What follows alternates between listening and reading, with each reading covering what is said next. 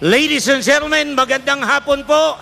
Welcome here at the 50th anniversary of Thrilla in Manila.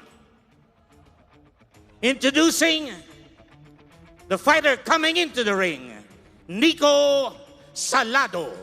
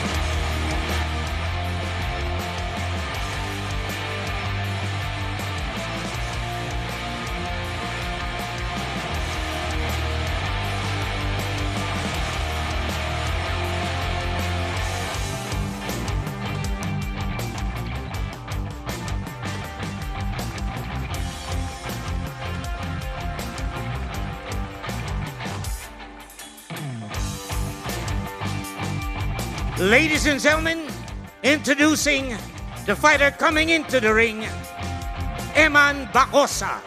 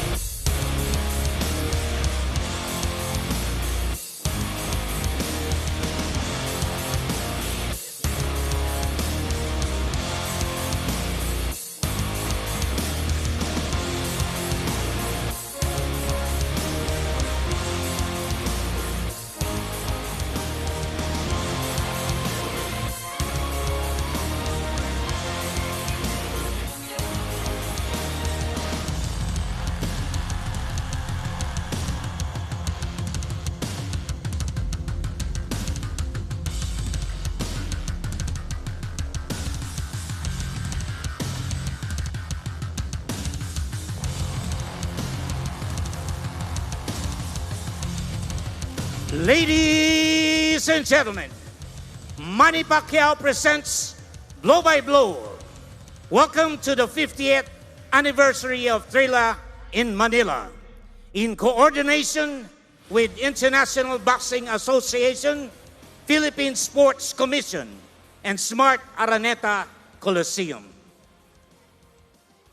All professional boxing bouts are sanctioned by the Games and Amusements Board.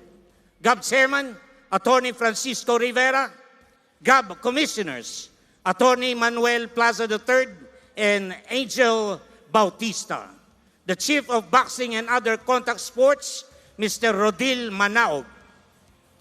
Ringside Physicians, Dr. Clark Fernandez, Dr. Noel Napa. And as the bell rings, timekeepers, Kim Dangan, Romulo Santiago.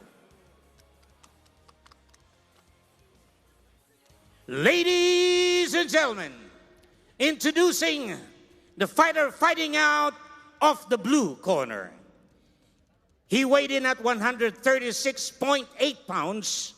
He has a record of 2 wins, 1 loss, 1 draw, 1 win coming by way of knockout. Fighting out of Red Fox Boxing Stable, Duero, Bohol. Ladies and gentlemen, Nico Salado. Salado. Right across the ring, fighting out of the red corner. He weighed in at 135.4 pounds. He has a record of 6 wins, no loss, 1 draw, One win coming by way of knockout. Fighting out of MP Boxing Gym, General Santos City. Ladies and gentlemen, Eman Bacosa. Bacosa. Our judges at ringside, Danilo Lopez, Eduardo Nobleza, and Elmo Coloma. Our third man in the ring, referee Noel Haduka. This will be 6 rounds of professional boxing.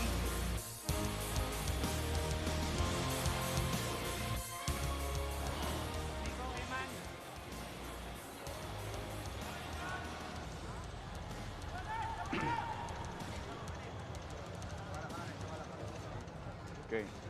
Guys, kayo yung unang maglalaro ha. Kailangan namin ng maganda at malinis na laro. Okay? Pag may bumagsak, neutral corner kagad. Okay? Bawal sumuntok mas mababa sa belt. Bawal dito sa likod. Okay? That's glove and good luck.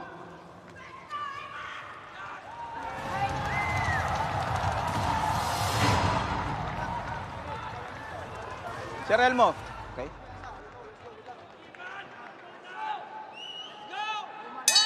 Round 1.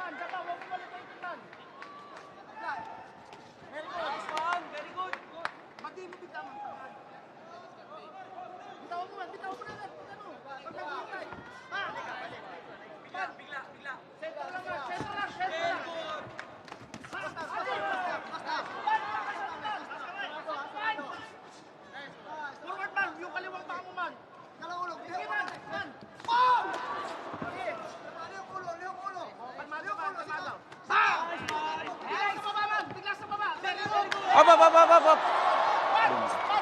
Dun. Eman! Dun. Focus ka, man! Man! Focus ka, focus ka! Focus ka, man! Focus! Ready! Box! Unahan, man! Unahan mo! Bawal sa likod ha, bawal sa watok, bawal sa watok. Harang, man! Harang! Huwag mo sundan, man! Pati! Bigla mo! Sa order yan! Sa order! Very good! Sabi ko sa'yo kanina! Stop. Step back. Hold your punch. Box. Kabilaan, man! Kabilaan! Patuloy tayo, mamo!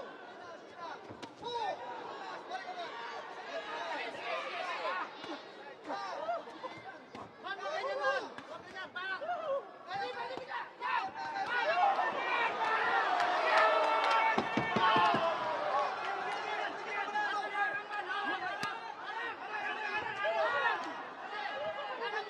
No holding. Bring it up.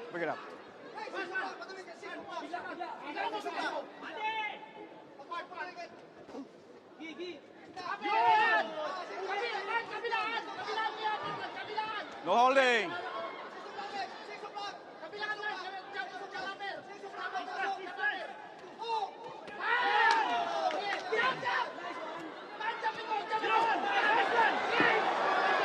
No holding, Eman.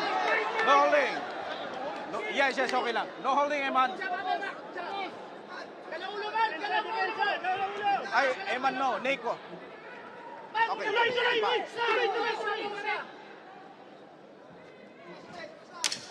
Last 10.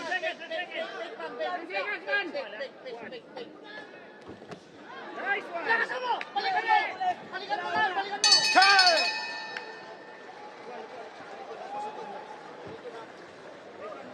Nico, huwag kang humawa kasi susuntukin ka ng susuntukin noon.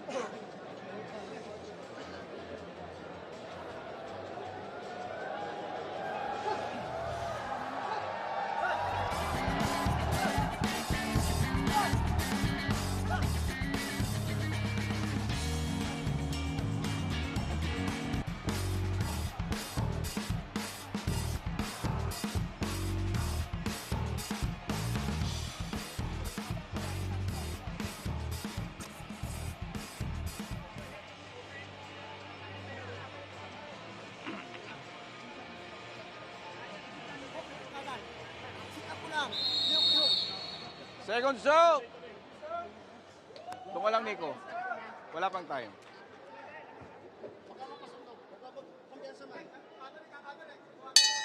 Box.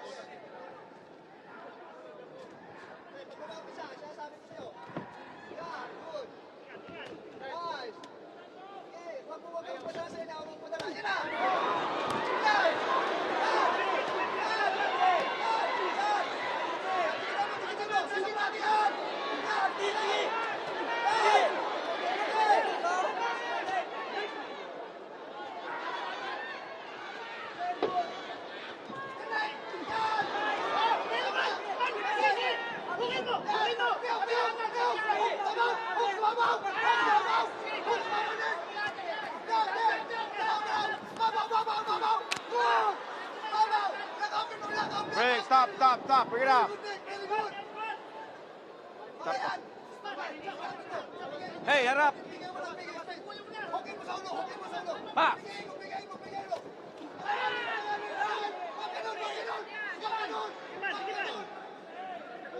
The wall is coming from the headbutt. Man, huwag mong papiluin, man. Huwag mong papiluin. Sarado tigan. Yan! Balik ka muna!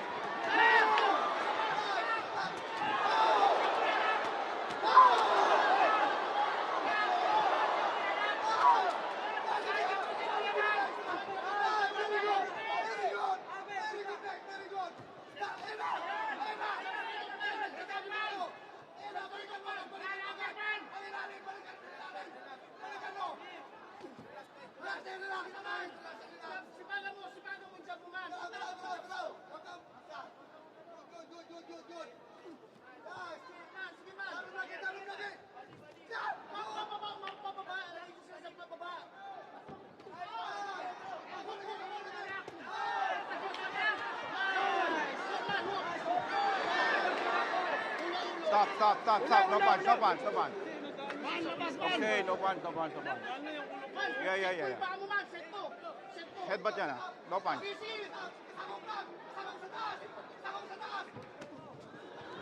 Stop. Man. Ready. Man, sa ilalim, man. Box. Pababa. Yan. Pababa.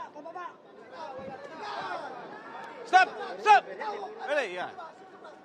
Eman, doon ka lang, Eman. Ingat sa ulo, ha? Bawal yun, ha? Bawal sa ulo. Okay. Okay, ready? Box! No. Ready? Box! That's it! Stop! Jump mo!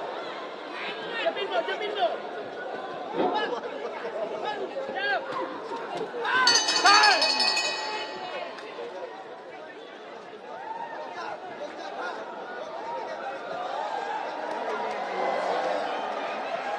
Galing sa headbutt. Okay. On above that left eye of Bacosa. Definitely some action here. That was a solid connection by Bacosa. Galing sa headbutt yan kanina yung mga headbutt yan. Had to be the punch on the ground. There's Salado. That ice pack on top of his head.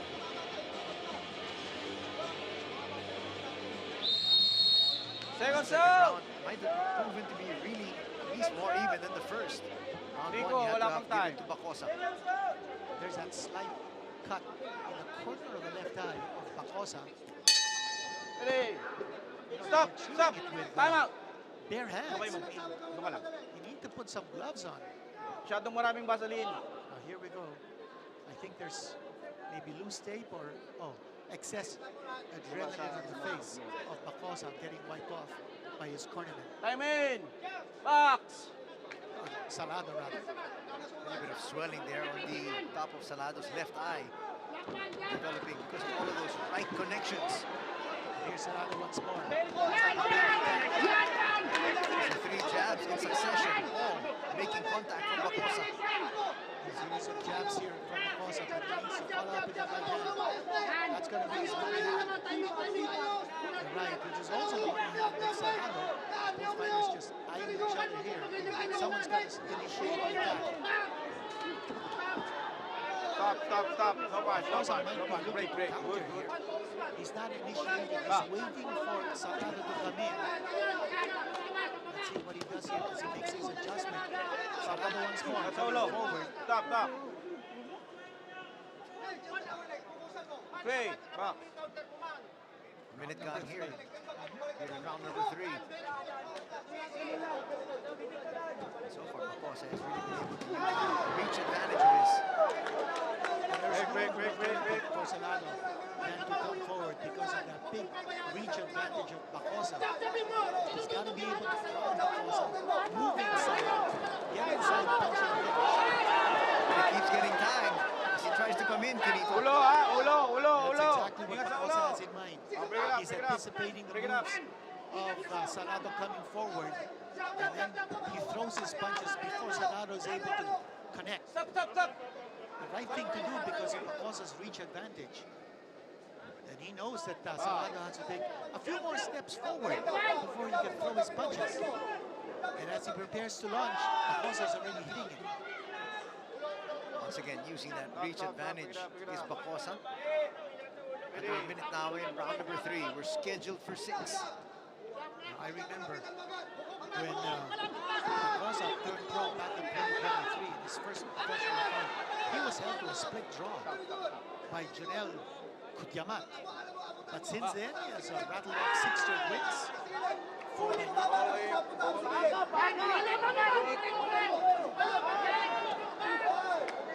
wild swing by Salado again because of that reach disadvantage. He's not able to reach his target.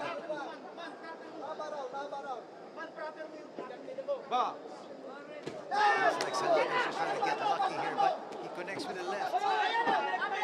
That's a good adjustment at the part of Salado. All anticipated by Bacosa. So he caught Bacosa by surprise, throwing that left. 3 rounds done here so far at the Smart Araneta Coliseum. Bacosa seems to have the slight advantage. A big advantage because of that knockdown scored in round number 1. That would be a 10-8 round for him. Take a look at some action here from round number 3. There's that wild swing, a haymaker thrown by Salado as he moves forward. And then he got smacked by the left hand. Watch it again. As he was coming forward, he was greeted by that punch coming from Bacosa. There's another left. And now a 1-2 combination there from Bacosa. And Anthony noticed the way Salado comes charging inside that defensive shell of Bacosa. That's the only way that he's able to connect and get some kind of an advantage in this fight. Gotta put pressure. Put his head in the chest of Bacosa. And swing away. Here we go, round number 4. Again, the aggressor is Salado. Overhand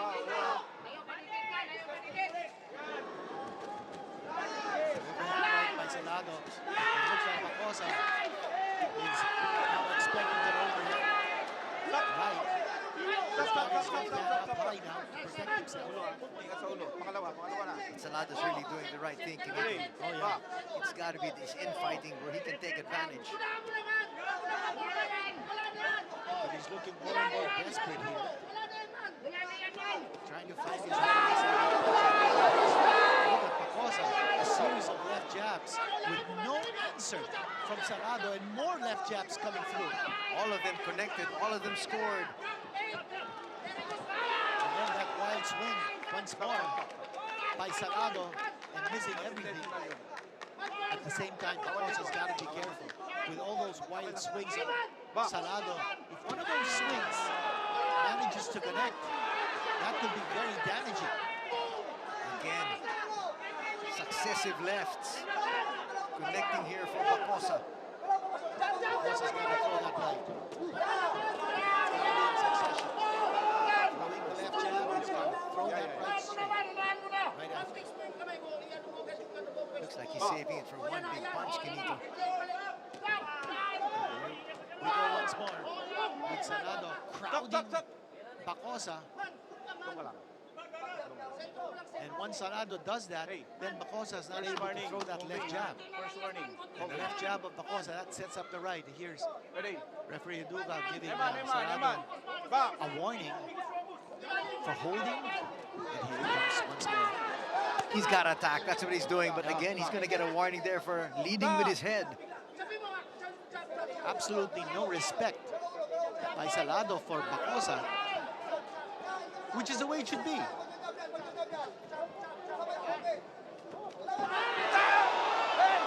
I don't think that's a knockdown. That's a But slip. They call, and do they call a knockdown? Oh yes, he's They going to call a get. knockdown. He's going to get a count. So another knockdown scored here by Bacosa. Okay ka lang? I thought that might have been a slip. I also thought that Bacosa threw a punch while Salado was down. Correct. Here we You go were once very more. right. And Salado doing the right thing. He needs to be able to just get as close as he possibly can. But he's getting tagged on the way in. He's boring in. He's just looking for that one lucky punch that could end this fight and swing it to his favor. Because Bacosa is just dominant Break. at this point. Final seconds here of round number 4. 2 more coming up after this one. Again, a wild swing by Salado. And good defensive posture here by Bacosa, ducking under that right swing. We're seeing a lot of improvements in the style of Bacosa from his previous fights. We mentioned earlier in this fight that his hands were at chest level, leaving his head unprotected. There's that combination coming from Bacosa, and then he makes sure he doesn't get tagged by the right hand of Bacosa, or of Salado rather.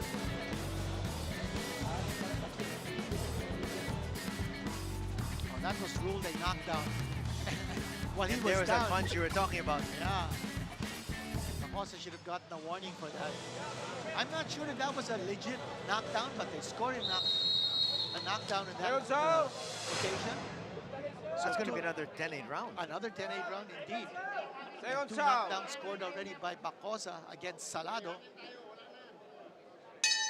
This fight is far from over. We've got 2 more rounds to go.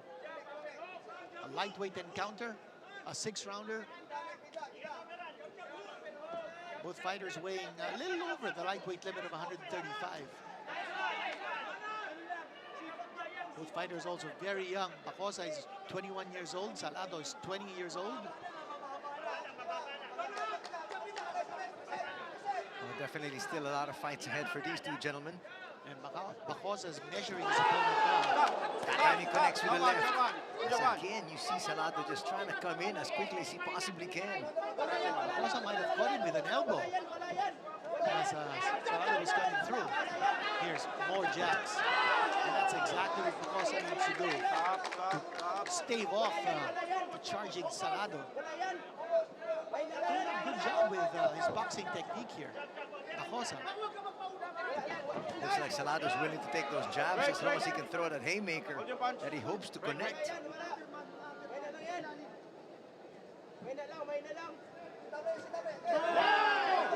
Couple of lefts once again. And he keeps poking Salado with that left jab. And it stymies the momentum of Salado, and not able to get his rhythm because that left jab keeps on keeping him away from Bacosa. Oh, wild right hand coming from Salado. Now, take note that out of his 2 victories in his record, Salado has scored one knockout. It's a 50% rate of scoring a knockout in his record. And there he's once again leading with his head as he comes in. Talking about Salado. He's got numerous warnings already. Salado looks like a toy bulldog. Stop. Quick. And he goes down. He just gets pushed down there by Eman. He's taking a breather. That's not right. He should get a warning. You can't stay too long kneeling down and taking a breather. That's to your advantage. That's not right. Bacosa again. Throw that left jab. The dangerous thing about the posture of Bacosa is that as he throws his left jab, his middle is wide open. But it doesn't seem that Salado can try to take advantage. Succession of blows once again. Well, that's a rabbit punch thrown there by Salado. And that's not a legal punch. He should be warned. Seems like that escaped the eye here of coach of referee Haduka. Final 10 seconds. Another left jab connected there by Bacosa. Once more, Salado looking very, very desperate as he launches his attack. And of round number 5, this could go the distance the way things are going. But at this stage, Canito, it seems like Salado can only win this bout by a knockout. No doubt about it. But while we're going to round number 6, it's been an entertaining fight. And Bacosa's made a lot of believers in this fight, in this performance. Look at the way he's connecting with those shots. And then the way he backed off. Watch him there connecting with that right hand. The left hand setting up that right. Then moving away from the counter-attack of Salado. And Salado connecting with that rapid punch. Back of the head of Bacosa. Bacosa showing everybody, Canito, that he's been very accurate with his punches. Check on. Landing. Nico, Eman. And one of his most impressive performances so far. Well, this fight is not yet over. We've got 3 more minutes to go. Bacosa fighting out of the MP Boxing Gym in General Santos City. While Salado is from Tora, Macado. Again, swings there by Salado. Such a dangerous fighter. As I mentioned earlier, if one of those swings manages to get through and connects. Well, he does have power with that right hand. The big question is, can he handle it? Good head movement there by Bacosa. That's what you need. Part of the tools in defensive makeup is head movement. Bacosa seems to be doing a good job of moving his head and not taking shots solidly. A minute gone here in our final round. And again, just plowing in is Salado. And you've got Bacosa throwing that right hand. And Salado trying his head. Salado finding himself almost outside of the ring. Again, because of his lunges, he's not able to control his momentum. And he was thrown off balance. Good job there by Bacosa because he moved away from harm's way. And as a result, Salado found himself almost outside of the ring, in between the ropes.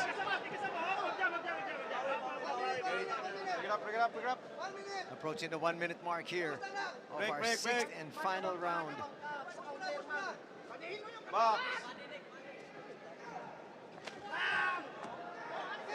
Crouching a little bit too low here is Bacosa. And he ducked underneath that blow. But you can't duck below the waistline. Now he gets tagged. Salado once more charging in. That's what I was saying. This guy's dangerous. Throwing that right hand, he connects. He's got some power. Well, Salado's going for broke here. Looking for that one lucky punch to turn the tide. Half a minute to go before the end of this fight. Bacosa there. Once again wants to end this early. Might have hurt Salado. Salado's holding on. Salado got hurt with that left hand. He's little dazed. He's moving away from Bacosa. He's just looking to survive. Still throws that right hand. And missing Still once trying more. to get lucky here. But he's going to run out of time. That's the end of the fight. And it's going to be a lopsided victory for sure here for Eman Bacosa on points. Bacosa scoring 2 knockdowns. One in round number 1, another in round number 4. Both fighters showing good good sportsmanship. You see that big lump, Anthony, on the left eye of Salado. Sa gitna. Madulas. Bacosa continues to talk to Salado. I'm sure giving him words of encouragement.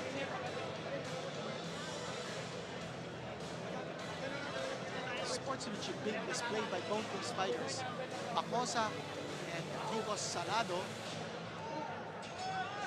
And with this performance, one of the most impressive performances of Bacosa so far, his record, that's anticipated, it's going to go up to 7-0-1 with 4 knockouts. Not able to score a knockout this time, but dropped his opponent twice. Hindi mo mahuli kasi mayakap.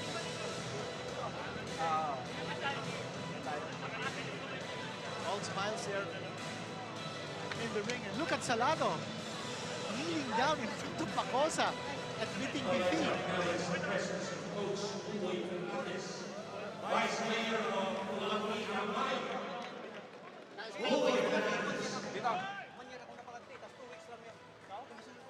And now we're going to have the announcement of our winner for our first bout.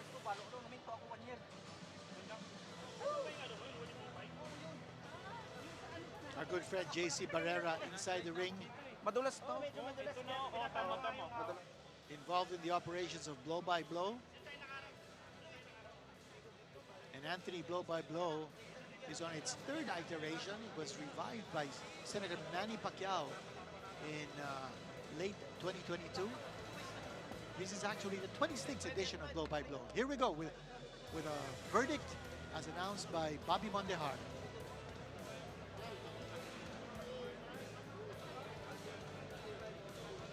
Ladies and gentlemen, after 6 rounds of boxing, we have a winner.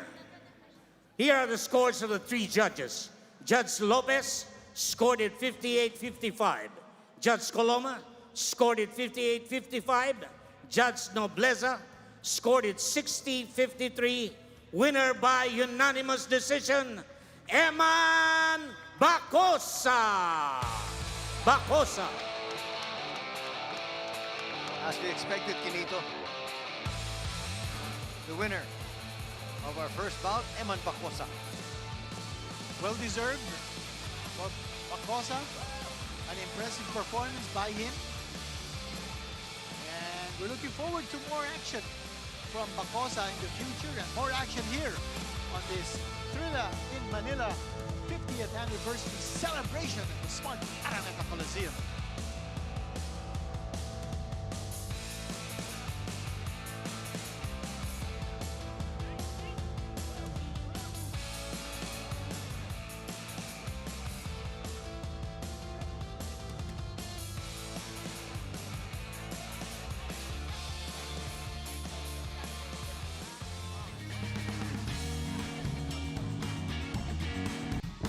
Let's review the action that just ended. And here's the march of both these fighters. And Anthony here in round number 1, it was all Bacosa. He will score a knockdown here.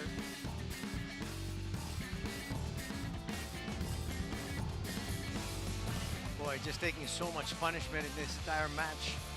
Plus Salado from a lot of those punishing rights. Well, in the first round, it was Bacosa who was chasing Salado all over the ring. But in the second round, Salado changed his tactics, began to come forward, probably realizing Anthony that the only way he could win was to put pressure on Bacosa, take away his advantage and reach. Here's round number 4.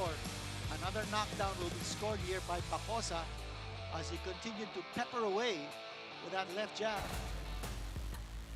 And there's that knockdown scored there by referee Haduka. And round number 5. More action coming from Salado as he was swinging away and threw that rabbit punch. Here is round number 6.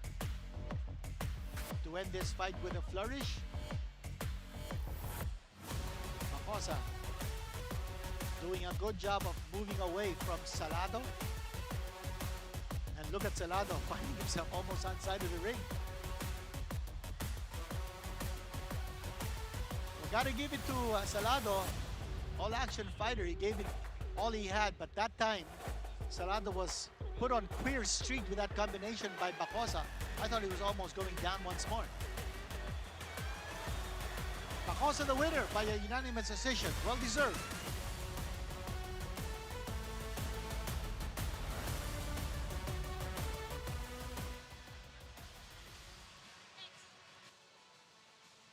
Coming up next, it's Albert Francisco versus Ramel Macado Jr. And this is going to be a good one. A battle of southpaws.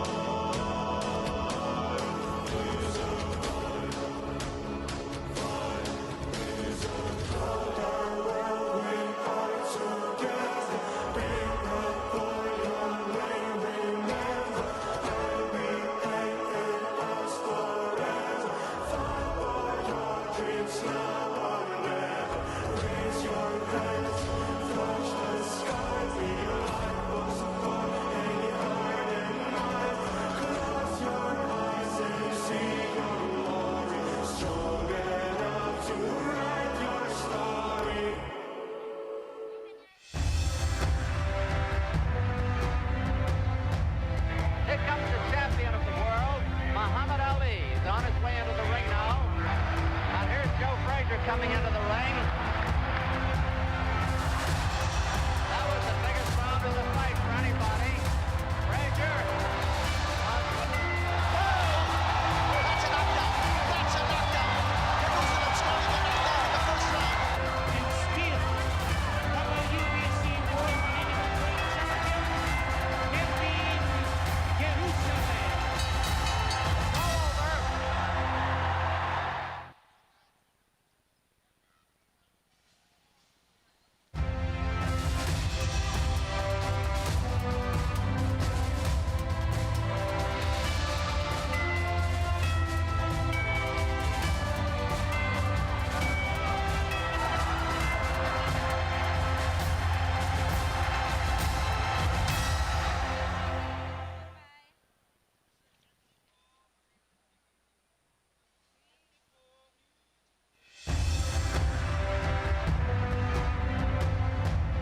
Here comes the champion of the world, Muhammad Ali. He's on his way into the ring now. And here's Joe Frazier coming into the ring.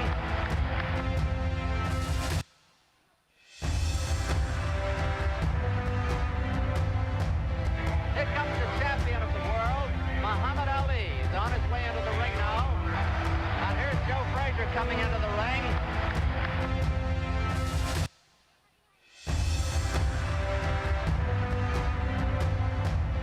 Here comes the champion of the world, Muhammad Ali. He's on his way into the ring now. And here's Joe Frazier coming into the ring.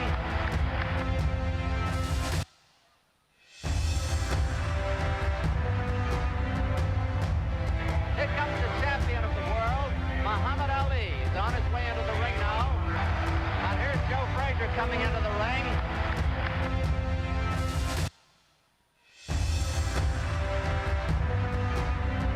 We'd like to welcome everybody back here inside the Big Dome, the smart Manila Coliseum. Move on to our second match. This is the Thrilla in Manila 50th anniversary card. Very good size crowd we have here for the earlier matches leading up to our WBC Strawweight Championship bout, which is our main event.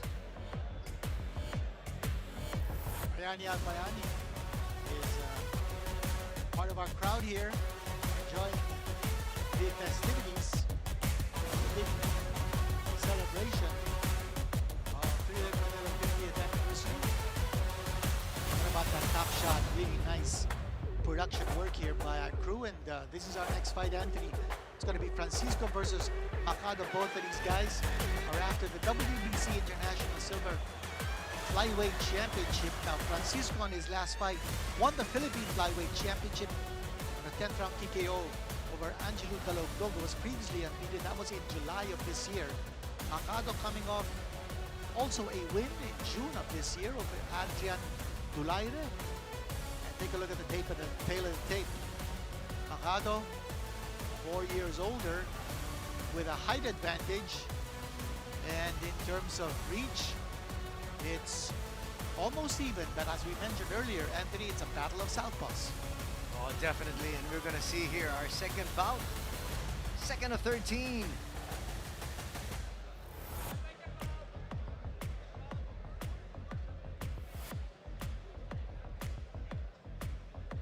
As we turn it now inside the ring to Bobby Mondihar.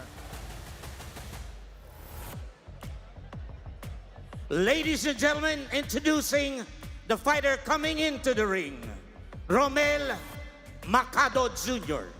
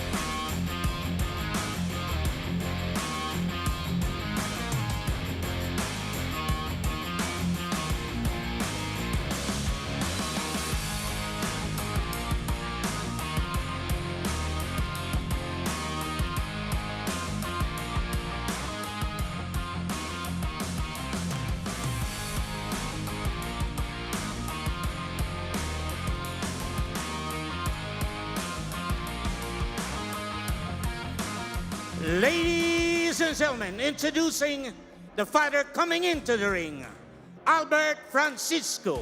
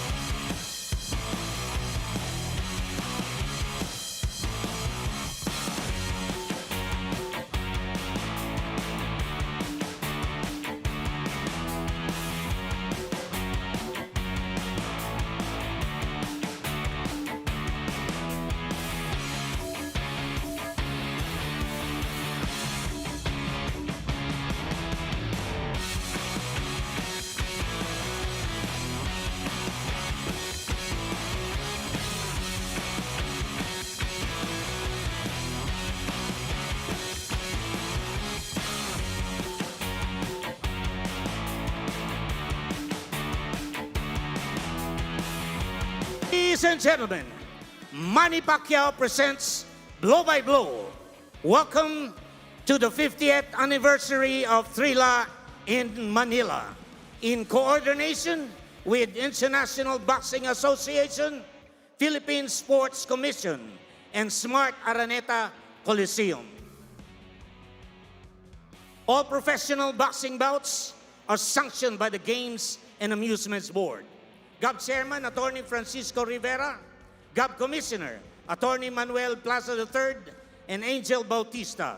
The Chief of Boxing and Other Contact Sports, Mr. Rodil Manaog.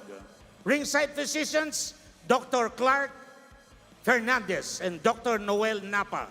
As the bell rings, timekeepers Kim Dangan and Romulo Santiago.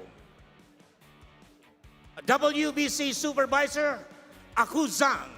Mr. Akuzang. Ladies and gentlemen, this fight is for the WBC International Silver Flyweight Championship. Introducing the fighter fighting out of the blue corner. He weighed in at 111.7 pounds. He has a record of 10 wins, 1 loss, 5 wins coming by way of knockout. Fighting out of RJP Boxing Promotions, General Santos City. Ladies and gentlemen, Ramel Macado Jr. Macado Jr. Right across the ring, fighting out of the red corner. He weighed in at 111.7 pounds. He has a record of 14 wins, 1 loss, 10 wins coming by way of knockout. Fighting out of Johnny Elorde Boxing Stable, Sucat, Parañaque City. Ladies and gentlemen, Albert Francisco. Our judges at ringside, Samantha Bolner and Silvestre Abainza and Gerald Tomeldan. Our third man in the ring from Mexico, Cesar Castañon. This will be 8 rounds of professional boxing.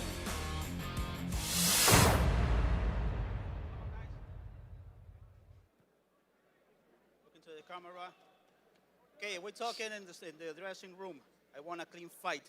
Protect yourself all the time and follow my commands on the time. Are clear? Touch your gloves. Good luck.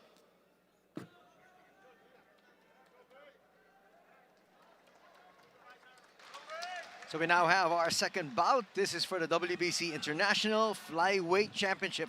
We're going 8 rounds.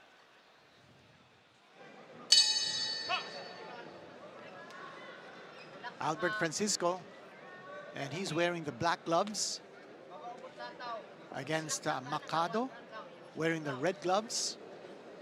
It's for the vacant WBC International Silver Flyweight Championship. Both these fighters have tasted 1 defeat in their careers. Albert Francisco 14-1 with 10 knockouts. Ramel Macado Jr. 10 wins with 1 loss and 5 knockouts. Francisco fighting out of the Johnny Elorde Boxing Stable of Sucat, Parañaque, while Macado is from the RJP Boxing Promotions of General Santos City. They call Macado the Sharp. Let's see whether he can. Yeah, let's see whether he can show some sharpness here against Francisco. Boy, both of them. Yeah, good exchange in the middle here. Macado seems to be getting the better of the exchanges. He's longer, he's more active. He's got that right jab. And here's Francisco coming back.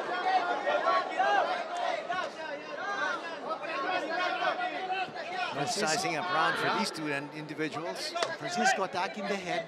Macado throwing punches to the side of the body. One thing about Francisco is that he has gone down in some fights, but he has gotten up to win. And in particular, that fight against Mark Iseles in 2024, he went down in round number 5. He actually lost that fight. But in that fight against Mark Antonio, he went down in round number 1, but he got up to win. That was in passing in 2024. Body shot once more coming from Macado. That's what you've noticed. It's a different target for both these fighters. Macado's going to the body, Francisco's going to the head. Our Mexican referee, our guest referee, Cesar Castañon, and that's because this is a WBC sanctioned championship fight. 1 of 4 in this card. Well, we've got a stack card here for you. As we mentioned at the top of the coverage, 13 bouts. This is only fight number 2. Very quickly attack is Francisco, but Macado going to the body and then up the stairs and to the head. Francisco not getting his rhythm because he's being tied up by Macado as he comes forward. Well, Macado's been engaging first here, Canito. A bit of wrestling here from both these individuals, and they get a warning as we enter the final seconds of round number 1. And this style of Macado of punching and then holding is throwing away any kind of momentum for Francisco. He's got to figure out a way to stop that from happening. He's getting tied up, and he's not able to throw any punches, any meaningful punches, I think maybe Francisco should take a couple of steps back before Macado can hold him. Take a look at these punches from Macado. The right hand to the body. That's a big thing that he's been doing here. Attacking the body of Francisco. That time, a shot to the head. Well, so far proving to be a little bit more accurate here, Canito, is Macado.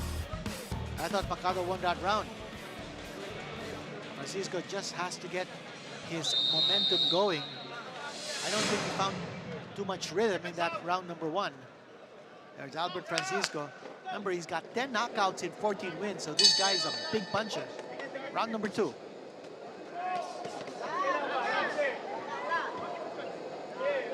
Really like the fact that Francisco now is trying to be the aggressor. Yes. He wants to take the initiative. Next to be the aggressor here.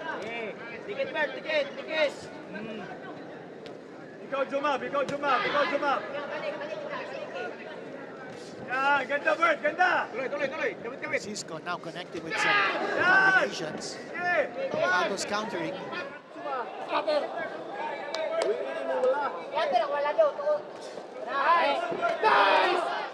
Shot in the body once more by Macado. That's his target, the midsection. Solid connection once again by Macado, as you said. Wrapped the head back with Francisco. Looked like he was just playing possum in the first 30 seconds of round number 2. Now he's picked up the action once again. But Francisco is charging in. He's getting tagged, but he's clearly the aggressor in round number 2. The more accurate of the two has been Macado here so far, at least in these first 2 rounds. Again, he connects.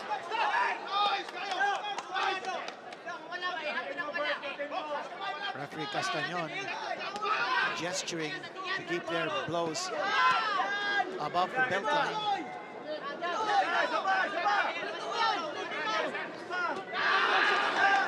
Again, a connection by Macado.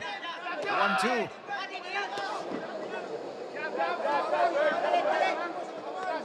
Even if this is a championship match sanctioned by the WBC, we are scheduled for 8 in the flyweight division.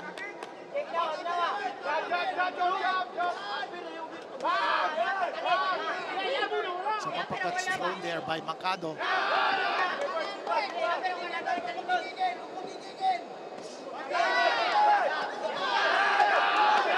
And he connects once again with the left. Talking about Macado. He's been so precise with his shots. And the big difference here, Anthony, is that Macado has been able to launch. I think that's important, how you're able to launch your punches, while Francisco having a difficult time putting his punches together. He started out aggressively in this round. Not able to stand the tide here. As Macado very accurate with his right jab and then a punch to the body. And he connects once again on the left. This has been Macado's round once again. Francisco's 3 seconds. Francisco connects though. That's a big left hand coming from Francisco. It might have hurt Macado with a big left hand. And as we mentioned, this guy's got power.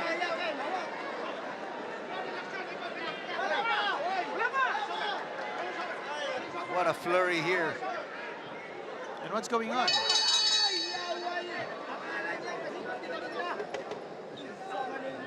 A little bit of confusion there. The round is ended.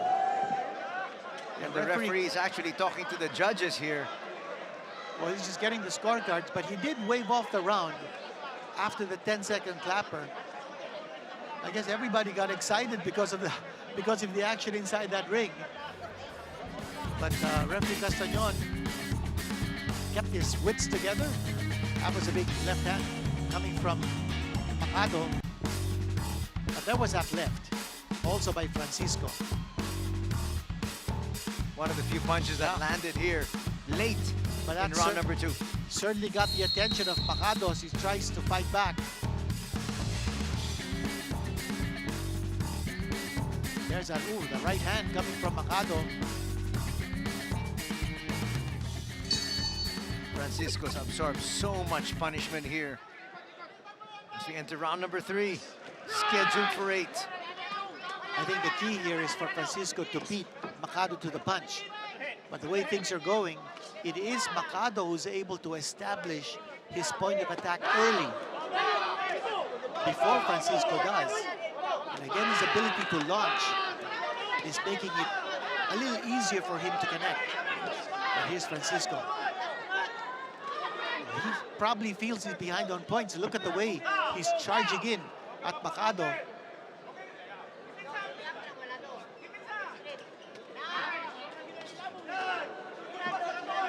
Francisco's got to pick up the pace. He's definitely down on points here after 2 rounds. Macado still throwing that right jab very accurately.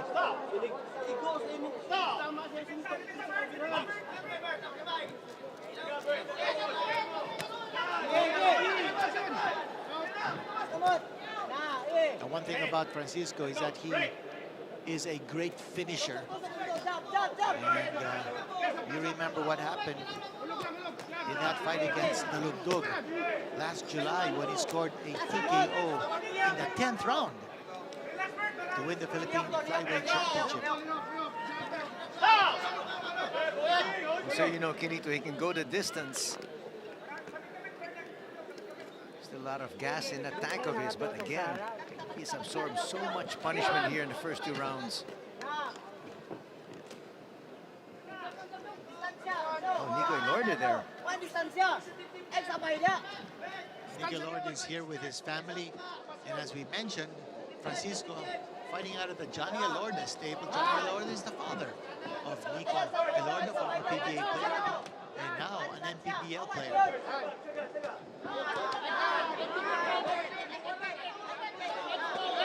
And again, getting the better of that exchange is Macado.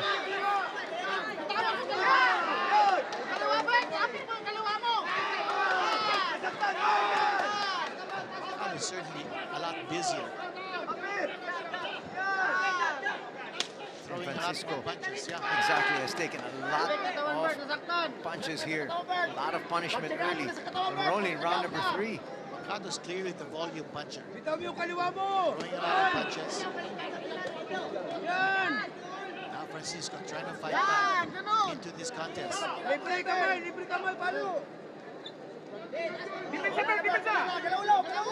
Final 10 seconds here of round number 3. And again, Macado connects with that right.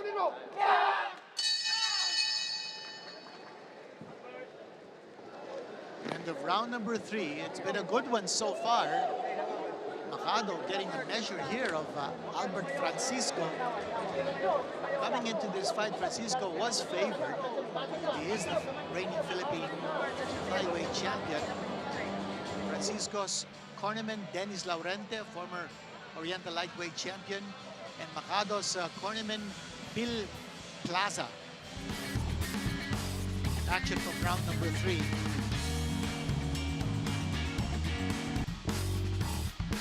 Left hand scored, and then the body shot by Macado right at the belt line. And then a counter body shot coming from Francisco, but he got smacked with the right hand by Macado. What we've noticed about Macado is that if he gets hit by Francisco, he wants to be able to retaliate immediately. Well, so far unofficially, he is ahead after 3 rounds. Nice. A little bit more aggressive here is Francisco. He needs to really take the fight to Macado.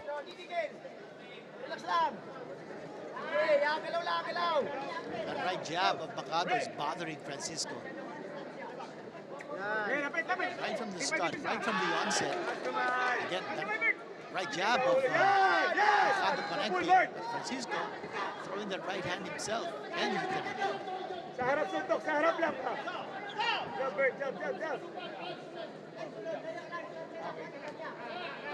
What Francisco doesn't have here is a consistent right jab. And that's a weapon of choice of Macado. That right jab has been bothering Francisco no end.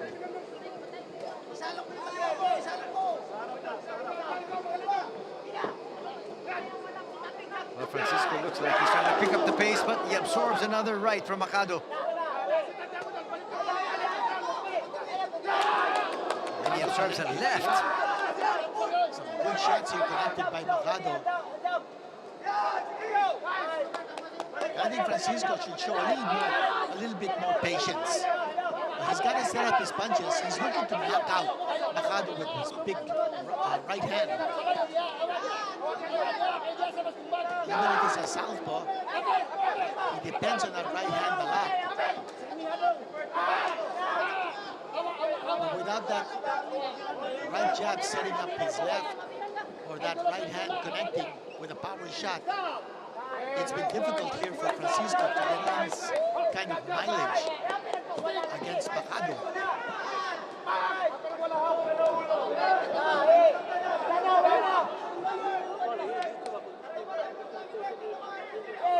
Now Francisco trying to push the pace.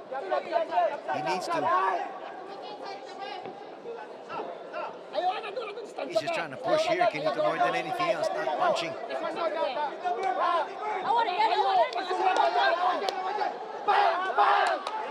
Here's Macado. Just not giving Francisco an inch of an advantage. For a while there, it looked like Macado was just trying to coast, but then suddenly picked up the pace as well. Well, you notice that he's not as active in this round as in the previous rounds. So could be Francisco is loading up here as we go to the middle rounds, while Macado needs to be able to make sure that he has the long haul. Halfway done here so far, Kenito. A lot of punches being thrown by both fighters. But again, as we're going to see in the replay, the more accurate of the two has been Macado. And the more consistent of the two. And Macado's been able to throw that right jab with a lot of authority. There's a right hand scored by Macado. And then that jab. Watch once more. The left hand, then the right. Right at the top of the head of Francisco. Scored by Macado.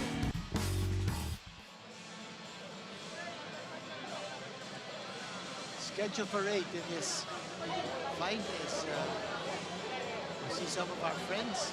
That's Penelope De Guzman, who's going to be helping us with some courtside interviews later on in the coverage.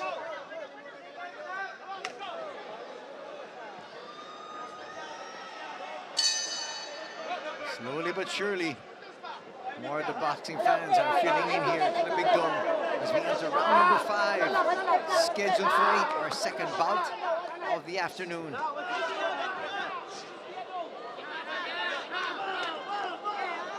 And here's when Francisco needs to pick up the pace.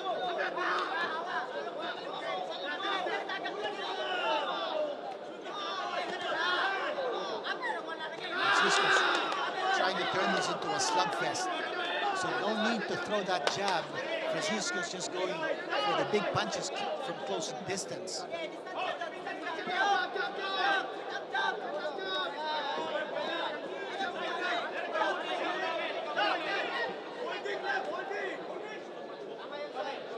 Not too much action here. Getting a warning from referee Castellano is Macado for holding on to the arm of Francisco. That's an uppercut scored by Macado.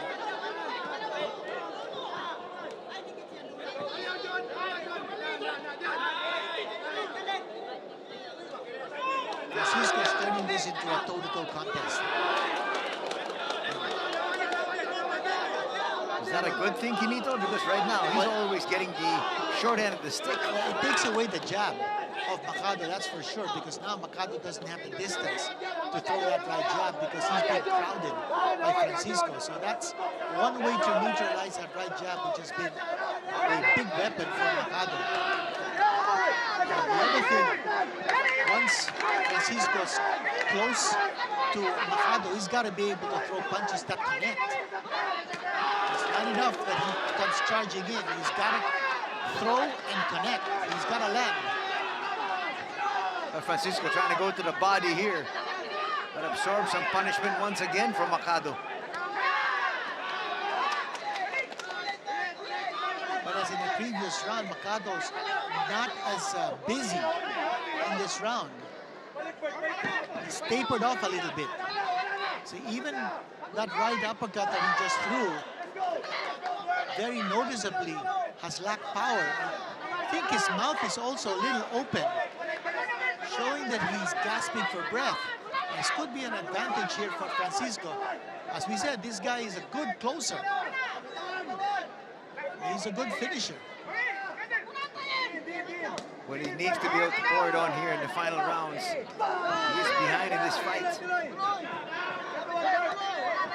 Macado standing his ground, he's still throwing punches.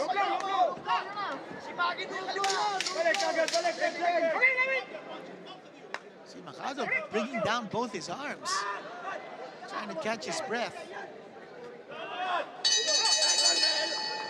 That's the end of round number 5. Let's see what these two fighters have in just a bit. But as you notice, it looks like Macado has been slowing down. Wasn't as active in round number 5. And look at Macado, he's gasping for breath in his corner. Well, he's certainly thrown a lot of punches. So maybe his energy might be ebbing. At that time, a nice right uppercut sneaked in by Macado.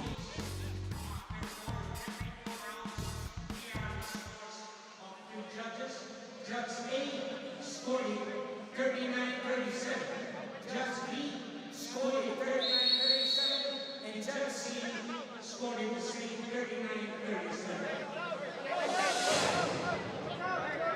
Yeah, but Favor of the blue corner. okay, in favor of Macado. That's So, expected. yeah, under the WBC rules, in a championship fight, after 4 rounds, you have the liberty of announcing the judges' scorecards. So after another 4 rounds, or at the end of the 8th round, you announce it again. That's if you have a 12-round fight. Now, if you schedule only for 8, you only make the announcement once. At the end of the 8th rounds, the final verdict will declare the winner. Here's Macado. So we had it right, Kinito. Macado is in the lead here, only losing 1 round. A nice left hand connected there by Francisco.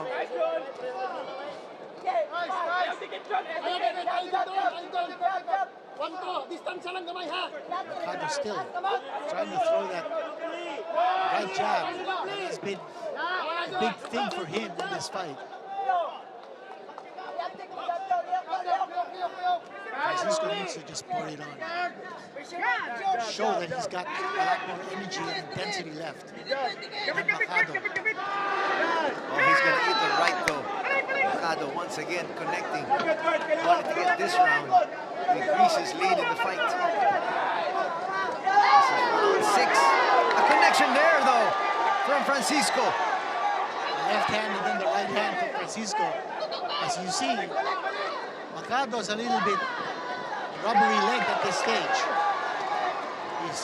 I think he's losing steam. And Francisco, as we said, he's a big closer. This is his opportunity. Francisco has the opportunity to turn the tables on Macado. You can see, Kinito, Macado is connecting, but there's no sting on the punches. That's right. You can see that he's tired. And Francisco, his stamina is going to carry him to a big finish. Here he is. He's connecting with some big shots here against Macado. As Francisco realized that there is no more power behind the punches of Macado, and so he's becoming a little bit more daring. Macado's trying to fight back.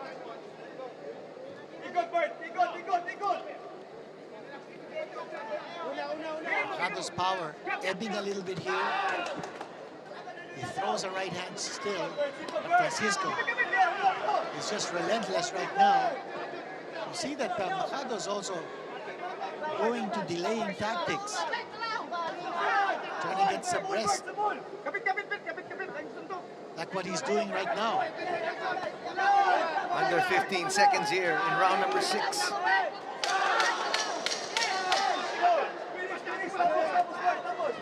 Just no more power behind those punches from Macado. And from And for Francisco, he needs a clean target. Macado's not giving him a clean target. And the round number 6, 2 more rounds to go.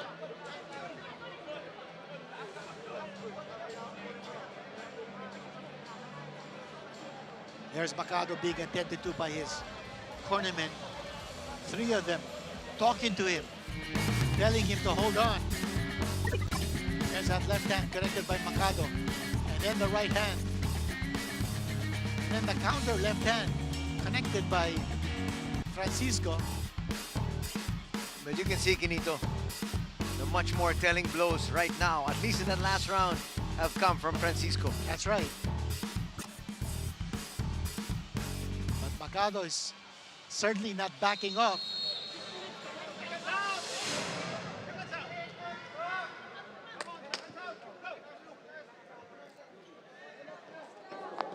Round number 7 coming up here.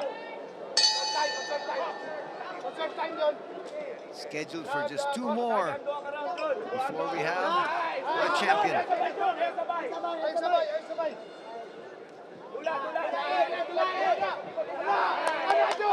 Macado losing the ring, the space in the ring to move away. And he got tagged that time. Here's Francisco coming inside.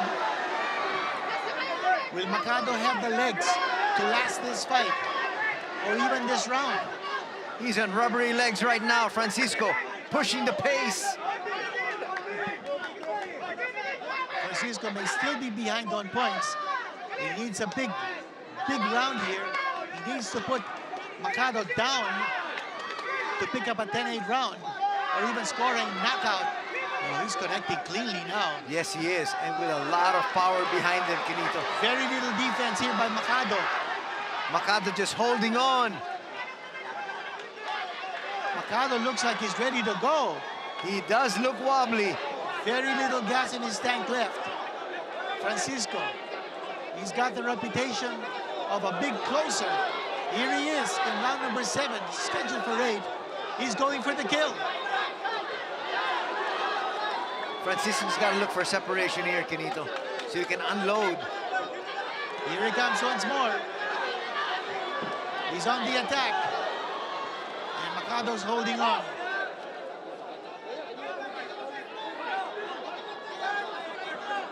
Looking to rest his tired legs, his tired hands. Macado's still throwing. Not too much power behind his shots. Connected with the right hand that time. Francisco still with that relentless pace. There's loose tape on the right glove of Francisco. Here's Macado. Boy, this guy's got fighting heart. Well, he is connecting, but just really no power behind those punches. He's driving himself to get that second win. And the man is down. That's a push. Pushed down, no knockdown.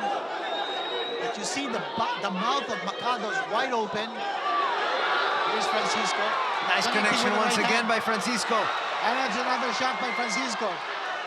Macado's ready to go. But will there be time in this round? 10 seconds coming up. The time left. There's a 10-second clapper. Here we go once more with Francisco. Macado's trying to hold on. This has definitely been the round of Francisco. That's the end of round number 6. Macado barely surviving that assault from Francisco. One more round. Can he hold on? This fight could be his. Unless he's knocked down or he's dropped in the last round. There's Francisco. And he looks like he can go another 3 rounds, Quinito. Yeah, this is so dramatic. As you see Macado throwing punches. But Francisco on the attack. What about that big left hand? And that pushed Macado back towards the ropes. Such a dramatic fight, Anthony. You couldn't ask anything more from these fighters. Exactly, and you can see here, final round for both these fighters. This is round number 8. Can Francisco do it? Can he pull off a comeback victory? There's Here we another go. big shot. Just Francisco. to start off the round. Here we go. Francisco's looking for a knockout. Macado, can he hold on? Will his legs give way? What a good start here to the round by Francisco. He knows he's got to throw all the stops right now. He's still down on points. Francisco, look at the way he's moving around. A lot of confidence. He's connected, and there, ready to go, is Macado. Francisco, looking for that clean opportunity to throw the big punch. Macado just trying to keep his legs together. He looked like he was ready to go down after absorbing that right. There's a shot to the side of the body of Macado. Macado holding on. Once more, but he's down. They do not That was call a him push. knockdown. But he's slow to get up. But it looked like he was ready to go down as well, Quinito. Francisco still looking for that knockout. Here's Macado throwing a combination as Francisco came charging in. That's going to slow the forward progress right now, Francisco, but he needs to push the pace once again. Francisco It's has the to final go. round. He has to go for the home run. He's in danger of losing this fight on points because of the early lead opened by Macado. Macado just trying to stay alive, moving back and forth. That really looks like it, Quinito. Yeah. He knows he was able to build up a big lead, but can he hold on? A minute to go here in this fight. Francisco still looking for that big shot. The one punch that could end this fight. Now it looks like Macado's picked up his second win. But there's no pressure coming from Francisco. He's got to put pressure. Now he's going side to side, is Macado, to avoid those rushes of Francisco, but Francisco's running out of time. He's not pressuring enough. Macado's just moving out of harm's way. Now he's smiling. Well, because he knows he's 30 seconds away from possibly winning this one. I think Francisco's going to run out of time.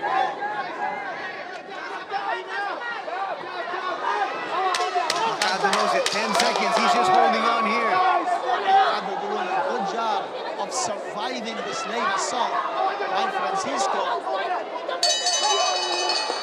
Well, the last 2 rounds, clearly, maybe even the last 3 rounds, definitely belonged here to Francisco. And the way things went in this fight, this could end up a draw. There is a good argument for a draw in this fight because of this late finish of Francisco. Macado thinks he's won this fight. And let's see. Look at him give out a yell before the crowd and raising both his arms. Well, with our unofficial scorecard, Quinito, the last 3 rounds were all Francisco. Oh, yeah. And you could tell that Macado ran out of steam down the stretch. But Francisco just couldn't find the right opening to throw that Sunday punch, although we were on a Wednesday. Here we go. Some replay action from the previous round. That was a right hand.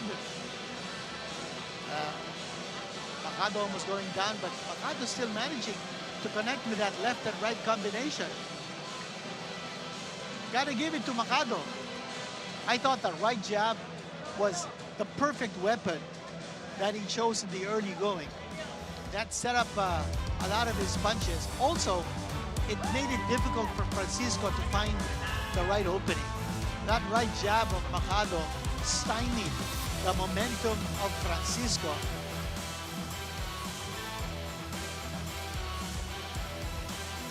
Macado looking very confident inside that ring. He feels he's got the victory, but again, it could go down to a really, really close count because he lost the last 3 rounds. Nice shot there of Bacosa, who was our first fight of the afternoon.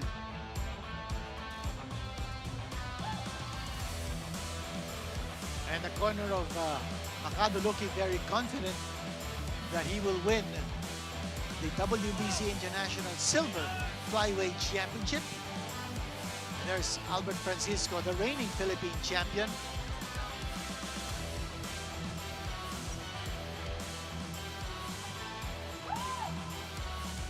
He started too late, I thought.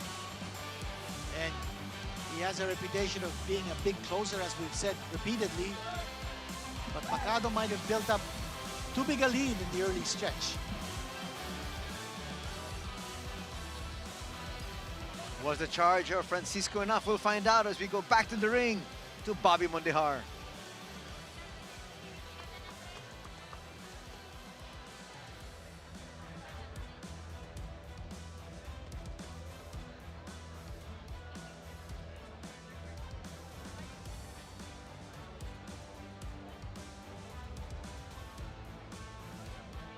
I would like to call up the ring WBC Supervisor Akuzang from China to award this championship belt to the winner.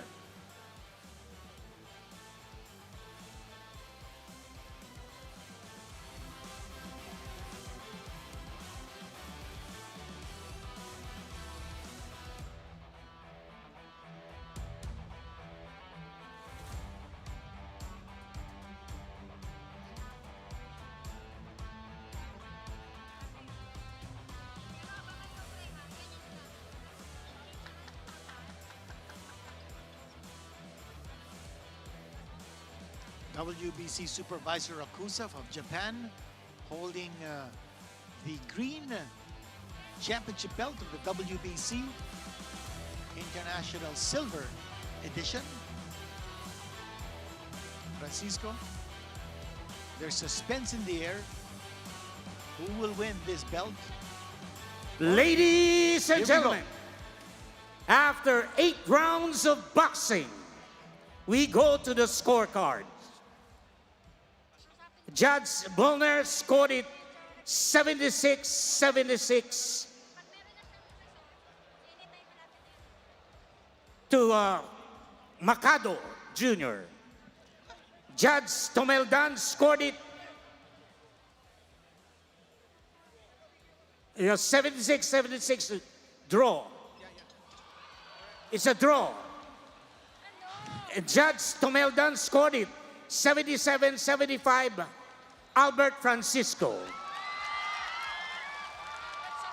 And Judge Abainza scored it 76-76 draw.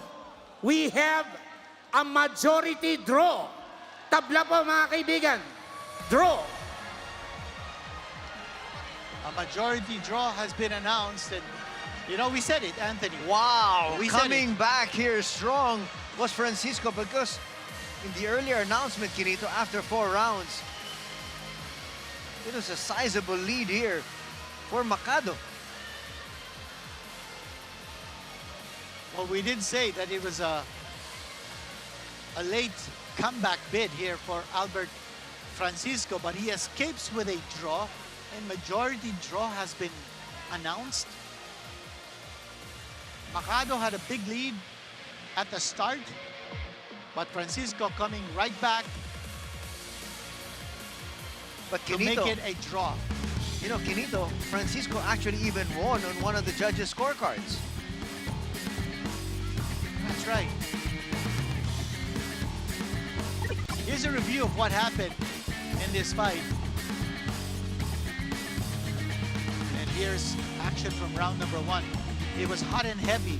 Very early, Macado showing a lot of guts and style, leading off with that right jab and keeping Francisco away from him. I think that was the key to his strategy at the start.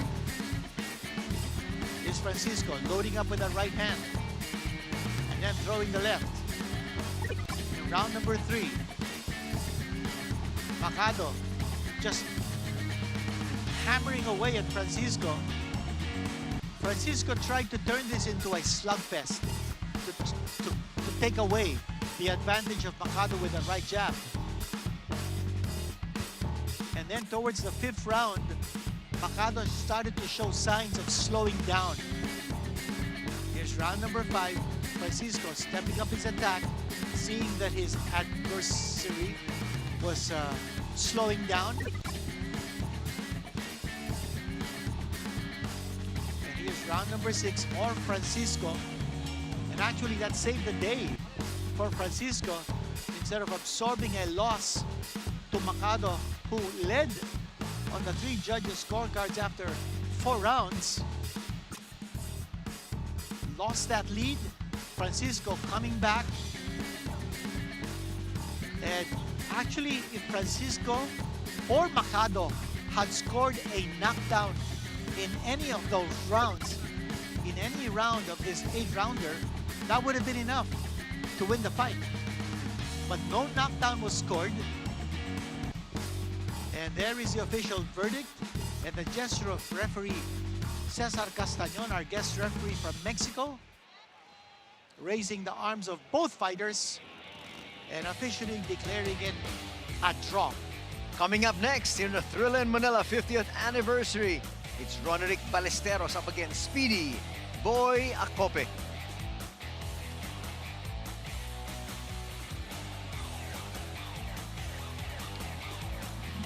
Tanong natin yung ano?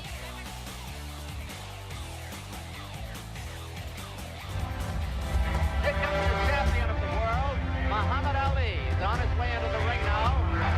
And here's Joe Fraser coming into the ring.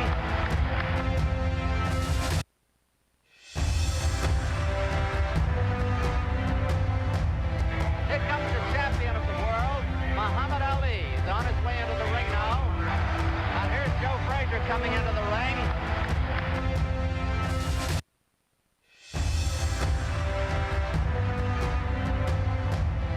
Here comes the champion of the world, Muhammad Ali. He's on his way into the ring now. And here's Joe Fraser coming into the ring.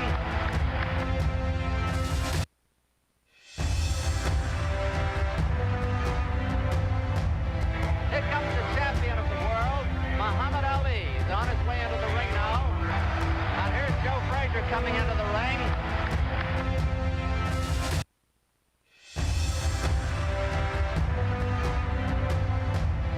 Here comes the champion of the world, Muhammad Ali. He's on his way into the ring now. And here's Joe Fraser coming into the ring.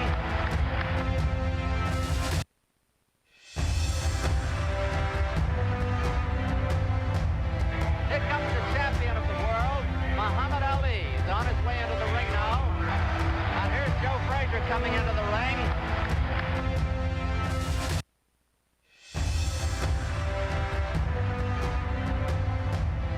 Here comes the champion of the world, Muhammad Ali. He's on his way into the ring now.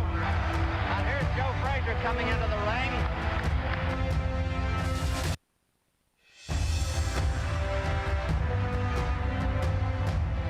Here comes the champion of the world, Muhammad Ali. He's on his way into the ring now. And here's Joe Fraser coming into the ring.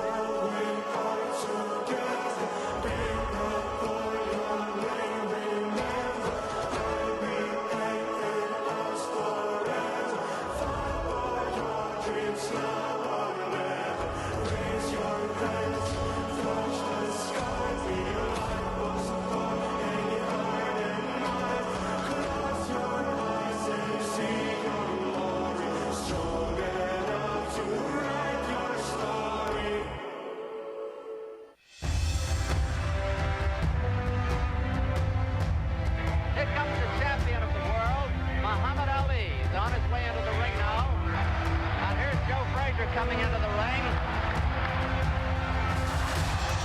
That was the biggest round of the fight for anybody. Fraser.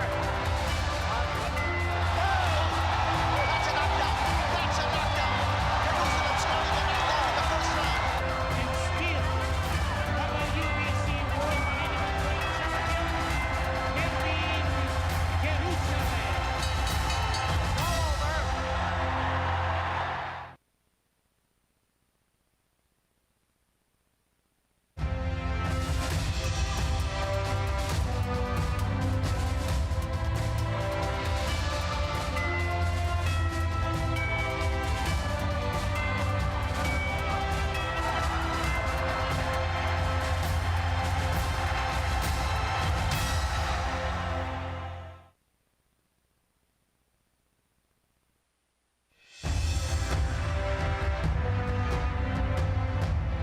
Here comes the champion of the world, Muhammad Ali. He's on his way into the ring now. And here's Joe Frazier coming into the ring.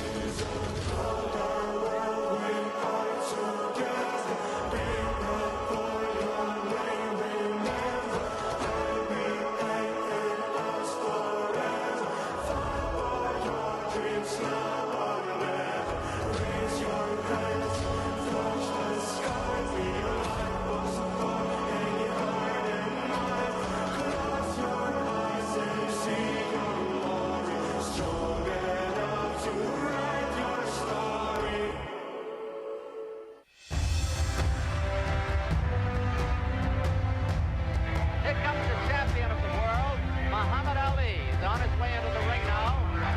And here's Joe Frazier coming into the ring. That was the biggest round of the fight for anybody. Frazier. That's a knockdown. That's a knockdown. Jerusalem starting the knockdown in the first round. And still, WBC World Heavyweight Champion, Philippine Jerusalem. All over.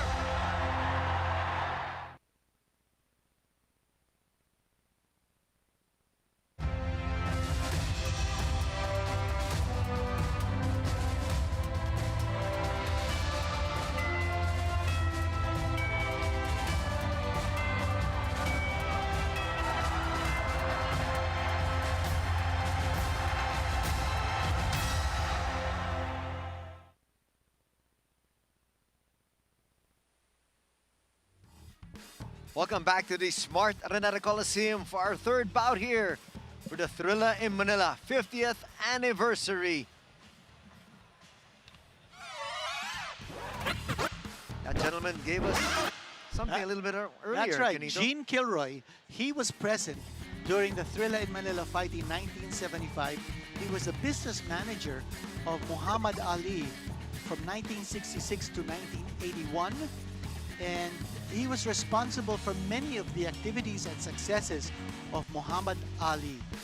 And Gene Kilroy is here to celebrate the 50th anniversary of the Thrilla in Manila. He was saying it was the ice that helped Muhammad Ali win that fight. That's right. He gave a $100 bill to a little boy to get him a pack of ice that he got and brought over to Angelo Dundee, the cornerman of Ali, who iced him before the fight. And there's Johnny Elorde and his son Nico Elorde. Johnny also doing a yeoman's job in making the Thrilla in Manila celebration of the 50th anniversary possible. Here's our next bout. Ronerick Ballesteros up against Speedy Boy Acope. And both these fighters are on a winning streak. Ballesteros is undefeated and he has won his last 4 fights by KO. Acope has won his last 3 fights. As you take a look at the tail of the tape, Ballesteros with an advantage in height, and in reach also the advantage going to Ballesteros. Both of them are right-handers. It's going to be a good one. Acope has lost only once in his professional fights, while Ballesteros is undefeated. And right now, let's turn it over to the ring once again to Bobby Mondejar.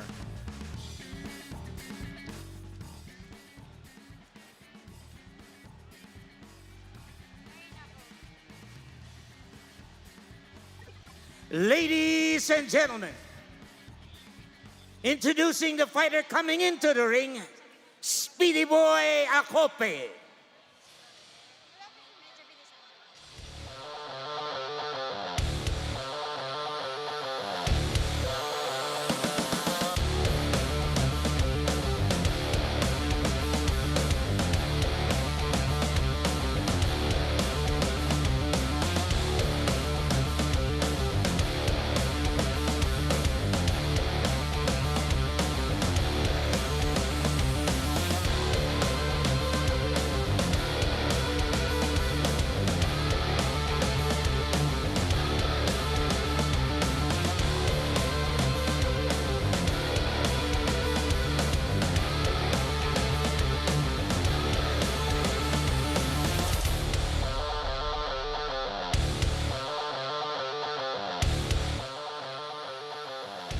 Ladies and gentlemen, introducing the fighter coming into the ring, Ronerick Ballesteros.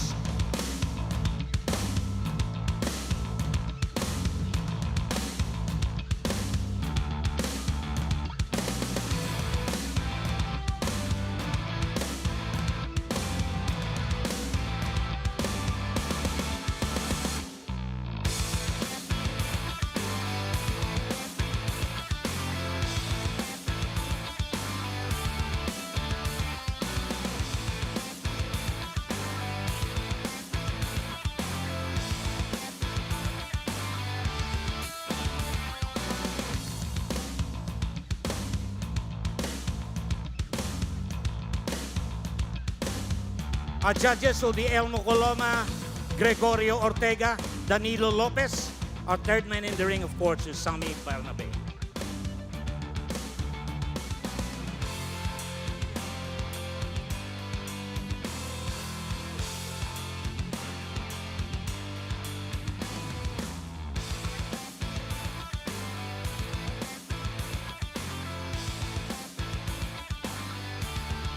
Ladies and gentlemen, Manny Pacquiao presents Blow by Blow. Welcome to the 50th anniversary of Thrilla in Manila. In coordination with International Boxing Association, Philippine Sports Commission, and Smart Araneta Coliseum. All professional boxing bouts are sanctioned by the Games and Amusements Board. GAB Chairman, Attorney Francisco Rivera, GAB Commissioners, Attorney Manuel Plaza III, and Mr. Angel Bautista, who is here beside me, and Chief of Boxing and Contact Sports, Mr. Rodil Manaog. Ringside physicians, Dr. Clark Fernandez and Dr. Noel Napa. As the bell rings, Kim Dangan, timekeeper, Romulo Santiago. Ladies and gentlemen, this fight is for the Philippine Youth Lightweight Championship. Ladies and gentlemen, introducing the fighter fighting out of the blue corner. He weighed in at 133.8 pounds. He has a record of 6 wins, 1 loss, 4 wins coming by way of knockout. Fighting out of ARQ Boxing Gym, Cebu City. Ladies and gentlemen, Speedy Boy Acope. Acope. Right across the ring, fighting out of the red corner. He weighed in at 133.8 pounds. He has a record of 5 wins, no loss, 1 draw, 4 wins coming by way of knockout. Fighting out of Ballesteros Boxing Stable, Malasique, Pangasinan. Ladies and gentlemen, Ronerick Ballesteros. Judges at ringside, Elmo Coloma, Gregorio Ortega, Danilo Lopez, and our third man in the ring, referee Sammy Bernabe. This will be 8 rounds of professional boxing.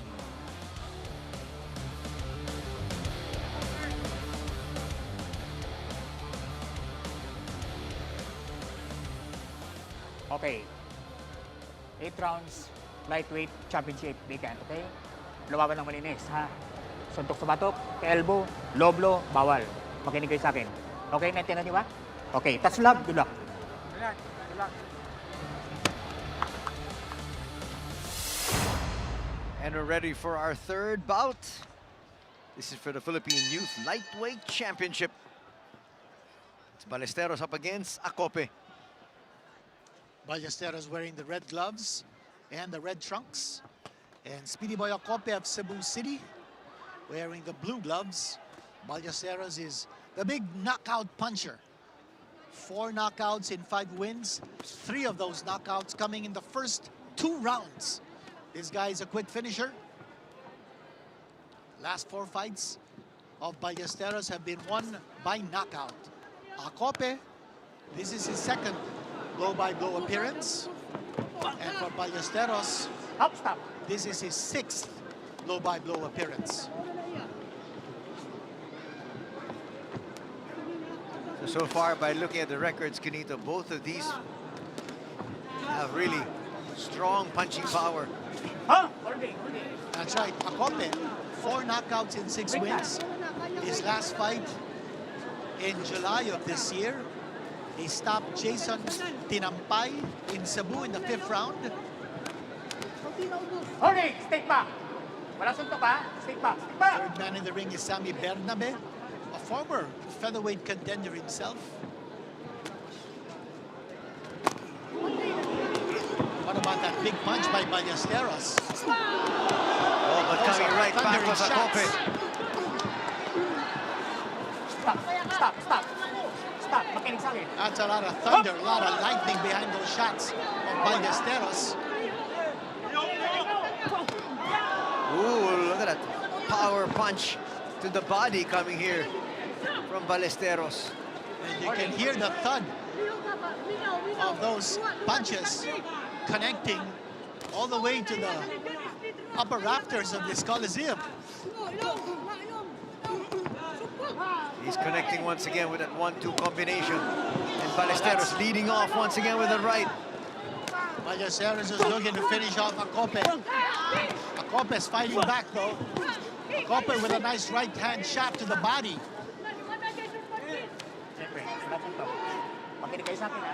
Acope is putting his head on the chest of Ballesteros to take away Ballesteros' punching room.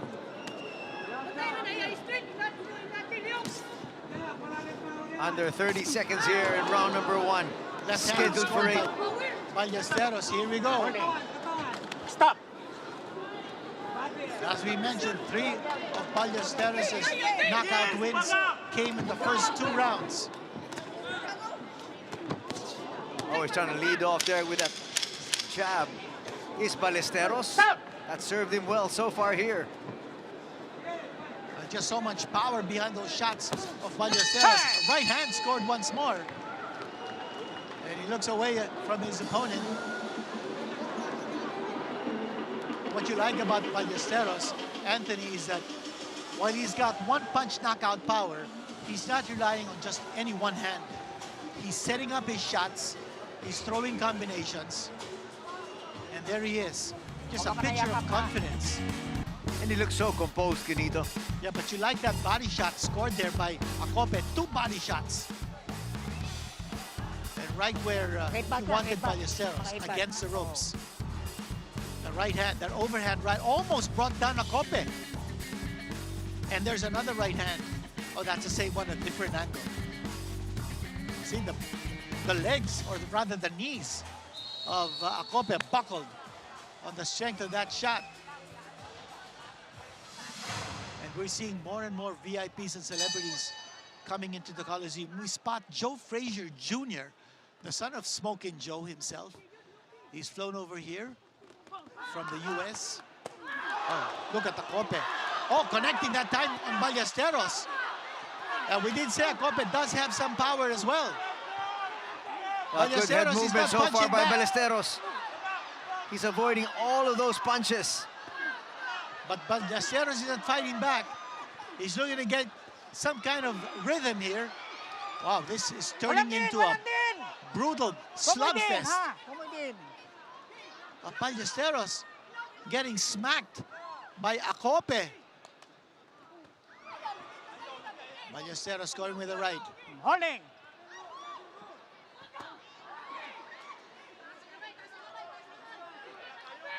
You notice that Acope is not backing off. He's standing his ground. Despite all that reputation of Ballesteros being a knockout artist. He doesn't look phased, Quinito. He's going straight at it. Yeah. And he's looking for the big punch of his own. And he got hit once more. Trying to go to the body there as Acope. It's a battle of two big punchers. Acope continues to go to the body here, Quinito. That right hand to the body. That's his weapon of choice. And he's putting Ballesteros on the defensive. I don't think Ballesteros expected this kind of attack from Acope. Look at Acope scoring with their overhand right. Now he's going head hunting. And now back to the body.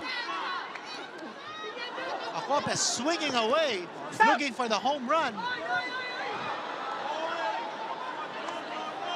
Ballesteros trying to bully his way to score. Oh, look at those big punches. Ballesteros scored with the right hand. Yes, he did. Acope was staggered with that right hand. He's down. And he's on weary What a legs. What a punch coming from Ballesteros. Lakad. He was just picking his Lakad. spot, Quinito. Lakad dito. But Acope actually was hurting Ballesteros. Here comes Ballesteros, looking to finish off Acope. Acope's holding on. He's thrown down by Ballesteros. But you can see, just no, those are weary legs. Yeah. Here comes Ballesteros once more.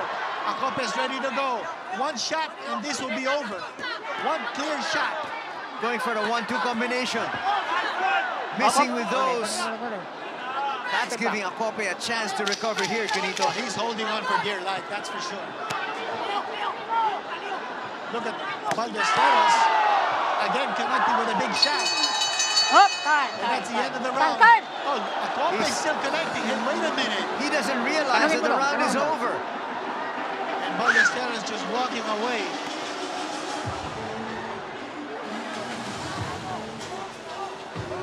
Ballesteros showing supreme confidence. And after he scored that knockdown, he put both his arms down his sides, looked away, and then charged at Acope. Watch this, a right hand. Boy, that was a big one. It is just one shot. That's all it took, Quinito. And after that flurry, nothing Acope could do but just hang on for dear life. A power shot coming from Ballesteros. Acope showing also good power, but couldn't take that shot from Ballesteros. That right hand connecting right on the jaw. There's Gene Kilroy. Wala yakap. A big right once again. Oh, stop. And look at Ballesteros. Ingat, Both tulong, his arms ingat. are down. He has absolutely no respect for Acope as he comes charging in. He's just taking pot shots here at Acope now. Acope is fighting back somehow. He's got to be wary of another big right here from Ballesteros. Ballesteros says, where are you going? But you know, Ballesteros stop. has to be... Oh, wait a minute. Hold on. He's trying to go for a takedown. And he gets a severe warning. This is not MMA. Sammy Bernabe. Acope gets tagged again with another left. Ballesteros is looking for that right hand. He's looking for the home run. Big left, and then the right once more. It doesn't look like Acope knows where he is. Oh, look at him swinging away, hitting nothing. Holding, stop. He's just holding on. Clean break to. But Ballesteros is in real control of this one, Kinito. Well, what Ballesteros has to avoid is that as he throws a lot of those big swings, Holding. and if he misses his target, it takes away some of his energy, and he might be punching himself out. Not unless he's able to finish off Acope right here, right now. Boy, he's going for everything, talking about Ballesteros, even with his left, which just missed. Acope seeking refuge along the ropes. Gets tagged once again with the right, and a 1-2 combination. Acope's not fighting. No, I thought he wasn't going to fight back, but he's still fighting back. Ballesteros just connecting and turning Acope into a punching bag. A big right hand once more from Ballesteros. Acope. Acope got right tagged hand. once again. Those legs once again weary. Plain break. I said plain break. Couple of Wala body to. shots. And Sammy Bernabes taking a close look at Acope. If he's taking any more hard shots, he might stop it. There's another big left. Ballesteros in complete control here. Sheer dominance. Acope, however, is fighting back. He's still throwing. Oh, that's another big one. And the crowd is roaring every time Ballesteros connects with a big one.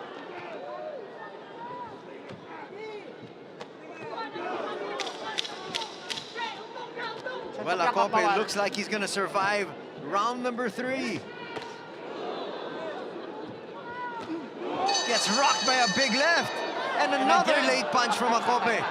That's the second time that he's done that. They should take away a point.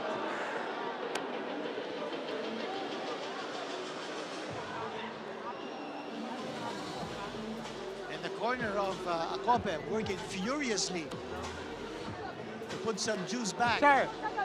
There's Marife Barrera, and she is the CEO of Blow by Blow, VP Promotions, and Liza Elorde left on the screens, and she is the chief organizer of that big gala dinner that was held last night at the Novotel Grand Ballroom. Action from the previous round, as you see Ballesteros just wailing away at Acope. Seconds out. And he connected with both the left and the right all throughout that round. There's Okay. a solid left there. Round number 4 now underway. So far, a dominating performance from Ronerick Ballesteros.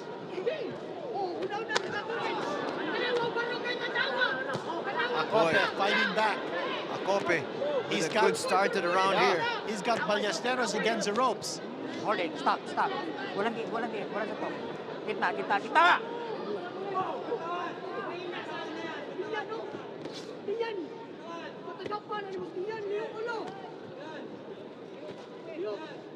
Now leading off with the left jab is Ballesteros. That's how he sees the advantage in the early rounds. That combination. Acope scoring with the left. One of the few times he's been able to connect here. He's been a very game individual, but he's taken a lot of punishment. Stop.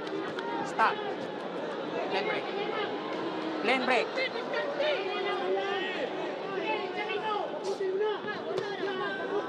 A shot to the body there by Ballesteros. No, Ballesteros is just walking him down, Kinito. Oh yeah. He's got both his arms dangling from his sides. So confident in going after his prey.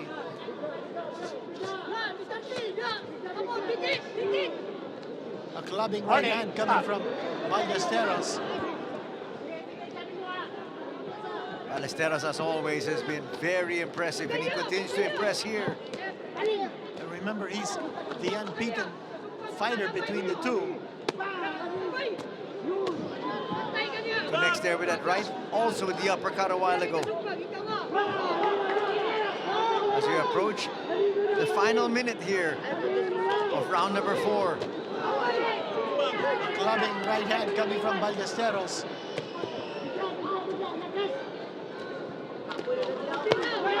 Acope hasn't really thrown too much here.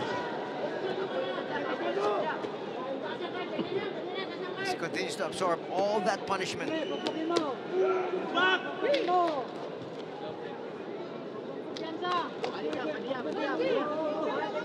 Looks like the punches of Acope not really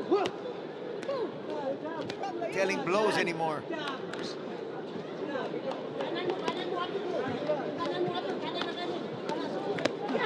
Short punches this time from Ballesteros, all of them connecting. Shots in the body here by Ballesteros. And Ballesteros thinking of bringing down the guard of Acope away from his face by attacking the body. And once that opening opens up, upstairs, Ballesteros is going to go for it. That's the end of the round. Supreme confidence shown once again by Ballesteros in that round, and it doesn't seem like he has any respect for the punching power anymore of Acope. A blistering attack here by Ballesteros. We're in round number 5. His power continues to be as lethal, as strong as it was in round number 1. And they're applying the end swell now on that ugly welt underneath the left eye of Acope. Look at the shots connected here by Ballesteros.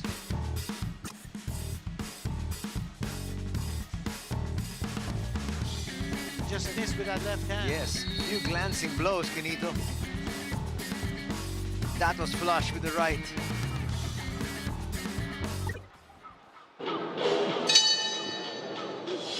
Round number 5, no wonder way. We are scheduled for 8.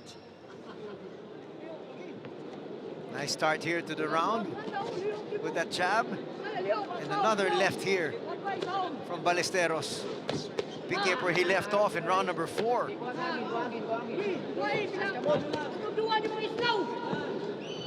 Acope has hardly thrown any leather. Acope was down in round number 2. Oh, that's it. It might be over. Shot to the body. 4, 5, 6, It doesn't look like he's getting 7, up. 8. Will Ay, Bonsai. He's a gamer, but how much more punishment can he absorb? And it's over. It's over. They stop it. Referee Berland has stopped the fight in round number 5. Acope going down twice. Once in round number 2. And another knockdown scored by Ballesteros in this round. This guy is going places. That power is just fantastic. I think he needs to work on his defense a little bit more. I think he needs to put his hands up to protect himself. He relies so much on his power that he forgets about his defense. But if he fights a guy who's slick, who's able to move away from him, and you know, that's something that he should consider.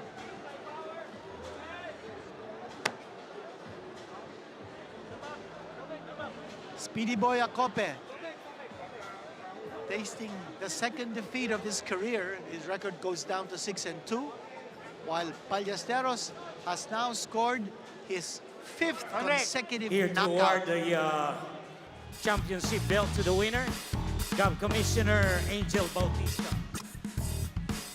A little bit of a delayed effect on that body shot. And then finally, referee Berland by saying, forget it. Here was that final assault by Ballesteros. He just wouldn't go away. And he poured it on. And saving Acope from further damage was referee Sammy Bernabe. And the new Philippine youth lightweight champion is Ballesteros.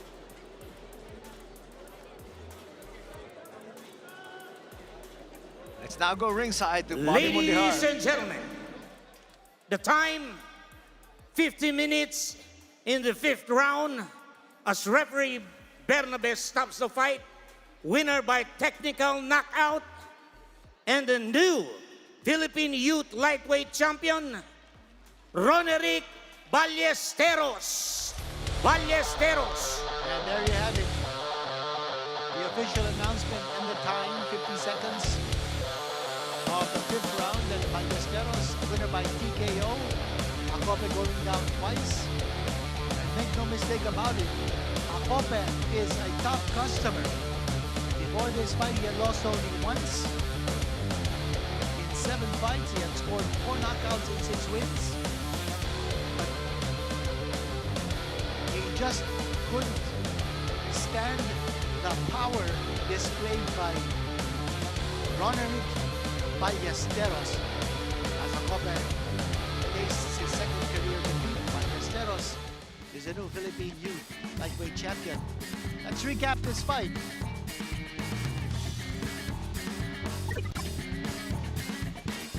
Well, Kenito, Acope gave it all he could, but really, just a dominating performance here by Ballesteros. Yeah, right from the start, it was all power that Ballesteros was showing. But Acope managed to throw some shots to the body as well. Now, here's a knockdown coming up. Ballesteros, he actually was on the defensive in this situation as Acope was going all out for a knockout. And then he was dropped by a right hand, and that second fall to the canvas was not a knockdown. Round number 3 was more of the same as Ballesteros just continued to tee off. What a dominant performance here by Ballesteros. All power. He took some shots to the body, but Ballesteros very sturdy.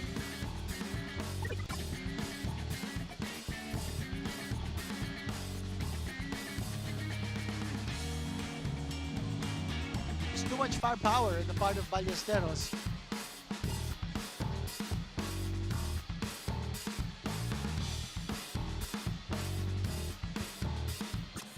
Round number 5.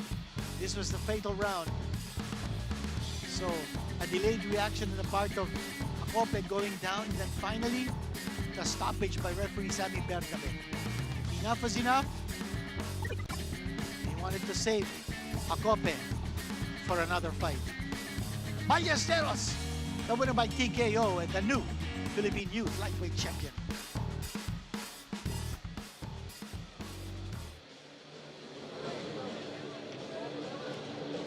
Coming up next, Arvin Magramo up against Berland Robles. Stick around for that.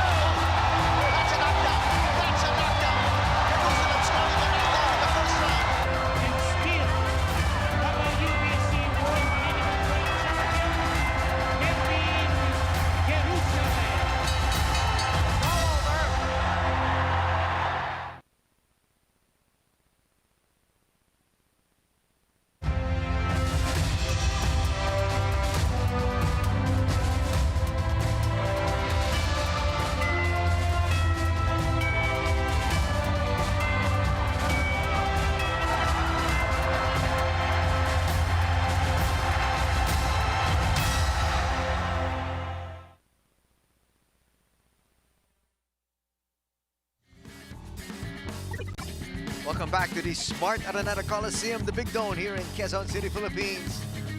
This is the Thrilla in Manila 50th anniversary.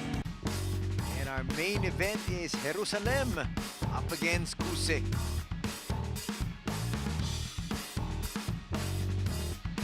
Slowly but surely, all the seats here getting filled up. Actually, we had a crowd already as early as 1 in the afternoon, Kinito. That's right, everybody expecting fireworks in this card. We have a lot of celebrity guests, foreign visitors from different countries. In fact, in this coming up fight, we will have a judge from Mongolia and a referee from Japan. It's going to be Magramo versus Robles. Robles is undefeated. Magramo is making the first defense of his WBC International Silver Light Flyweight Championship. And this is our tail of the tape. Magramo has lost only twice, while Robles, as we mentioned, is still undefeated with a record of 12-0-1 with 5 knockouts. Magramo is the southpaw. Orthodox fighter is Robles, and both are 5'2", and Magramo with a slight advantage in weight, but Robles with a slight advantage in reach. It's gonna be interesting, Anthony, every time a southpaw goes up against a right-hander. And Magramo, you remember, of course, in one of his 2 career losses, he was knocked out in the first round by Araneta, a world-rated fighter. But Magramo has bounced back, and in his last fight, he won the WBC International Silver Championship with a decision over 12 rounds, beating Renem Mark Cuarto.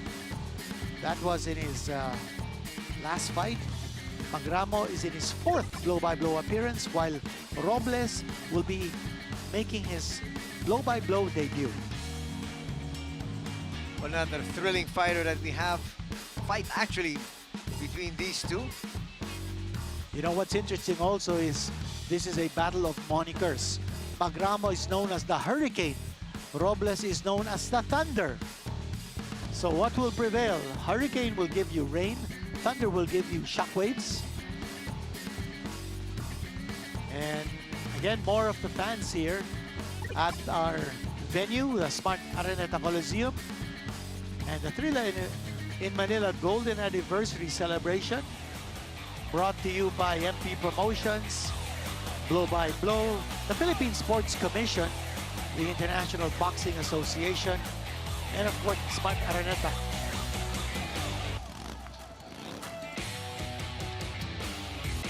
Well, this is a year in the making, Kinito. And this is a dream of Senator Manny Pacquiao. He's talked about this for years. He said, 5-6 years prior to 2025, he said, I want to do something to honor the Ali Fraser fight. Actually, Okay. Now I think our ring announcer, Bobby Mandahar, is ready to make the call-ins. Ladies and gentlemen, introducing the fighter coming into the ring, Berland Robles.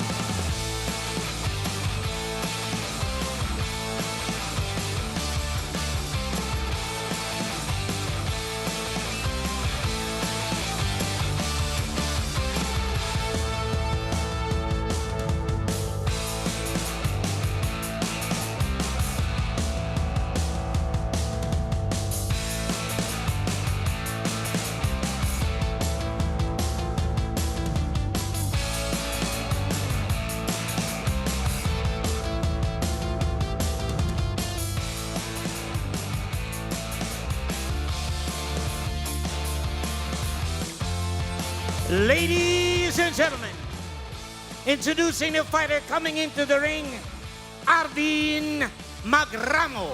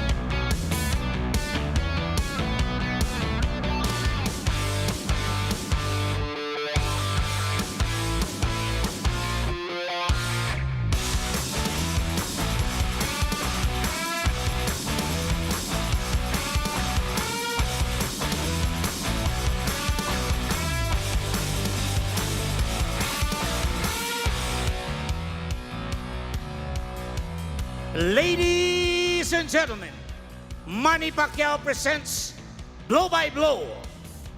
Welcome to the 50th anniversary of Thrilla in Manila.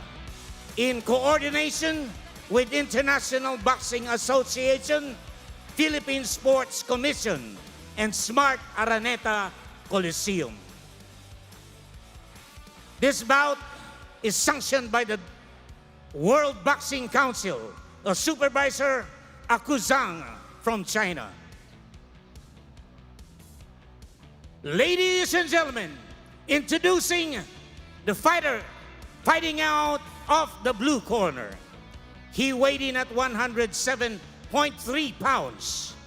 He has a record of 12 wins, no loss, 1 draw, 5 wins coming by way of knockout. Fighting out of ARQ Boxing Gym, Cebu City. Ladies and gentlemen, the challenger, Berland Robles.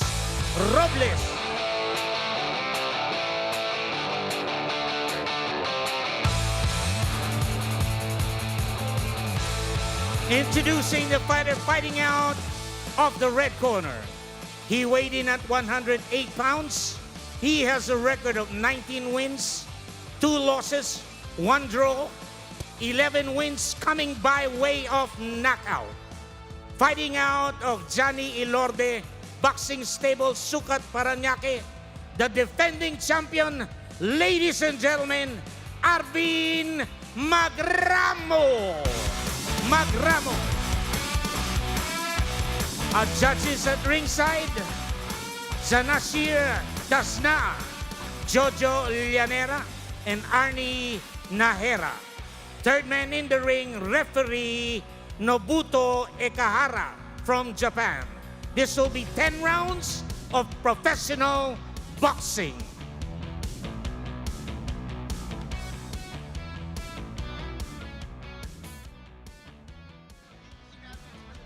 Free knockdown system. No batting, no holding, no pushing, and no lotto. Please fight with no foul. It's okay? Please touch ground.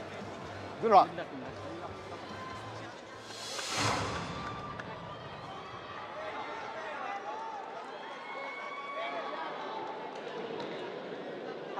And we're set. The WBC International Silver Lightweight Championship. Our defending champion, Arvin Hurricane Magramo. Light flyweight. Magramo's a southpaw. He's wearing the red gloves. And Robles, the unbeaten challenger, wearing the dark gloves, the black gloves. 11 knockouts in 19 wins. That's Magramo's knockout record. 5 knockouts in 12 wins. That's Robles' record.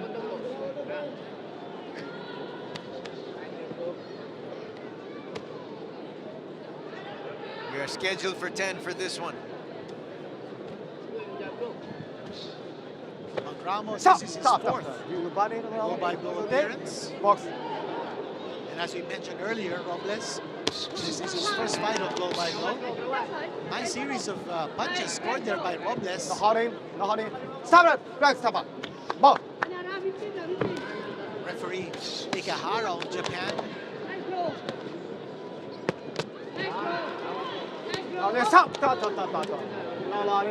Anthony, the sound effects are amazing. We can hear every landing of the gloves inside that ring. So still, despite the fact that this is just the light flyweight division, you can just hear. Oh yeah. You know, I'm powerful always those punches amazed. are. I'm always amazed when I'm watching these guys in the light divisions, in the lower weight divisions. Like these guys are fighting in the light flyweight division. Magramo weighed 108 pounds for this one. Robles 107.3. Robles not backing off, but you see Magramo very aggressive and charging in. Stop it! Back. You know, it's extra motivation for these fighters to show the best of their ability because of this international crowd.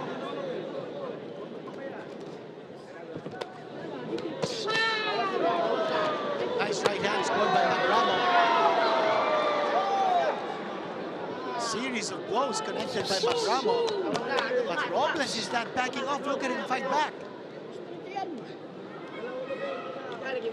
He's just standing there in the middle of the ring, and actually he's trying to take the fight here to Magramo.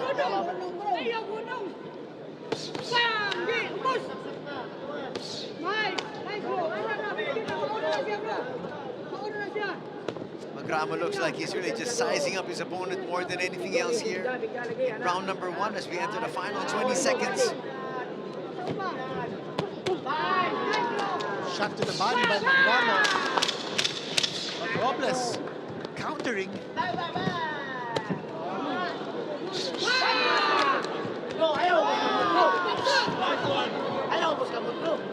Stop!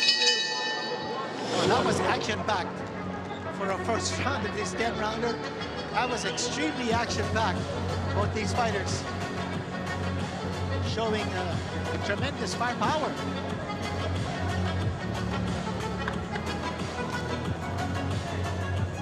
Well, you get the feeling that Magramo, really more than anything else, exerting some of that energy early here. He's the See champion. that flurry. Left hand that backed off Robles twice.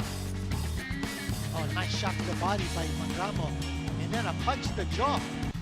First a right to the body and then a left to the jaw by Magramo. And just missed a third punch. And Magramo, we all know, comes from a fighting family. His father, Melvin, once lost a decision to Manny Pacquiao. His uncle, Rick Magramo, was a former Philippine flyweight champion.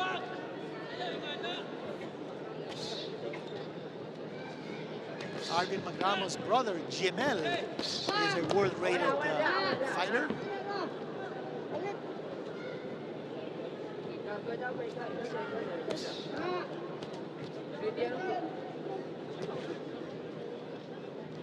Magramo trying to hold on to his title here. Solid round number 1.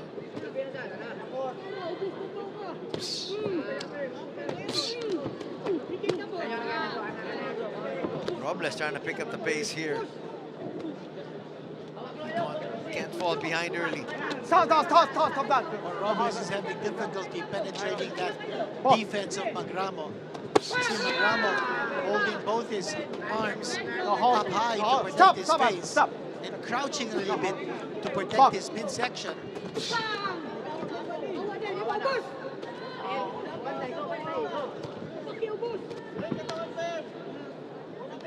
One way that Robles can try to do to penetrate that defense is wait for the right timing to throw a counter. That way, the defense will open up on Magramo. So he's got to wait for Magramo to throw a punch, wait for the opening, and then penetrate the defense. Right now, he's having a difficult time penetrating. The hands of Magramo are held up high. He's got to wait for Magramo to throw, and then get the opening, get the angle. You're so right, Quinito. Robles threw a lot of punches already, even in that first round, but all of them were hitting just the gloves. Yeah, it's good defense by Magramo. And he's got to time his punches, and he's got to play the counter puncher's role. He'll have a difficult time fighting Magramo straight up. Again, Magramo showing he is the more tactical fighter of the two. He gets tagged though. One of the few good shots of Robles. Yeah, it's all about timing right now. For Robles, once Magramo opens up with a flurry, that's the time when he can find an opening. He can look for an angle.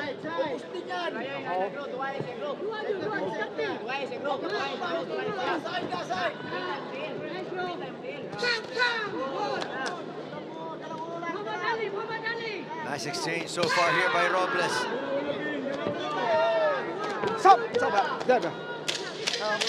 Final 10 seconds of round number 2.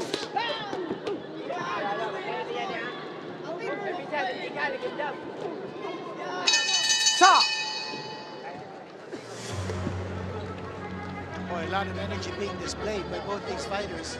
Magramo, however, more accurate than Robles in landing his punches. Robles also has a tendency to bring his arms down. Anthony, that's very dangerous.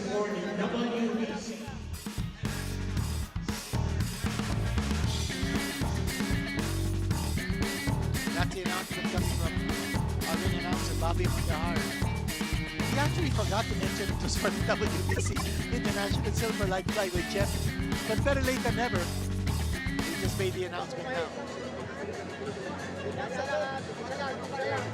And right now, we're very proud to say that this action is being brought to you live over PTV Sports Network. We're also live on Facebook and YouTube, on Blow by Blow, and also on the Thrilla in Manila 50th anniversary. Thank you so much for joining us here. This is the Thrilla in Manila 50th anniversary. 13 bouts in the card. Anthony, this is slam bang action right now. Magramo's opening up. And once he opens up, Robles is going to counter. And that's what we're seeing, fierce exchanges. Action has picked up here in round number 3, as expected. Magramo's the aggressor. Robles is the counter puncher.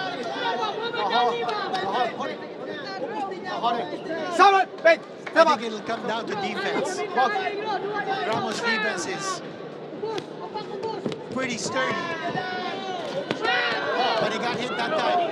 It was a timing. Robles got him with a nice left uppercut.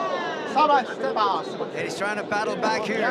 Looking a little dazed. Just as Arvin Magramo was opening up, that was Robles timing his uppercut perfectly.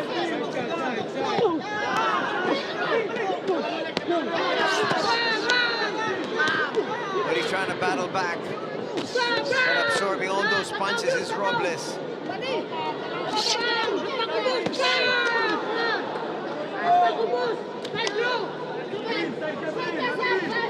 It's incredible how these little guys can show so much power. 108 pounds? And what about in our main event?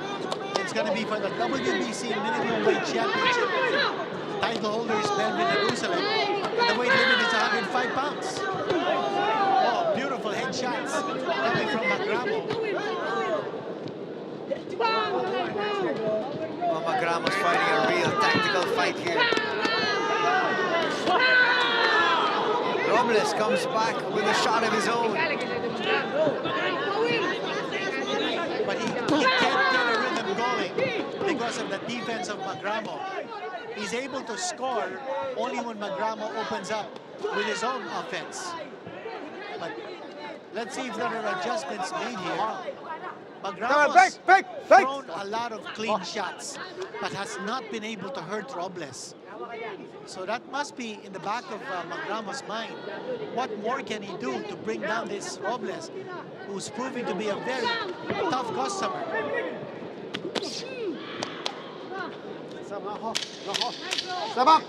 Final seconds of our third round. We are scheduled for 10.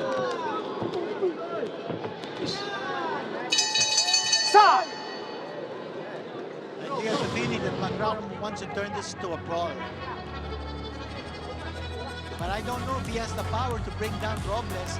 Remember, Robles is undefeated and has never lost. Here's Arvin Magramo throwing a huge amount of punches. Anthony, I don't know if he's punching himself out, considering we're scheduled for 10. Well, in the past, Magramo has shown that he does have more than enough in his gas tank to go the distance. Here's what you talked about. Volume puncher. And a lot of them connecting. Yeah, look at those shots scored by Magramo. Those are clean shots and whoa. Those are big shots. Now, if Magramo only had more power, he'd be able to bring down Robles. Those are excellent shots scored by Magramo. Round number 4.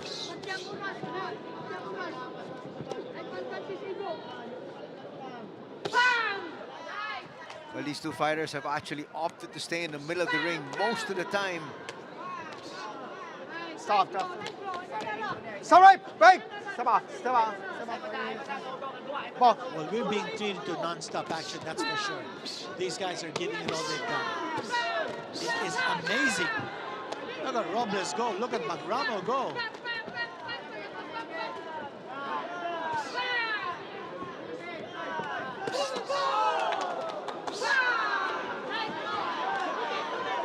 Well, the crowd's into it now. Break. Hello, okay? Boss.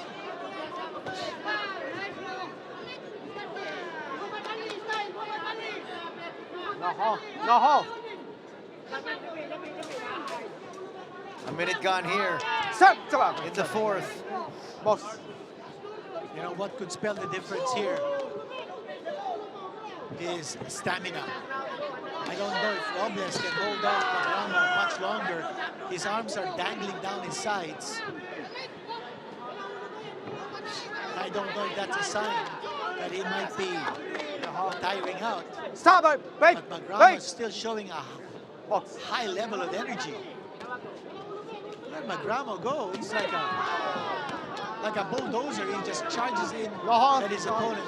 And that was a style that was reminiscent of the style of his father and his uncle, Rick Magramo, another uncle, Ronnie Magramo, who was a former WBF minimum weight champion. Boss.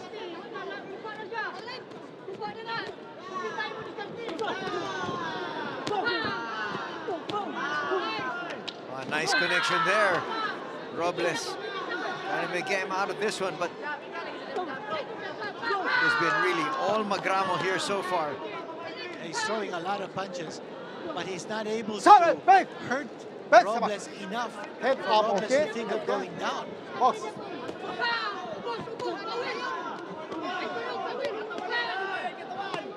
What could eventually stop Robles here is the attrition factor.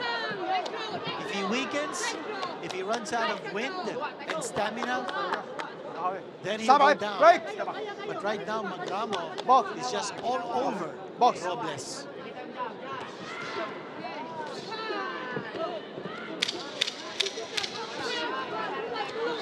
Coming to the end here of round number 4.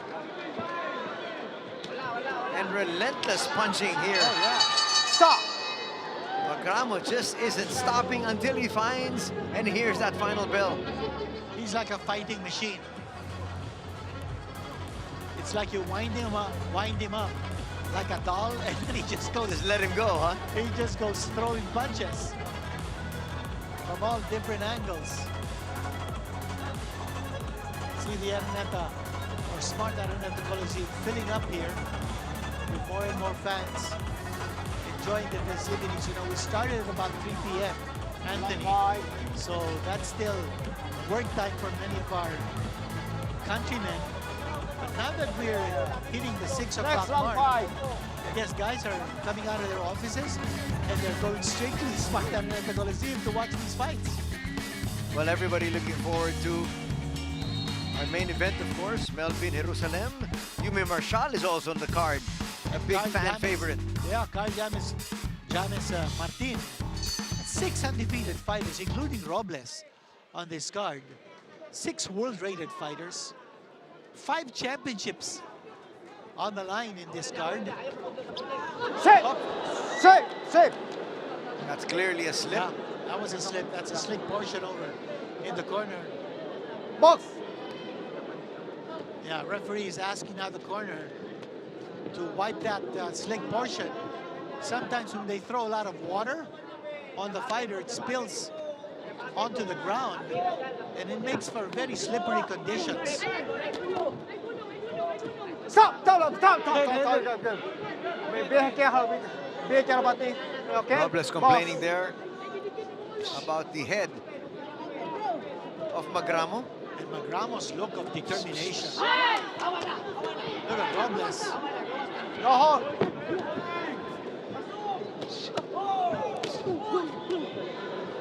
Yeah, stop, break. That's a takedown there from Robles. But I thought the elbow of Magramo helped that helped that push down. They helped him to push Box. Robles down. That elbow to the back of the head. I mean, these guys are doing everything they can to get any kind of advantage.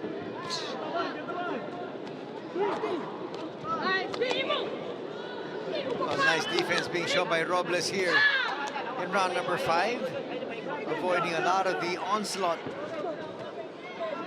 Stop. That defense of Magramo is really sturdy. Box. That's almost airtight. When he has his gloves up high, Robles is not able to touch him. See, he's trying with that combination, but he's hitting the gloves of Magramo.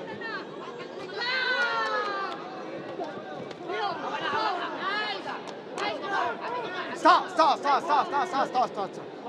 Head up, okay? No that thing. Head That's back. 2 times now that Box. Robles has gone down on a push. But that also doesn't speak well of Robles. His legs might be giving way. And we're just in round number 5. Here's Magramo on the attack. Stop. We're almost at the halfway point here of this fight. Here's So the far, so stamina. good for Magramo. Yeah, here's a stamina factor now. Might come into play.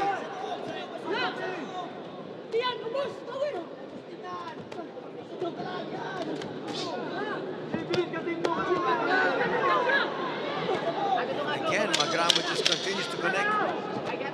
Robles is not fighting back as much. Sorry, wait. As we mentioned, his arms are dangling down his side. Stop. Yes.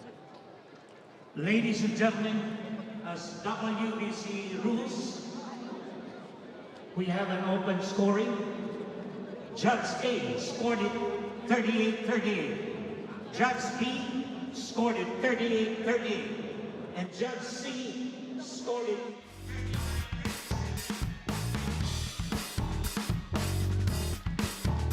And after 4 rounds, you heard the scorecards, or the scores read by ring announcer Bobby Mondehar. A comfortable lead on points for Magramo. And Robles complaining that he was butted. There was actually a head contact Shut up. Magramo.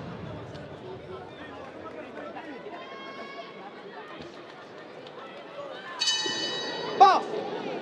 Here we go, round number 6. It's not a good sign for Robles. Just as the bell sounded, Magramo charged in. Robles took several steps back. That's not a good sign here for Robles. Let's see what he can do. Will he still have enough to withstand this punishment and assault coming from Magramo? Look at Magramo. He comes charging in with both his arms protecting his face, crouching low to prevent a shot to the body. Okay. Be careful. Boss.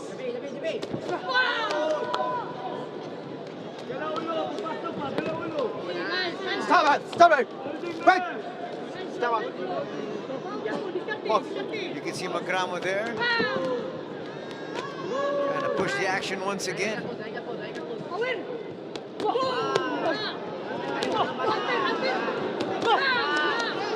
Oh, Robles.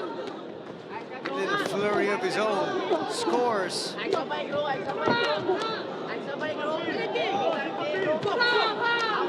Robles is not going away. That's for sure.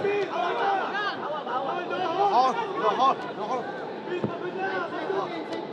Stop it. Wait. No hold. 5 please. Box. Halfway gone here in the 6th round.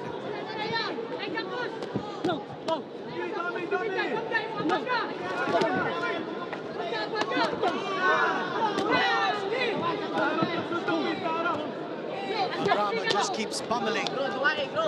Robles trying to fight back with shots to the side of the body.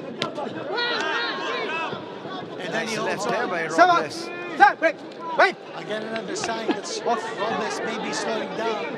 He throws a punch, then he holds.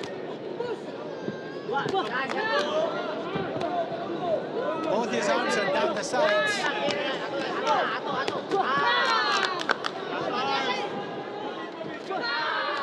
Robles now going to side movement to move away from Magramo's attack.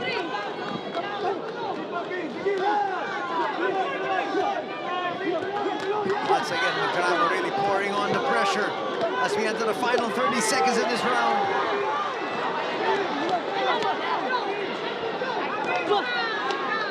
Robles is trying to fight back, but you can see that his arms are getting heavier and heavier. Break! Break! Break! 10-second clapper is sounded.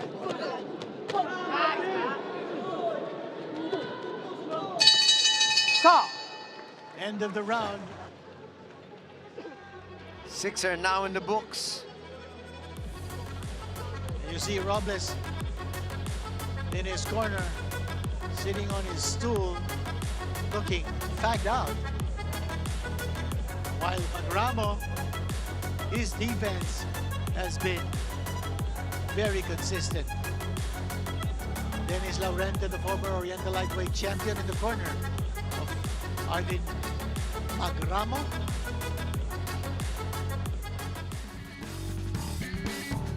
As you look at some of the action here from the previous round.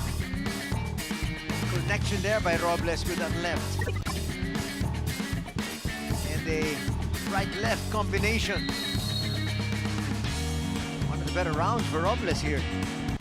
Robles striking with that shot to the side of the body. Trying to penetrate that defense of Magramo. Here we go for round number 7.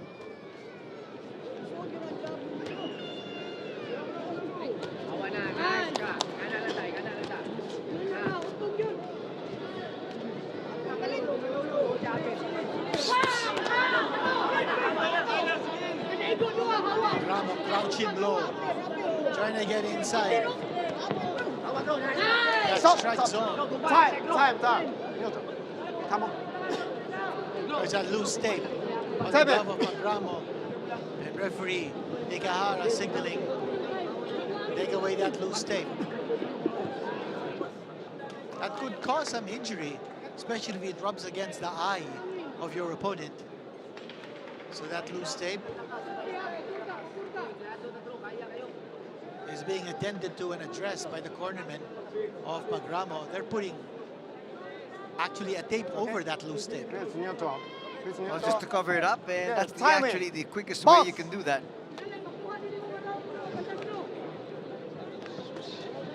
Time in, they say, and back to the action. Stop! Cover! Wait! We're scheduled for 10 here in this one.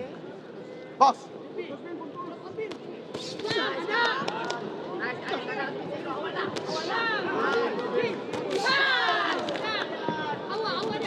Well, Robles is really taking the action to Magramo here in this round. He's countering very well. Robles is.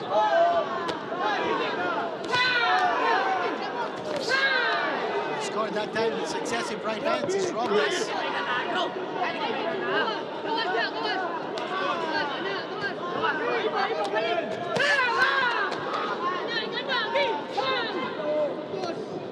Halfway gone through round number 7. Big adjustment here in the style of Robles is that he's taken to side movement, and with better footwork, he's able to establish some kind of control from an angle. So he's not able to fight Magramo straight up, but if he can create angles by movement, he can get some kind of an advantage, as you see right there. Again, that movement of Robles. But he got struck there by that hand, right hand, or rather the left hand of Magramo. Stop! Break! Stop!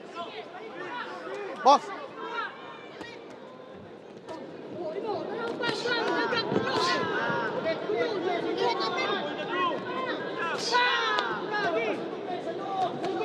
Final 30 seconds of the 7th. I would say this is a good round for Robles. Oh, definitely one of his better rounds, correct.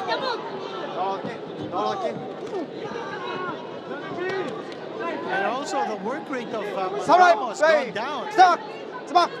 in this round. Box. So now he's showing signs of tiring out. Stop. That's straight. There's another slip. It's because of that slick portion in the corner. Exact same spot where Magramo actually went down earlier. No hold. Stop, right, back. That's great. Stop. So we're done with the 7th. 3 more coming up, possibly. Second, tapping. And it's that corner of Robles where there's a slick portion. I gotta be careful about spilling water on the canvas. See Arvin Magramo. Might have lost that last round to Robles. Take a look at some slow-mo action there from the previous round. An uppercut and then a series of blows coming from Magramo in fighting. And then Robles spearing Magramo with a right hand and connecting with a left. That's a good connection on the part of Robles as Magramo's defense opened up. Box. Round number 8. Now in progress. And Robles continues to pick up the pace here. Stop, right, wait, stop. No Very holding. quickly, No referee holding. Kahara comes in and Box. puts a stop to that.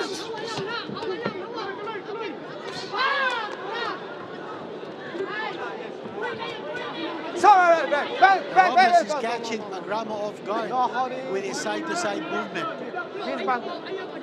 When he goes from left to right, Box. he's able to find the angle. And even if Magramo's defense is straight up, he's not able to stop those punches coming from different angles.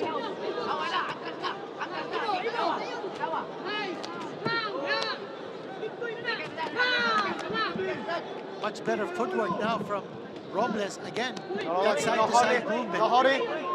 Stop, right, Giving him back. some kind of an advantage No holding, here please. in round number Box. 8. He's actually come on stronger here in the last couple of rounds, Kenito. Yes. See that movement? He's able to put Magramo Stop. in balance. Oh, both of them going down. Shades of some MMA action once again. Head up, For the please. guys who are tiring out, that's a good thing. And Robles saying that he was taken Box. down by Magramo.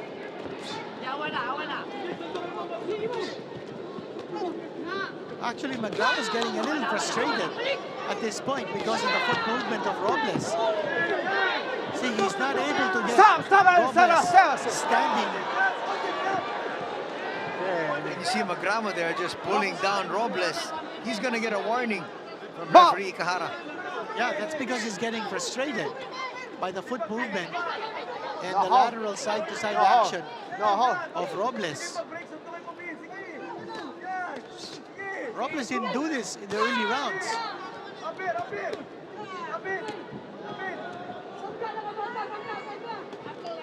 But Magramo likes his opponents to stand in front of him so he can bulldoze his way through. Box. And I guess Robles knows that too.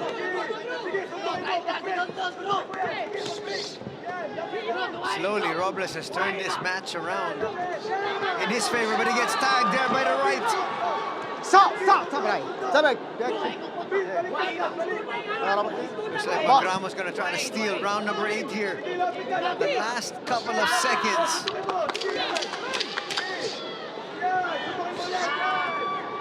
Stop, break. Referee Ikahara of Japan Box. Stop. getting a lot of work done here in this fight. Yes, he is. There's been a lot more holding, takedowns, and slips in the last 2 rounds.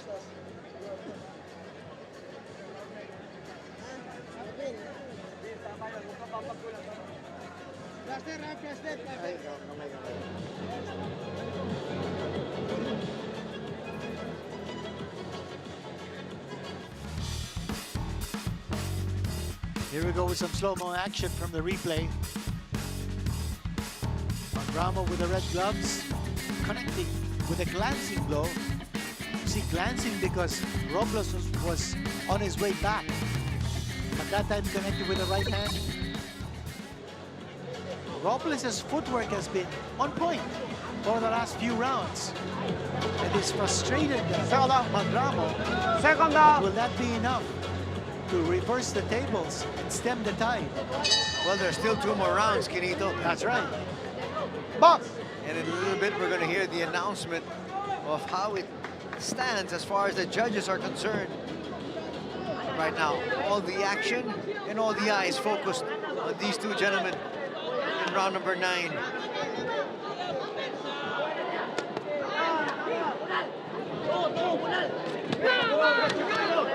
Stop. No holding. Next hold is firing. It's okay? Next one, penalty. Showing some frustration there, Box. but Robles is going to get a talking to by the referee.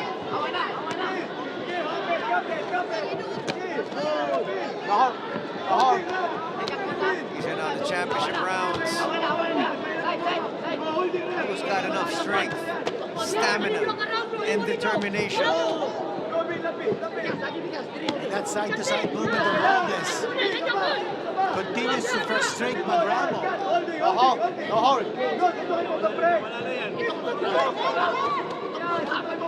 And Robles has also been able to sneak in a few punches of his own, such as that one. But Magramo fights only one style. He just comes forward, he puts his head down, he's like a bulldozer. And one way to negate that kind of action is if you go lateral movement, use your footwork to move away, create the angles because of your movement against an opponent who's just charging straight forward.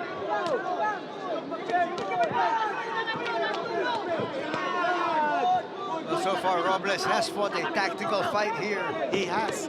He's turned this into a very tactical contest. And it has served him well. These last couple of rounds have definitely belonged to him. But Magramo opened up a very early lead. And I'm not sure if Robles will be able to do enough to overcome that lead. Under 40 seconds remaining in round number 9. Magramo opening up once more. He needs to push Robles into a corner and against the ropes. He needs to pin him down. Robles now getting tagged. Magramo finding his target.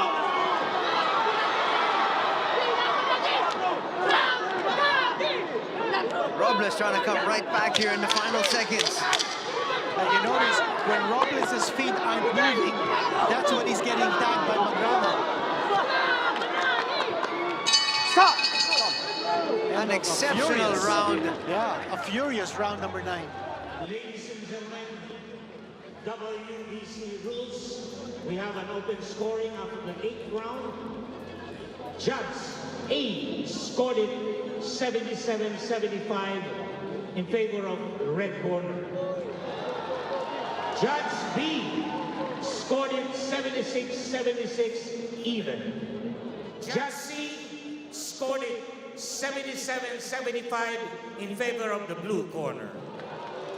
Wow. Oh, it's a draw up to the 8th round, up to the 8th round. And you wonder who won that 9th round. I thought maybe Magramo might have won that 9th round. Once Robles stands his ground and he's not moving, then he's gonna get hit. But once he starts moving and uses lateral movement, then he's able to find the angles to score. Round number 9. This could go down to this last round. Definitely. And the corners of both these fighters definitely heard that as well.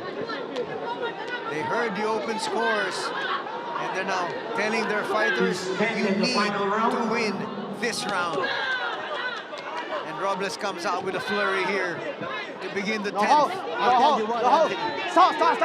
Any fighter who scores a knockdown in this round is going to win this fight. You don't need a knockout. You need a knockdown, and that will be enough for you to win the fight. You get a 10-8 round in a close fight, that could be the deciding factor. We have not yet seen either fighter dominate the round. That's right. Nobody has gone down. Nobody has taken account.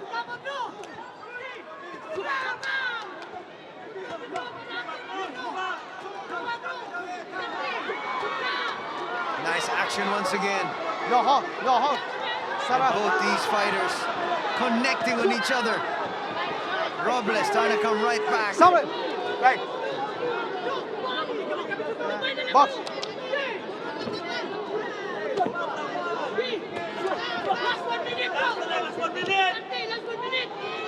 Halfway point of our final round. Big uppercut scored by Magramo. And I think Robles is going for broke because he's not moving. He's looking to engage. Stop it. Right. Stop it. It's a fight to the finish. Box. As far as Robles is concerned, forget about the tactics. Right now, it's him or me. No hold. No. Stop it. Wait. No hold. Final minute. Box. Still anybody's fight. Neither fighter has dominated here in the 10th.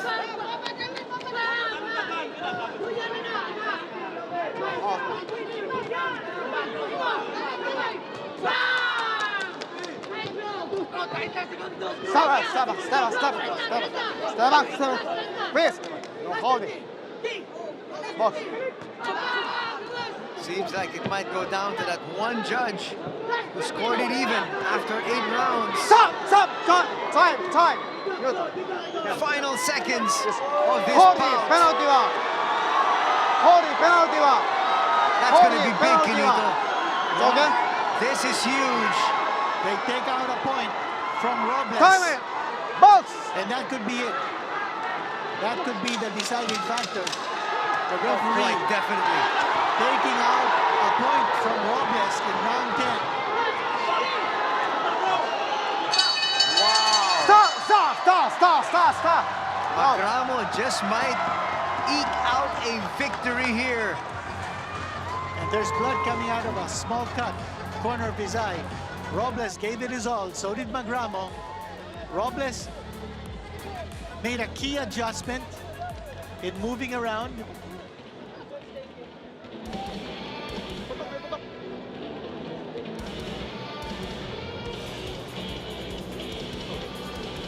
Well, it was that close, Kinito. Yep. And now it's definitely going to come down to that point deducted by referee Ikahara. That definitely is going to tip the scales. And it happened in the final 20 seconds.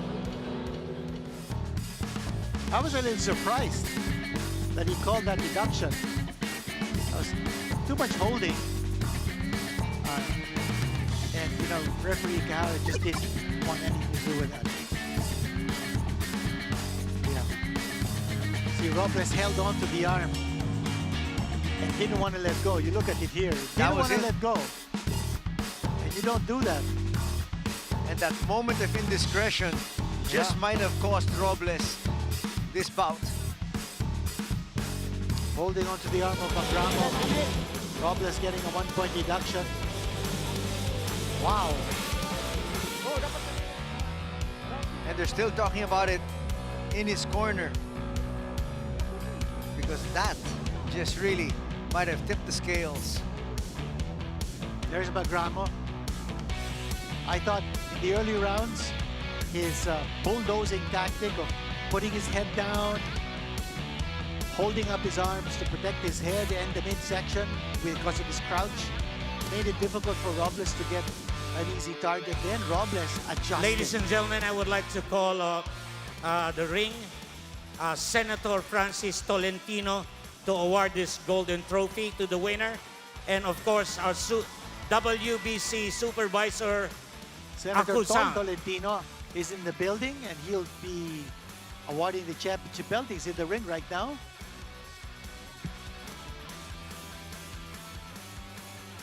Robles tried to turn it into a tactical fight, and he succeeded in the middle rounds. Exactly, and even actually the latter stages, Yeah. except for that last round where he got that point taken away.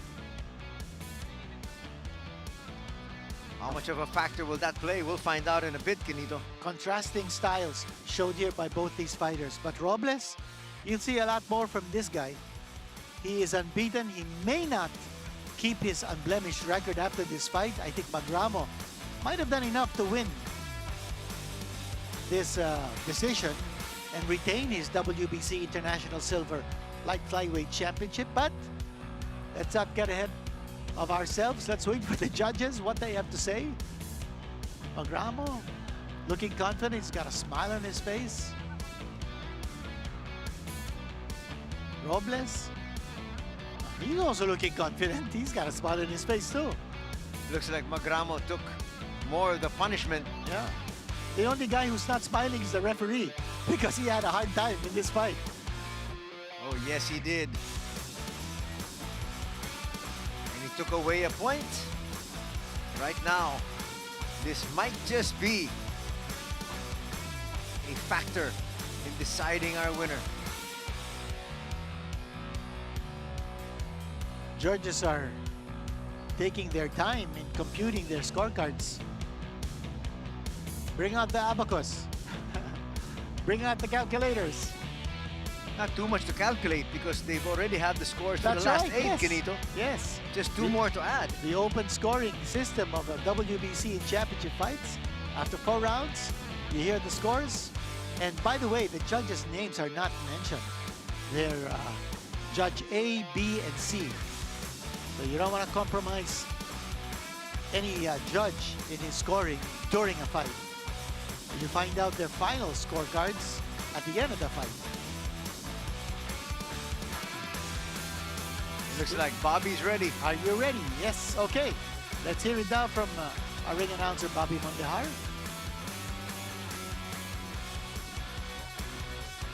Oh, he's not yet ready. No, he's not. Senator Tol is ready. Yeah, he's ready to hand that trophy, the handsome trophy. Beside him, our good friend JC Barrera takes care of the operations of blow by blow. Referee Tolentino. His brother Bambol Tolentino is the POC president. He's all the way in Bahrain, attending to the Philippine delegation in the Asian Youth Games.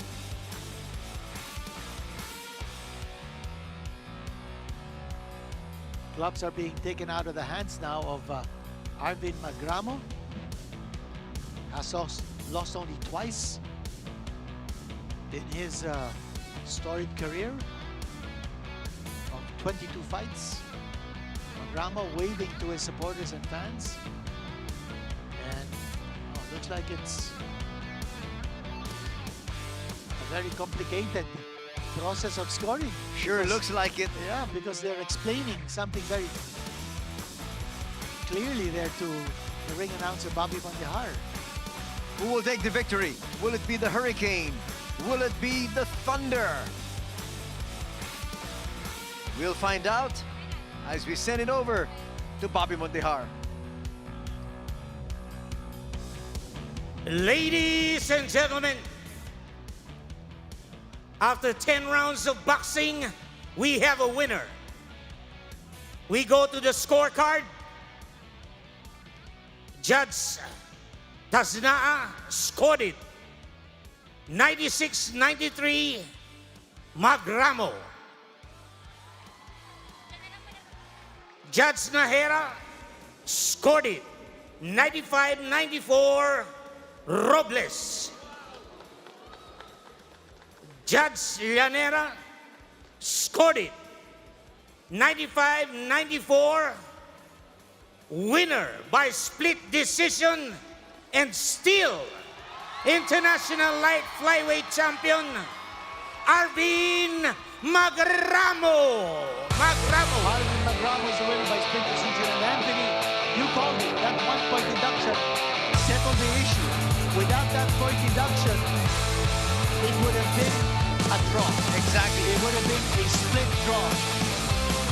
But because of that 1-point deduction, Magramo is able to retain his WBC International Silver Light Flyweight Championship. By the way, we are live That's how close at it was. PTV It certainly Sports was. Network. Without that point deduction, you would have had another draw here today. That is how evenly matched our fights are. I'll tell you, it deserves a rematch. That's for sure. Robles has now tasted his first career defeat. But you know, you have to admire the adjustment in his fight plan. Gotta give credit to his cornermen. The way they adjusted, got him to move space, got him to create angles with good foot movement. It frustrated Magramo down the stretch. But that 1-point deduction, that was crucial. That was the difference between a draw and a victory and a loss. Magramo picks up the win. Robles picks up the loss. And as you mentioned, his unblemished record about Robles is no more. Here's a Let's go to the recap of the highlights. fight, yeah.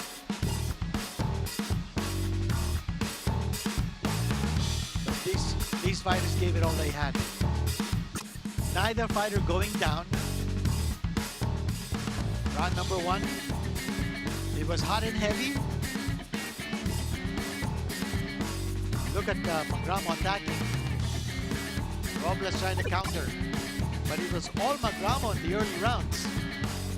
Round number 2, more of the same. That's true. The first 3 rounds clearly belonged to the Hurricane. Well, also because, as you saw there in your screens, Robles was looking to engage. So he was fighting Magramo straight up. And that tough defense of Magramo just couldn't go down. And Robles had to make his key adjustment tactically, and he did it. Round number 4. Still, Robles wasn't moving around. It took him a couple of rounds to figure out what to do against Magramo. But once he figured it out, then he started to win some rounds.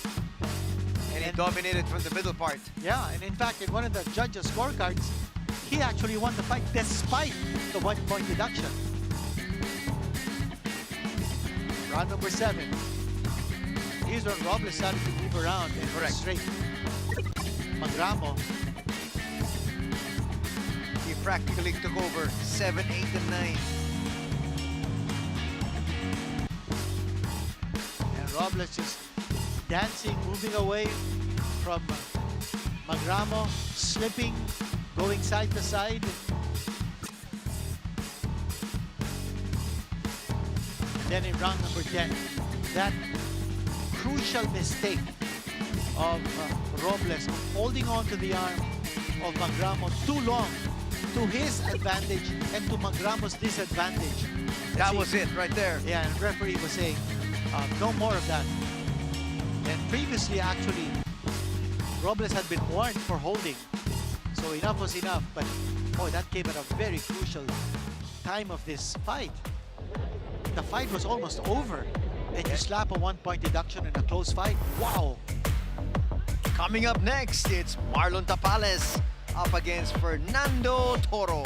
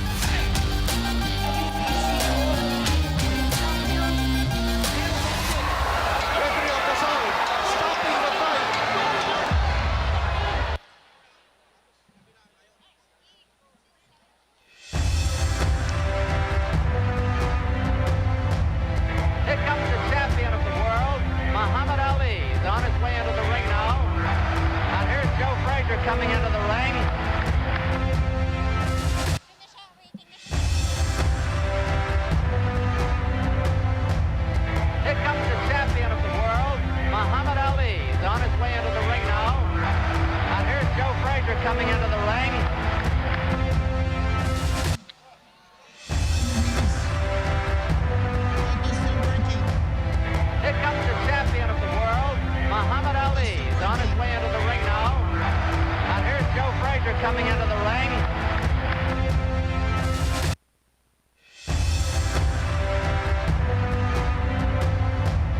Here comes the champion of the world, Muhammad Ali. He's on his way into the ring now. And here's Joe Fraser coming into the ring.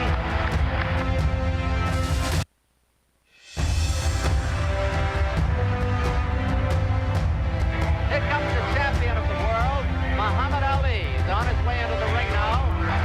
And here's Joe Fraser coming into the ring.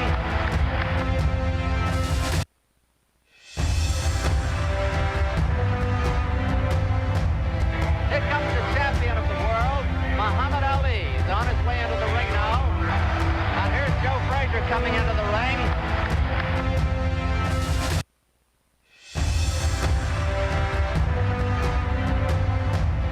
Here comes the champion of the world, Muhammad Ali. He's on his way into the ring now. And here's Joe Fraser coming into the ring.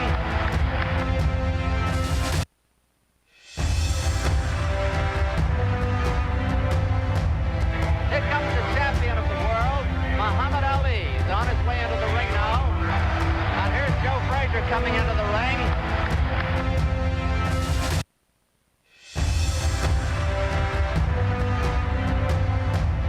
Here comes the champion of the world, Muhammad Ali. He's on his way into the ring now.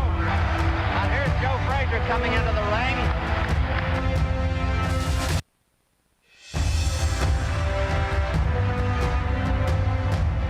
Here comes the champion of the world, Muhammad Ali. He's on his way into the ring now.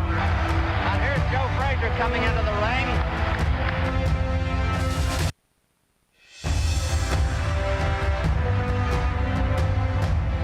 Here comes the champion of the world, Muhammad Ali. He's on his way into the ring now.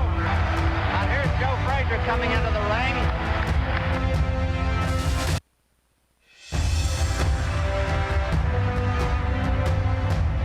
Here comes the champion of the world, Muhammad Ali. He's on his way into the ring now. And here's Joe Fraser coming into the ring.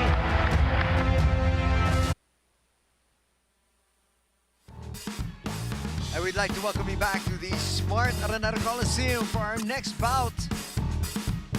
So far we've had 4 exciting matches and more coming up as more and more seats are starting to get filled here inside the big dome.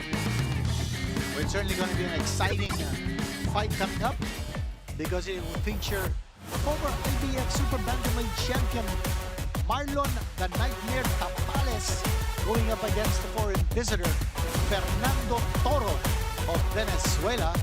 Marlon Tapales is out to preserve his number 2 ranking in the WBO and number 8 ranking in the IBF, hoping for another shot at a world championship. He's now 33 years old up against Tora, who's 29 years old. Let's take a look at the tail of the tape. There you have it.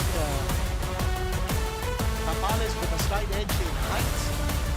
And in reach, they're just about even. Both of them are southpaws. Tapales is the veteran. He's now 32. Make that 33 years old. And Tapales is hoping to consolidate his position as a top-ranked contender to challenge for another world championship. While Fernando Tora hopes to bring his bullfighting ways inside the ring against Tapales. Let's now send it over to our ring announcer, Bobby Mondejar. Ladies and gentlemen, introducing the fighter coming into the ring, Fernando Tora.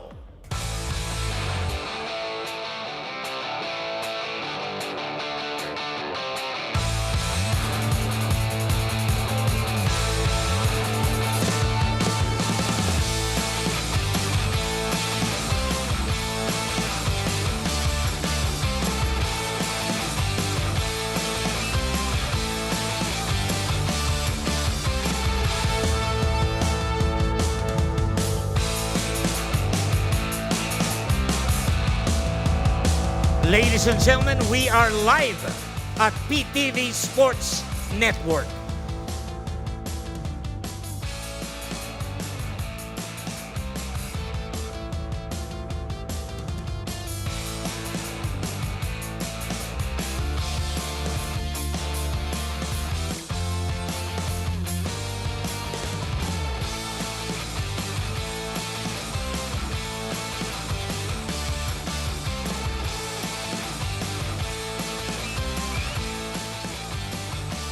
Ladies and gentlemen, introducing the fighter coming into the ring, Marlon Tapales.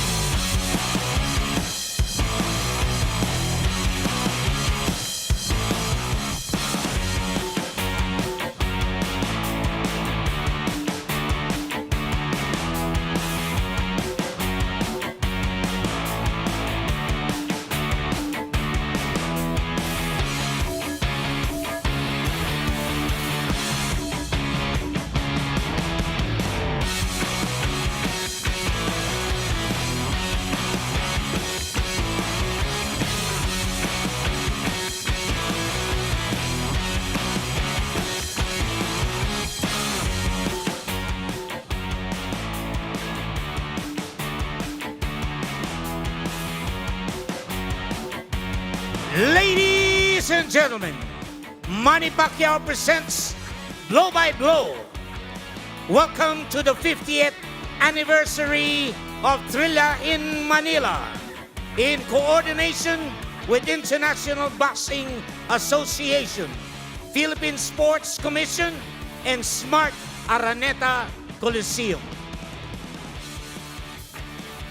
All professional boxing bouts are sanctioned by the Games and Amusements Board, GAB Chairman, Attorney Francisco Rivera, GAB Commissioners, Attorney Manuel Plaza III, and Angel Bautista, and Chief of Boxing and Other Contact Sports, Mr. Rodil Manaog. Ringside physicians, Dr. Clark Fernandez and Dr. Noel Napa. As the bell rings, timekeepers, Kim Dangan, Romulo Santiago.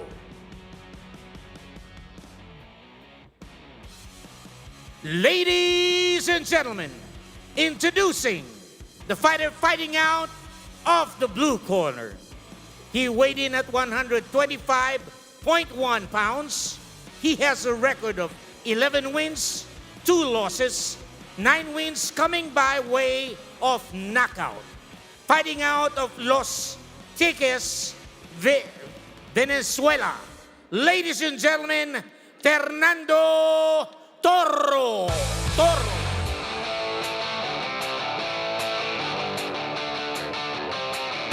Right across the ring, fighting out of the red corner.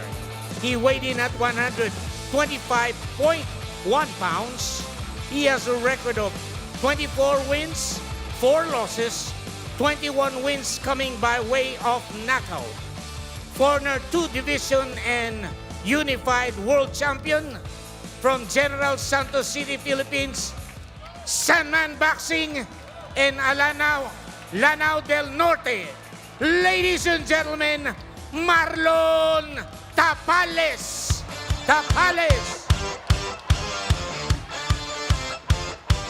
Judges at ringside, Sammy Bernabe, Elmer Castillas, Elmo Coloma. Our third man in the ring, referee Noel Haduka. This will be 8 rounds of professional boxing. Fernando, Marlon, I know guys, you know the rules of boxing, so obey your commands and support yourself at all times, okay? That's love and good luck.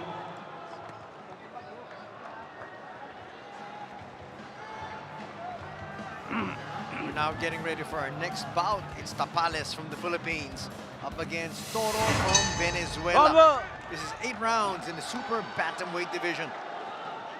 A lot of experience under the belt of Tapales. He has had a total of 44 fights against only 13 fights for Toro. And Tapales is known as a road warrior. He's had 15 fights outside of the Philippines. He's won 12 out of those 15. And he's fought in the US 7 times, in Japan 5 times. He's fought in Cambodia, Thailand, and Mexico. And this is his blow-by-blow debut. Marlon Tapales, certainly world-class. As we said, #2 WBO upper bantamweight contender right now. And Toro, well, he's in for a big feather in his cap if he's able to beat Tapales.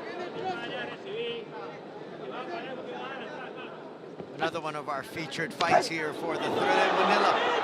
50th anniversary. Tapales wanted to be able to come up with a big win here in front of his home crowd. Tapales might have slipped and almost went down. Watch your head. Watch your Here's head. Toro on the attack. Toro's had 9 knockouts and 11 wins. So this guy has punching power.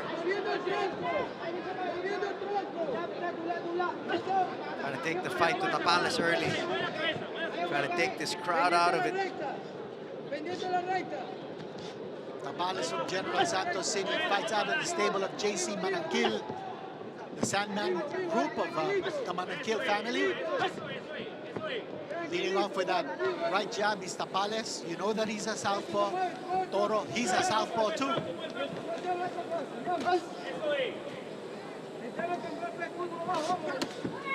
21 knockouts and 40 wins is what Tapales brings to the table, but Toro is undaunted. Oh, what a combination coming from Tapales. And that brought the crowd into it. Tora just backs out. Absorbs a big left. And that almost brought down Toro. Well, Toro's got a chin. That certainly caught his attention. Tapales with just one shot, striking with the left hand. Toro's trying to fight back. He's a little wild now. Toro is, after he got staggered with that left hand.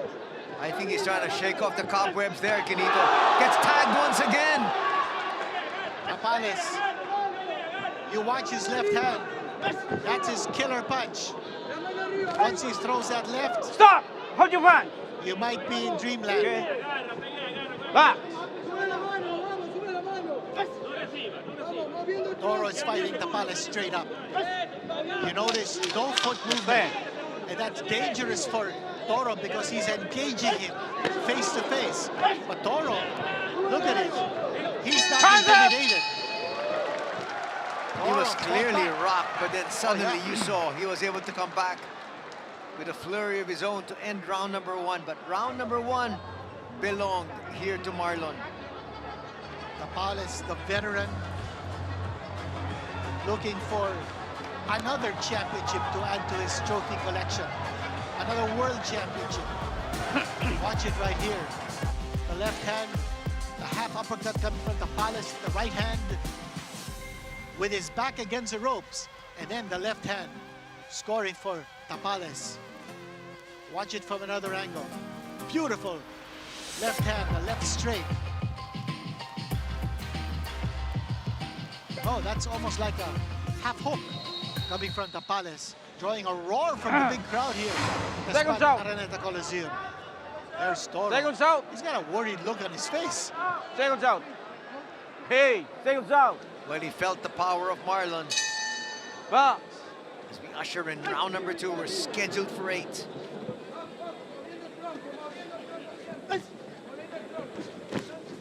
We'd like to thank our major sponsors, the Philippine Sports Commission, International Boxing Association, and the Smart Araneta Coliseum. And Tapales, look at the way he defends himself, using almost like a shoulder roll defense, Floyd Mayweather. He gives you a profile. So even if you're fighting him stand up or straight up, he's a difficult target because of that defense. Tapales is spearing away at Toro. Toro's not using any jab. He's just looking for one punch, a big punch. Look at him go.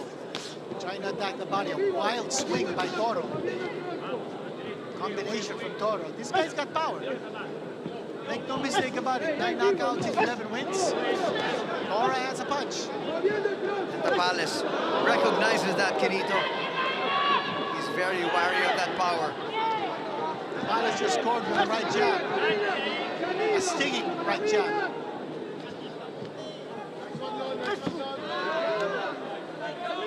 Tora using a little bit of a side-to-side movement just to move away from punching range of Tapales.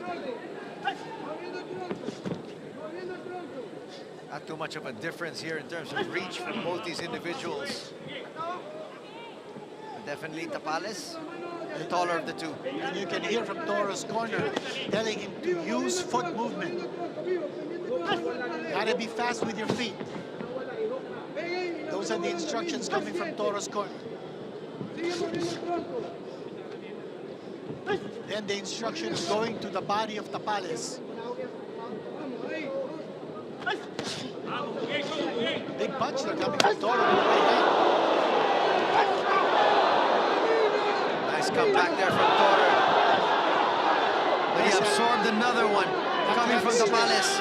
The left straight of Tapales. That's his nightmare punch. That's why they call him the nightmare. But right now, a lot of side-to-side movement by Tora. Tora doesn't want to be a standing target. Make it high. Fernando, make it high.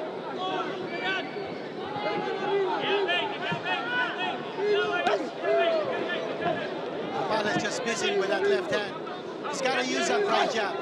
He's got to set up that left. That's 10 seconds. Tora is quick to get out of the range here of Tapales. Tapales can't use the left hand as a lead punch.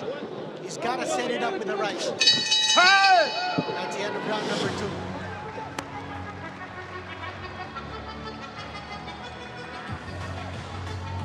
And Tora, he's not going to go away easily. Marlon Tapales, former world champion from Lanao del Norte, now fighting out of General Santos City.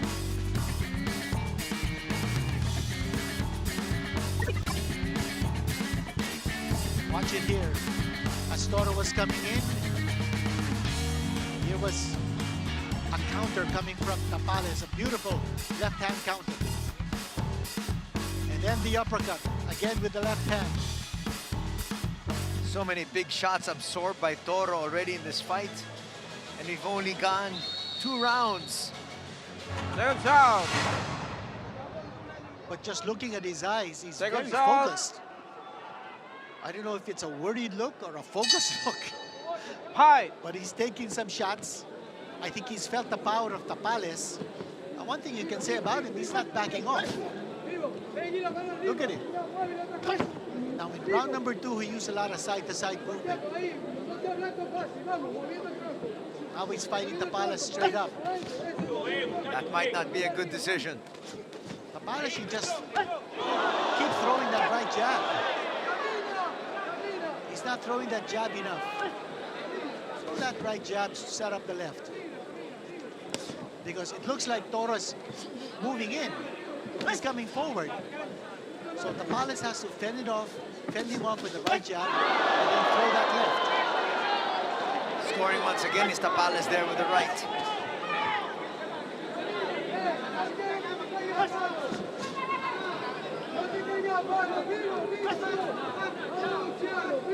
That's the way Tapales should do it.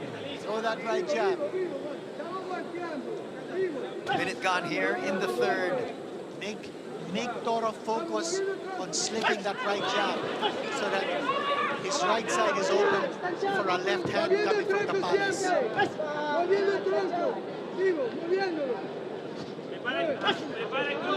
More right jabs coming from Tapales. Get the attention of Tora to focus on that right jab so he doesn't see the left coming in.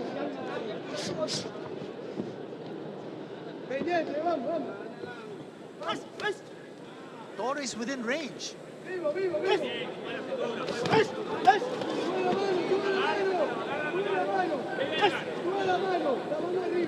Tapales is doing a good job now, using that jab. Notice he's hardly throwing his left. He's preserving his left for when Tora comes closer. Once he's closer, then he'll throw that left hand. And Tora just continues to come forward here in the 3rd.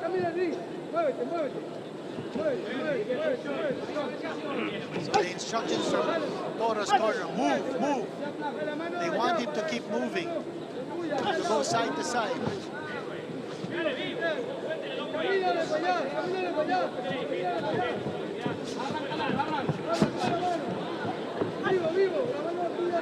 Not too many punches landed here in the third from either fighter.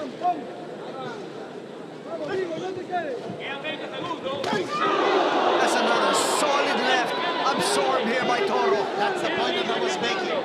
You make Toro anticipate the right jab, and once he comes through, you throw that left. No pushing down.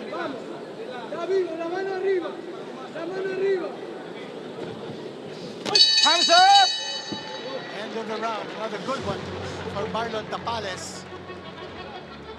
He has come up with at least one solid power punch in each of the first 3 rounds. But Tora's still there. He's taking those shots, standing up.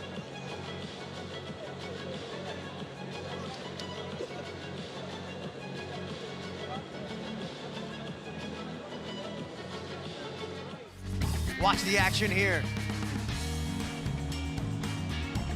Right hand coming from Tapales. And then as Tora was coming in, he got smacked. There's a right hand. A counter right hand coming from Tapales. And then the left, and then the right rather, coming from Tapales once more. Tapales getting the better of the exchange here so far. As we enter round number 4. We are scheduled for 8. The right jab of Tapales. Now rocking the head back of Toro. That's what he needs to do. He's got to be patient. Remember, Tapales went 10 rounds with Naoya Inoue. He lost in 2023 his championship and unification battle with Inoue, but that was a technical knockout in the 10th round.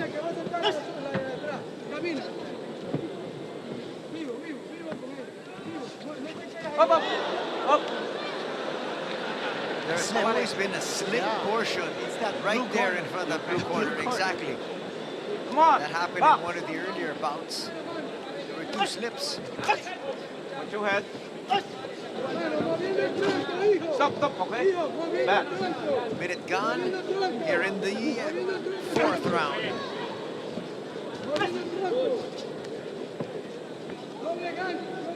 Tora's coming dangerously close. Tapales is looking to time his left hand.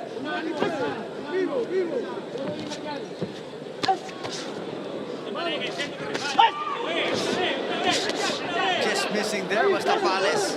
He connects with a jab, and he connects there with a right. And we're gonna slug away in the corner. Tapales good defense. That shoulder roll defense of Tapales is working for him.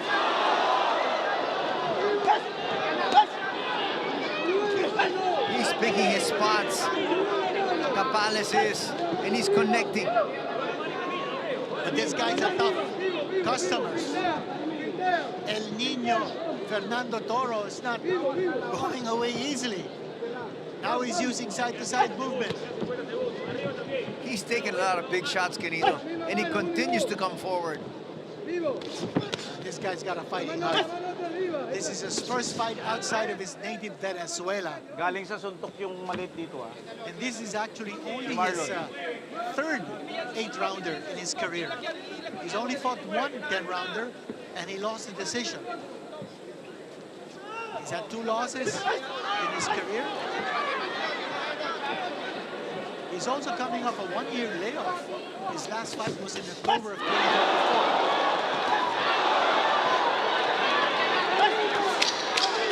That's 10.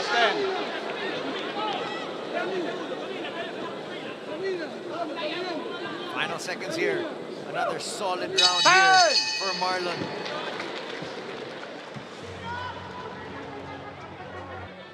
But Tora's been able to survive the big punches of Marlon Tapales. Now in Toro's last fight, he scored a unanimous 4-round decision over Genry Diaz. Take a look at some action from the previous round.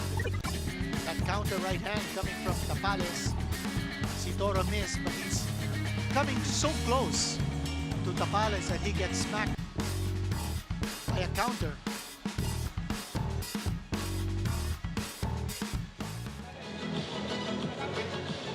Once again, we'd like to thank our major sponsors. We have the Philippine Sports Commission, Seconds out. the International Boxing Association, Seconds the out. Smart Araneta Coliseum.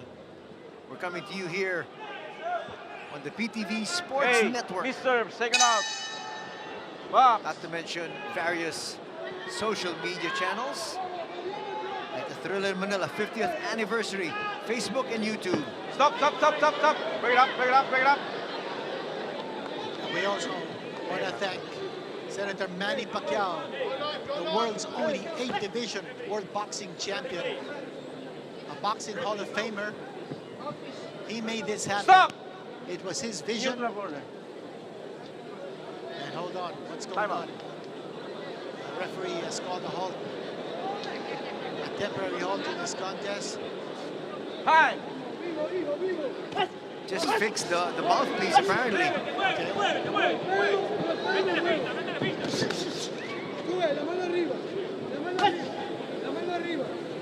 And again, Toro picking up the aggressiveness here. Moving side to side, using a lot of foot movement to try to frustrate Tapales. Tapales is now trying to chase Tora down.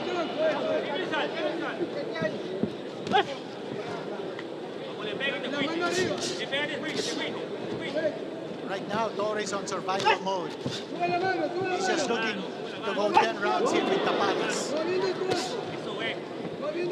Trying to sneak in a right uppercut to Toro.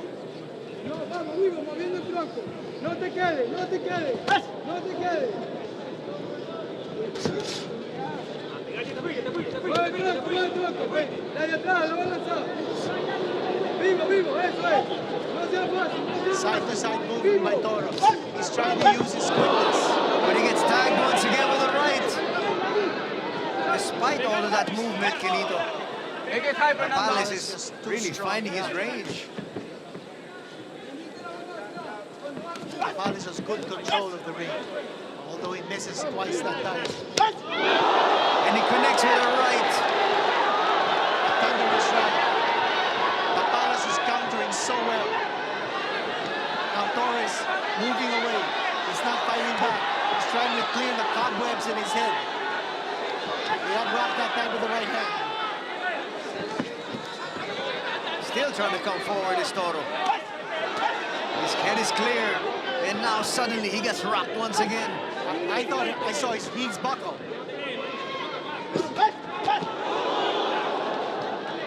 Well, this guy's a tough guy. He's not going down.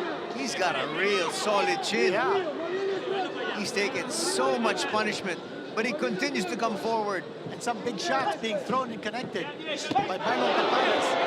A left hand that time as he was coming in.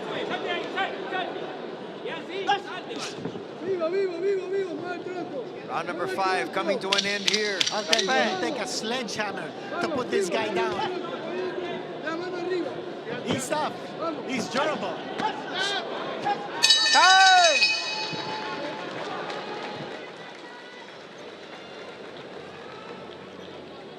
Tapales is giving it his all. And again, a concrete chin here being shown by Toro. Absorbing so many of the punishment being issued by Marlon.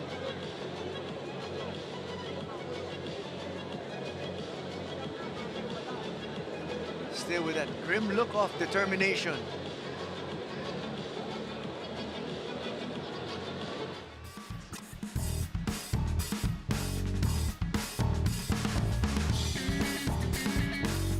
The action once again. Look at that uppercut there, connecting, and then the right. Well, what Marlon Tapales is showing you is that he's a two-fisted knockout puncher. He's not relying on just his left hand, but that right can also do a lot of damage. And it's what makes him a world-class contender and possibly another championship, a world championship awaiting him down the road. But Tora so far has proven to be a worthy challenger here this evening. He's durable. That's one thing you can say about him. This guy's rock solid.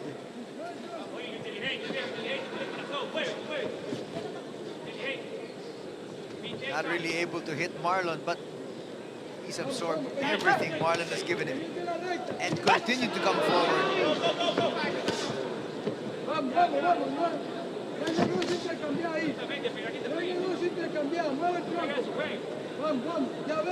Tapales' defense is almost impregnable.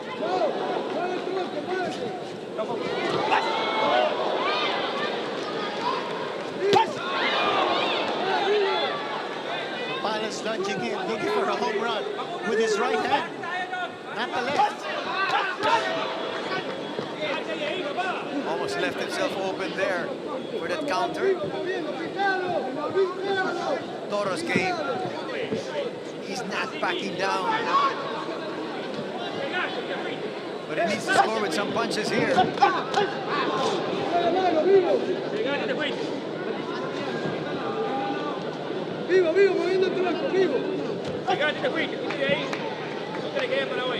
But Tapales wants a knockout here. He wants to bring the crowd to its feet.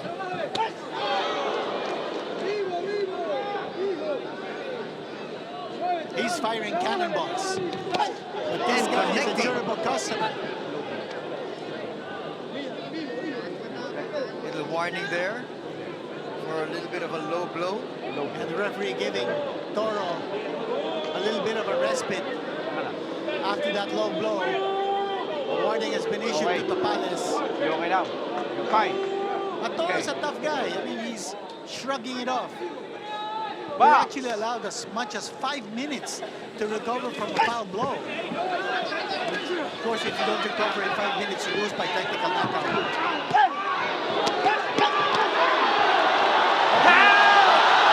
He had to go down.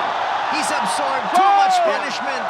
Oh, what a punch coming from Tapales. I don't know if he's going to get up. Oh, he doesn't look like he's getting up. Oh, Marlon Tapales.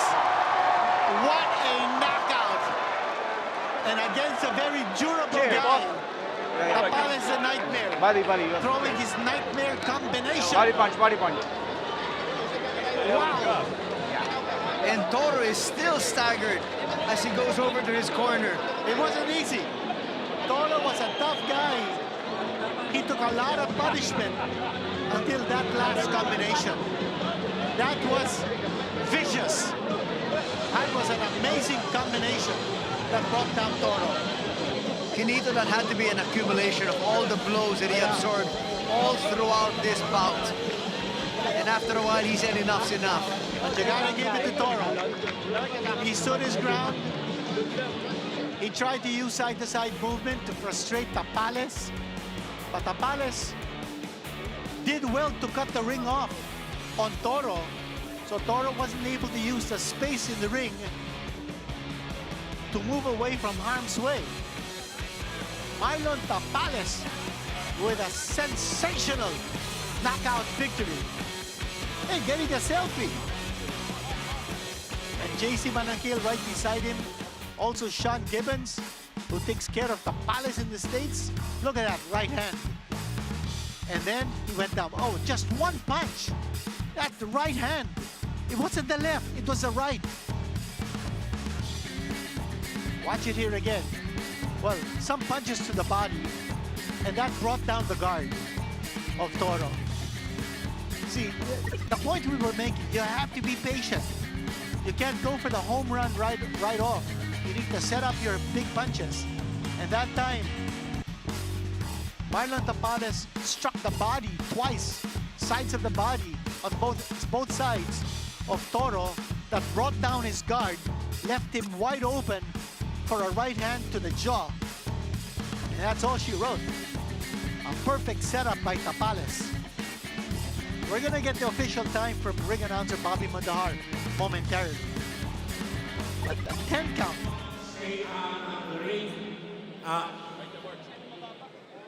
Joe Fraser Jr. to award the trophy to the winner. Joe Fraser Jr. They're calling in Joe Fraser Jr. to award the trophy. And Joe Fraser Jr., actually his wife was supposed to come over, except that she's due to give birth in the States. So Joe Fraser Jr. said, that's okay, I'm just going to Manila. You stay and have our baby. You know, there's another man, Joe Fraser Jr., who fought as a pro, but he actually is a brother whose real name was Hector, but he changed his name to Joe Fraser Jr. in honor of his father. Let's send it over to ring announcer Bobby Mondejar. Ladies and gentlemen, the time, 2 minutes and 31 seconds of the 6th round. Winner by knockout, Marlon Tapales. Tapales. And the winner by knockout. And that count went to 10. Anthony, Tora just could not beat the count. Referee Noel Caduca going the full 10 seconds to declare Marlon Tapales the winner. And Sean Gibbons of MP Promotions, what's he doing? He's fixing his t-shirt. And that's what you like about Sean Gibbons. He's a stickler for detail. He wants to make sure that all of the fighters under his care are well-groomed, looking good with their t-shirts. As Joe Fraser Jr. congratulating the former IBF Super Bantamweight champion, Marlon Tapales, who is due, I would think, for another title crack. Well, with the performance that he came up with here tonight, Kinito, definitely that will get some looking into. You know, the maturity and the experience of Tapales showed up big time. He was patient. He waited for the moment. He timed his shots. And let's recap this fight that just happened. Round number 1. I mean, Tora was smoking coming out of his corner. He wanted to make a fight out of this. I guess he also wanted to test his ability, whether he can withstand the power of Tapales. Well, he was able to withstand it for the first 4 or 5 rounds. But just too much punishment is what he took here. Here's round number 3. And Marlon was just counter-punching his way so beautifully. And using both his right and left hand. But Tora had his moments. Here's Tora connecting with that left hand. But Tapales wouldn't go away. His counter-punching was brilliant. And Tora also used side-to-side movement, some lateral motion to try to frustrate Tapales. But Tapales, his maturity, his experience, giving him the advantage to cut the ring off. And here is the knockout coming up. Round number 6. Watch the right hand. And the delayed reaction. First, the 2 shots, one to the side of the body with the left, another to the side of the body with the right, and finally, a right hand to the jaw. Delayed reaction, Tora going down, taking the full count on his knee. All smiles there for your winner, Marlon Tapales. More bouts are coming up. And up next, it's Vadim Tukov against Sena Agbeko.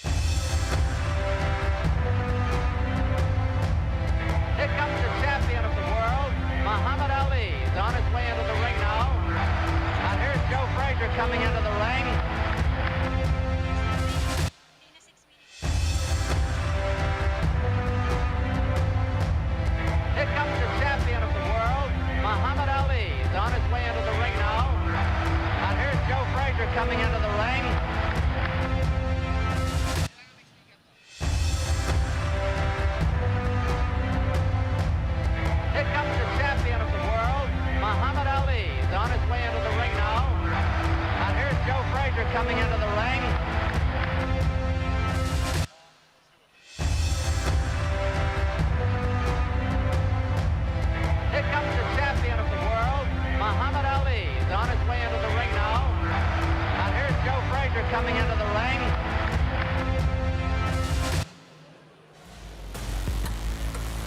Once again, we'd like to welcome you back inside the Big Dome, the smart Araneta Coliseum for the Thrilla in Manila 50th anniversary. Our main event is Jerusalem up against Buse, but a lot more bouts ready to take place. We'd like to thank our major sponsors, the Philippine Sports Commission, International Boxing Association, and the smart Araneta Coliseum. See a lot of our foreign guests on your screen. That's Jim Kilroy, former business manager of Muhammad Ali from 1966 to 1981. And he described their relationship as a genuine friendship. And this is our upcoming fight. We are in the middleweight division. Vadim Tukov of Russia. He is undefeated with a record of 16 wins. Yeah, 16 wins. And no defeats with 7 knockouts. And he's up against a Ghanaian, Sena Agbeko, who now makes his home in the U.S. He lives in Nashville, Tennessee. Take a look at the tail of the tape. Very little difference in terms of age. And very little difference in height. And as well as in ring, so this is going to be a very interesting fight. Agbeko is looking for vengeance because back in 2021, he lost a decision in Connecticut to a Russian, Vladimir Shishkin. So now he has a chance to go up against another Russian and avenge that loss. Can he do it? Will Tukov, with a record of 16-0 and 7 knockouts, remain undefeated after this one? Let's turn you over to our ring announcer, Bobby Mondihar. I would like to call up on the ring IBA promoter Al Siesta, IBA supervisor Maxim Sertikovte.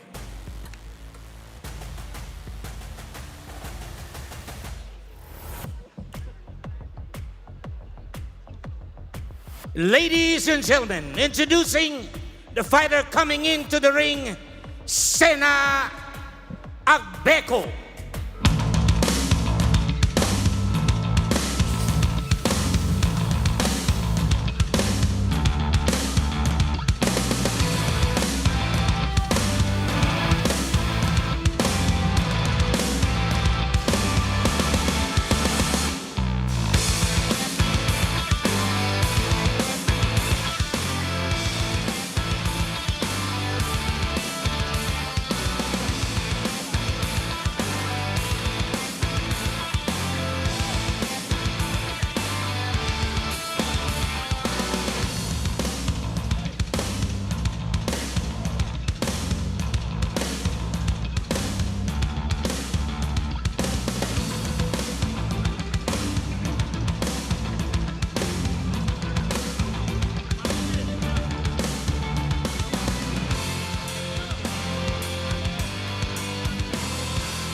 Ladies and gentlemen, introducing the fighter coming into the ring, Vadim Tukov.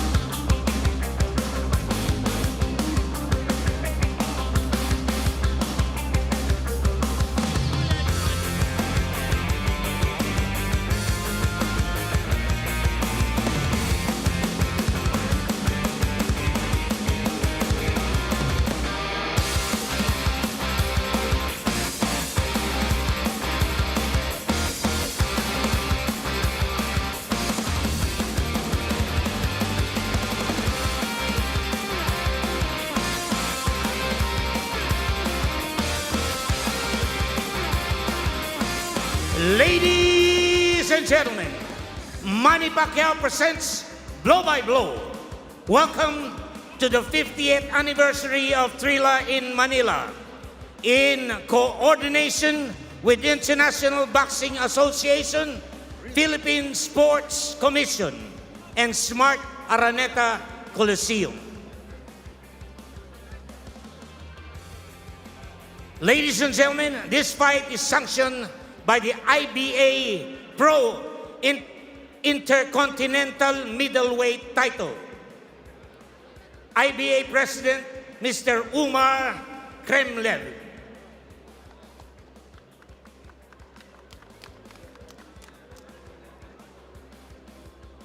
Ladies and gentlemen, introducing the fighter fighting out of the blue corner. He weighed in at 159.1 pounds. He has a record of 29 wins, 4 losses, 3 wins coming by way of knockout. Fighting out of Nashville, Tennessee, USA. Ladies and gentlemen, Sena Agbeko. Agbeko. Right across the ring, fighting out of the red corner. He weighed in at 159.1 pounds. He has a record of 16 wins, no loss. 7 wins coming by way of knockout. Fighting out of Moscow, Russia. Ladies and gentlemen, Vadim Tukov. Tukov. Judges at ringside, Virgilio Garcia, Elmo Coloma, and Gregorio Ortega. Third man in the ring, referee Elmer Castillas.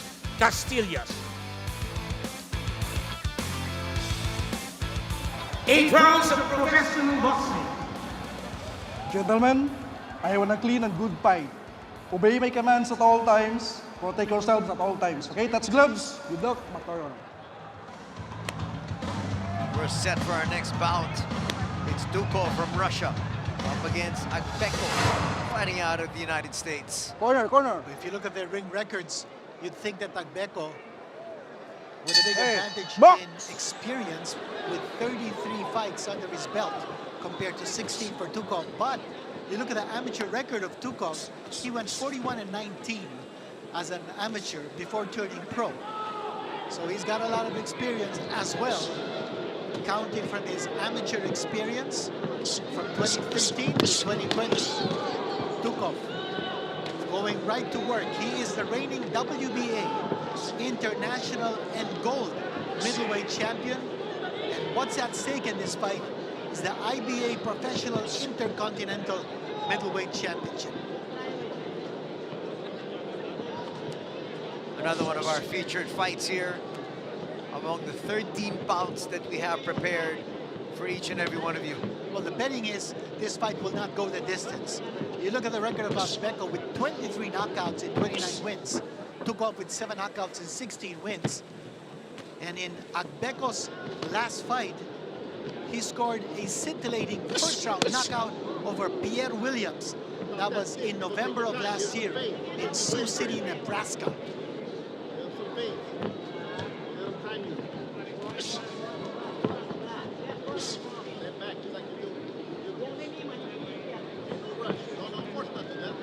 As expected, a bit of a feeling round here for both. But pressing forward is Tukov.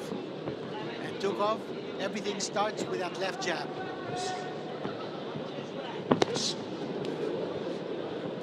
Nice defense for Tukov as he bent down, forcing that miss from Agbeko. Right hand exploding, coming from Tukov.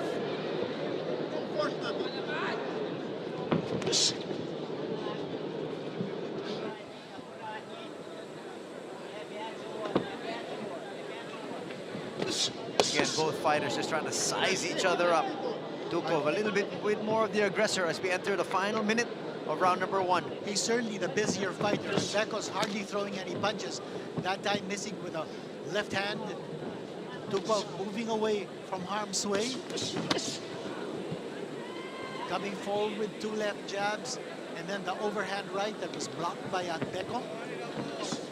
No meaningful connection from either fighter so far in this round.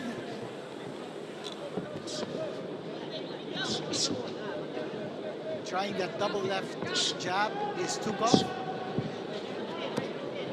10 seconds. Drawing attention from Agbeko to anticipate the left jab so he can uncork and unload that right hand. Very difficult to score that first round, Kenito. Well, you'd have to give it to Tukov because of his busier stance, trying to draw the attention of Agbeko with that left hand so he can open up with his right. Agbeko's not even sitting down. And look at the way Tukov is sitting down. He's got his legs raised up high. And what you notice about Agbeko is his impressive physique. He's ripped. I mean, look at the definition of his muscles and his abs. But here's a replay of what happened in the previous round. And that right hand connected. And a quick left hand in combination. So good movement on the part of Tukov that time. Throwing the right and immediately finding the opening to throw his left. You know, that's the mark of a good amateur fighter. The Olympics, that's what they like to do. Score a lot of points with clean shots.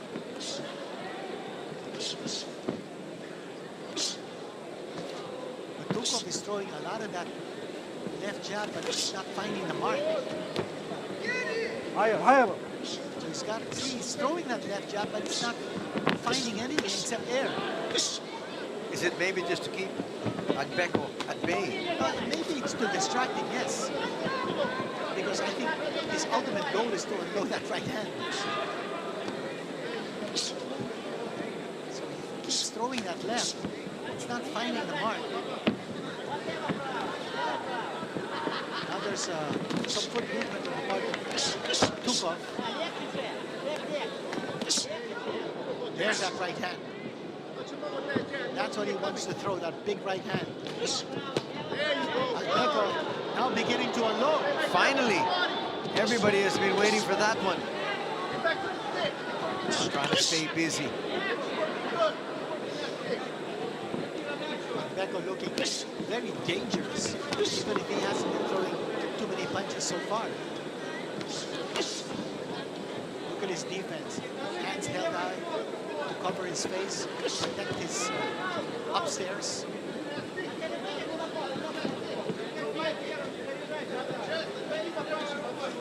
Halfway through round number 2. Not as much action as compared to what we've seen in the previous matches. Tukov doing a good job of circling his opponent, making it difficult for Agbeko to find a standing target.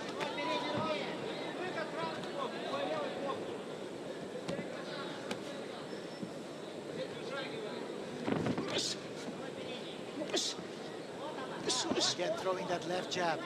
Some connecting, some not.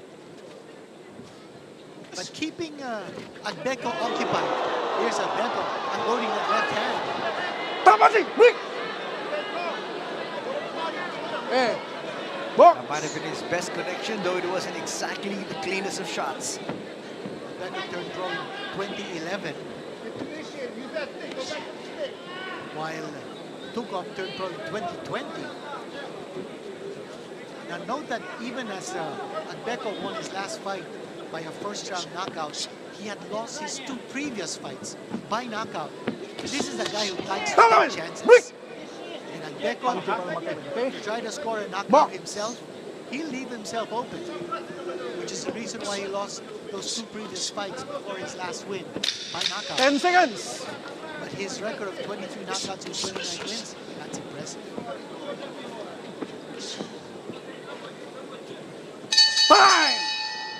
End of round number 2. Again, you can see both these fighters still trying to get comfortable. Just looking at Agbeko's record, when he turned pro, he raced to a 15-0 record. So he was undefeated in his first 15 fights. Then he lost that fight. His first loss was to a Russian, as we mentioned, which is why this is a little meaningful for him because he's out for revenge. He lost to a Russian in his first loss in his career. Wants to be able to, oh, that was a big left hand that he scored. Saw that in the replay. And he struck Tukov straight on the face. Seconds out. Corner. And still, Agbeko refusing to sit on his stool, standing up. Okay. Box. We enter now round number 3. And back to the left jab action coming from Tukov. And then circling away from the left hand of Agbeko. Agbeko a little more aggressive, a little busier to start this round. He hadn't been too active in the previous 3 rounds, Anthony. I'm surprised. Break! Stop punching. Maybe that connection that he had late in round number 2, the big left hand, has spurred him on here.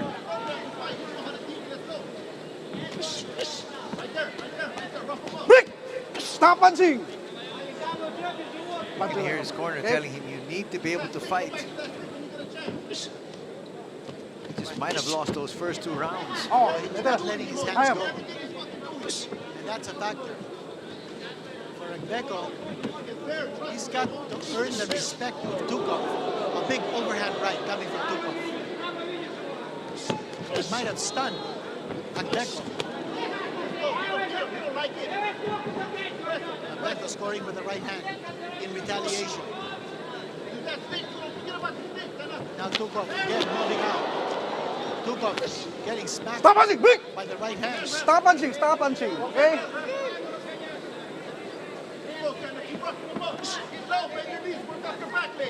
Back to the jab once again. It's Tukov. That has been his main weapon.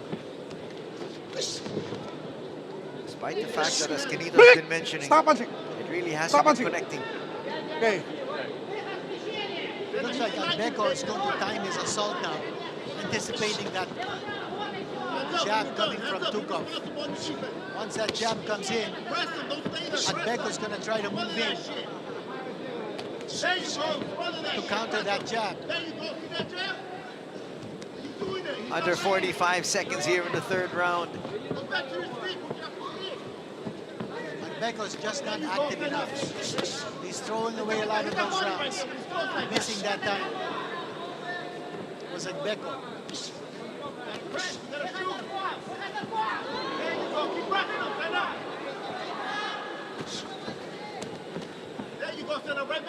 Well, his corner has been telling him to be more active, and he hasn't. Misses there. Break! Stop punching. Okay, last 10 seconds. Box.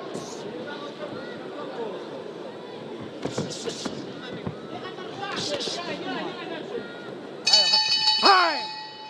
So far, a lot more action coming from Tukov.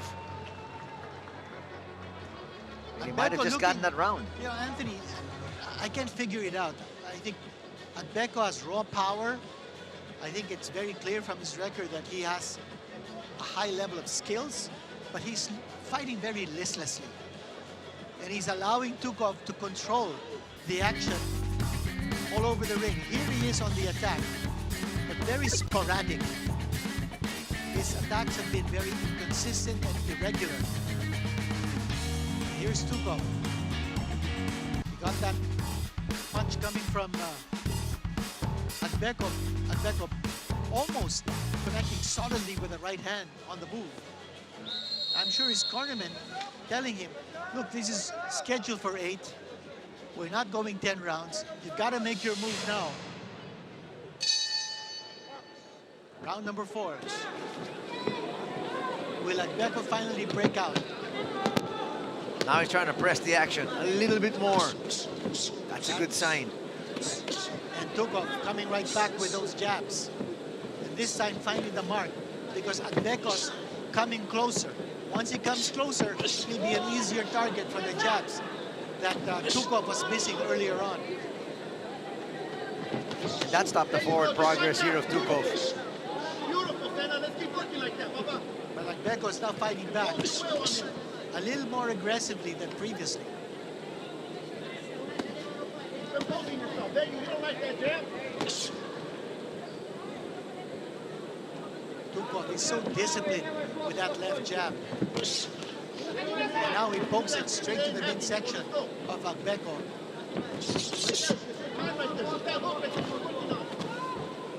Now starting to become a little busier is Agbeko. He needs to really pick up the pace. Tukov has scored with the right hand.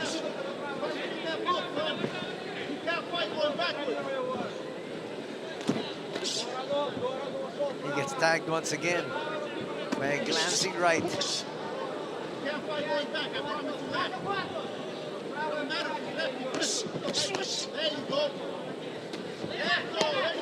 Halfway gone here in round number 4.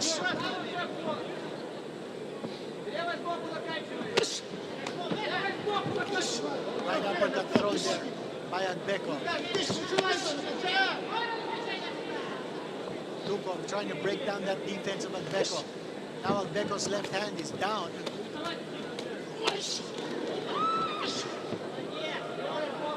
Tukov can catch him with the right hand. The left arm of Agbeko is down. He's not protecting his right side. Or rather his left side. Not protecting himself from the right hand of Tukov.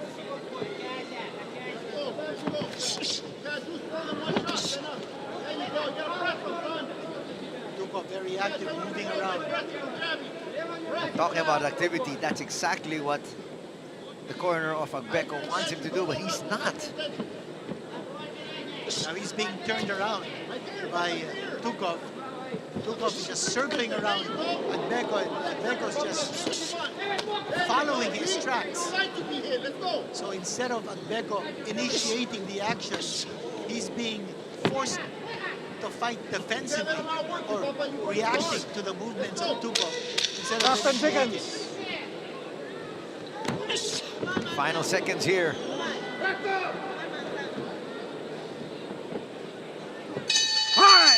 Clearly the round here of Tukov. And again, you see Agbeko walking listlessly back to his corner. It's as though he's not interested in this fight. He's got to show a little more intensity. Looks like he can't pull the trigger, Kenito. Well, that's what he needs to do.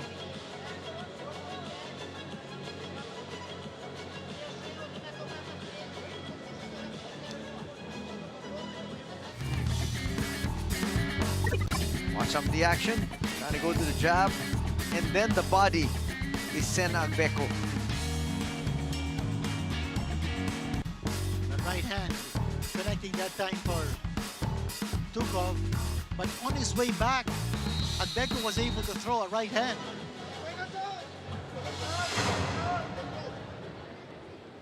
And that's a unique talent of a fighter. If you're stepping back and still you're able to throw and connect.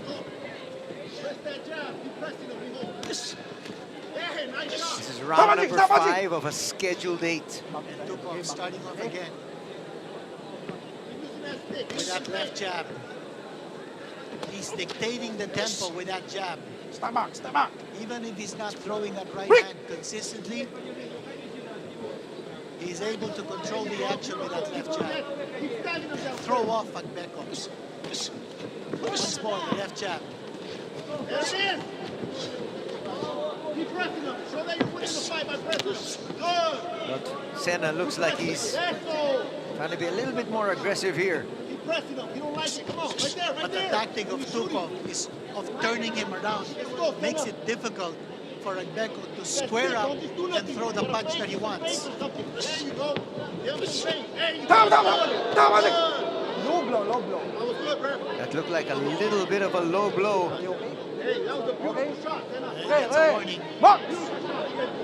Tukov says he's good to go. Doesn't need any seconds to rest. Right hand scored by Tukov that time. that tactic of making your opponent turn around, that's something that Manny Pacquiao did so brilliantly. And not so brilliantly, actually, because he hasn't retired. He's still fighting. When you get your opponent to turn around, then you're able to find an angle for you to throw a shot at your opponent. And that's what Tukov is doing to Agbeko, which is the reason why Agbeko can't seem to get his offense on track consistently. He's being turned around. See, that's the point. Tukov is moving right and then left, and he's turning Agbeko around, so Agbeko doesn't have the foot position to throw a good punch. Stop punching! Hey, box! Another solid round here for Vadim Tukov. It's not overpowering, but it's getting the job done. I haven't seen Tukov hurt Agbeko yet in this fight. Well, like a good amateur, he's scoring, Kinito. Yes, he is. He is scoring with that jab. And then follows it up with a right to the body. And then a left to the head. So it's an avalanche of blows. It's the volume punching of Tukov that's keeping him Last 10 ahead. seconds. And that should be giving him a sizable lead here. But what makes Agbeko dangerous is that he has a one-punch knockout power. He showed that in his record. If he's able to unload and crack the whip with a big shot, then Tukov could go down. Agbeko, he's not winded at all. You can see that he's in superb physical condition. His body shows it. He's not even sitting down. But the big question, Kinito, is why isn't he throwing more punches? And why doesn't he seem interested to win this fight? That's the big question. I think he can show a lot more than what he's shown so far. I mean, with that kind of body. Seconds up! That's impressive. Well, if sometimes... I were Tukov, I'd be intimidated. Well, sometimes, though, with those big muscles, what happens is you get fatigued early. And missing badly was Agbeko that time. So we're in round number 6 now. We're scheduled for 8. Yeah.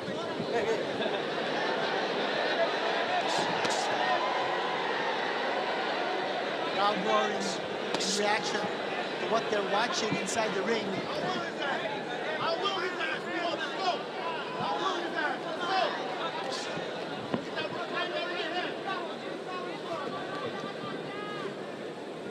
Agbeko's actually allowing Tukov to dictate. Look at the way Tukov moves around the ring. Okay. Turning Agbeko around. Taking away his offensive rhythm. Come on, Papa, I'll will his ass. Let's go. Right there. Looks like Agbeko is looking for, you know, an opening. Shoot that right over that left hand. But since that opening is not coming and presenting itself, he doesn't want to punch. But sometimes you've got to make those openings happen. That's right, but he's being turned around, and Tukov is connecting. Right there, get up, get his ass. Break! Stop punching, stop punching. Right now, this is a great boxing lesson that Tukov is administering. Get him, he don't want to fight. Let's go. The way this fight is playing out, Agbeko has no clue how to fight Tukov. Well, he walked into that jab. Now he's starting to throw. And he connected.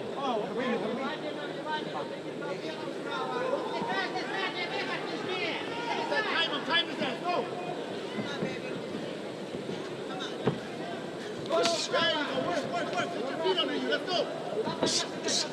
A minute remaining here in round number 6. And once more, that left hand Stop punching! Break! of Agbeko is down, leaving himself wide open for the right hand. Oh, that time an overhand right by Agbeko. That connected. But just one punch. And he's not following it up. Exactly. And I don't think you can take out Tukov in one punch. You need to wear him down.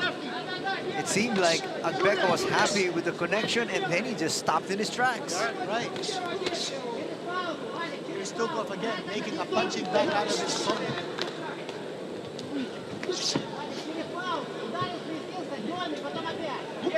Find the will. Let's go take over.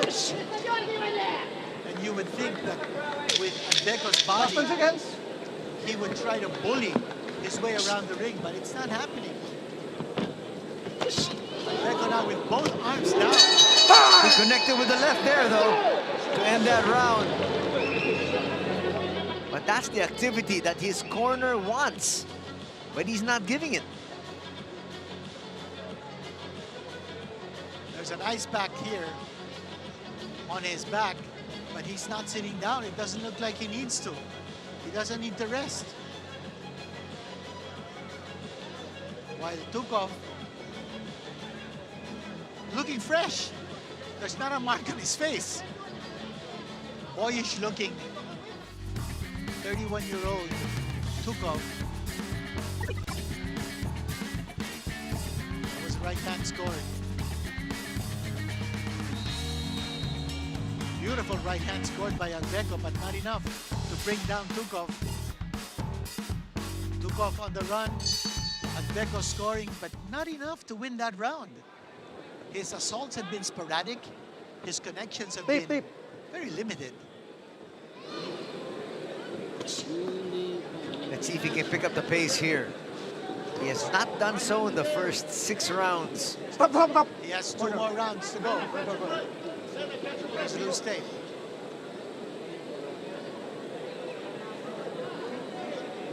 You know, our cameramen are doing excellent work.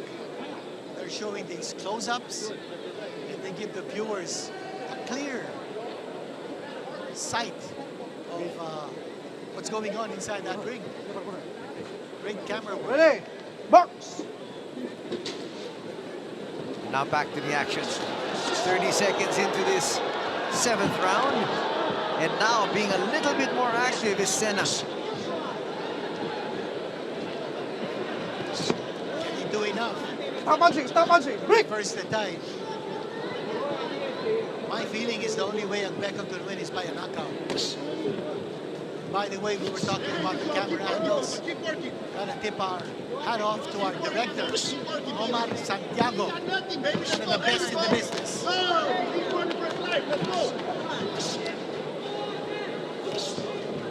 Break! Stop punching! Put your feet under you. Put your feet under you. Right there, time that right hand. He's throwing, time that right hand. 2 left jabs from Tukov, and then the right hand. No retaliation, no counter, no answer from Agbeko. Don't reach if it ain't there. He's just standing there, Kenito, which is quite surprising. I would think that he would roughhouse Tukov. Considering Tukov's amateur background, he's not used to roughhousing. Agbeko's not resorting to any kind of bullying tactics. Press him with the jab, give him some face. Get your feet under you, get your feet under you. Get your feet under you. Again, there's just no fight back whatsoever. There, he's finally fighting. Don't like that right, son. Missed badly with the right hand. But at least he's throwing, Kenito. Where's that body right there, Sena? What's that hand, man? Break! Stop punching! I hate to use the word intimidated, but is he intimidated here by the presence of Tukov? I don't know if it's jet lag, but as he flew in from the US, Tukov also had the same situation. He also flew in from Russia. Correct. Stop!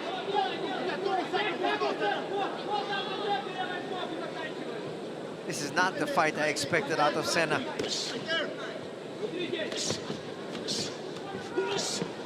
Tukov is just displaying masterclass at this stage. 10-second round sounded. We're going to see the end of round number 7. Then one more round for Agbeko to show what he's got. Time! Looks like he's running on fumes at this stage, Kenito. Yes. so right, Anthony. But still a very entertaining fight.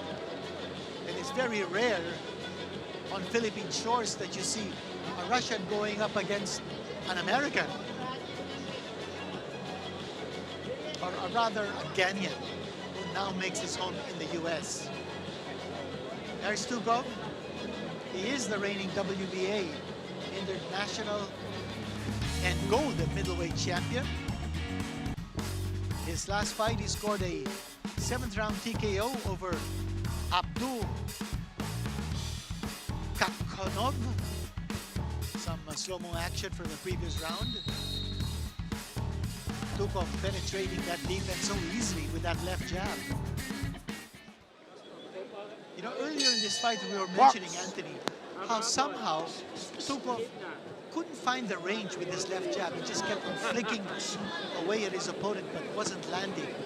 But he was able to adjust his distance, and then he started to connect consistently with the left jab.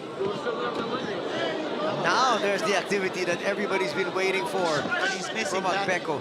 Missing badly. Just doesn't have his rhythm. Tukov took away his rhythm. And now suddenly, looks like he might have caught his second wind somewhat. Talking about Agbeko. Tukov can't be too careful. Agbeko has knockout power. And if Tukov tastes the fury of the punches of Agbeko, he might go down. Step up. A minute gone here in our final round. Big right hand to the midsection of Tukov.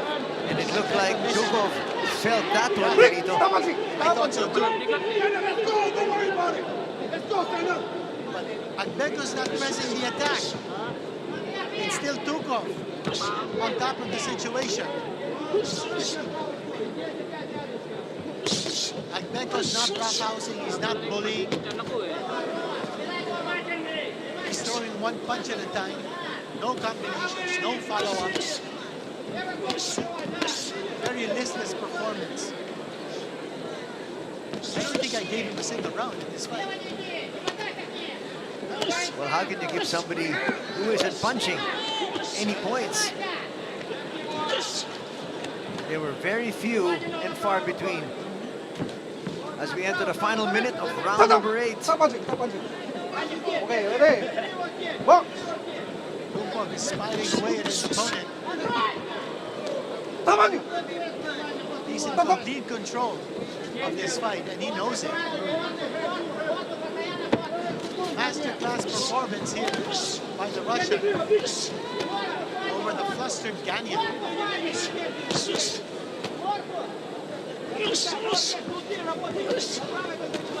Final 30 seconds. And Tukov continues to wail away at Agbeko.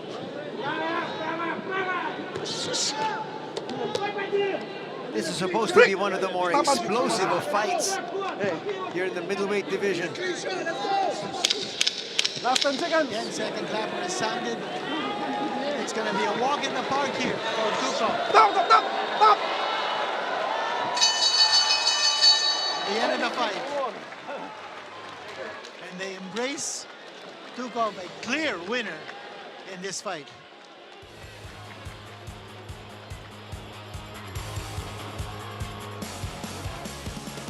Beko raising his arm. Well, he knows he's won this fight. That's for certain. Once again, we'd like to thank our sponsors. We've got the Philippine Sports Commission, the International Boxing Association, and the smart Araneta Coliseum. You're watching this coverage on PTV Sports Network as we bring back some of the action of round number 8.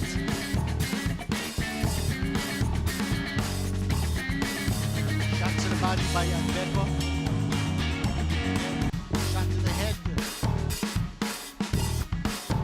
by Tukov, and then another shot to the body there by Agbeko. He just didn't do enough for some reason. The ratio was 5-1 in favor of Tukov. In that sequence, you saw the elbow of Agbeko hitting the chin of Tukov. And IBA Supervisor Maxim Chertikopte to award this championship belt to the winner.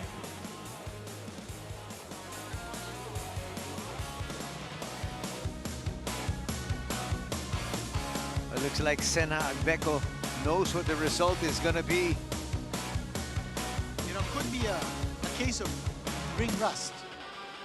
Maybe a little out of boxing condition. Good physical shape, as you can see from his muscles and his physical specimen. But his last fight was in November of 2024. That's almost a year ago. And maybe that long layoff might have affected his rhythm. Just couldn't get himself going in this fight. I'll turn you over now for the official verdict coming from our ring announcer, Bobby Macado. Ladies and gentlemen, after 8 rounds of boxing, we have a winner. We go to the scorecards. Judge Ortega scored it 79-73. Judge Garcia scored it 78-74. Judge Coloma scored it 78-74. Winner by unanimous decision, IBA.PRO Intercontinental Middleweight Champion, ladies and gentlemen, Vadim Tukov. Tukov. And Tukov has won this fight. I'm actually surprised that the scoring was a little close. I thought it was a walkaway. Now he wears the IBA.PRO belt. Intercontinental Championship belt of the IBA.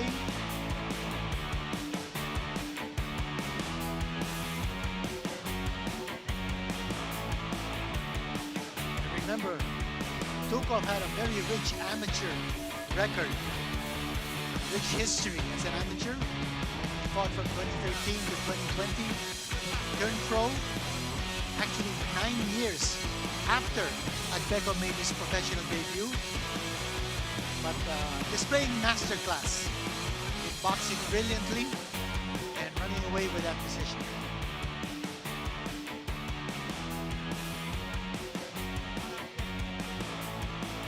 All smiles for Vadim Tukov, and why not? He picks up the victory here. He's got a nice boyish smile. He's going to be a crowd favorite wherever he fights. This is his first fight outside of Russia as a professional, but he has beaten several foreigners. He has beaten 2 South Africans, 1 Argentinian, Brian Chavez. He beat Joel Julio of Colombia. And now he's got Agbeko's scalp in his trophy room. A Ghanaian who lives in Nashville, Tennessee. Let's recap the fight that just ended. This one was not expected to go the full route, but it did.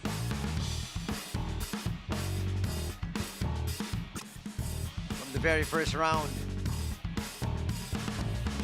the exceptional amateur, now turned pro, took the fight to Agbeko. He led off with that left jab. That started the action. And then he used foot movement and the space around the ring to move away from Agbeko's attacks. And he completely dismantled the offensive flow of Agbeko. So Tukov, as we said, a very brilliant boxing performance. We expected this fight not to last a distance, as you mentioned, Anthony, because of the knockout records of both these fighters. But doing what he had to do to win this fight was Tukov, boxing brilliantly. This fight going 8 rounds. Tukov winning the IBA Intercontinental Middleweight Championship. This is round number 7. You know, Kinito, Agbeko did have his moments, but again, just not enough action, just not enough activity. Well, he would throw one punch at a time. Sometimes he would connect, but even if he did connect, he never really followed up any sort of advantage. His rhythm was off, his momentum was not there at all. And Tukov, look at that shot to the body. That was a big one, right to the chest of Tukov, but Agbeko just didn't follow up that advantage. And there he is, Tukov waving the Russian flag as he wins the IBA Intercontinental Middleweight Championship to add to his WBA International and Gold middleweight titles.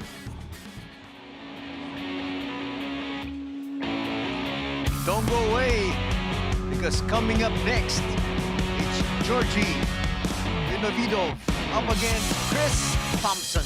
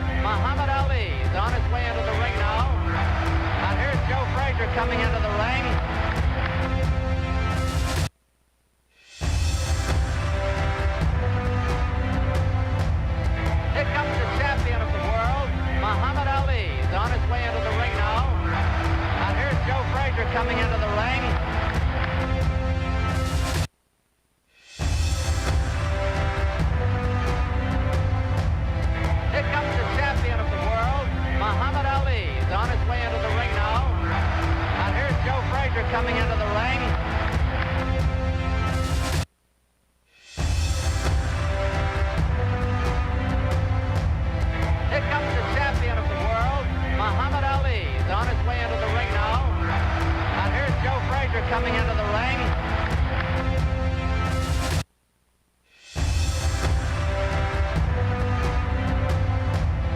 Here comes the champion of the world, Muhammad Ali. He's on his way into the ring now. And here's Joe Fraser coming into the ring.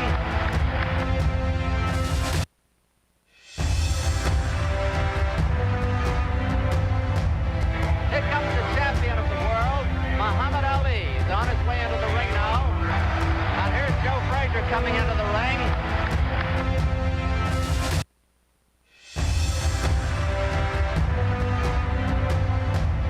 Here comes the champion of the world, Muhammad Ali. He's on his way into the ring now. And here's Joe Fraser coming into the ring.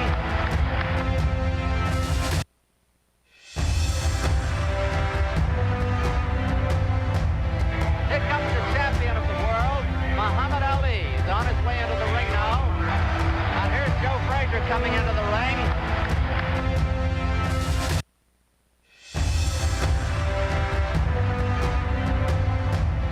Here comes the champion of the world, Muhammad Ali. He's on his way into the ring now. And here's Joe Fraser coming into the ring.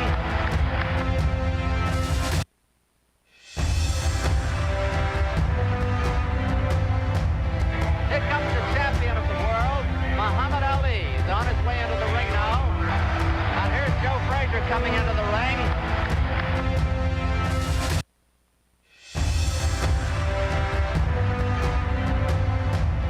Here comes the champion of the world, Muhammad Ali. He's on his way into the ring now. And here's Joe Fraser coming into the ring.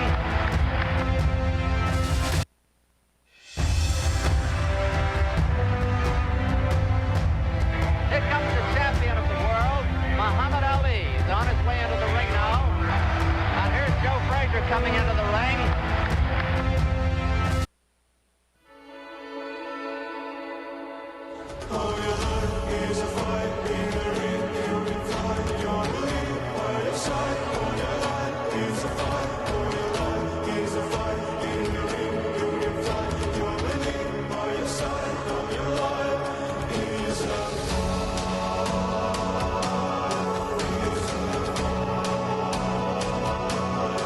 He's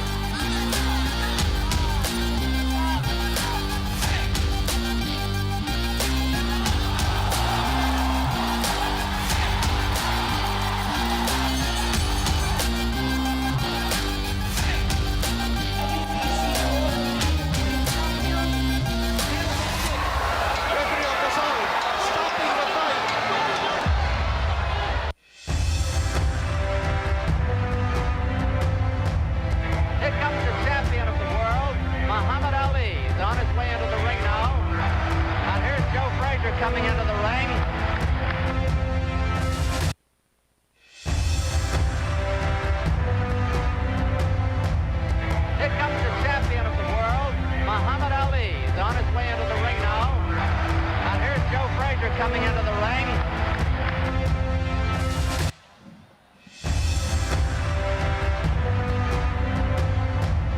Here comes the champion of the world, Muhammad Ali. He's on his way into the ring now. And here's Joe Frazier coming into the ring. Audio check. Here comes the champion of the world, Muhammad Ali. He's on his way into the ring now. And here's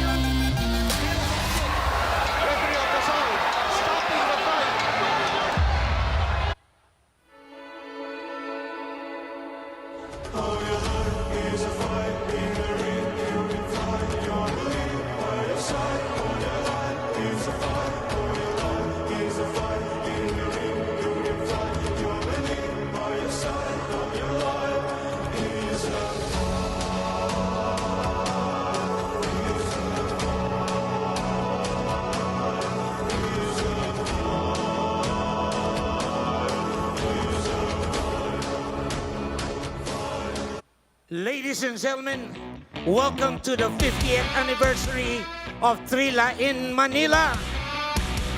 The President of the Republic of the Philippines, His Excellency Ferdinand Marcos Jr. and First Lady Marie Luis Araneta Marcos. Welcome.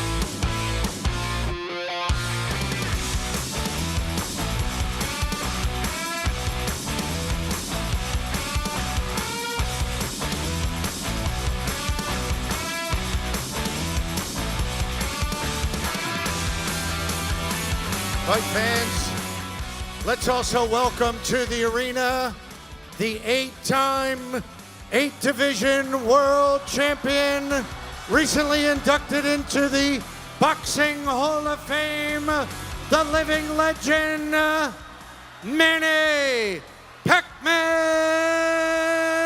Pacquiao!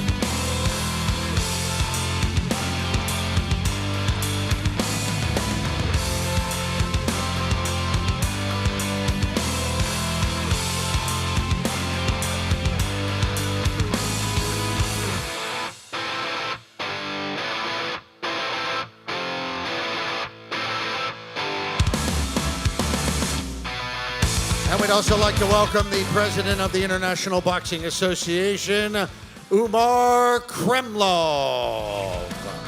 Thank you very much, sir.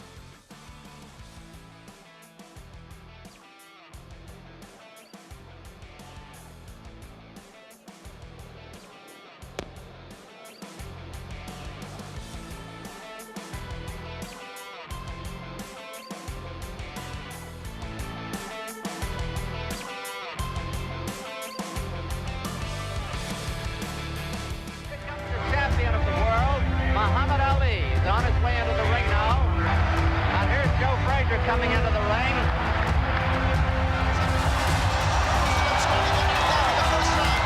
And still, WBC World Heavyweight Champion, Philippine Jerusalem.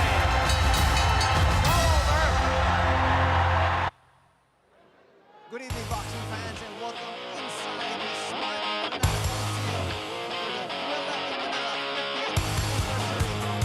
We got a slate of boxing matches coming your way. Anthony Sena here, being joined by the Dean Nico on my left, and I've got Andy Clark on the right. And the president of the Philippines is here, Manny Pacquiao is here, and lots of boxing royalty joining us here for what is the golden anniversary of the Thrilla in Manila. Gentlemen, thank you so much for joining me. We'll start first with you, Dean, and talk to us about the significance here of what we have here tonight. Well, 50 years ago, history was made with the Thrilla in Manila. Now, history continues to be made with the golden anniversary of the Thrilla in Manila. You've got families of Muhammad Ali and Smoking Joe Frazier here in the building. Also, back in 1975, the President of the Republic of the Philippines, Ferdinand Marcos Sr., was present, and now the current President of the Philippines, Ferdinand Marcos Jr., is also with us to celebrate the golden anniversary. History is being made as we speak. Thank you very much, Kinito. Over on my right, Andy, talk to us about, from your point of view, being a boxing expert, what this means to you to be here all the way from London, joining us here in Manila. It's an absolute thrill to be here, it really is. I've been so lucky in my career with the arenas I've been to, the stadiums I've been to. This is the 29th different country that I've covered boxing in. But this is special. This is really, really special, because to be in this arena on the 50th anniversary, just yards away from where the ring stood then, from where it all happened, it just gives me a shiver down my spine just thinking about it. So thank you very much for having me. I'm really honoured to be a part of this, and I'm really looking forward to it. We're going to have a great night of boxing with you joining us here on, of course, the social media accounts, and at the same time, also PTV Sports Network and all the other international channels joining us here for these matches that we're going to be showing to you. Before anything else, Kinito, let's talk about the rules that we're going to be having here tonight. Well, the three basic rules that we will be having. Number one, the no three knockdown rule will not be in effect, or will be in effect rather, and only the referee can stop the fight, meaning to say the corners cannot stop the fight, neither the ringside position. It's only the referee who can stop the fight. Plus, a fighter cannot be saved by the bell in any round. So even in the last round, if the fighter is down and is being counted out, he will not be saved by the bell. Thanks a lot, Kinito. Now we're going to go to Andy as we bring you our very first fight of the night, and it's going to be Nico Ali Walsh up against Kitisak Clinson. That will start things off here, and as we show you the tail of the tape, Andy, take us through it. He's an interesting stage of his career, Nico Ali Walsh, because of the situation with Top Rank. His last fight was in Equatorial Guinea, and this time he's travelled to the Philippines. Really, in terms of ability, he should have the advantage on Kitisak Clinton. He's actually been matched relatively hard in his career so far, Nico Ali Walsh. He's picked up a couple of defeats. There was a draw which turned into a no contest at one point as well. And you would have to back him to win this fight, I would say. I actually sat at his table last night at dinner, and they were in confident mood, all of them. Thanks a lot for that, Andy. Well, right now we're going to turn your ringside to Ted Lerner so we can get on with our very first match of the night.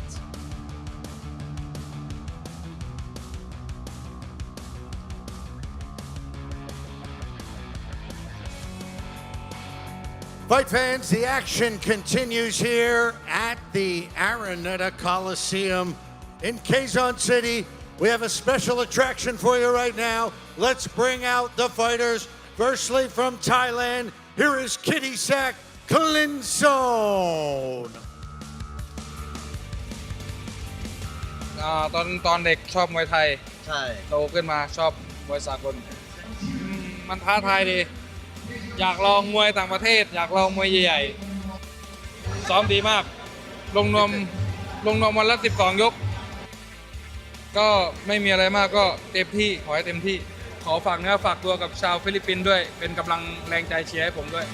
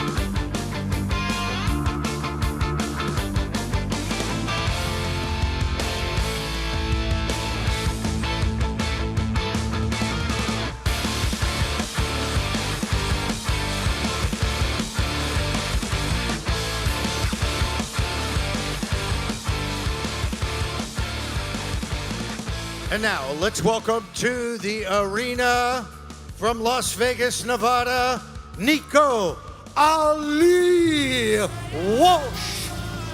I grew up around my grandfather. He was my hero, and I just wanted to be like him. I wanted to do whatever he did. So I'm proud to be representing the Philippines. I'm proud to be, representing Manila. I just have so many people out here that I know and love. I'm fighting the 29th, and I'm doing it for you guys, and that's exactly what I mean. I'm doing it for the people of the Philippines. You have to make a statement on an event like this, and that's exactly what I'm gonna do.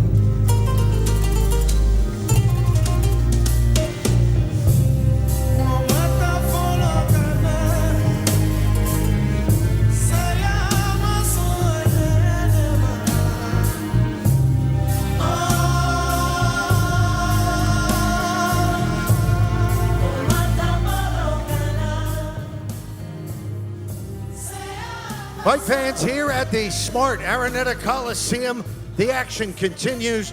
The 50th anniversary of the Thrilla in Manila. And it's all brought to you by Manny Pacquiao's Blow by Blow, the Philippine Sports Commission, and the IBA International Boxing Association. We have a very special attraction that fits in perfectly with what we are celebrating tonight, the 50th anniversary of the Thrilla in Manila. This next contest is scheduled for 8 rounds, and it's in the middleweight division. Judges scoring this bout at ringside on a 10-point must system: Virgilio Garcia, Eduardo Nobleza, Noel Haduka. And when the bell rings, the third man in the ring, your referee in charge, Elmer Costillas. And now, let's introduce the fighters for you. Firstly, fighting out of the blue corner to my right, tonight wearing the silver with the multicolored stripes. He weighed in at 159.6 pounds. Fight record, 10 wins, 2 losses, 6 victories by knockout. He hails from Bangkok, Thailand. Here is Kitty Sack Klingsong.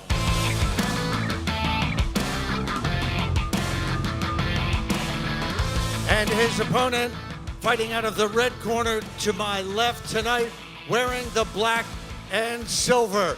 He is the grandson of Muhammad Ali. He weighed in at 159.6 pounds. Fight record, 11 wins, 2 losses, 5 victories by knockout. He hails from Las Vegas, Nevada, USA. Please give a warm Philippine welcome to Nico Ali Walsh. Once again, your referee in charge, Elmer Castiles, with the instruction. Gentlemen, I want to clean a good pie.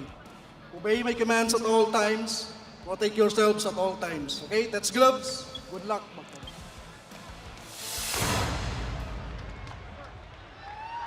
And we're all set for our next bout here for the Thrilla Manila 50th anniversary.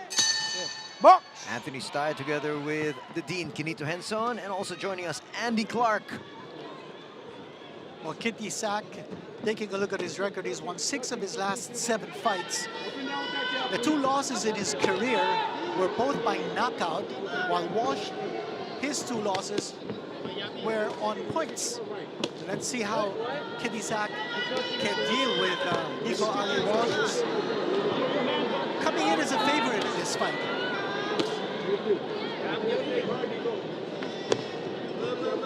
Is there going to be a lot of pressure, Andy, here on Nico? Because obviously, 50th anniversary of the Thrilla Manila, a lot is expected of him here. I think he's used to it now. I think he's been carrying that cross, if you like, from the start of his career. It's an interesting start to the fight, this, though, because Clinton has caught him with a couple of right hands already, and has definitely come to fight here. He's one of these fighters, Clinton, who, when you look at his record, it's difficult to know what you're going to get because he hasn't really boxed anyone, but he certainly seems up for it. I think this could be interesting. Good movement on the part of Walsh, moving around his opponent, cracking Kitty Sack with that right hand. But Walsh fighting off the ropes.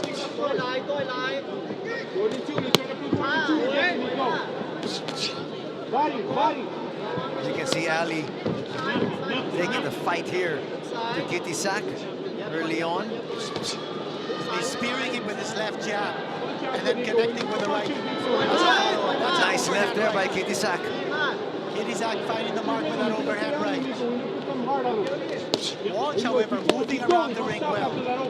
If he's standing up, facing Kitty Sack straight up, he's getting hit. If he's moving around, then Kitty Sack becomes a target. There's about a minute remaining here, round number 1. He doesn't really have any respect for Nico Ali Walsh's power, Kitty-Sack Clinton. You can see that from the way that he's just walking him down. So Ali Walsh is going to have to hit him hard on the way in and give him something to think about and get his respect, because Clinton, you can see it on his face, he's swaggering in, he wants to get close and then let that left hand overhand right go. That right connecting there from Kitty Sack. Connects once again. Walsh is into ropes. Excellent downstairs, upstairs attack on the part of Kitty Sack. Hitting the body of Walsh, opening up the head of Walsh as a target for Kitty Sack. And chance of Ali here from the crowd inside the smart Manila Coliseum. Shades of some rope-a-dope here from Ali.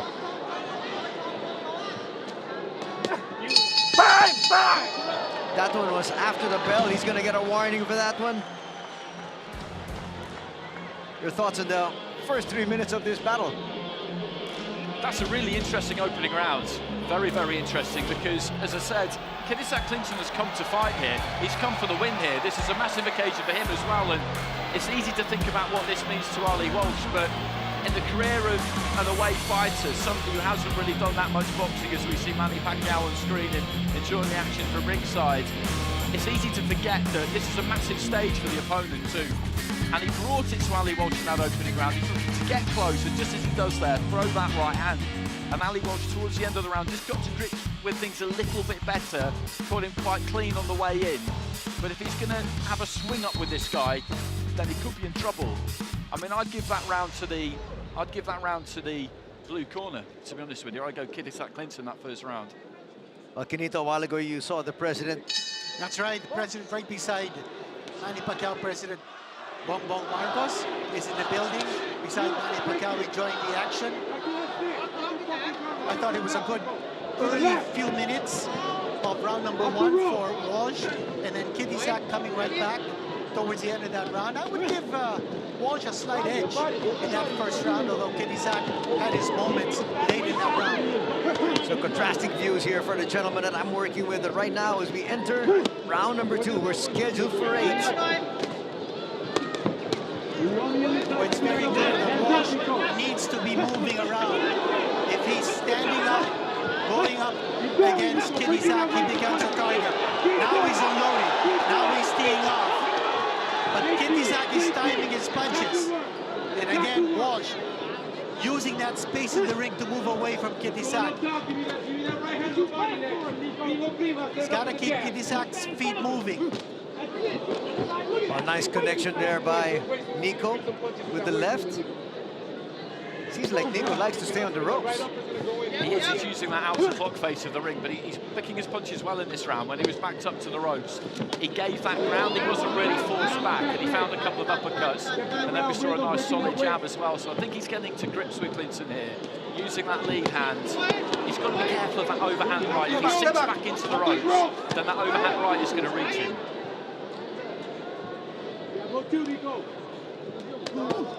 Halfway gone through in round number 2. Watch the power right hand of Kitty Sack. That's what he wants to unload.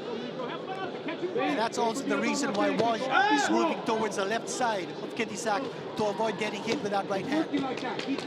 That is the power hand of Kitty Sack. But now this time he's going the opposite direction.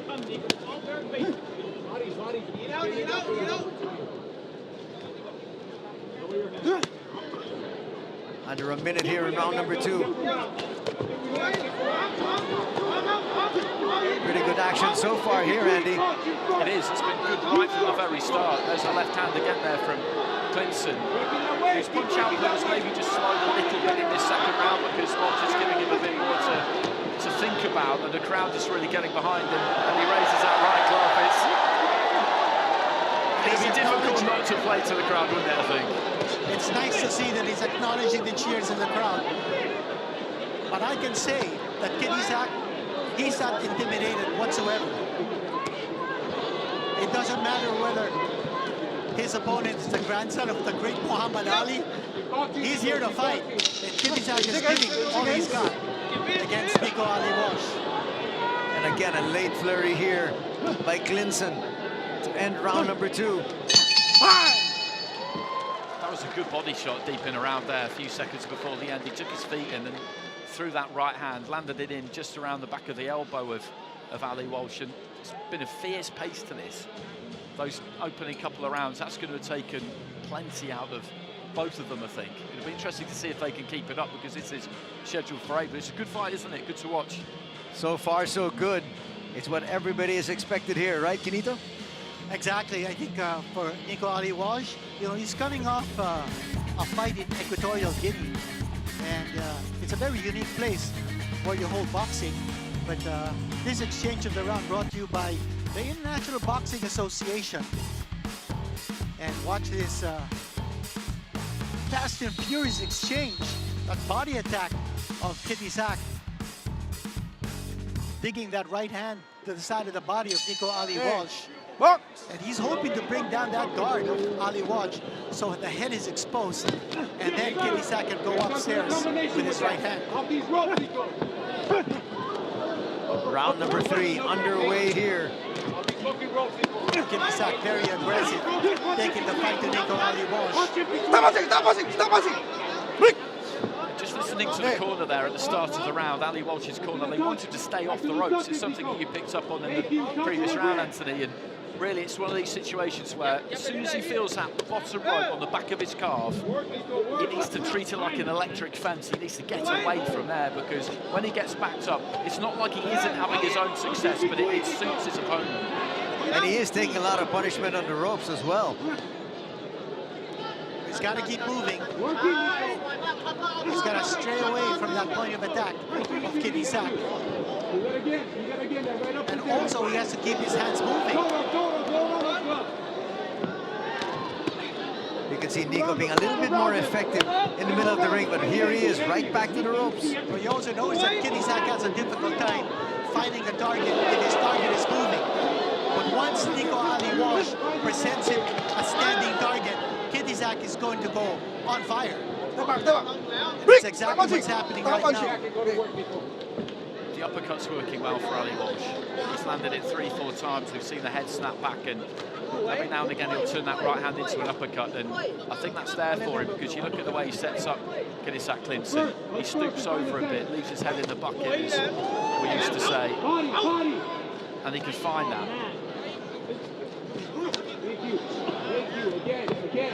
Well, Kitisak's going to both levels, going up high to the head and then changing and going to the body every now and then.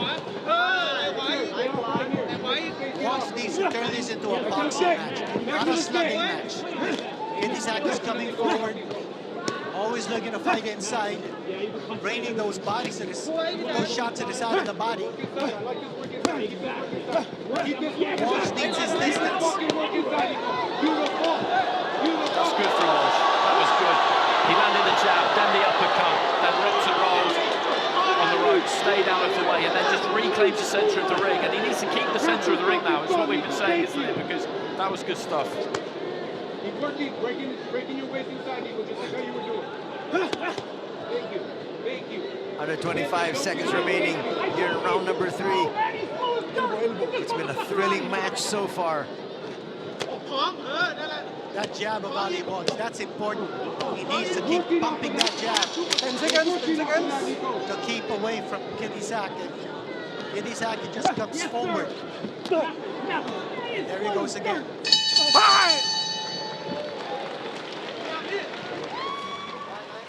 Walsh needs to bring the fight closer to the center of the ring so he can move around and use that space and move away from Kitisak.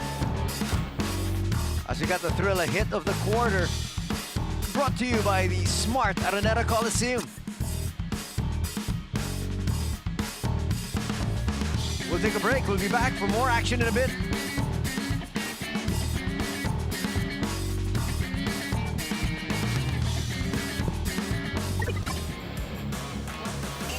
Made with care and quality ingredients, with mouth-watering flavors and a balance of softness and crunch in our crust. Feel the love in every bite of our pan pizza, only at Pizza Hut.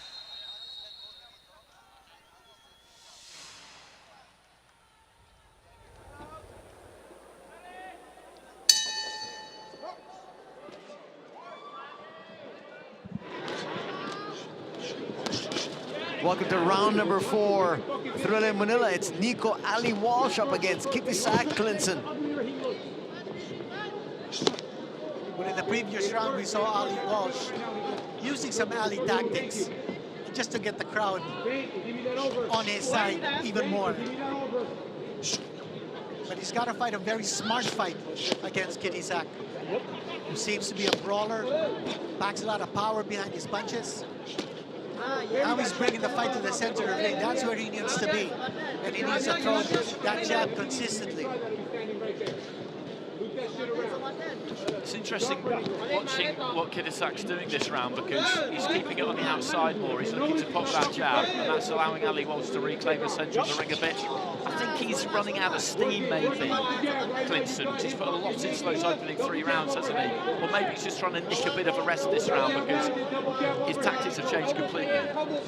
It's an adjustment that he's testing, whereas in the previous rounds he was pushing forward and moving Ali Walsh close to the ropes.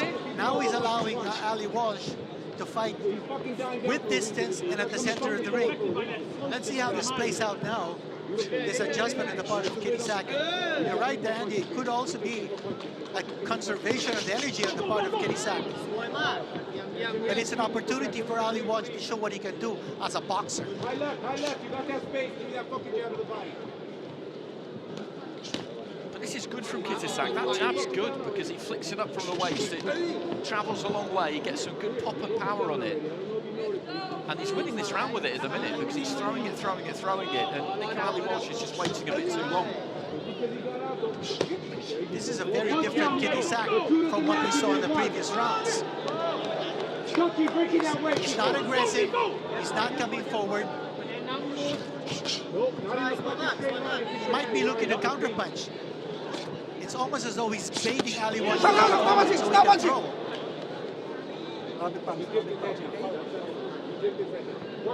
Under 40 seconds remaining here in the fourth.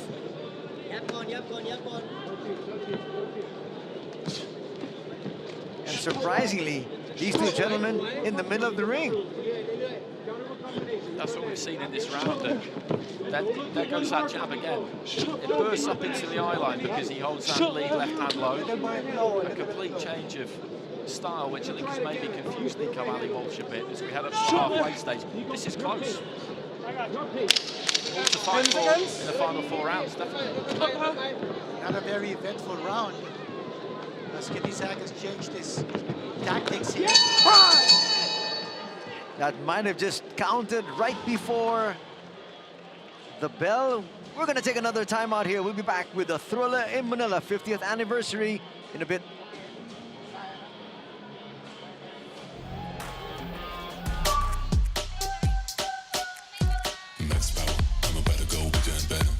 Set it on faster than ever. If I ever lose, set it on, we're doing better. More faster. I'm going to the maximum. I'm going to the maximum. I'm going to the maximum. I'm bigger, more faster. I'm going to the maximum. I'm going to the maximum. I'm going to the maximum. I'm bigger, more faster. This is letting go. I can get it more faster.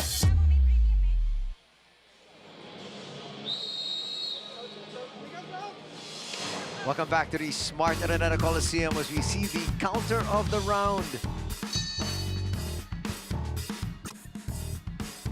And I thought in that round, with the adjustment in the tactics of Kitisak fighting in the middle of the ring, I thought he looked to counter.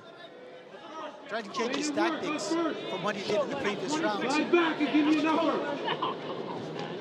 Now remember that Nico Ali Walsh's mother, Rashida, is watching. She's at ringside, along with his father, Bob Walsh.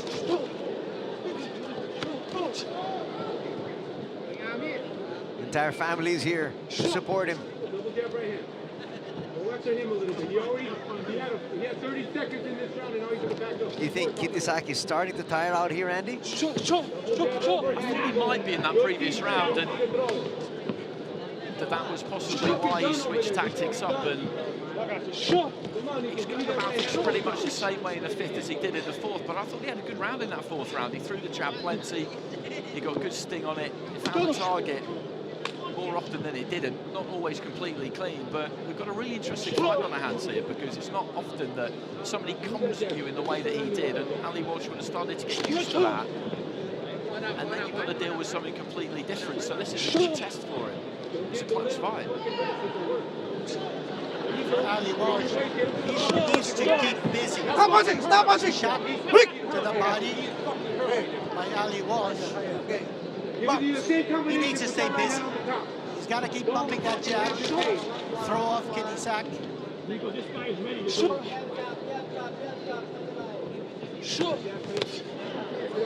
I think he is feeling it. Kitisak Clinton, I think he is, and Carlito, you're absolutely right. He needs to up the pace here. He needs to put it on him and make him fight at a pace that he doesn't want to, because just looking at him there, these are effort punches now he's throwing, isn't he? Off the outside, he'll throw that 1-2. That's a good right hand into the body. He's still dangerous, but I think if he puts his foot down a bit here, Ali Walsh, he can make it uncomfortable for us. I think the fight is laid out for Ali Walsh to win. The way Kitisak has changed his tactics, and it's really up to Ali Walsh whether he can step up to the plate and show what he can do. Right now, he's not being aggressive. He's not busy enough. The fight's in the center of the ring. He needs to keep peppering that jab, throwing shots to the body. Grab it, step back, step back, step back. So action has slowed down as a result.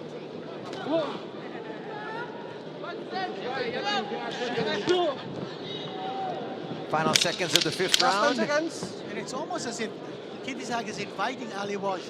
Come in. You know, the door is open. that round. Kinisak waving his arms. Round number 6 coming up.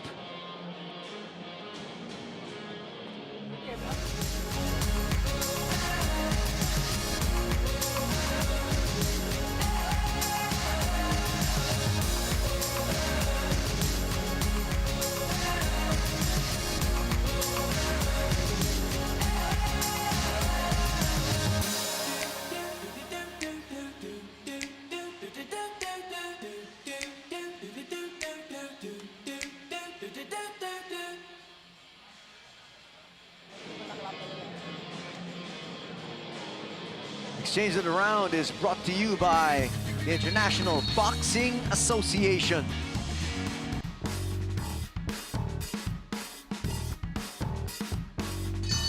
That connection was solid on the part of Kinisak. A clean shot scored by the Thailander. As we now enter round number 6, we are scheduled for 8.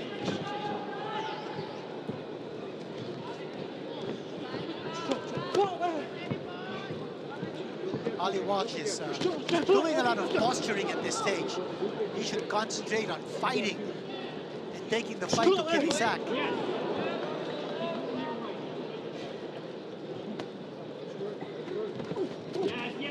Just short with a big expansive uppercut there, Ali Walsh. And I agree with you. He needs to be first a bit more, doesn't he?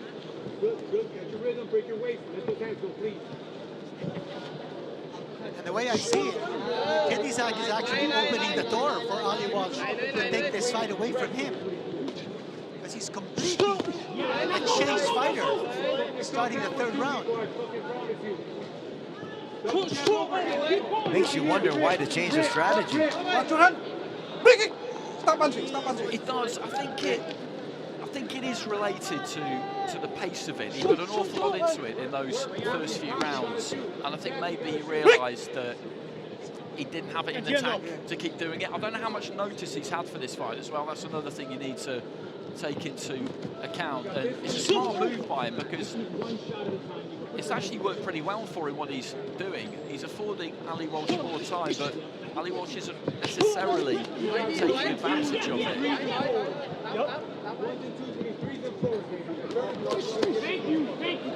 He just needs to get his feet a bit closer, Nico, Ali Walsh.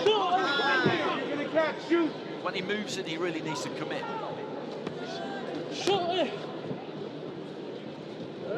Kinisak throwing that left jab.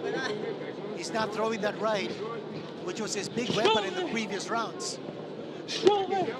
He's not pressing the attack. He's not pushing Ali Walsh against the ropes.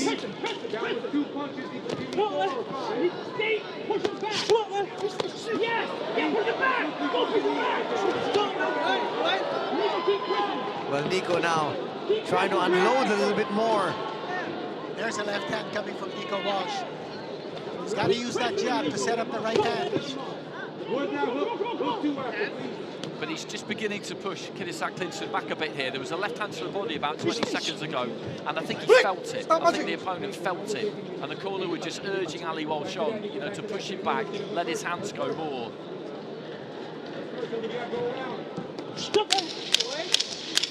You also notice that Ali Walsh doesn't have the legs that he showed in the previous rounds.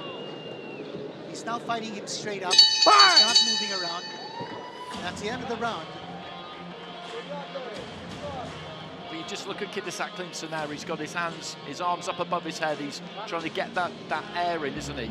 He is feeling this. As I said, he's feeling this. And I think they just maybe need to light a little bit of a fire underneath him, the man we're looking at here in the final 2 rounds, and tell him to go and get this, tell him to make sure, because there's not much in this through 6 rounds. There's been some close rounds, but just the finish of that round we've just seen, he started to push him back. I think he hurt him to the body and he started to push him back, and he's got to set that tempo high now for the next 6 minutes and finish strong. If he closes strong here, then he's got this. Some body shots exchanged by both fighters in the end fighting. And let's hope that Kinisak is not showing too much respect for the Ali name in this fight. I mean, he's out here to win. He's got to show it.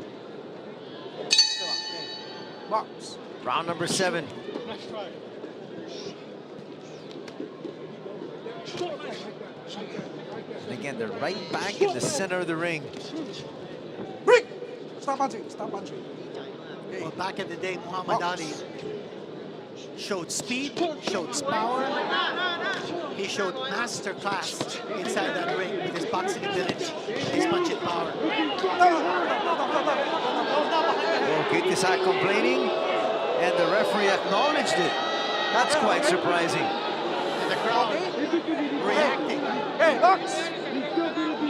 I think he probably did catch him. Protest. I think he probably did catch him a little bit round the back of the head, but they've both been at it at times. It was accidental. He's really digging his toes in here, Kitisak Clinton, because I think he knows that there's maybe not too much left, and when that's the case, fighters tend to fight in bursts, really put in concerted bursts, and then see if they can just find a little bit of room. And as we were saying, Walsh has got to stay on in there. Both fighters are exchanging in the middle of the ring.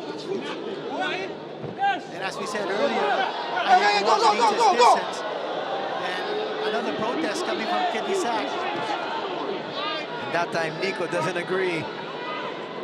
Now, I think there's a touch of gamesmanship here. I think he's trying to use the referee a bit here, Kitisak Clinton, and Ali Walsh is kind of taunting him a little bit there. And that's another sign that a fighter is feeling the pace, that you're looking to try and find your way through and throw your opponent off. He needs to ignore all of that, Ali Walsh, and just stick it on him, get on the front foot and give it to him. And one thing for sure, the crowd is getting entertained with the showmanship being showed by both these fighters. Stop punching! Stop punching, stop punching, okay? Hey, box! Approaching the final minute of round 7. What you notice also is Kitisak's speed has really taken a step back. You don't see the hand speed that he showed in the first 2 rounds. He's clearly slowed down. And for Ali Walsh, he just needs to take advantage of this situation. Stop punching, stop punching, stop punching! Well, Kitisak right now is trying to go into his bullying tactics.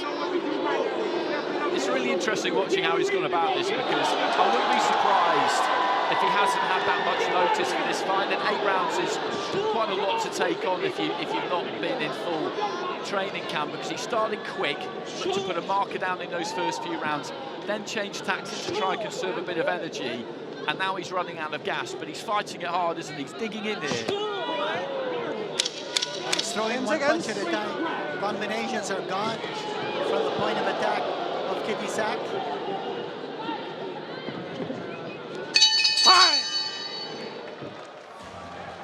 Kitisak also playing to the crowd. One more round coming up here for these two gentlemen. But you're right, Kinito. The fans are totally engaged in this one. It's going to be interesting to see just how much left they have in the tank. We'll take a break. Quality ingredients with mouth-watering flavors and the balance of softness and crunch in our crust. Feel the love in every bite of our pan pizza, only at Pizza Hut.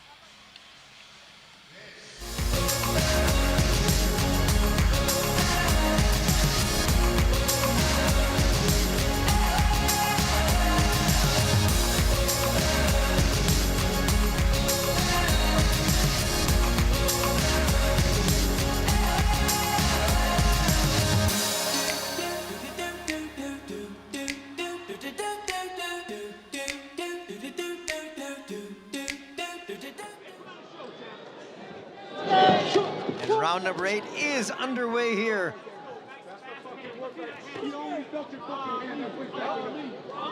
Well, it's now or never here for Kitisak. The way things are going, Ali Walsh will win this on points. There we go, Ali Walsh again playing to the crowd, and so is Kitisak. But you know, the fans want to watch some boxing.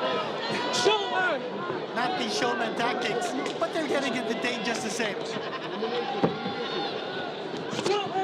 I don't think either one of these two could afford to be doing that, because I don't think there's a lot in this fight. I don't think there's a lot in this fight at all. There's been some close rounds here. He started quick, Kitisak Clinton. In that first round, I thought Nico Ali Walsh adjusted pretty well rounds 2 and 3 after that, but when he changed tactics, Kinisak Clinton. It took Ali Walsh a little bit of time to adjust to it, and he has looked like he's running out of gas, but as we've been saying, he's dug in. And Ali Walsh, for me, could have done more in these last couple of rounds. Good connections there by Ali Walsh from the inside. You can see that the energy level of Kinisak is ebbing. And Ali Walsh, he feels he can win this fight if he finishes convincingly.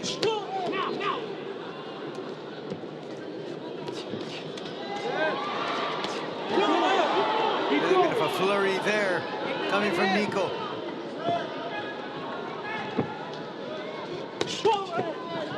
Stop punching! Stop punching!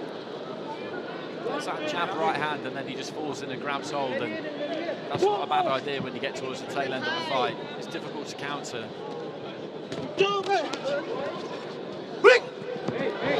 But the volume of punches here from Kinisak has really gone down. All the more Ali Walsh getting the crowd behind him. The fans are shouting, Ali, Ali.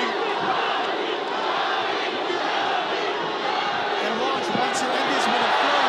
Oh, the Ali shuffle. The fans have been wanting to watch that from the start. And Kinisak is thrown down Ali Walsh. That was an MMA takedown there from Kinisak. And Kinisak is saying that his opponent is flopping. 10 seconds! That was good from Ali Walsh. Yeah. Some good combinations, and I would like to have seen him do this a bit earlier. The bell goes at the end of the fight. It's a good fight, that. Really, really good fight to watch. Kinisak Clinton celebrating that right glove in the air. And the smiles all over. You see the smile on the face of the president, Bongbong Marcos. His wife, the First Lady Lisa. And you see former Senator Mar Rojas also in the building. That's Joe Fraser Jr. Had a chance to speak with him at the gala dinner last night, and he said his main concern, his main focus now is being a spiritual counselor. And he also runs a promotions company involved in events like boxing. Take a look at some of the action. The combo of the night. That's brought to you by the International Boxing Association.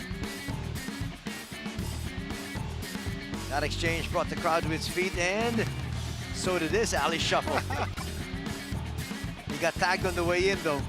He did get tagged on the way in, but it didn't really matter, did it? He walked through it, he got to his man, and then set about him, and I would like to have seen him do that earlier.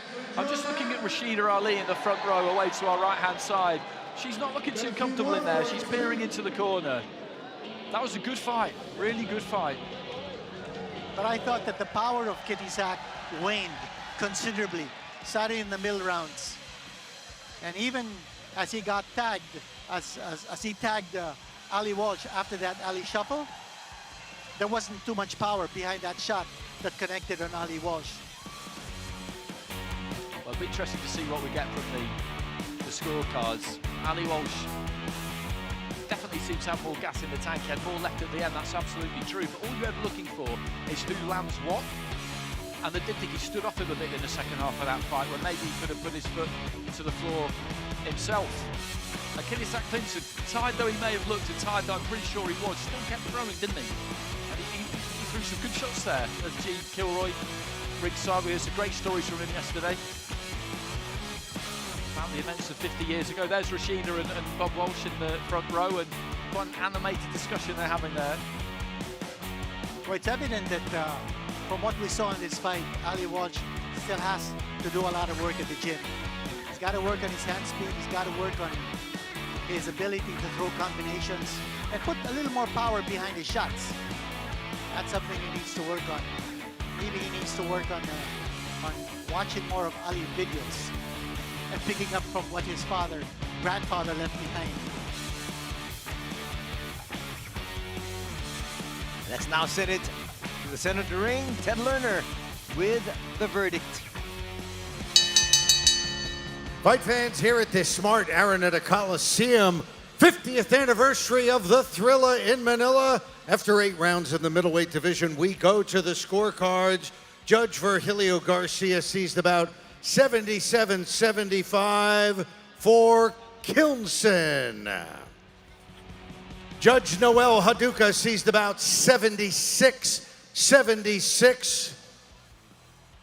And Judge Eduardo Nobleza sees the bout 76-76. This fight is a majority draw. Wow, what a result. Not the result I expected. Majority Your thoughts? draw. I think that's fair. I didn't think there was much in that fight at all. I think at halfway it was pretty much level. And in the second half of the fight, I think the opportunity was there for Nico Ali Walsh to take it away from Clinton. But Clinton just dug in. He kept I know trying, it's a draw. going, and I thought Ali Walsh I want to give you the just waited a microphone little because bit your too grandfather long. fought in this I'm happy very with the ring draw. I think there's 50 nothing years wrong with ago. that. And I think Benito, the crowd we here don't would want like to to see a hear winner. from you. I thought Ali Walsh. First off, I want to say, alhamdulillah, God is the did greatest. enough to So win a thank you, close God, for verdict. this opportunity. That's number I thought one. But Secondly, I want to thank every single person in this arena. Thank you so much for coming out. You guys are amazing.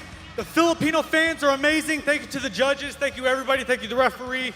Thank you to my opponent. Thank you, Umar Kremlev, Pacquiao, Mr. President. Thank you guys so much. And I want to, of course, I got to thank my family, my parents, Amer, my coaches, Fernando Diaz and Jamie Belt. But I wouldn't be here today if not for God and my grandfather. So I want to thank my grandfather for putting on an amazing show 50 years ago in this arena. Thank you guys for having me, and I hope to be back soon. Thank you guys so much. I don't agree with the decision, but I know you guys saw the real victor tonight. Thank you guys so much for coming out. You guys are the best. You guys have great fights ahead. Thank you guys.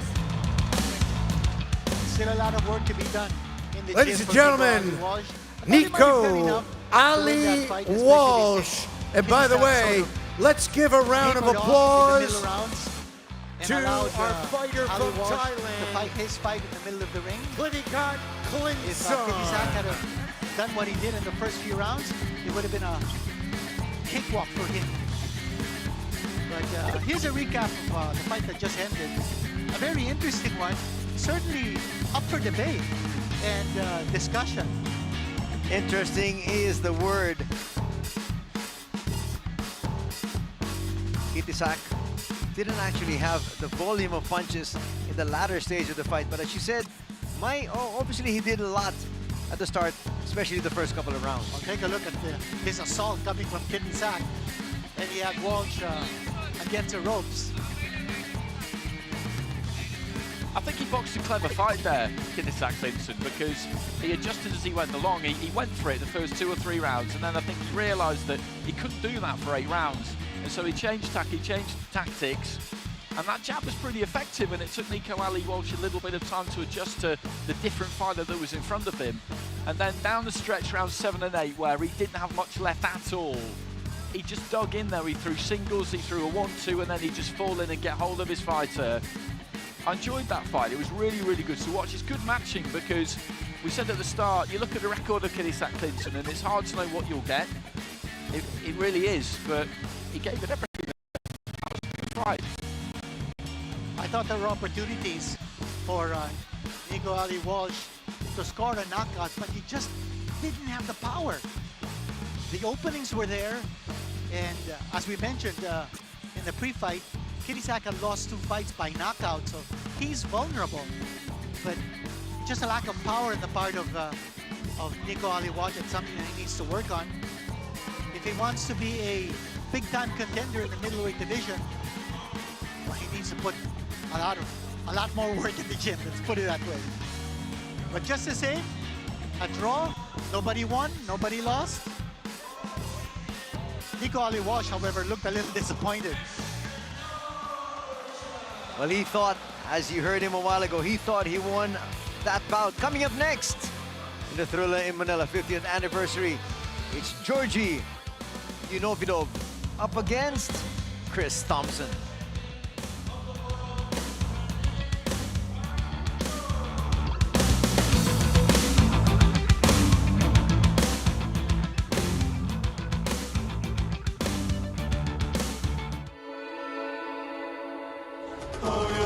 Is a fight in the ring, you can fight your lead by your side, on your line.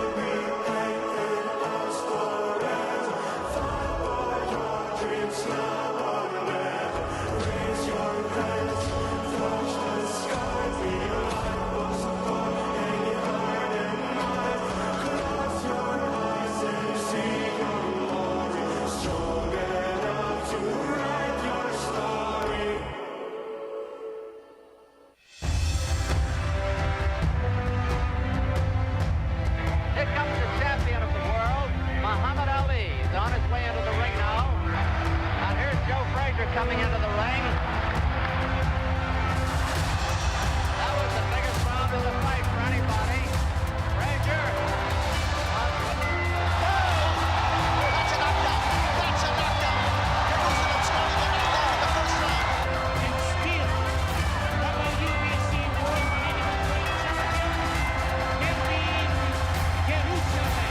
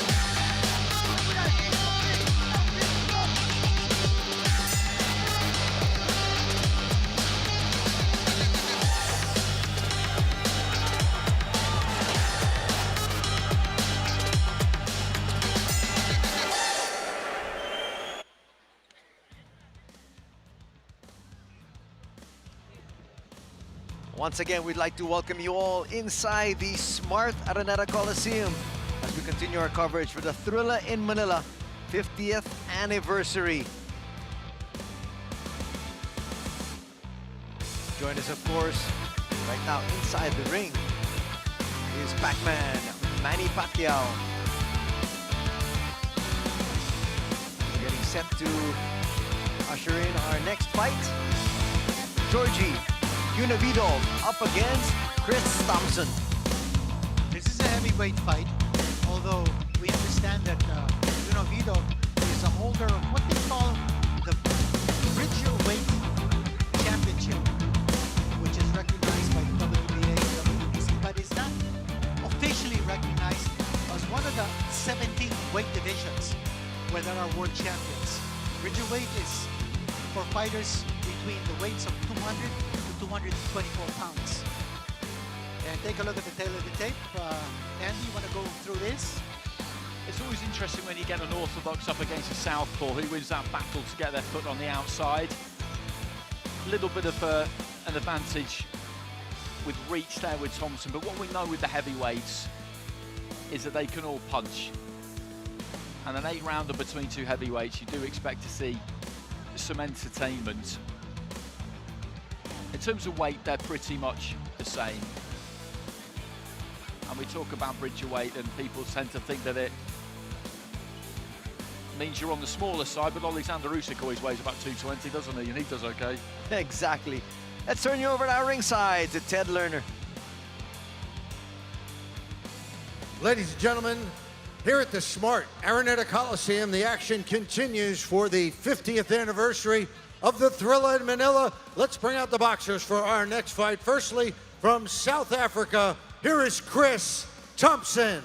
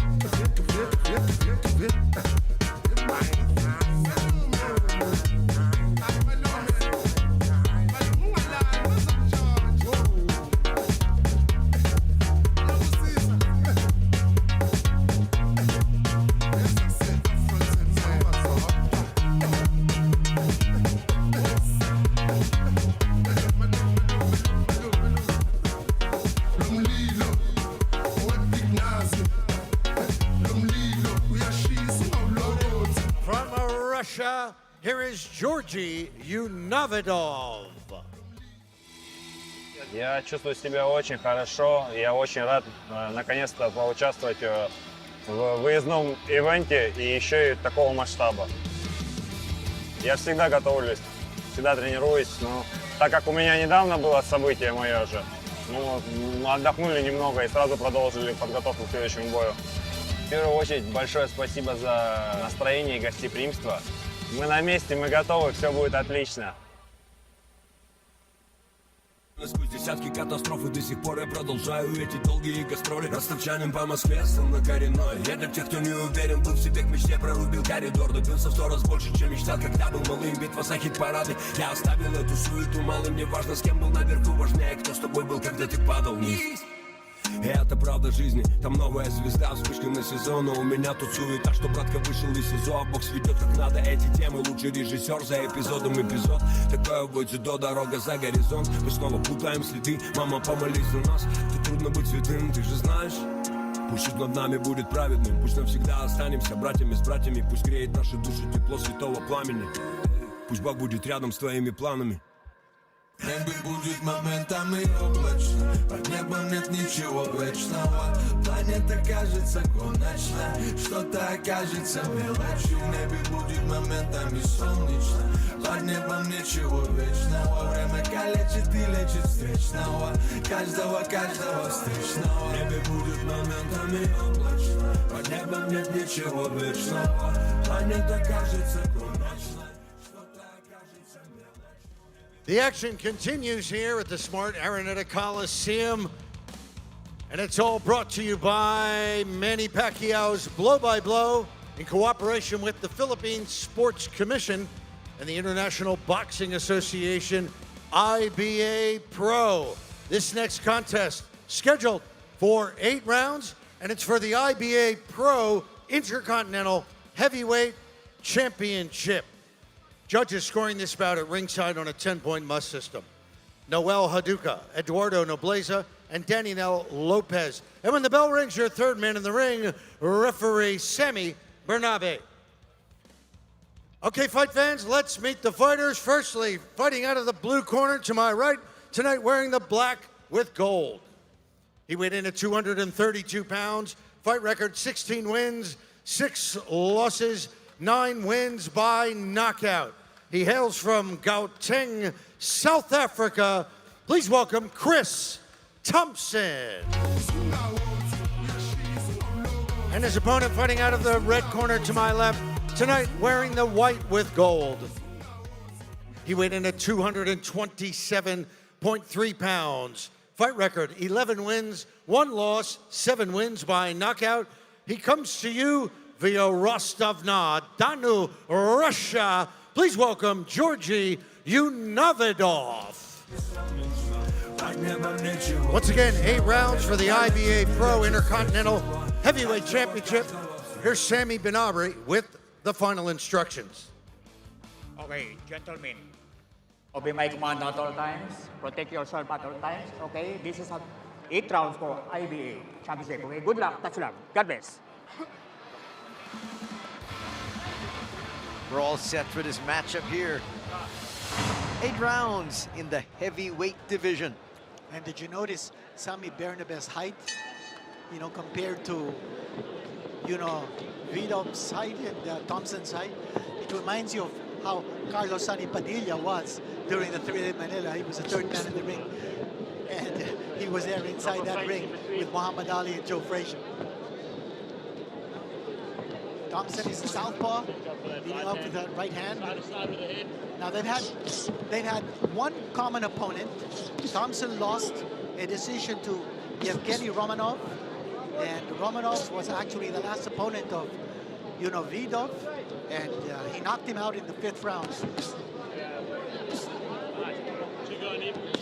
Well, as Andy was talking about, all these heavyweights have got that knockout punching power. Oh yeah. 9 knockouts to 16 wins for Thompson. 7 knockouts and 11 wins for, you know, Vidov.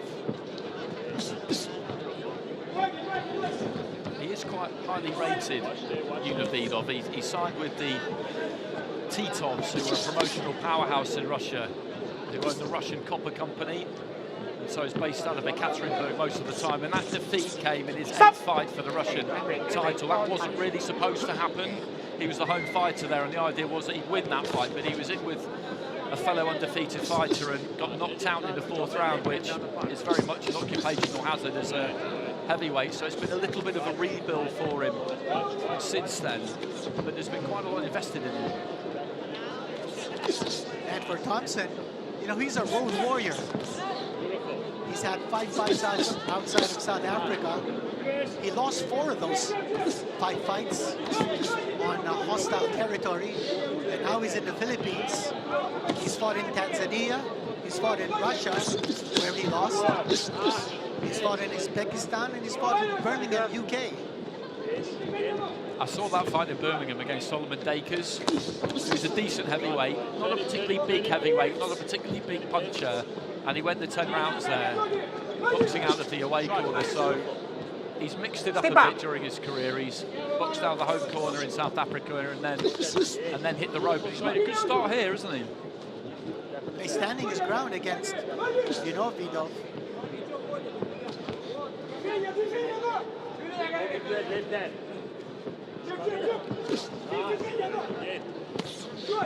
Final 30 seconds here of our very first round.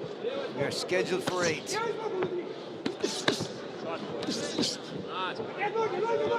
Throwing some power punches is Thompson.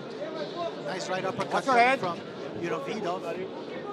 What you like about Vidov is that he leads off with either his left or his right. And he's catching Thompson off guard. Thompson not able to anticipate which is going to be the lead hand for him to counter off of. I think he put quite a lot into that first round there, Thompson. He was putting some heat on pretty much everything that he threw, and Vidov was tucking up. He was catching most of them. A couple got through, but not too many, mostly to the body. So he had a good look there, Vidov, and I don't think he would have been too upset at how hard Thompson was working, because it's going to be difficult for him to keep that up, I would say. Power punch of the round is brought to you by the Philippine Sports Commission. And you also notice that right after that first round, Thompson was breathing heavily. I don't know whether he's doing the last 8 rounds. And Vidov wasn't throwing power punches. He was just leading off with his lefts and his rights. I think he's being very patient.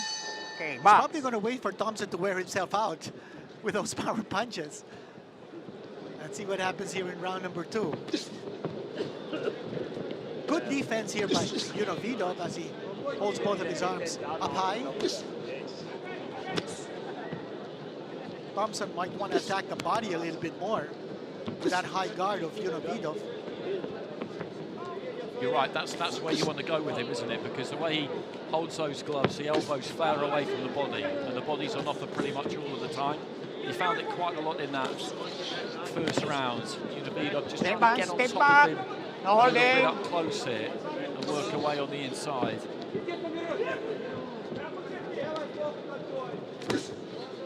Watch your head.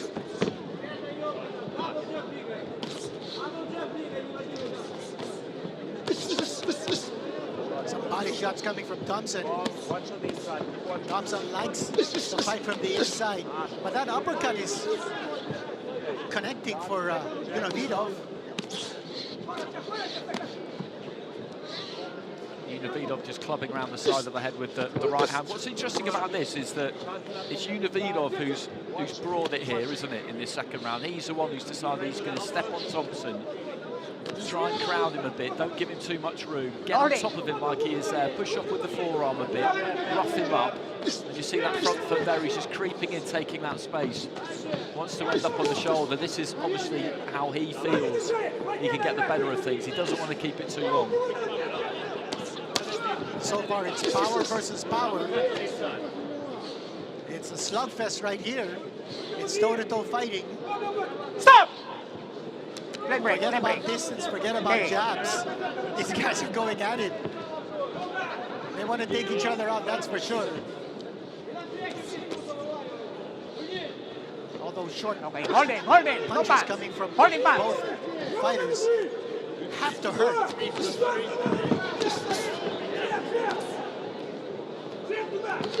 Thompson getting a little bit of separation. It suits him more, doesn't it, when it's like that? When he's just got a little bit more room, he can get those levers a bit freer, go down to the body, look for that uppercut up the centre. But Vidov is, again, just right on him here, trying to get onto his shoulder and really sap his energy. That's where Thompson wants it, right there, that kind of middle range. He need to take a step back just to get that distance to throw his punches. Watch on the inside. He's connecting rather consistently, Thompson. Stop. Listen.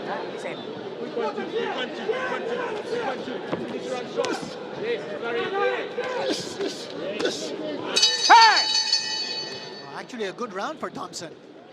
Especially in that last exchange, you could see there Thompson getting the better of his opponent. You can see what Vidov was trying to do, and I think it worked quite well the first couple of minutes. He's looking to get on the shoulder, push down, fight on the inside, and just wear the battery down. And Thompson in that final minute wasn't really having it. He managed to separate a bit more and find a bit more space, but I think Unividov is confident in what he's feeling in there. I think he's just going to keep doing what he's doing and be of the opinion that he's going to be able to turn this his way sooner rather than later. Exchange of the round is brought to you by the International Boxing Association. You like the way Thompson has been digging Seconds out. into Seconds the side out. of the body of One Unividov. Okay, third round.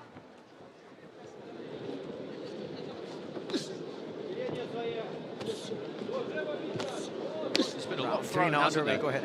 There's been a lot thrown in those first couple of rounds. So this is a hard fight to be in. It's got tough pretty quick. Both in great shape.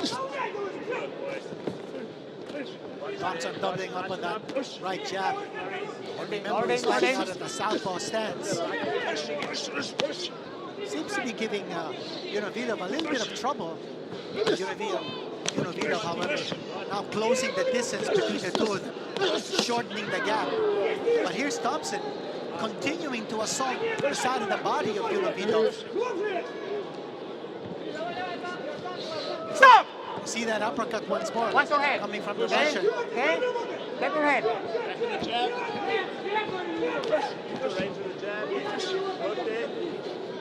I can't help but notice Sammy Berland looks like I mean, he's dwarfed by these two giants in the ring. Well, as we mentioned, this is the heavyweight division. Yeah.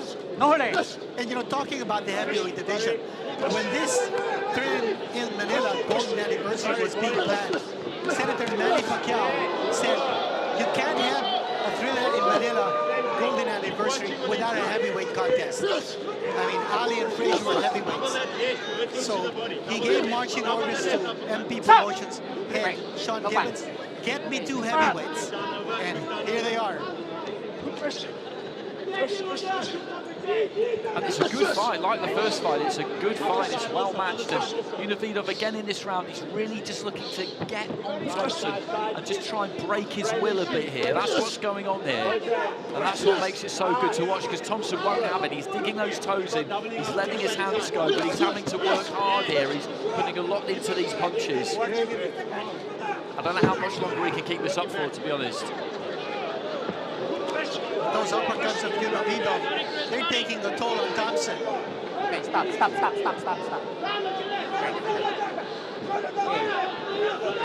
Well, Thompson breathing hard. Yeah, he is His breathing. mouth is open. He was breathing hard right after the first round. But what seems to favor Thompson is that there's not too much leg movement either way. So he's not expending energy moving around. He's comfortable just fighting straight up, head-to-head against his opponent. He needs a little bit of that distance to be able to throw his shots. But here's, Unividov the Russian is being very patient against his South African opponent. That's a good uppercut on the inside there for Unividov. And you see Thompson now sets his feet and looks to try and finish the round strong. And he gave a good account of himself again in that round, but Unividov looks like he's got a lot more left in the tank. Round 4 coming up in a bit.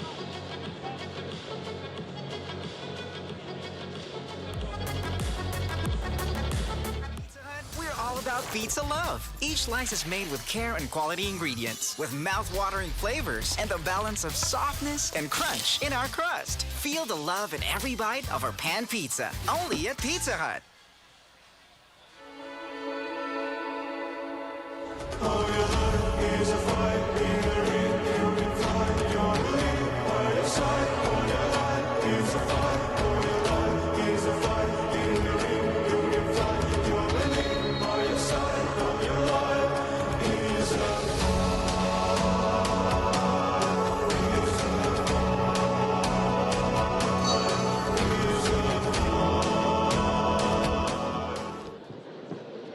This is now round number 4 of a scheduled 8. Unividov up against Thompson. Neither fighter has been hurt so far. They've been trading some power shots. More power actually coming from the punches of Thompson than Unividov. But maybe it's time for Unividov to step on the gas and start showing what he can do.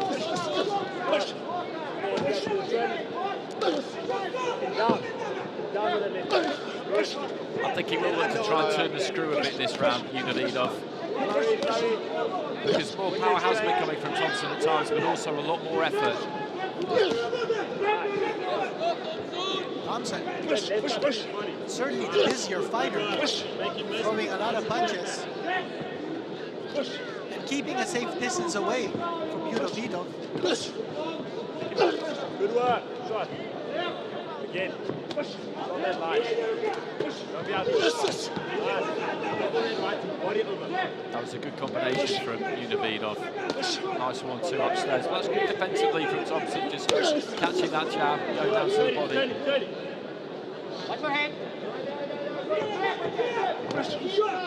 Unividov is actually more. Oh, big punch coming from Unividov. Again, that right uppercut on the money for Unividov. He's feeling these Thompson now. He's in a bit of trouble here, I think. He's digging in and letting his hands go. He always has something to say, doesn't he? Just when you feel like Unividov might be really getting on top there, he came back with 2 or 3, but he is turning the screw here, Unividov, in this round, definitely. Well, this is his best round, definitely on the 4. That's a nice right, though, by Thompson. Big right hand coming from Thompson. Unividov is a lot more effective if he's showing a variety of punches. If he's going back to the traditional amateur continental style of jab straight combinations straight up, those punches are being blocked by Thompson. But if he's throwing hooks and if he's throwing his uppercuts, then he's a lot more effective, as he did just then when he threw that right uppercut. That's when he can catch Thompson.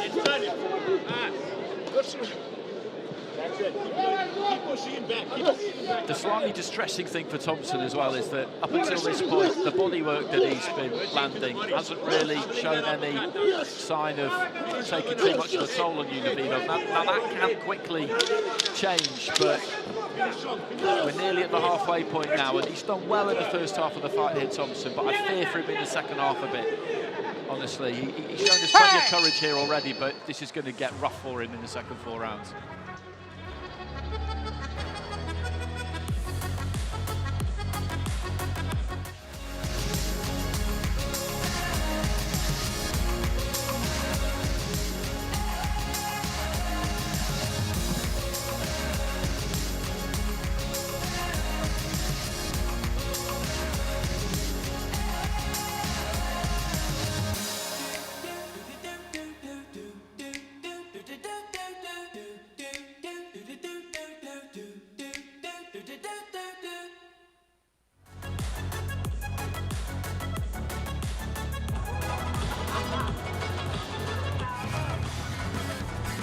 Now bring you the counter of the round. This is brought to you by the International Boxing Association.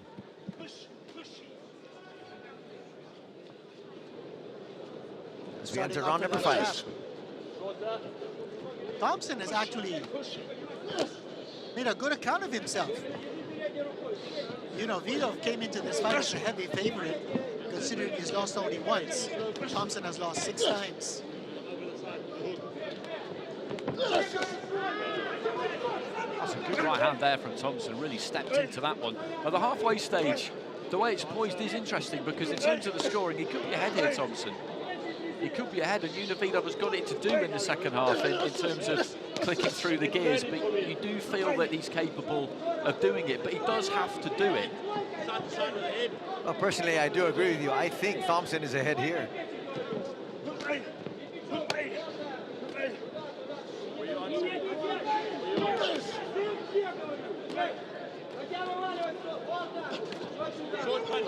Short punches. Think speed, not power. Think speed, not power.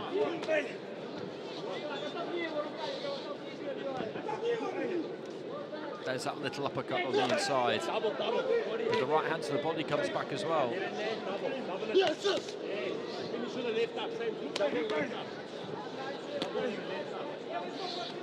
Well, nice change of levels from both these gentlemen.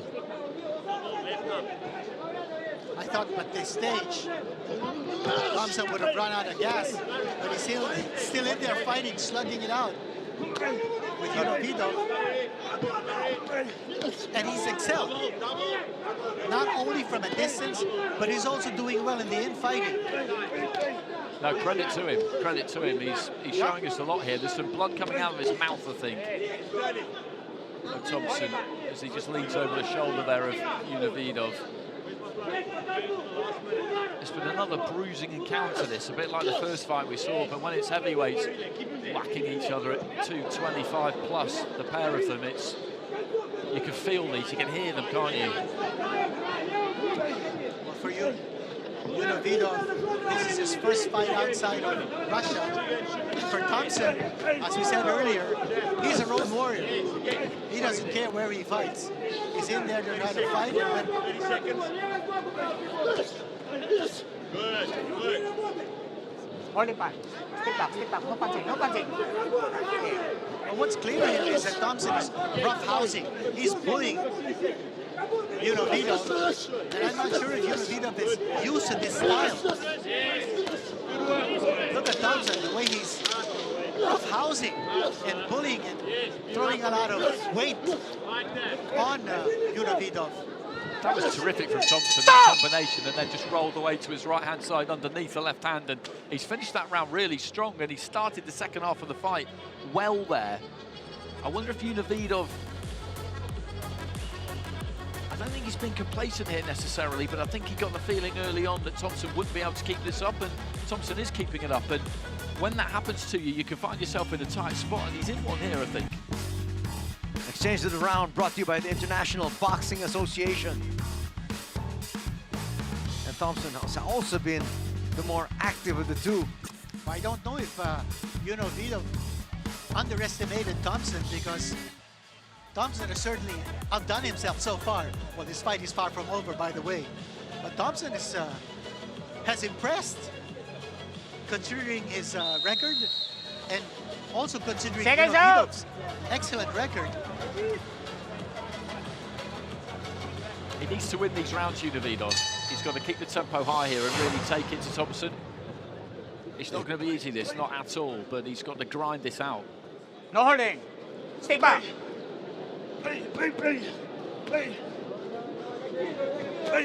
Well, he's starting out a little bit more active, talking about Georgie. Well, we saw in the first round, and we did comment that Unividov was leading off with a right or left, and he was doing a good job of it, because he was catching Thompson flat-footed either way. Holding. But then things started to change somehow. Thompson got his distance, got his confidence, and started to attack the body of Unividov with authority. What you'd like to see more of from Unividov is that uppercut. That right uppercut has been money for Unividov. Master. This is grueling stuff. It really is. It goes down to a knee there, Unividov. The referee's saying that Thompson pushed him down, so he hasn't given the knockdown. But okay, time out. they're just waiting to try and see if the other one's going to give any ground and come apart a bit. And there's no real sign of that. Just before he went down to the canvas there, Unividov. There's some loose tape. Thompson just shrugged him off and then just let his hands go. Corner. And this is what we've seen throughout the fight. Just when you think Unividov might be just getting an angle on him and getting on top of him, he comes back. I thought there might have been a low blow on that occasion. I thought Thompson might have hit him below the belt.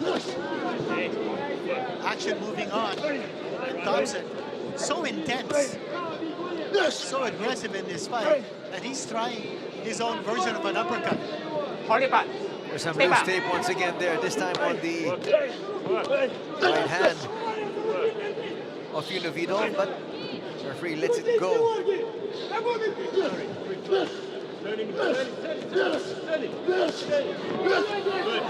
That's a solid right hand from Thompson.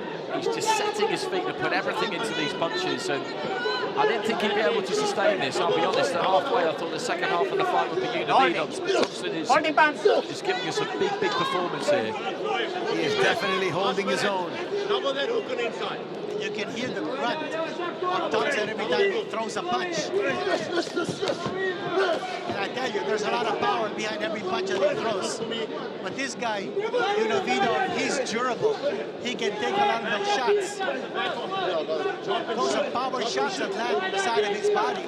But Univido hasn't been hurt at all, I think, in this fight so far. Finish shot, Chris. Give me another one like that. Another one like that. You know, Thompson is nicknamed the Wolf. And you know, he's earning that ring name. That's for sure. Okay, step back, man. He's hunting down, you know, I said, like a wolf. And he's howling like a wolf. Nice shot coming from Univido, just as I said that. Plaster. And the round is ended. Plaster. More action coming up in a bit.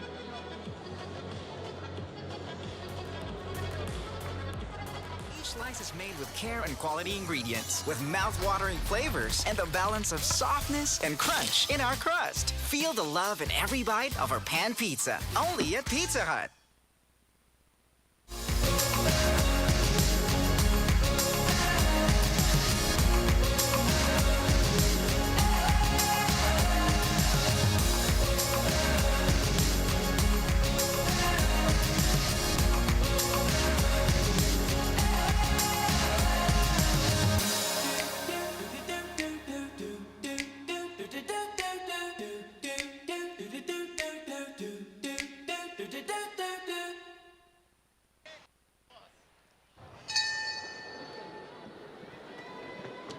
Penultimate round here. We're scheduled for 8.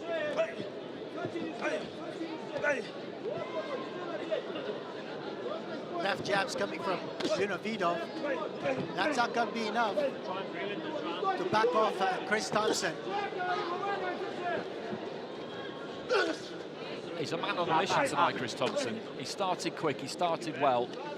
We asked the question, or rather I did, right at the start of the first round as to whether he'd be able to keep this up, and he has been able to keep it up. And again there, he's just set his feet, finishes a combination of the right hand to the body.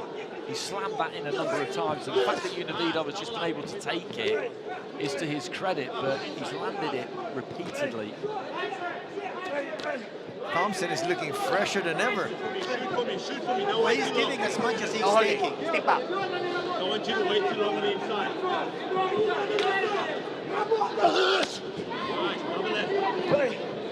Don't wait too long. I don't know if that grunting is intimidating Univido. Flurry, 1 minute exchange. Univido really needs to find a clear target for his shots. He needs to hurt Thompson right here, right now. This is round number 7. This fight is slipping away from the Russian. Flurry, don't let him win the exchange. Good right to the body from Univido, but Thompson comes straight back, and he absolutely has to win these last couple of rounds. And I wouldn't say that he's been waiting for Thompson to cooperate exactly, but I don't think he's forced the issue enough. He hasn't been first enough. He hasn't thrown enough volume. And the reason is he's been in with somebody who's fighting a really good fight here in Thompson, but I just get the feeling that Univido maybe assumes that his opponent was going to unravel and wilt a bit, and it just hasn't happened. It could be that Univido is not used to the kind of rough housing that Thompson is showing. You know, in the amateur division, they don't rough house. They like to box, and maybe Univido is not used to this kind of bullying. But look at Thompson, the way he's attacking Univido. Watch your head. He's like a bull inside that ring. Listen to him grunt like a wolf. Little flurry there. Elbow. Okay, step from back. Chris. He's howling like a wolf. He's outworked Unividov right from the very first round. 10 seconds, 10 seconds. Yes, again. Make sure. Nice little flurry there, just to try to get the nod of the judges here in this round.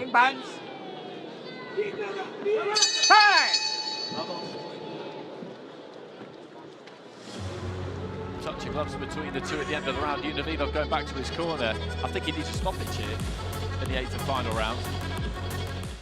The power punch of the round is brought to you by the Philippine Sports Commission.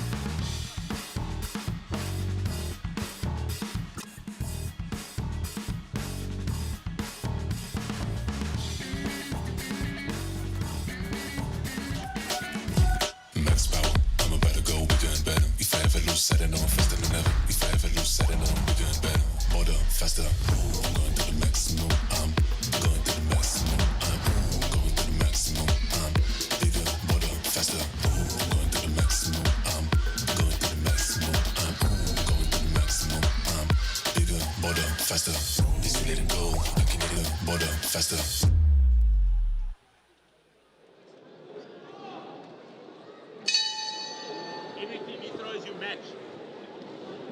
And the touch gloves right before the beginning of the final round. Let's see whether Unividov can turn on the heat and reverse the tide. But look at Thompson. He continues to grunt and grind. That right hand to the body landing a couple of times at the start of the round again. As Shannon Stridham sent him out for the final round, Thompson just taking him back now to trim a bit of tape, I think, off the wrist of that glove. As the trainer sent him out, he said everything he throws, you match. And that's basically what he's done all fight, isn't it? He set a good tempo, Thompson, but in those pockets, in those spells where it looked like Unividov was about to get on top, he matched him. He made sure he always had a say in the argument. He never let him dictate. And that's what's been impressive here. Where are you answering? Right uppercut connecting there for Unividov. Talking the head back of Thompson. Make sure. There he goes. There's another flurry here That from Thompson. explosion of Thompson is very intimidating, if I might say.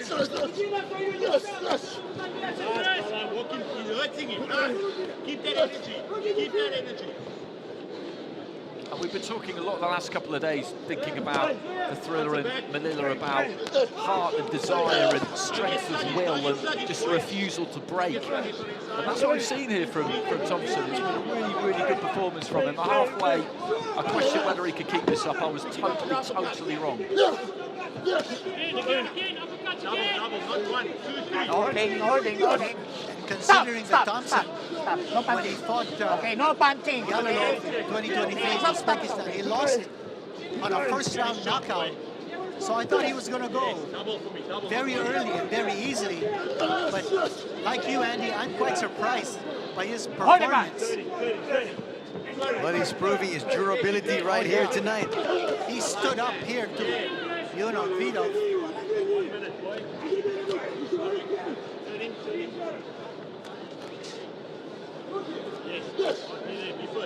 Early stoppages as a heavyweight are an occupational hazard, aren't they? There's something that can happen, and against Macado, Jalolov, somebody I've seen a lot in the amateurs and as a pro, it's something that can happen. Big right hand came in there from Unividov as Thompson was walking forward, and he looked slightly unsteady for a second.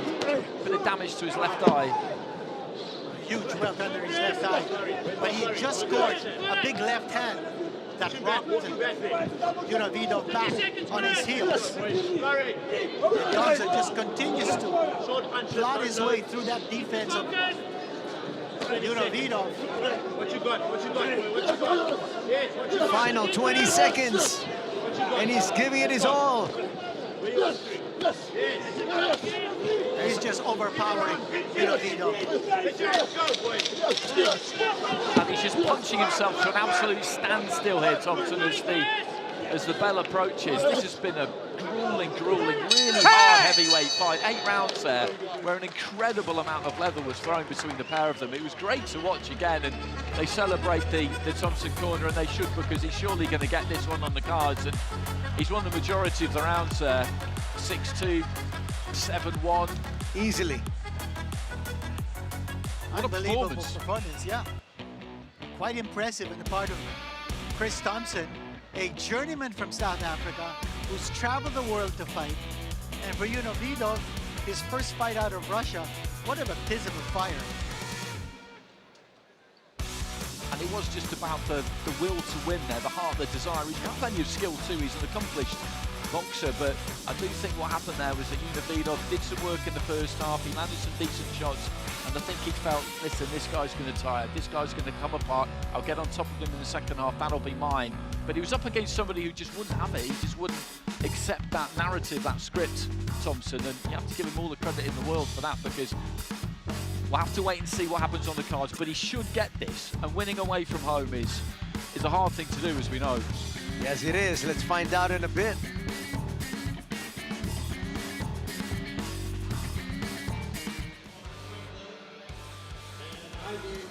But we all agree that Thompson should get the nod here, but again, stranger things have happened in the world of boxing. Well, remember that the IBA Intercontinental Heavyweight Championship on the line in this fight.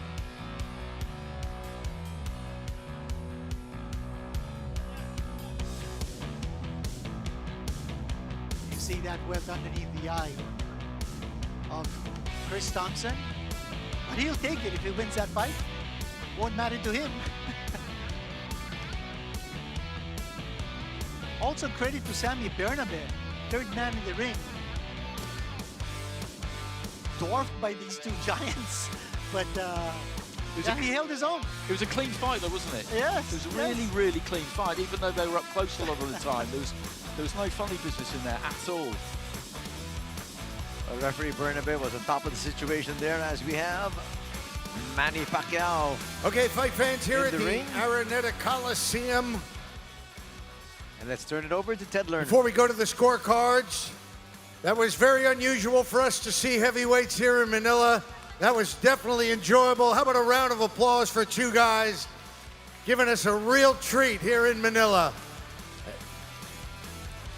Giving it their all. Thank you, guys. All right, after 8 rounds of boxing, the heavyweight division, we go to the scorecards. Judge Edward Nobleza sees the bout 78-74. Noel Haduka sees the bout 77-75. And Danilo Lopez sees the bout 78-74.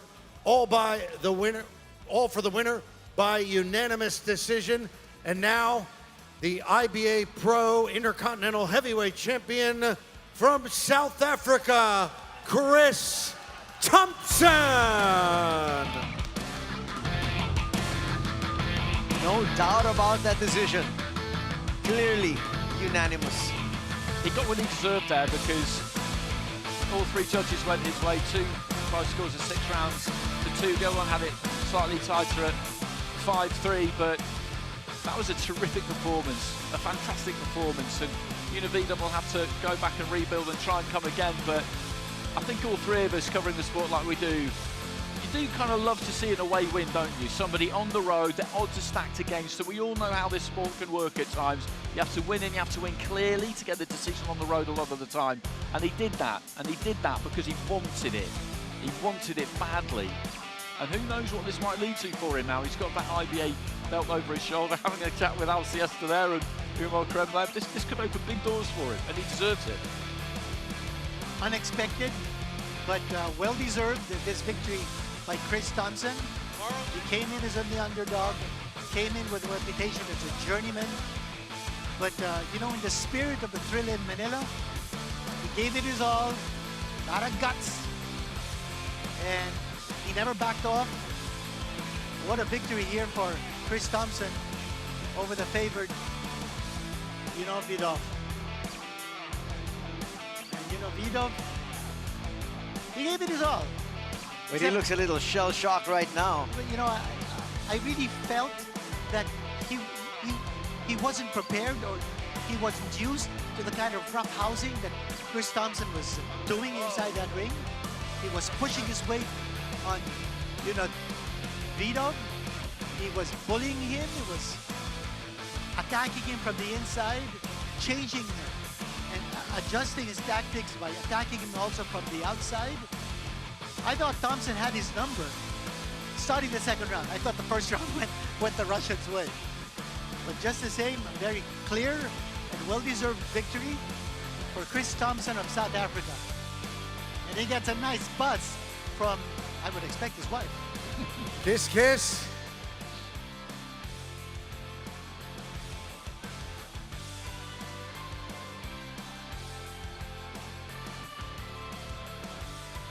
And he's going home to South Africa with that belt.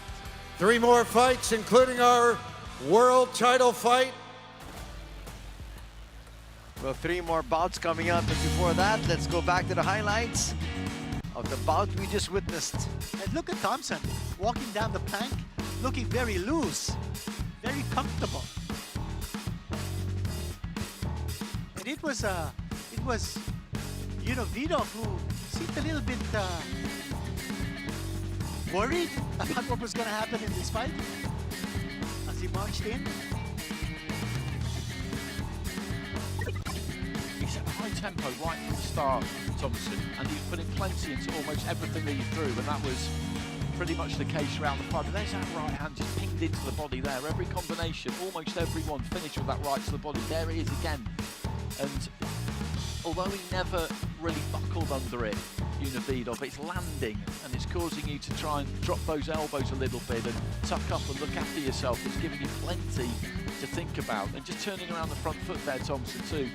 Just a really, really good performance and a great effort to be able to keep that kind of work rate up. And Vidov, I think in the first half of the fight would have felt like he'd taken enough out of Thompson and that he might be ready to go in the second half. That's the way I saw it, but it's not what happened. That was a big punch scored by Vidov, and I thought that would stem the tide or reverse the tables, but no. Thompson just kept plugging away. Big right hand scored there by Vidov. I thought Vidov's best weapon was that right uppercut. That kept on scoring for him and knocking the head back of Chris Thompson. But I guess not enough coming from the Russian. Just an all-out effort on the part of the South African. Again, that right uppercut.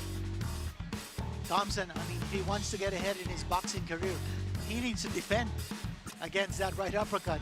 Someone with a little bit more power is going to knock his head off with that uppercut. 7th round, and we all expected Thompson to tire out, but he was in there, still fighting with tremendous intensity and energy, clubbing away, and causing Vidov to lose his balance every time Thompson would hit him with a big shot.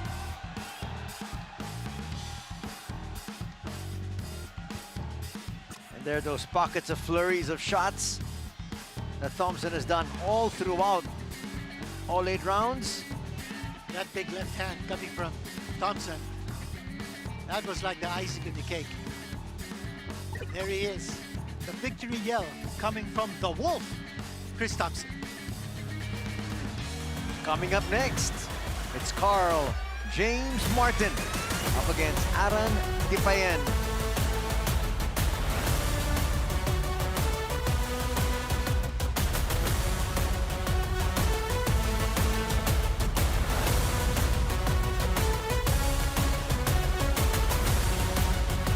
He's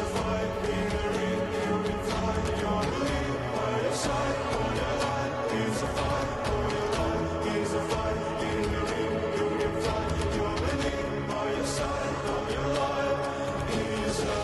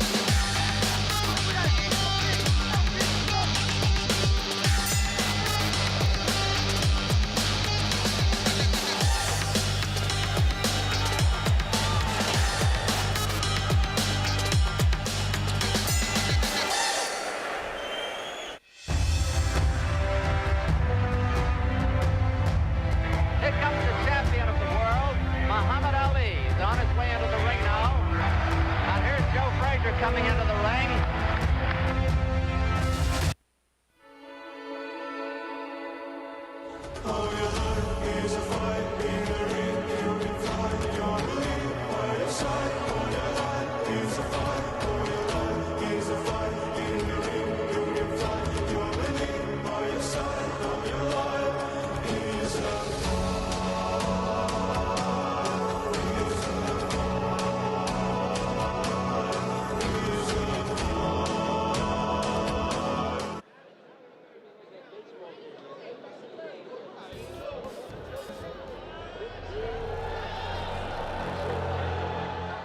Welcome back to the Smart Araneta Coliseum as we prepare for our next fight.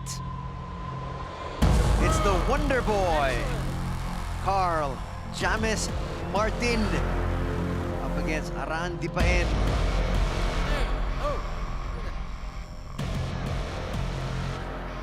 Carl James Martin, they call him the Wonder Boy. You gotta give credit to two gentlemen who were there with him from the start.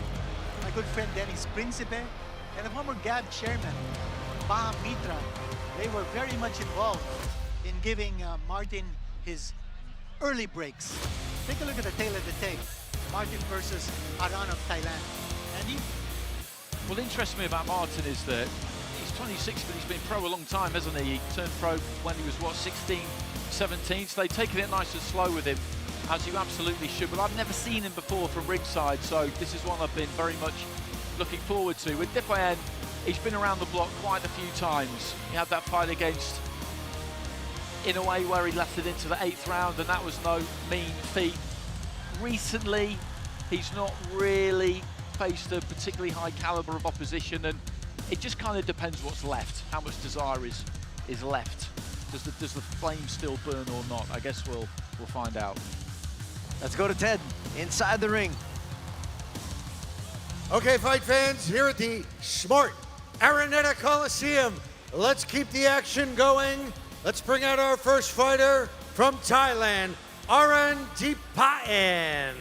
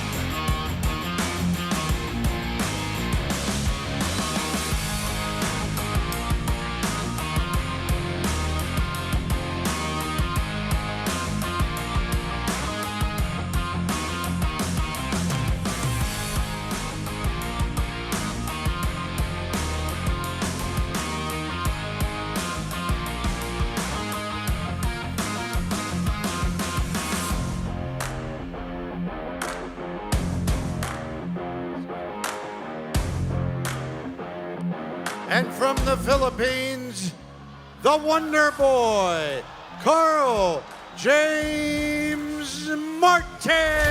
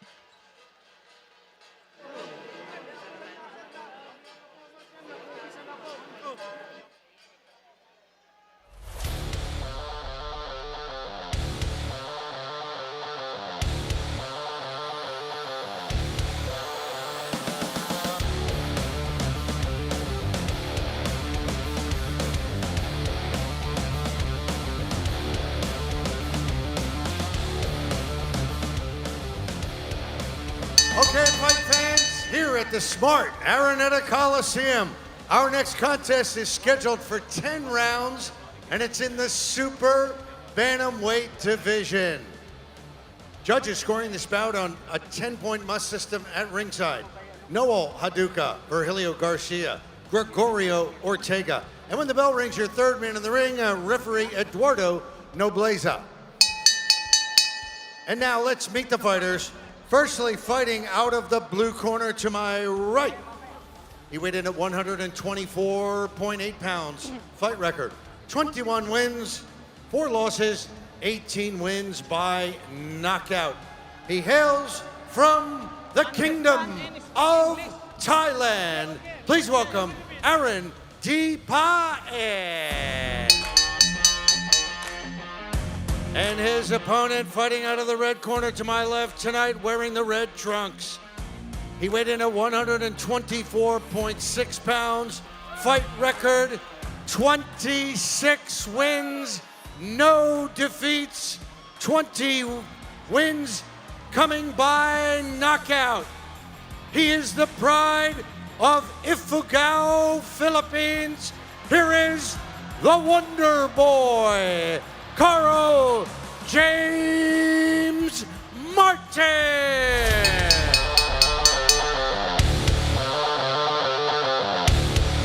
Final instructions from our referee.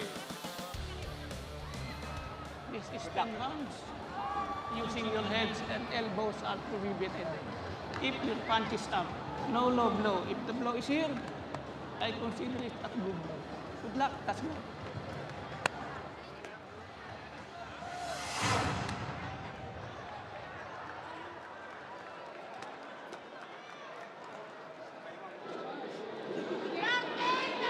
And we're all set for our next fight. It's Wonder Boy up against Tapales from Thailand. Martin the Southpaw, Tapales, the orthodox fighter. 26 years old is Martin, 34 years old is Tapales. Tapales has been around. All of his 4 losses came from overseas, outside of Thailand. He's lost in the UK, he's lost twice in Japan, he's lost in Russia. And that fight in Japan was against Inoue. He went 8 rounds with Inoue before sucking in on a TKO. Turned pro in 2019. Carl James Martin actually turned pro even earlier in 2016. But Tapales, a long history of being a Muay Thai fighter. Last 3 fights of Martin were held abroad, which is the reason why he's gotten a very, very huge sentimental homecoming. Welcome from his Filipino fans. The last 7 opponents of Martin were all foreigners or non-Filipinos. 2 Mexicans, rather 3 Mexicans, 2 Tanzanians, and 2 Thailanders. This is his blow-by-blow debut, as it is Tapales' blow-by-blow debut. That was quite the ring walk. I enjoyed the ring walk. You've got to have confidence to do that. There was a lot of people involved in that. They obviously put some real thought into it too. So, as I said before, really looking forward to seeing what he's got here. I was interested to see he made his US debut back in May, which is a significant step during a career, and he's got a couple of good rankings. One of 6 world-rated fighters in this card. Martin is ranked number 2 by the WBO and number 8 by the IBF in the super bantamweight division. 20 knockouts in 26 wins.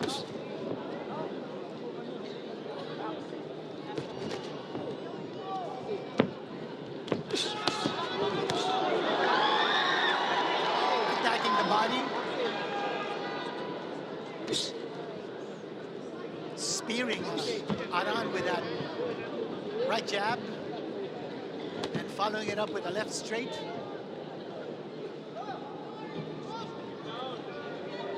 He's going to have to work hard for openings here. Tapales not going to give anything away. He's an experienced guy. Hasn't boxed that much opposition recently. Won 9 of his last 10, but a lot of them have been fighters making their debut, so it's hard to know where he's at, kind of motivation-wise, but we'll find out. Because you don't take this kind of fight, I don't think, unless you still have some ambition. Time!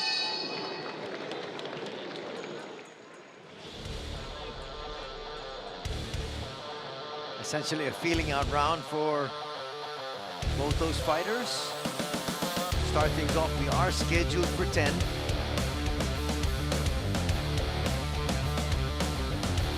Getting instructions from his father, Ramel, but also in the corner of Carl Jansen Martinez, Buboy Fernandez, who is a familiar fixture in the corner of Manny Pacquiao in his World Championship fights. What's the consensus in the Philippines as to who Pacquiao will fight next? We saw him earlier today and I asked him, and it does seem like he does want to fight Floyd Mayweather again. I thought he was unlucky against Ballesteros. I don't know what you thought about that. I thought the draw was harsh on him. I thought so too. I thought he deserved to win. The word is Rolly Romero might be his next opponent, although the WBA is mandating a different challenger. But let's see what happens. Here we go with Martin. He's teeing off. Looks like he wants to end this early. He's taking the fight straight to Aran.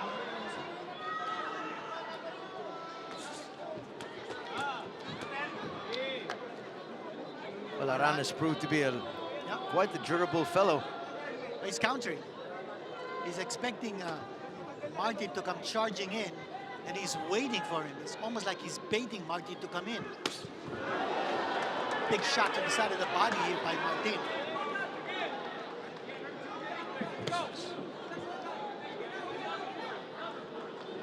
Martin is fighting Aran straight up. There's very little foot movement on either side. You're absolutely right about the way Depain is going about this. He's standing on the borderline of range there, just willing Martin to lead off and see if he can counter. I think he is quite keen just to see what he's got. He knows there's a lot of noise around this kid, but he's been hit hard before. He's been in with Naoya Inoue, who can definitely crack. So I think he'll back himself, Depain, here to be able to take what Martin has got to give him and maybe make things interesting in the second half. I think that would be the plan.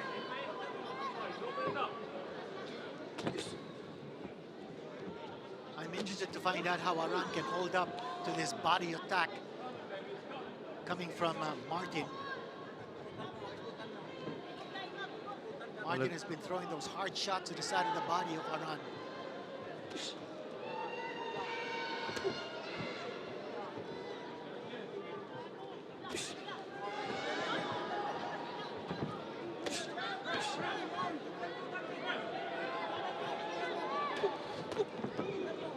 Notice that Aran is not throwing that left jab. He's going straight with that right hand, which is the perfect weapon against a southpaw. Martin just throwing the uppercut off the jab there a few seconds ago. Up! Hold your punch. An easy thing to do. Ready.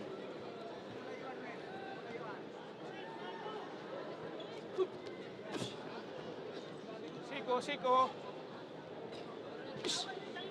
Good anticipation by Martin. He's been able to duck those punches coming from Aran. He's anticipating where those punches are coming from. Something that he might have learned in his US training.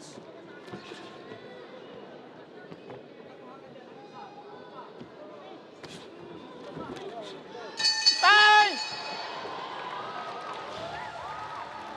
2 rounds done here at the Big Dome.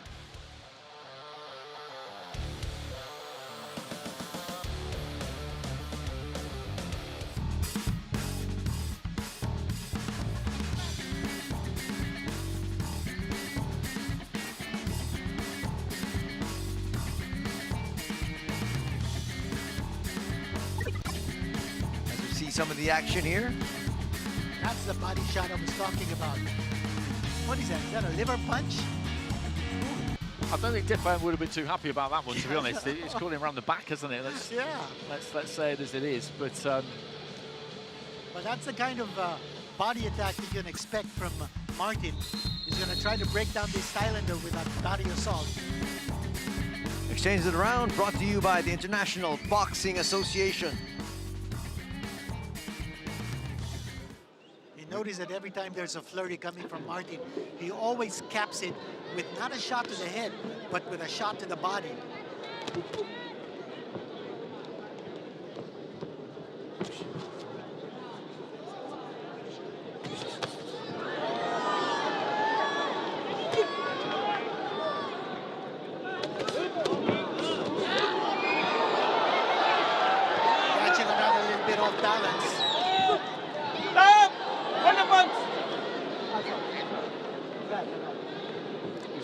Exchange that because Eman was just looking to throw when Martin was throwing at that point. He was looking a bit more aggressive, a bit more ambitious in this third round so far, Eman. A big knockdown scored by Aran. And that caught Martin by surprise. Martin has gone down here with a knockdown in round number 3. 8, step forward. He just got caught a bit square there, didn't he? Yes, he did. Square, standing tall, and he had no balance, and it landed into the chest, and down he went. He's not hurt at all, but he just got his feet in the wrong place. And that's why he smiled and quickly got back up. But let's see if that prods him to go a little bit more on the offensive. I think Martin might have taken Aran a little bit lightly. Got careless, got knocked down. Stop! On your punch! Step back, step back. Let's see what he can do. If he can rise up from that point of adversity. Well, Eman from the start of round 3 was looking to be a bit more expansive, wasn't he? He was looking to throw where Martin was throwing, thinking that he could make an impact that way, and they had a little bit of a firefight before the knockdown where they both nearly caught each other, and that's a lovely crisp jab though there from Martin, and I think this has maybe lit a bit of a fire underneath him, to be honest. Yes, I think the floodgates just might be open here.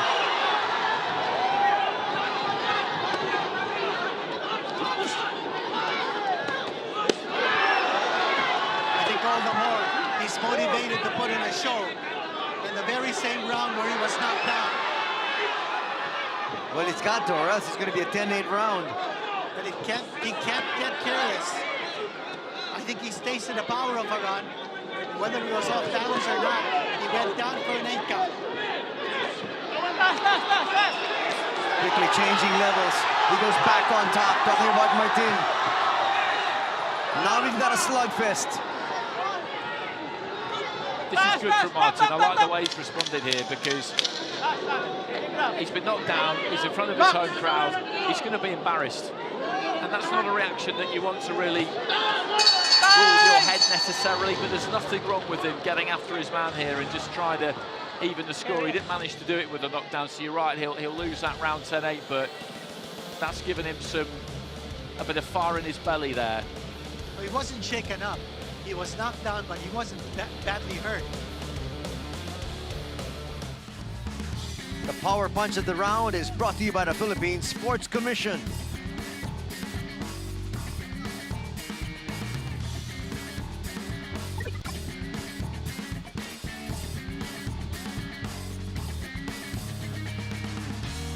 Didn't have his balance at all there, did he? No. He was kind of tilting backwards as it was. He was covering up to the body, trying to protect himself, and totally square, waiting his heels. He wasn't hit solidly. He just lost his balance as he was backtracking. But he'll take it. And still officially a knockdown here. Oh yeah, that'll go down to it's a 10-8 round for Aran. Let's see what Garganis Martin can do here in this round.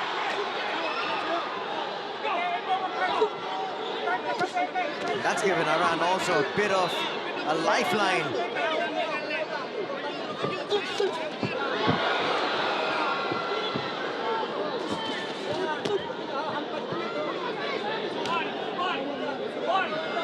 Now Martin becoming a little bit more aggressive. Keep it up, keep it up. Back.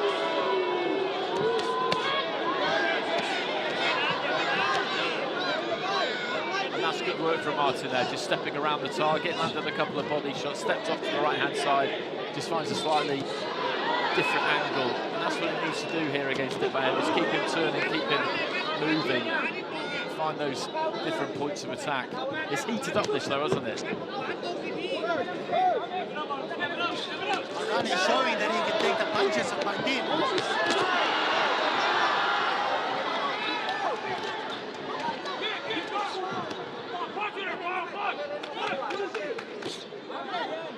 Watch your head, More watch your body head. shots coming from Martin.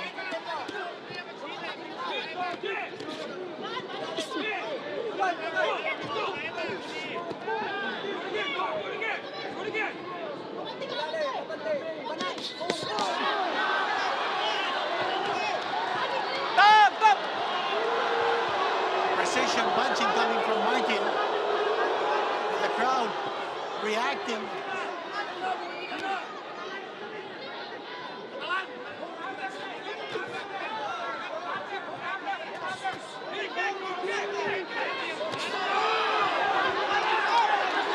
Approaching the 1 minute mark here of round number 4.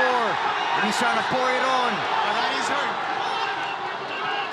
Aran He was hurt could by be on the way down. He was hurt by right hand to the body there. You could see him back up into the corner and then just drop his elbows. I think he might have recovered now. That right hand just cannons into his hip, but I don't think he's quite shaking it off actually. This is a really good spell for Martin. The crowd is roaring as they sense that Martin is about to score a knockout. Aran is probably sensing that too.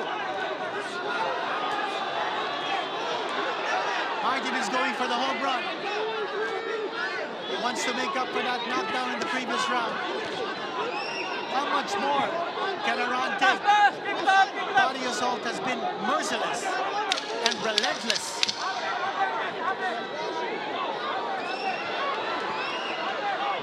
Well, Aran lasted 8 rounds with Inoue. That's a big round for Martin. Oh yeah, and Aran's legs aren't quite the same as they were before. We'll be back for more. Pizza Love. Each slice is made with care and quality ingredients, with mouth-watering flavors and the balance of softness and crunch in our crust. Feel the love in every bite of our pan pizza, only at Pizza Hut.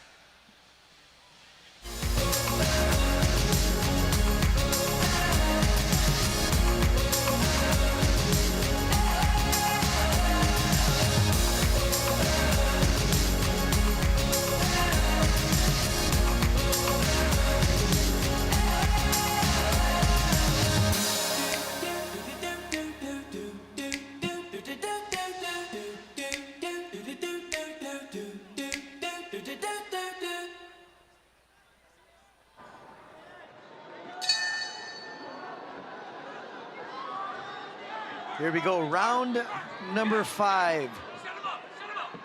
I thought round number 4 was a good bounce-back round for Carl Janis Martin. Let's see whether he can ride on that momentum.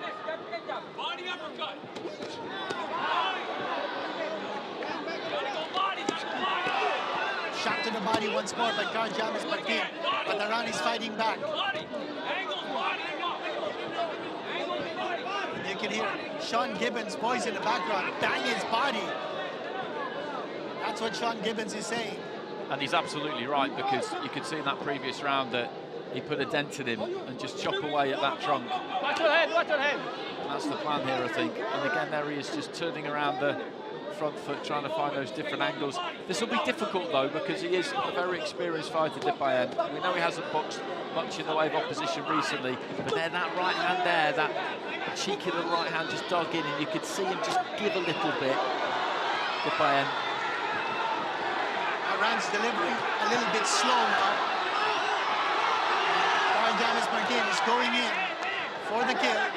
He's shaking his head. He's probably feeling that Aran's power isn't the same any longer. And that's the reason why he's taking chances as he's moving in. And he's going in with extreme confidence, not worried whatsoever about these punches. But these punches are low. A second warning here given by referee Nobleza. Take your time. Take your time. And it just buys Dipayan a little bit of time, doesn't it? I don't know whether he let that one slip deliberately or not, but if he did, that's a seasoned campaigner, isn't it? Exactly. Because it's getting torrid in there for him, and he just needed to try and find an out. There's that right hand to the body again, and Martin's just got no respect for his power now, and that puts him in a difficult spot. Martin continuing to put the pressure on Aran. Aran is fighting back, however. That was a good right hand from Dipayan. Here comes Martin once more. He's got Aran Dipayan in the corner. He's pouring it on. Dipayan scoring to the right. But Martin is continuing to score. And you can see there's just no power behind the punches of Aran. And Martin knows it. He's feeling that power isn't the same any longer. While he's gaining in confidence and gaining in strength, he wants to finish off this cylinder. I think he was quite close to going down, actually, about 20 or so seconds ago up in the neutral corner right above us. He dipped very low. That uppercut has been working for Martin. Aran is ducking low, and Aran is saved once more by the bell. How much more can he take? That's a question we're going to have an answer to in just a little bit.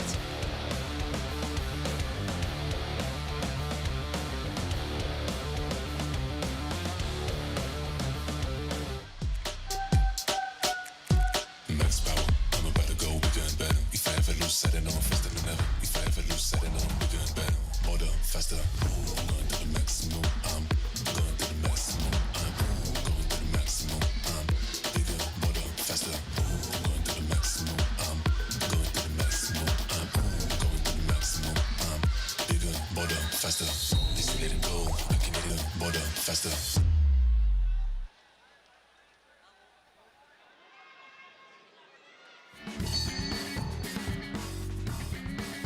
Exchange of the round brought to you by the International Boxing Association.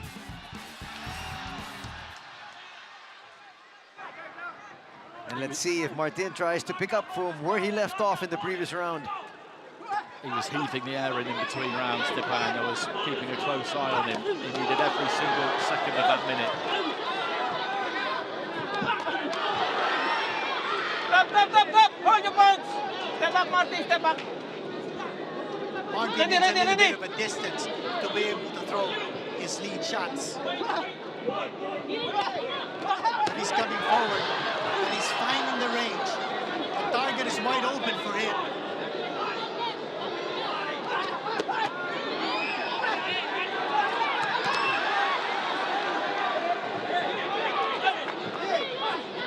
He's looking to destroy that high guard of Aran Dipayan. The midsection is wide open. That was a good left hand right into the pit of the stomach there. He comes back with a right hand Dipayan, and he's just about managing to do enough, but he's taking a bit of a beating in there now, to be honest.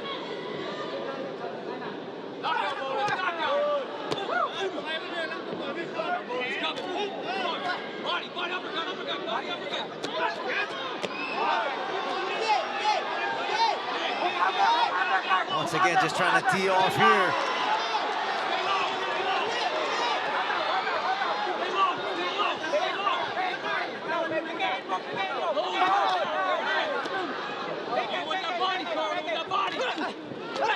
Still a little bit of fight here from Dipayan.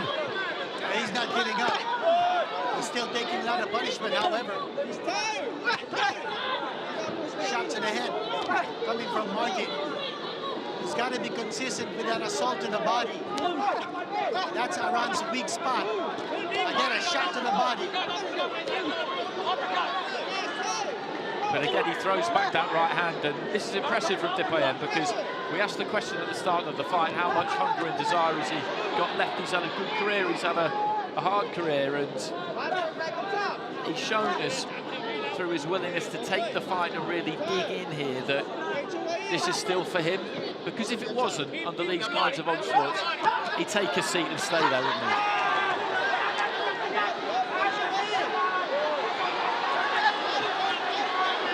And he's still fighting back, prodding forward. He brings down both his arms, Aran Dipayan. And Martin is right there, obliging him, throwing shots to the body. But Dipayan is still not going down. Remember, only one knockdown has been scored in this fight, and it wasn't by Martin. And Dipayan survives another round.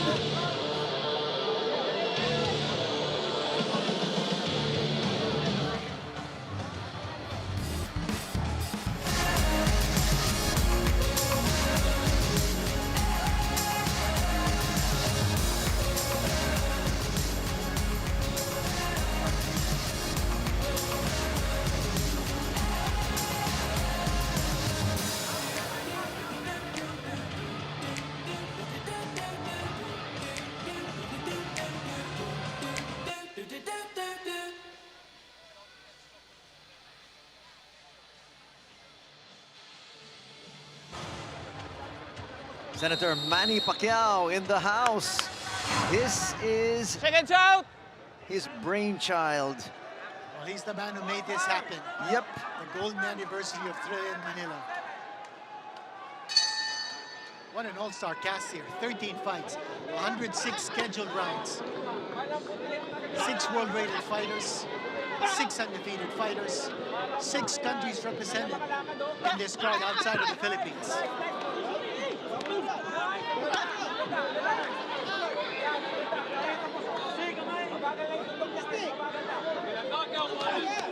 Martin trying to tee off once again here.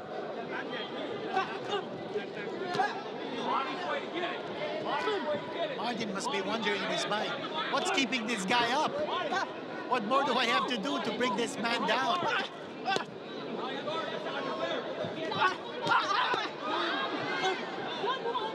Once again, going right back to the body. You got the gas, baby. You got the gas. Step on it.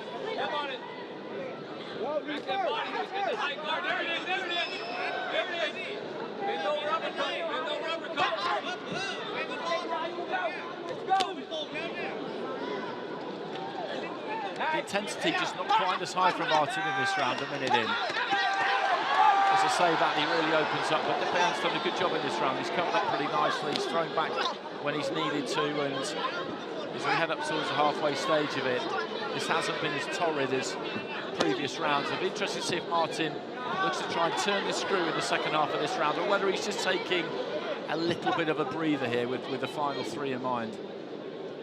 Aran sticking out his chin. Martin is just staying in front of Dipayan. Now it makes you wonder about the sting of the punches of Martin.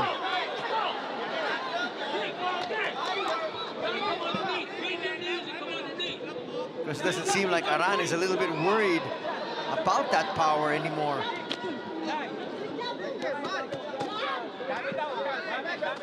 Another flurry coming here from Martin. Aran fighting back, scoring with the right hand.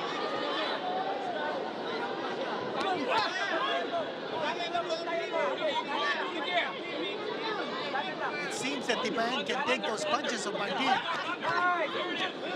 He hasn't gone down. He's been staggered. And outside of round 3, where he scored a knockdown and therefore won the round 10-8, I think this is his best round, actually, outside of that. It won't necessarily be enough to win the round. We'll see if Martin can finish with a bit of a flourish here as he turns orthodox briefly.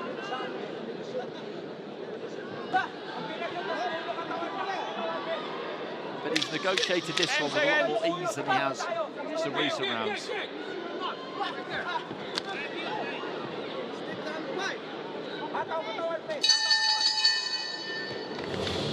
Now the round is done, and Aran is looking fresher than he did a few rounds earlier. Well, you have to be impressed with the way Aran Dipayan has been able to withstand the big punches thrown by James Martin. Power punch of the round is brought to you by the Philippine Sports Commission. A right hand scored by Martin. then look at this big punch scored here by Dipayan, the right hand, a sweeping right hand, connecting. And the NBBL Commissioner, Kenneth Durendes, a PBA legend, is also with us here in the building. Seconds out!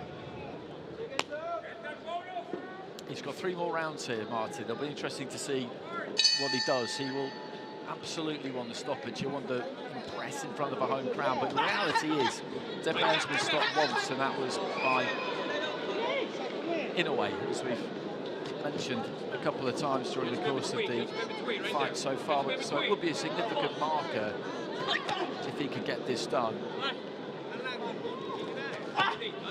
It doesn't matter if he doesn't. It'll be 10 good rounds banked.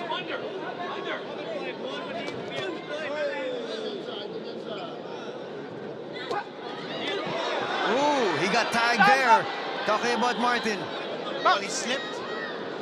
And as soon as he's had a slip of a foot, Aran was right there to take advantage.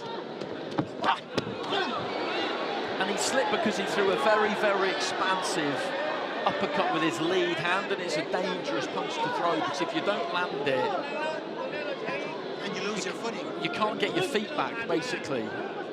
And you leave yourself so vulnerable. He gets tagged once again there by a right from Aran. As I'm saying, Martin is taking chances. He feels he can take Dipayan's power, so he's staying in front of him, hoping to be able to strike and put Dipayan down.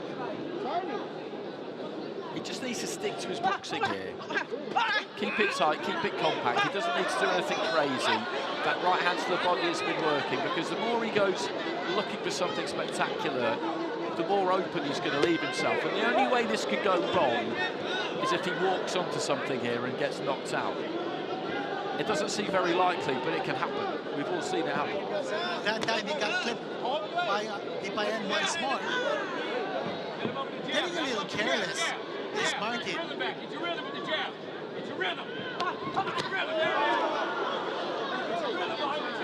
But right now, Aran looks a lot fresher than he did about 10 minutes ago. And he's in the center of the ring, and he's engaging Martin.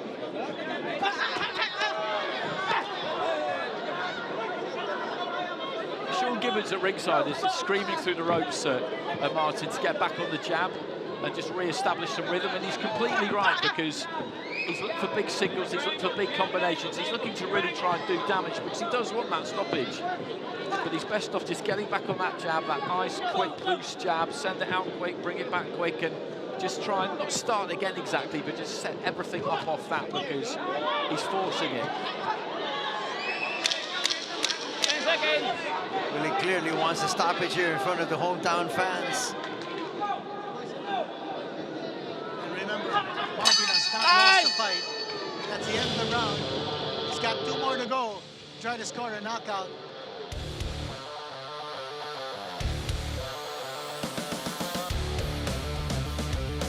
Tempted to give that last round to Dipayan, actually. I think he landed some decent shots. It was still Martin who was mainly coming forward, but he landed some decent blows. Combo of the night brought to you by the International Boxing Association.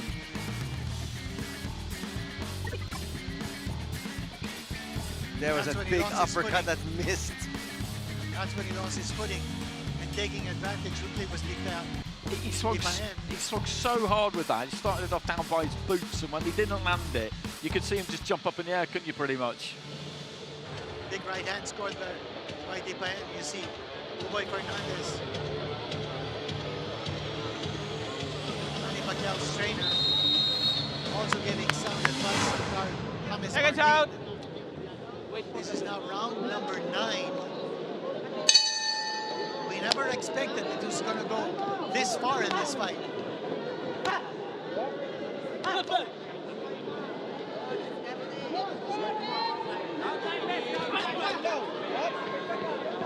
Well, my description of Dipayan is this guy's a hardened warrior.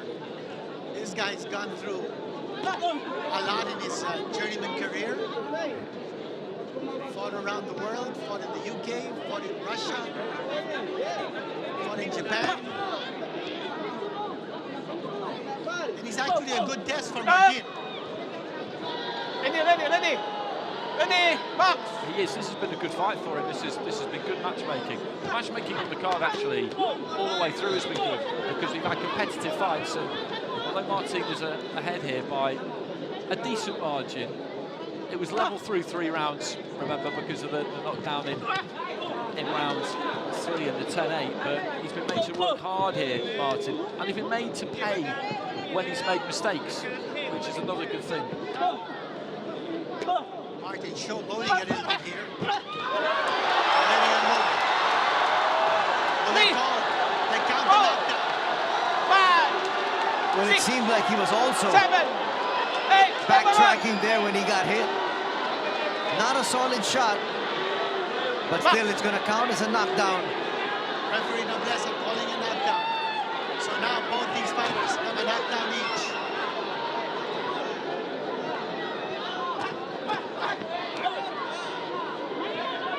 Fighters never like a knockdown given when they feel there's been a loss of balance, but if the loss of balance is your fault and then you get hit and go down, then it's a knockdown, isn't it? I didn't really see if there was some kind of push involved there or not, but down he went and the referee took up the count. Martin showboating and displaying his superior hand speed.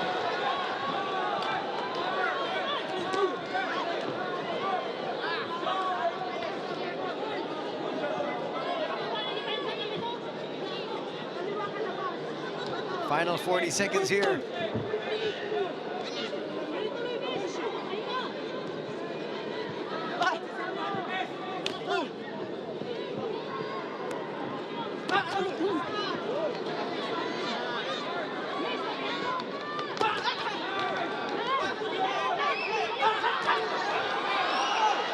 Martin clearly wants a knockdown and a knockout. 10 seconds. But he's not going to get it here in the 9th. Well, he's got his knockdown here in this round. But yes, he certainly wants a knockout. Time! The fans are expecting it. The fans are hoping for it. And look at Tipayan raising both his arms once more.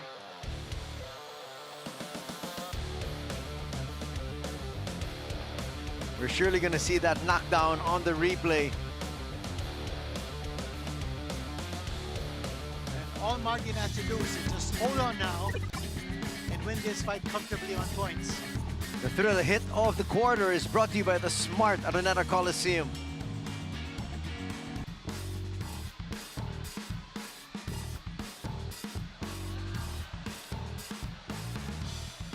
That looked like a legitimate knockdown to me. We didn't see the feet from that angle. It's possible they could have tangled, they could have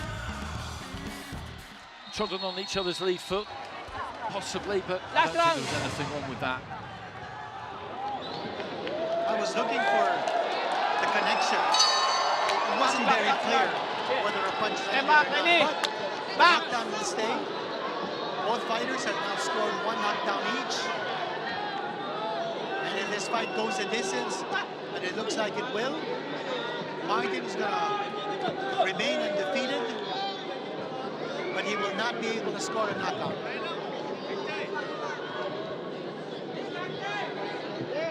He shouldn't be too upset by that though, because it was always going to be hard. He's only been stopped the 1 step, and then that was by a massive puncher a little while ago now. And he showed us pretty much from the start here that the resolve to box at a good level is still there. And he's shown throughout his career that he is durable.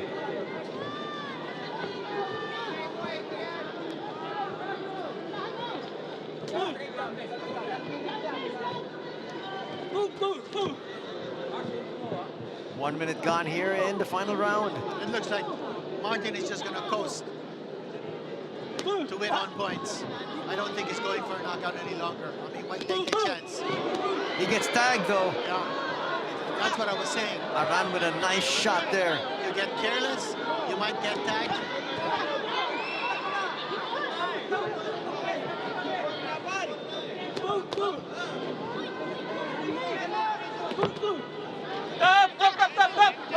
Well, we might just have one final flurry here.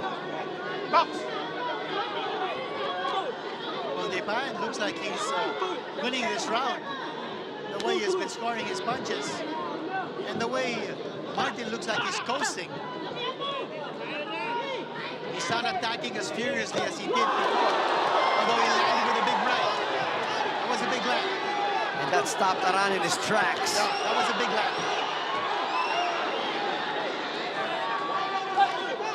Into the final minute. He's done well in the second half of the fight, Depan, though, hasn't he? Because in those middle rounds, he was really under the cosh.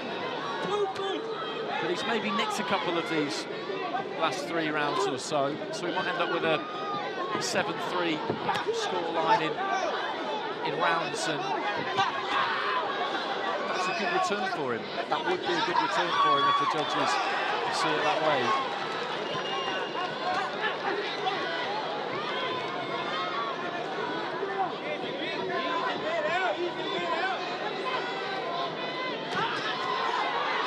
I think it's a credit to the upper that he's able to stand his ground and last the distance with Carl Thomas Martin. Crowd is roaring. Martin continuing to swing away. That's the end of the fight. It has gone the distance. Martin is going to win this fight comfortably on points. But Martin is probably saying, this guy is durable. It's a good fight for him. That's 10 good solid rounds, that, isn't it? Because he boxed at a really good pace. He wanted to keep the tempo high. He maybe got a little bit frustrated or greedy towards the end and strayed away from the basic tools and looked for big single shots and flashy combinations. He wanted to put on a show for the crowd, and Depan's too good for that. You can't prize somebody like that apart with an approach like that. That was a solid shot there. Round of the round brought to you by the Philippine Sports Commission. But even with that right hand scored by Martin, I mean, it didn't stagger. Depayan, it didn't even lose his footing. He took it straight on his face. Gotta give credit to that Islander. He came here to fight, he came here to win. He's gonna lose this fight. And Sean Gibbons, who has been instrumental in Carl Dianis' Martin's rise to stardom.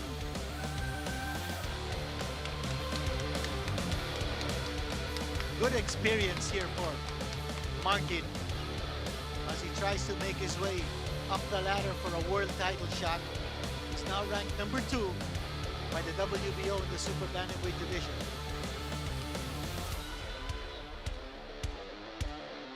It's also credit to the Ifugao that he's able to carry the colors. Let's go to Ted at ringside.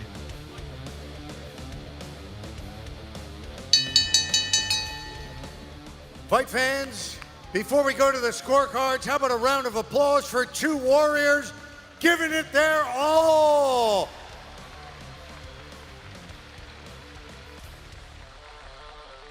We go to the scorecards now. Judge Greg Cortega scores about 98-91. Noel Haduka, 97-92. And Virgilio Garcia, 98-90.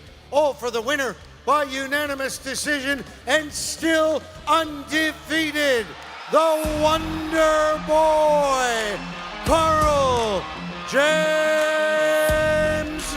Martin.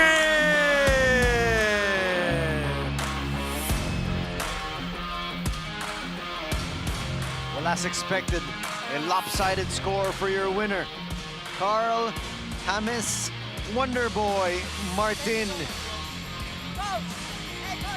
It was tough though. Those are good scorecards there, I think. He got a little bit of return with the judges, Depayan, and of course he won that round with the knockdown, but a couple of judges gave him Carl James would like to say a few words. No, Let's we do hear the from pictures Martin. after, hold on. Una po sa lahat, Gustong-gusto ko po magpasalamat sa inyong lahat, mga nandito, sumuporta. Gusto kong batiin ng maraming salamat din po ang promoter, Senator Manny, and ang ating President, Bongbong Marcos. Gusto ko rin po magpasalamat at batiin ng happy birthday ang aming tagapamahalang pangkahalatan, ang kapatid na Eduardo V. Manalo, at ang buong kapatid namin sa Iglesia ni Cristo. Maraming pong salamat sa suporta nyo at sa mga boxing fans. Sa Ifugao, maraming salamat, Cordillera. Hagiyo, Ifugao! Solid North! Solid North! Thank you. Thank you so much. The Wonder Boy.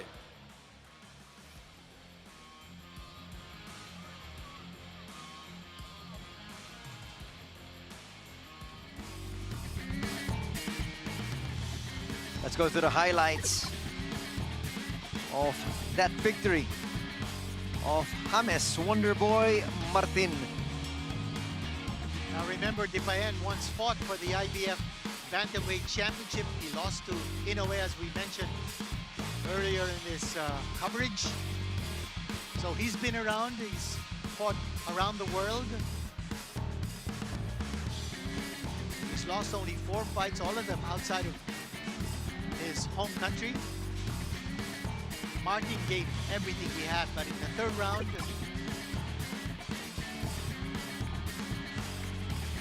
he was knocked down.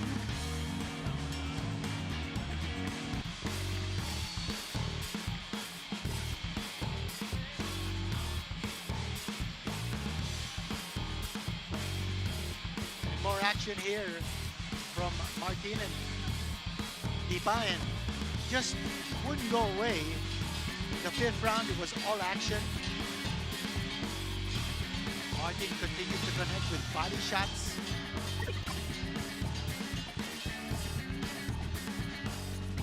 And this was the point of the fight, wasn't it? The mid-rounds where it got really hot for Dipayan.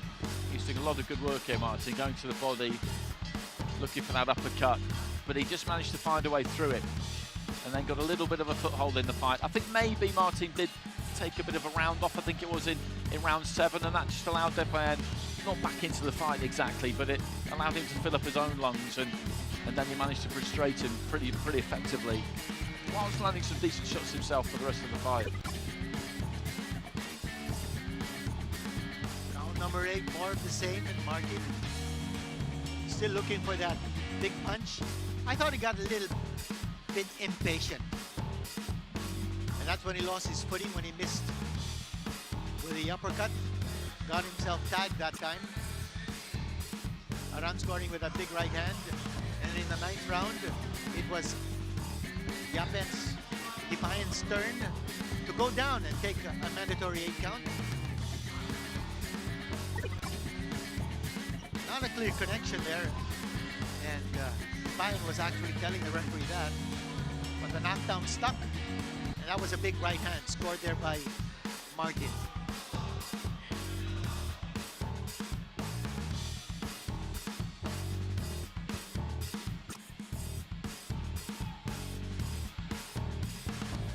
And a clear winner by a unanimous decision. James Martin remains undefeated, and his record now goes up to 27-0 with 20 knockouts. Right around the corner, up next, it's Yumir Marshall up against Eddie Colmenares.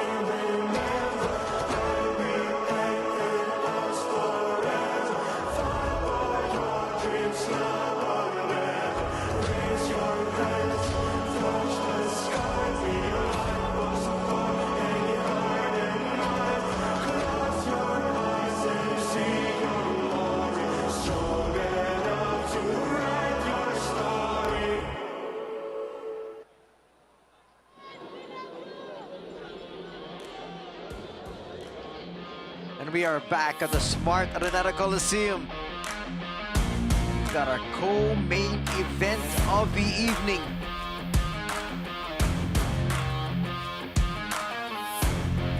Upcoming is an 8-round middleweight contest featuring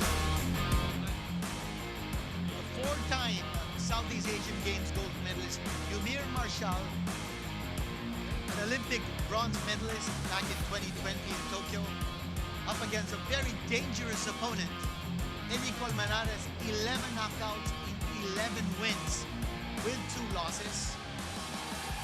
Now we see the tail of the tape. I'm looking forward to seeing Martial. I watched him a lot in the amateurs. I remember commentating on his World Championship final when he lost to Zed Bakshi, and then what a fight it was in the Olympics against Alexander Kizhniak. He's always been good to watch. I've not seen much of him in the pro, so I'm keen to see how it translates. Southpaw stance, of course. Pretty significant reach advantage there for Colmenares, who goes with that height advantage. He's had an interesting career too, because he had a big spell out in the middle of it for about 4 years. Basically looked like he'd retired. But he's had some good wins on the road as well. Let's go to Ted Lerner inside the ring. Okay, fight fans, let's bring out our fighters for our next contest here in Manila. Would you please welcome from Venezuela, Eddie Colmenares.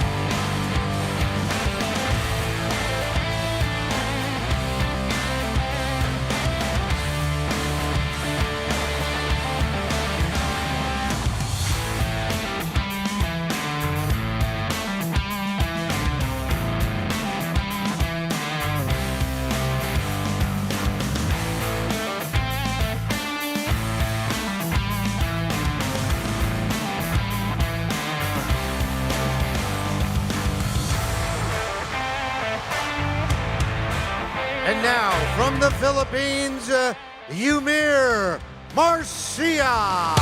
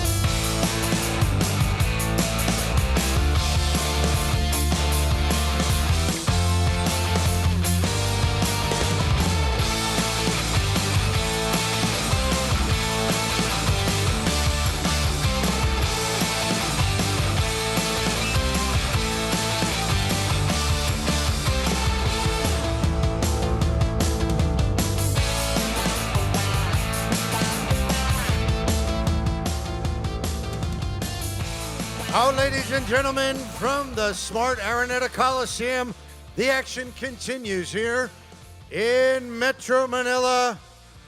The Thrilla in Manila anniversary, and it's all brought to you by Manny Pacquiao's Blow by Blow, the Philippine Sports Commission, and the International Boxing Association, the IBA. This next contest scheduled for 10 rounds, and it's for the WBC International Middleweight Championship. Judges scoring this bout at ringside on a 10-point must system: Junbei Lim, Arnie Nahara, and Gerald Tamaldan. And when the bell rings, your referee in charge, Nobuto Ikihara. Okay, fight fans, let's meet the fighters. Firstly, fighting out of the blue corner, to my right tonight, wearing the white with pink. He went in at 159.6 pounds. Fight record, 11 wins, 2 losses, 1 draw. 11 victories by knockout. He hails from Venezuela. Please give a warm Philippine welcome to Eddie Colmenares.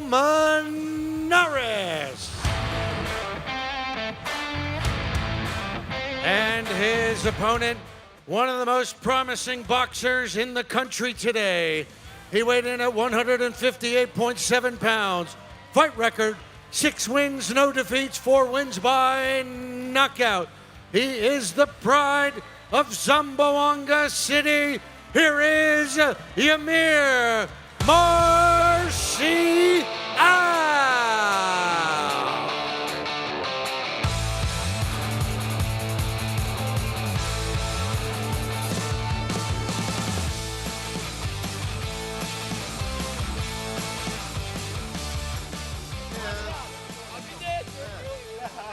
This match has a free no pass system. No batting, no holding, no proceed, and no low blow. You have a quick fight with no foul. It's okay? That's a blow. Good luck. Our co-main event, the penultimate fight of the evening. And before we start this fight, I just want to say happy birthday to Yamir Marcial, who's turning 30 today. And he's hoping to celebrate his birthday with a big win. But as I mentioned earlier, Colmenares is a very dangerous opponent. He's won 5 of his last 6 fights. Out of his 11 knockouts, 5 of them came in the first round. And his only 2 losses in his career were decisions, one by majority and one by split. And look at his long arms. Definitely a big advantage in terms of reach. He's got 5.5 inches, an advantage in reach over Yamir Marcial. I was looking at him in his corner as he was just bouncing on the balls of his feet during the announcements, and he's got some confidence about him. Physically, he's long and lean. He looks more than the 2 inches taller than Marcial that the tail of the tape showed us, and as you say, he's got crazy long arms, which is a very useful thing for a fighter. You look at his record, and he's been at welterweight and super welterweight before tonight. He won the Venezuelan title back in August at super welterweight. So this is his first time up at middleweight, which could make a difference. Marcial's very much a 160-pounder. He reminds you a little bit of Tora with those long arms and the lean body. One thing about Marcial is that back in 2022, he went down 3 times in his fight against Isaiah Hart.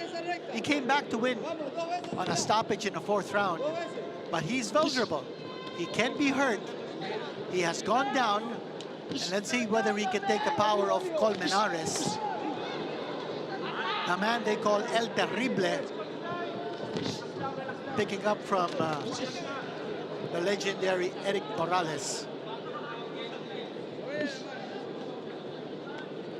Marcial has to get inside that long reach of Colmenares to be able to make some kind of effect. Almost managed it there, just stepped onto the inside, but couldn't quite find the home for the left hand. That jab was pretty effective from Colmenares, but Marcial's just closed the gap the last few seconds. Marcial connecting with the left hand. He's got to put pressure. That jab of Colmenares is going to be there to wave him off. Colmenares connecting with the left hand, and here's Marcial opening up. He's closing in the gap. And Colmenares just has to keep on punching. Otherwise, he's going to leave himself wide open for Marcial to attack. That's exactly what Marcial wants to do.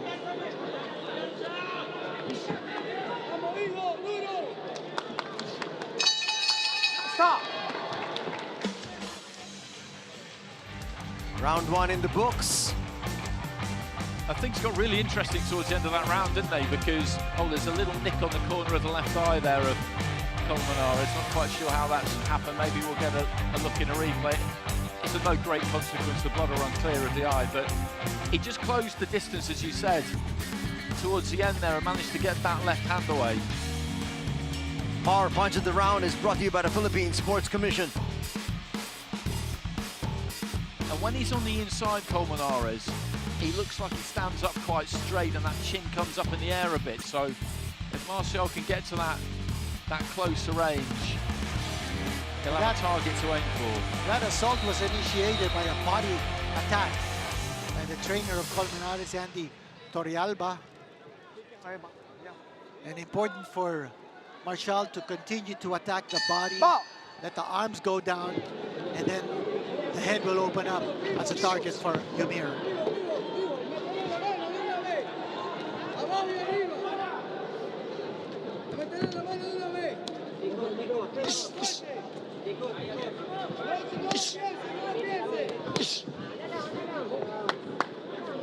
Colmenares shooting that left jab and then following it up with the right. Martial needs to put pressure. He can't fight him from a distance. He's not going to be able to reach Colmenares. But Ymir feels like he's got the range down pat. He's got to take a step closer. He did it very, very well there because the feet were quick. The jab was a little bit slow from Colmenares and he was on him straight away, and he looks dangerous when he gets onto the inside there. Blood is streaming down from that cut near the left eye of Colmenares.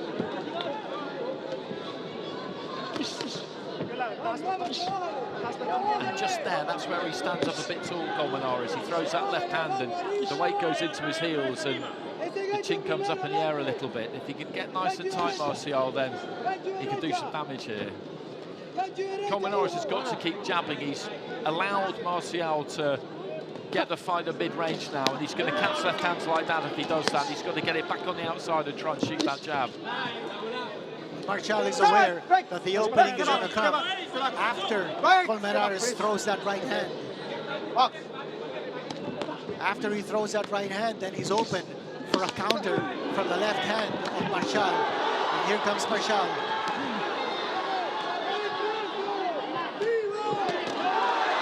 Ymir is finding his target here.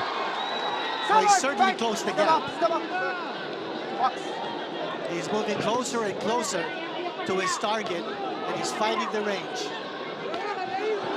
That's exactly it. You've hit the nail on the head. He's found the range perfectly now, and he's locking on. And Colmenares, it's just got to take his feet out and just keep throwing that lead left hand. If he trades with him on the inside here, it's going to be great for us to watch. But I don't think long term it's going to be great for him.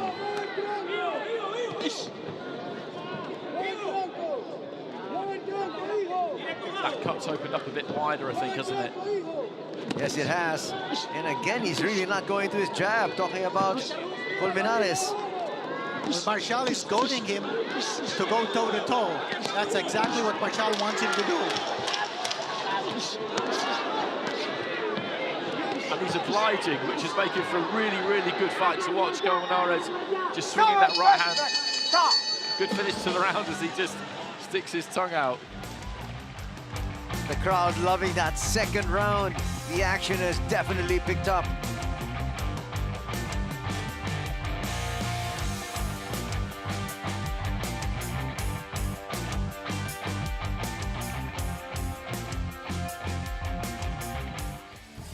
As we have the exchange of the round brought to you by the International Boxing Association. And so far, 2 good rounds here for Ymir Martial. As he's been able to find his distance, move in closer. Colmenares is actually slugging it out with Martial, almost as though saying, okay, let's find out who's the stronger between the two of us. And for Martial, that's the perfect antidote. That's what he wants. I don't think that's a good plan for Colmenares. I really don't, but you can see that he's game, can't you? You can see that he fancies it. He's got plenty of fighting spirit, but ultimately he's playing Martial's game there. But Marshall is also doing a good job of moving around Colmenares just to move away from that very pesky left jab. He's got to move away from that jab over to the right hand.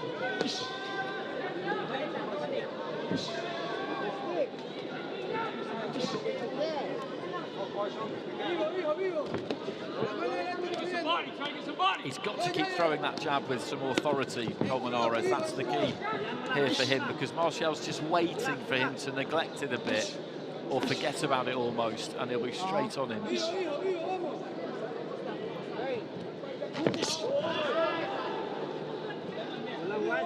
can see Ymir just biding his time. Well, Colmenares has that right hand cocked. He's waiting for Marshall to make his move. Once he comes closer, you know what Colmenares is going to try to do. He's going to throw that right hand. Nice change of levels there from Marshall.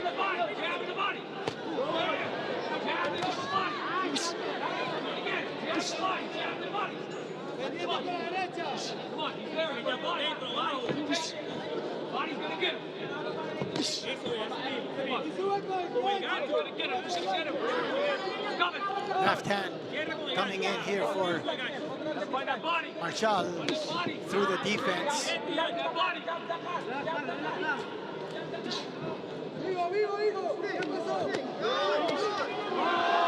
Nice connection there by Ymir. Colmenares is trying to back up, but finally cleared his head.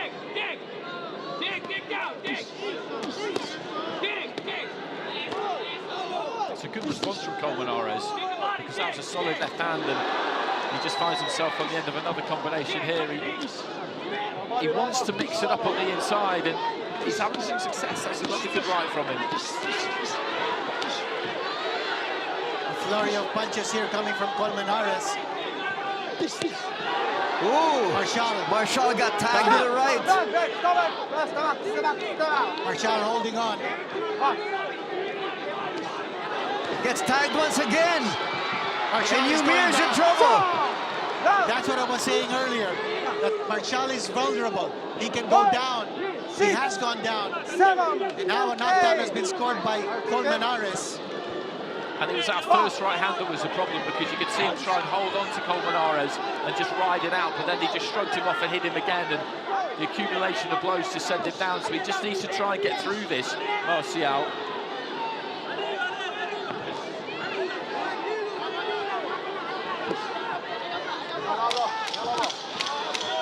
Well, he just might survive this round to clear the cobwebs.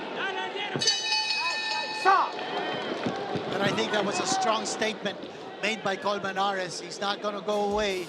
He's got power. He can match the power of Marshall, and he has scored the first knockdown in this fight.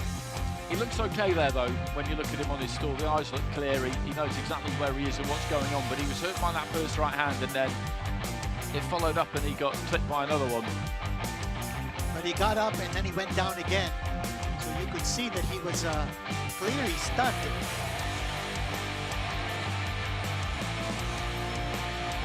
But in terms of the scorecards, things are now even. Absolutely, absolutely. Take a look at what happened here. He got smacked by the right hand, and that buzzed him. And then he tried to hold on. Colmenares pushed him away, attacked with the body. That was a big right hand scored by Colmenares. And Marshall left himself wide open for that shot.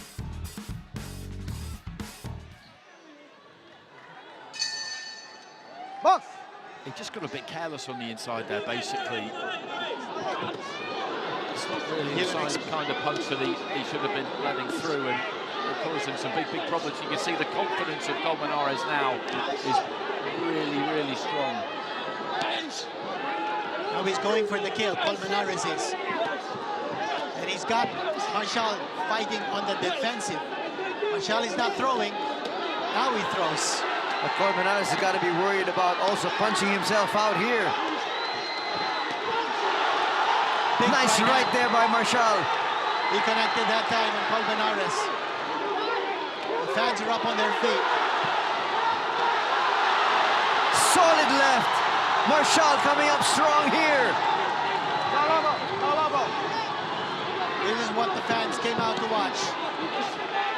He's got to be careful though. Those are good solid shots that he's landed, but Colmenares took those well.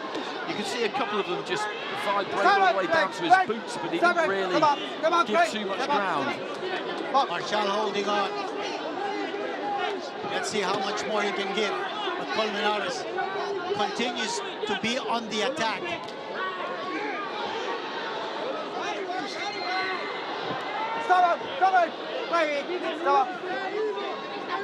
Good movement defensively there shown by Colmenares as he goes back on the attack.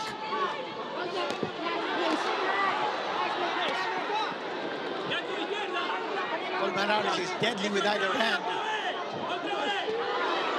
Colmenares connected with the right. Marshall also connected.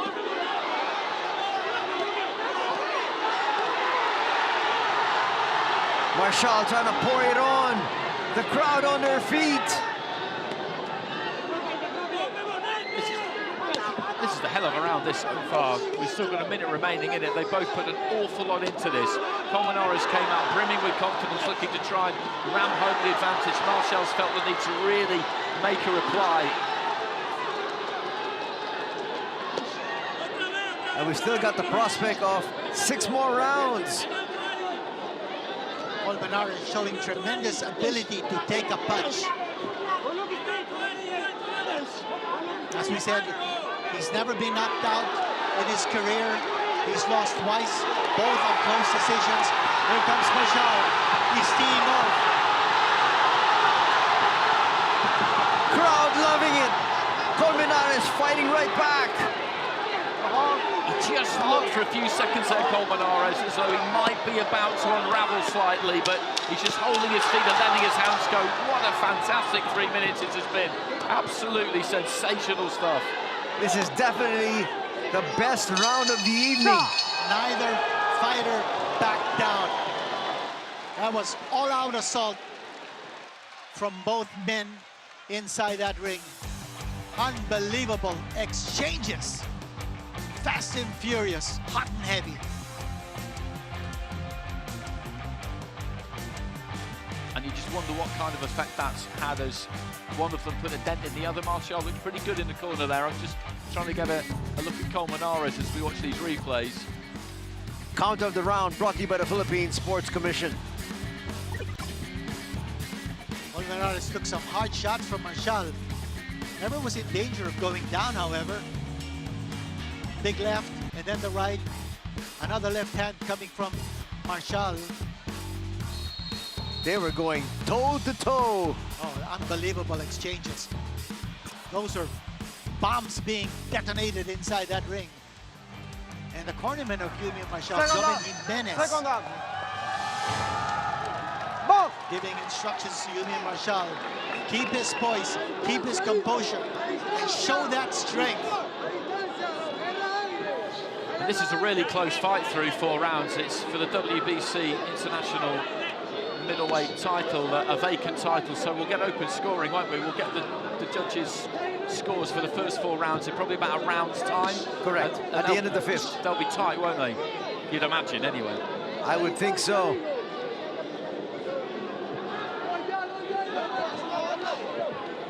Actually, to slow down a little bit here at the beginning of the 5th. But no doubt, both these fighters gave it their all. 4 rounds. Blue corner from Judge A, 38-37. Judges B and C for the red corner, 38-37. Well, there you heard it. Marshall with a slight advantage on 2 of the 3 judges. And he's pouring it on.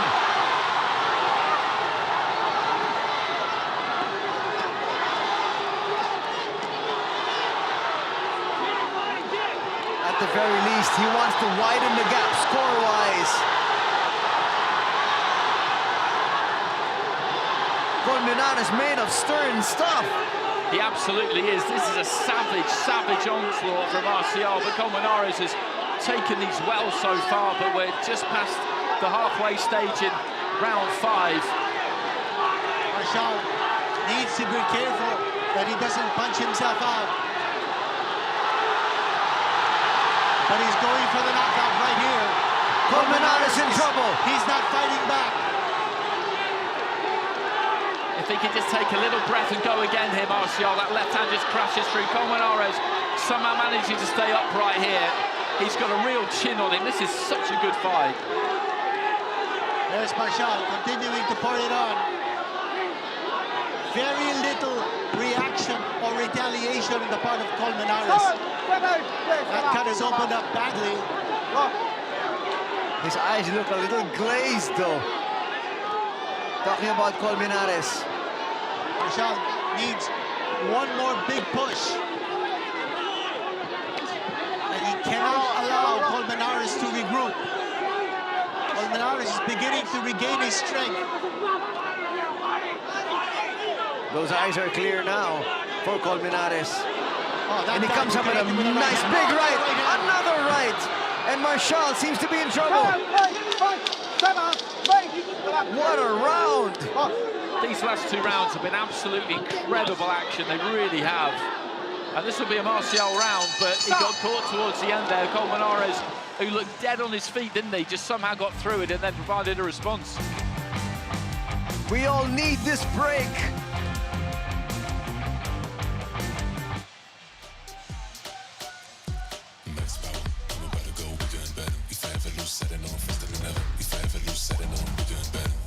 Faster, I'm going to the maximum. I'm going to the maximum. I'm going to the maximum. I'm bigger, more faster. I'm going to the maximum. I'm going to the maximum. I'm going to the maximum. I'm bigger, more faster. This let it go. I can get it more faster. We're all about pizza love. Each slice is made with care and quality ingredients, with mouth-watering flavors and the balance of softness and crunch in our crust. Feel the love in every bite of our pan pizza, only at Pizza Hut.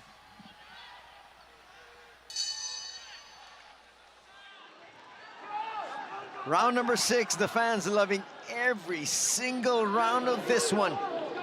And you've still got the main event to come.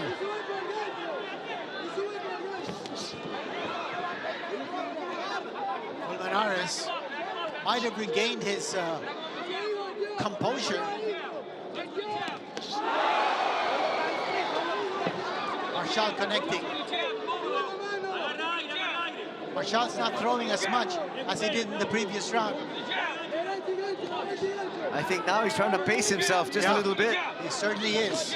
Might have punched himself out in the previous round. He threw everything he had, and Colmenares never went down.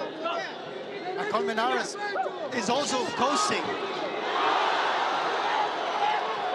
Big shot landed by Martial. Colmenares' hands are down. That is a big right hand. It rocked Colmenares. There's a left. Colmenares is shaken up. And this is really good for Martial because he didn't come out all guns blazing. As you said, he put a lot into that previous round, but he's being circumspect, but still very aggressive, picking his punches really well. And Colmenares ate an awful lot of leather in that previous 2 rounds, and it's going to have had an effect.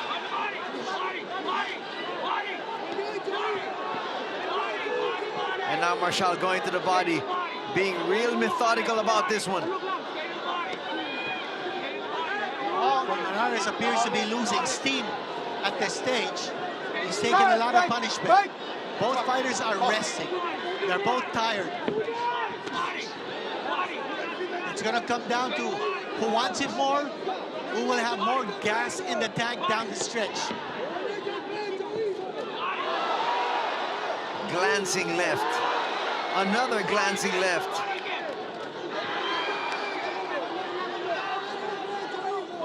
This is a coasting round here for Colmenares.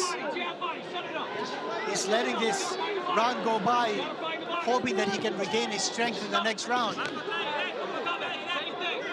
For Martial, it's an opportunity for him to keep striking.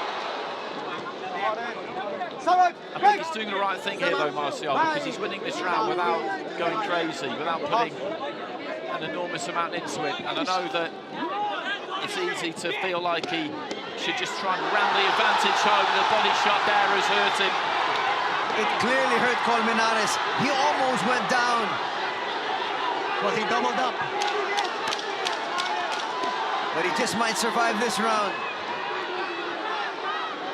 Another body shot might do the trick. And the bell has saved Colmenares. What a comeback round here for Marshall after he almost went down again late in the previous round. Clearly, Marshall widening his lead in the scorecards. As we take a look at the body shot, this is brought to you by the smart Araneta Coliseum. And there's that left hand into the pit of the stomach, and I thought he might go down to a knee there. He's full of heart, Colmenares. He's got plenty of ability as well, but this is getting hard now because he's being chipped away at. That was a good round for Martial. He didn't go mad. He didn't throw the kitchen sink at him, but he still did some damage, and he was a point up with 2 judges after 4 rounds. He's won the last couple of rounds. So he'll be ahead on all 3 cards by now, I would say, by a decent enough margin on 2 of them, but he's just got to keep the hammer down here, keep the pressure on. Let's see what Colmenares does here in this round. He didn't start the round smiling this time. There was a worried look on his face. Both fighters again taking their time, not rushing things. Marshall coming a little bit closer here. Always in the back of his mind to narrow that gap between him and Colmenares. Colmenares is hardly throwing, by the way. He's looking to just defend himself. Big overhand right from Marshall.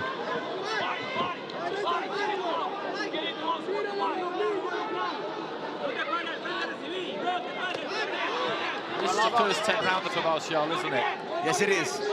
And that's always worth thinking about, but you have to plot your way through it, and this is a tough fight, but he's in there with somebody who's come with ambition, who can punch a bit, certainly, as he's showing us again here, and you will be a bit worried about your gas tank. You don't want to blow it too early in the piece. I'm sure that's on his mind and just causing him to take his foot off the gas at times. He'll want to be able to finish strong.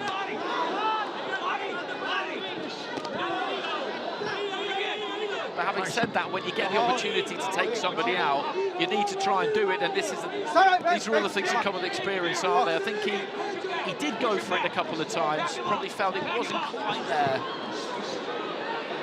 Marshall being urged to continue to attack the body. Colmenares is beginning to throw punches once more. And he's hitting its target. Marshall now in trouble. Marshall almost going down. He looks very, very tired. And so does Colmenares. What a great back and forth. This is a war of attrition. Solid left hand there from Marcialo. I think has picked up a bit of damage to that right eye. This is just terrific stuff. Colmenares, you have to tip your hat to him because he's been up against it for the last few rounds, but look at him go. He comes up with a flurry of his own there. His arms feel like they're made of lead, and that's Colmenares. But he's willing himself to give it that one last ounce of strength to get back in the game. Clearly one of the best fights of the year.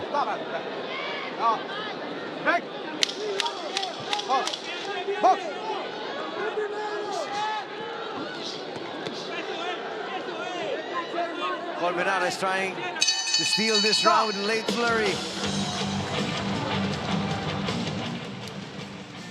Both fighters look really gassed as we step away.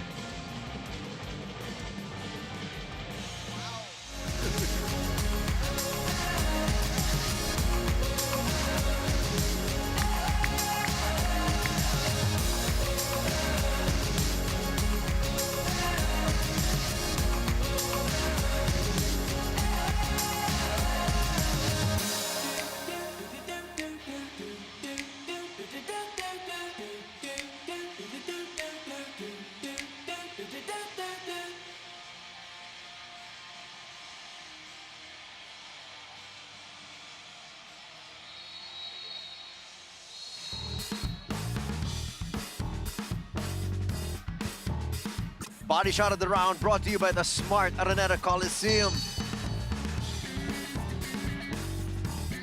This has been one heck of a battle.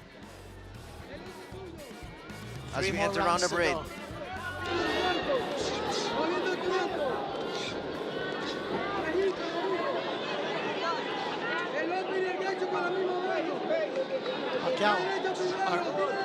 Marshall, he's probably thinking what Pacquiao would be doing, you know, at this stage.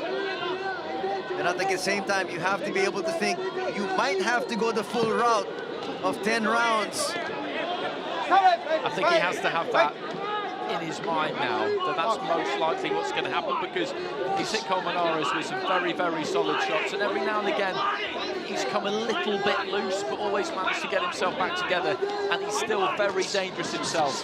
So he's got to stay as tight and as compact as he can, look after himself in there, but go out and win these rounds. What a good card we've had though tonight. These fights have been very well matched, really good action all the way through, and this has been the best of the lot. As we've often said, this is going to be a triumph of the human spirit. Senator Manny Pacquiao is watching at ringside. Eman Marshall doing everything he can to will himself to win this fight. On his birthday at that, on his 30th birthday.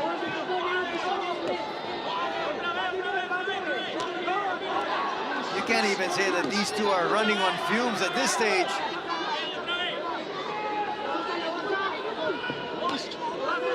One big push.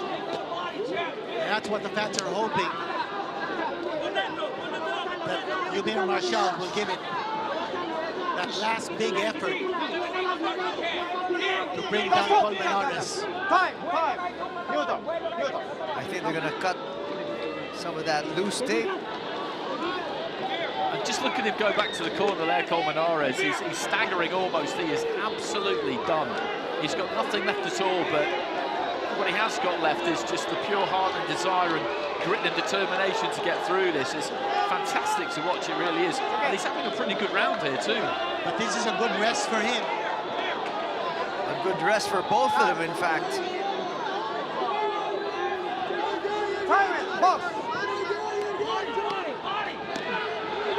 Who's going to pick up their second win? A big shot here by Colmenares, but he's missing.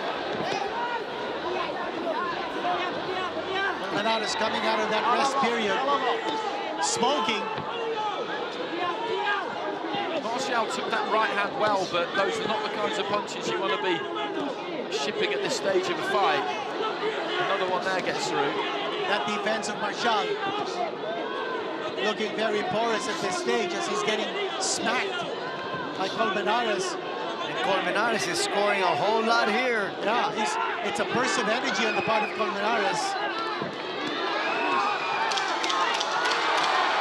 That's a great comeback by Marshall, though. This is going to be real tough for the judges to score. Stop! Break.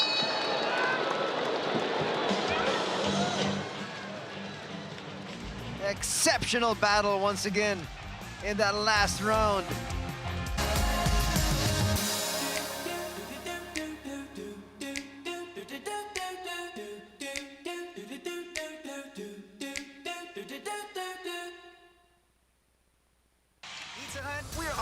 Pizza love. Each slice is made with care and quality ingredients, with mouth-watering flavors and the balance of softness and crunch in our crust. Feel the love in every bite of our pan pizza, only at Pizza Hut.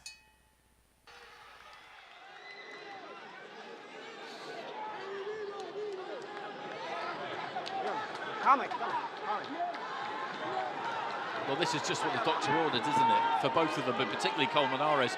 Quite alarming, the state of him in the corner there, and we just saw it before he went away for the ad break. He looked practically unconscious. He looks better now, but he's 4 points down now on 2 scorecards, 2 points down on the other. And if I were the corner, I'd be having a real close look at him, because if it starts to get hot and heavy for him in this round, they should stop it.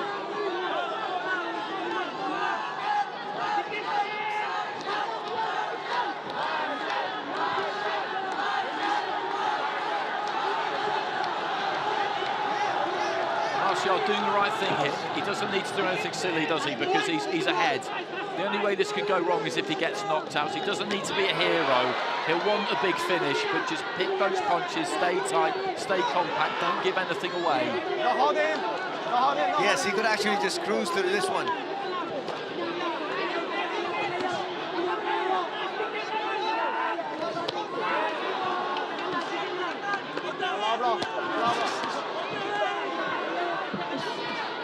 That's good work to the body from the pair of them.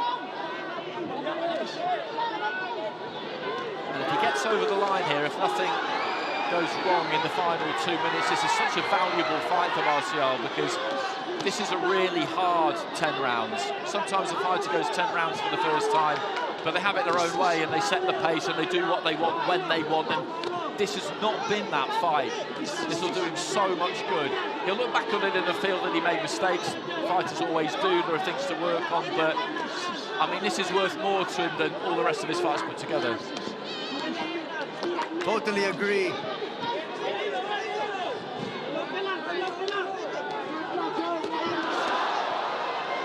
Just the perfect kind of contest for this stage of his development as well. And we've said it before tonight, but the matchmakers need a lot of credit. The way they put together this card, it's been really, really good. Every single fight has been competitive, and we might have just saved the best for last. Another late flurry here by Eman Marshall. He wants to end this with a flourish. Final minute. And Colmenares is on the verge of collapse right here. Just one strong finishing kick from Marshall. Colmenares is going to go down. Here's that kick you were talking about.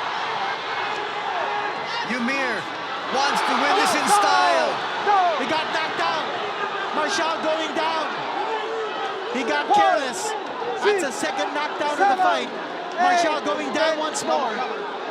That is amazing, and Colmenares is just going to throw everything at him now. He walked onto a left hand there as he was looking to land his own left hand, and Colmenares is going to throw everything he's got at him. If he can put him down one more time, then all of a sudden this gets really interesting.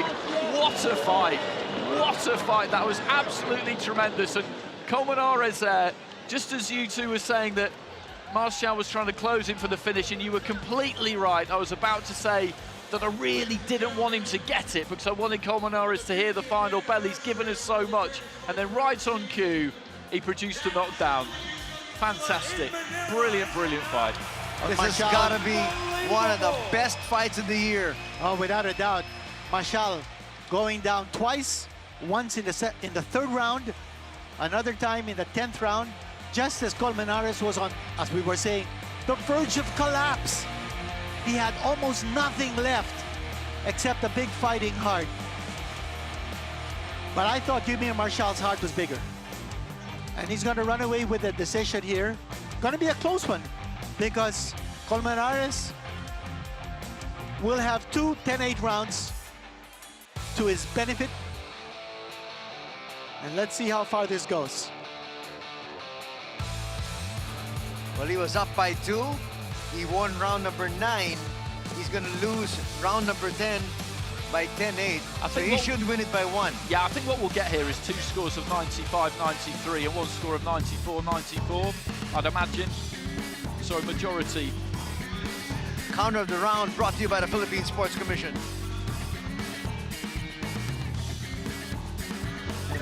Marshall was looking for a finish by knockout, and then he got tagged. That was a left and then 1-2 a right. combination. Yeah, he got careless. He wanted the knockout, and he went down. And see that stare of Marshall at Colmenares as he went down in the seat of his pants. And it has made things so interesting because we feel like Martial won that 9th round and that there wasn't too much doubt about that.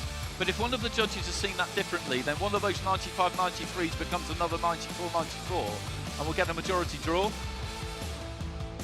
So it's not quite certain this. I think he's done enough for that knockdown at the end, which I did not see coming at all. Let's put the cat amongst the pigeons here slightly. That was just in the last few seconds of the entire fight. Well, all three of us were convinced about the fact that Colmenares had no more punching power. And remember, we were talking about Martial's fight against Isaiah Hart when he went down 3 times. Got up 3 times to score a technical knockout in the 4th round. Got to work on his defense. Got to work on strengthening that chin. But those vulnerabilities making box office, though, it's not ideal, I agree, but God, he's good to watch. Here we go with the official verdict coming from Ted Lerner.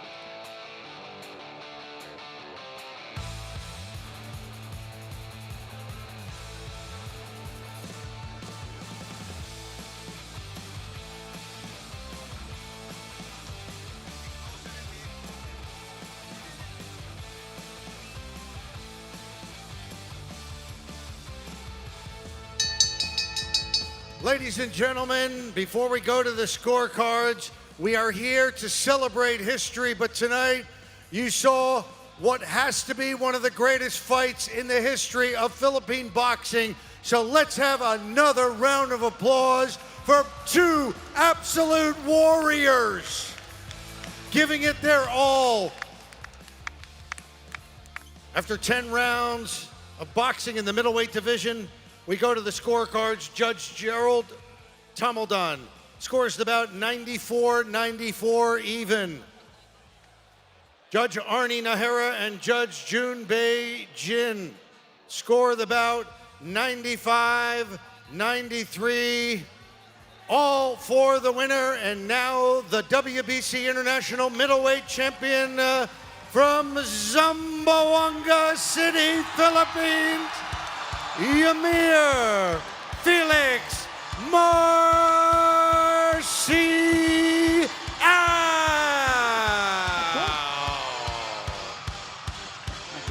It was a majority decision. That's right. A majority decision. And the scores were as we thought they would be. So 2 95-93s, which translates into 7 rounds to 3 for Marcial, but you get the 2 points off of the 2 knockdowns, and a 94-94, so 6 rounds to 4, and that turns into a draw because of the 2 knockdowns. What a fight. What a fight. And that knockdown at the end, he would have been a nervous man, wouldn't he, standing there? He'd have been a nervous man, and you can see what it means to him. Congratulations to the champion, Ymir Marcial. What a happy birthday gift for himself. Ymir Marcial turning 30 this day. Judge Gerald Tamaldan had it 94 all. Arnie Nahara had it 95-93 for Marcial. A majority decision victory for Ymir Marcial, despite going down twice in this fight. Once in the 3rd round, and that late knockdown in the 10th round caught everybody, especially Marcial, by surprise, I'll tell you that. It absolutely did, and I'll tell you that. Wait, that they're is talking about a because rematch. 2 of the judges, I heard the 2 who ended rematch. up with a 95-93s, they had him 3-1 up after 4 rounds, Ymir Marcial. You can make a strong case for 2-2 at that point, which is how the other judge had it. And if either of them had done that, then we'd have had a majority draw. I don't see anything wrong with that 94-94 myself. I see the 95-93, I'm not arguing with it, but I don't see anything wrong with that 94-94. That was just a fantastic fight. A fantastic fight. Colmenares, please sign him up for another fight that I'm covering soon, because he was tremendous. Oh, Colmenares grabbing that trophy. What, is that his? Or is that Marcial's? But a great gesture of sportsmanship. I thought Eddie Colmenares deserves a rematch. I mean, what he did in this fight and what Marcial did also in this fight, both guys with big fighting hearts, especially Ymir Marcial, because he went down hard in round number 3, got up, survived, came back strong, went down again in the 10th round. It was just unbelievable. Definitely a fight to remember here. Well, as they say, the triumph of the human spirit. And that is the story of the Thrilla in Manila back in 1975, and now reliving that spirit 50 years later with Ymir Marcial. I'll tell you, somebody who lived every punch of that is the man in the middle there, Sean Gibbons. You see him pacing around ringside, don't you, during fights? He's like a cat on a hot tin roof. He was down on a knee behind us at one point, I think, saying a kind of silent prayer. He really goes through it with them. He's so invested in it. It's great to see somebody who's been in the sport that long, who's still got such an enormous amount of passion for it. But I mean, I'd absolutely like to see that again. I think Team Martial will probably move on. I wouldn't have thought they'd be particularly interested in a rematch, but for the neutral, for the spectators, for us, a rematch would be great. Here's Ymir Marshall, basking in the glory of the moment. And he now wears that belt, that strap, the WBC International Middleweight Championship. But to be honest, he needs to go back to the gym, work on his defense. I've just been informed by Manny Work on Pacquiao, strengthening that the chin. man himself, we're already talking about a rematch. Somebody, But I'll tell you you want what, a rematch? that fighting hard Not is gonna tonight, take but Ymir sometime in Marshall the future. a long way. Okay, not tonight. In his boxing career. And look at him. The crowd loving history in the making in Thrilla in Manila golden anniversary. What an event. Thank you, Senator Manny Pacquiao. Wait, there's still one more fight to go, and that's the main event. That was the co-main event you just witnessed. And let's see if we have really saved the best for last. Melvin Jerusalem, as he defends his WBC Strawweight Championship. But right now, let's go back to all the action we loved from round number 1.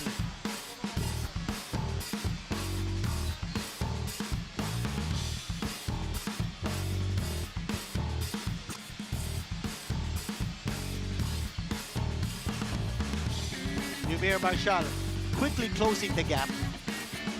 He found his range early, and I thought that Colmenares just didn't take advantage enough of that reach edge he had. He really didn't, did he? He really didn't. It was as if after a couple of rounds he just thought, nah, never mind that. Forget that.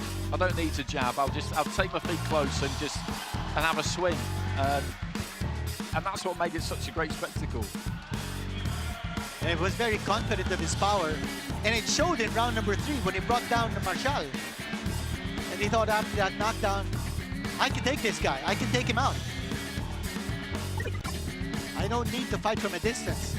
And there's Marshall going down. Round number 4. It got tougher and tougher.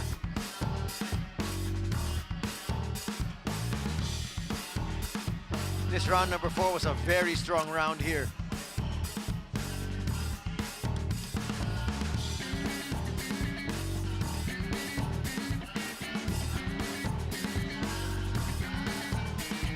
Look at them exchanging heavy bombs.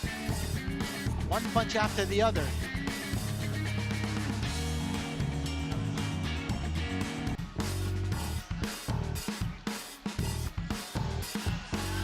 Such a gritty win here by Ymir Marshall.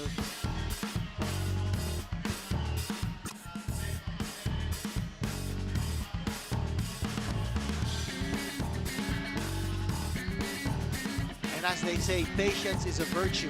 If you get impatient, you get careless. Ymir Marshall, especially that round number 10, he got careless as he tried to score a knockout in the last few seconds of the fight. But let's go back to round number 6. Here's more action here. Here's when the power of Colmenares started to wane. He took a big shot from Marshall that time.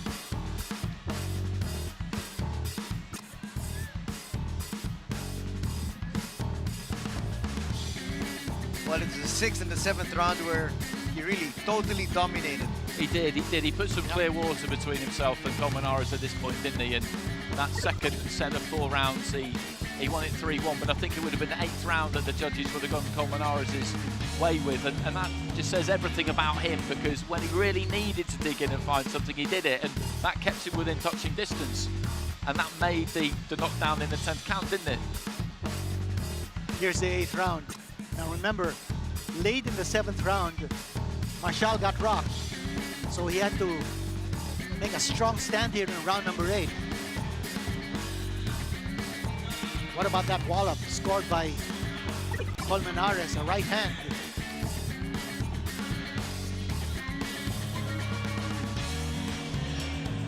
Round number 9. More blistering action as Marshall taking this round handily and almost bringing down Colmenares, but in the 10th round. And at the end of that 9th as well, remember what he looked like in the corner when he went back Colmenares? He looked absolutely finished, didn't he? And I said it at the time, the corner needed to maybe look after him. If it got hot for him in the final round, pull him out, because he looked like he was about to pass out through exhaustion. And then, you know, he proved us wrong again. There he goes with the knockdown. 2 punches scored there by Colmenares from close distance as Marshall was looking for a knockout late in the fight. And then the yell, the howl of victory coming from Eumir Marshall. Majority decision winner. He deserved it. One final bout coming up. And it's Melvin Jerusalem up against Yakolwa Hussein.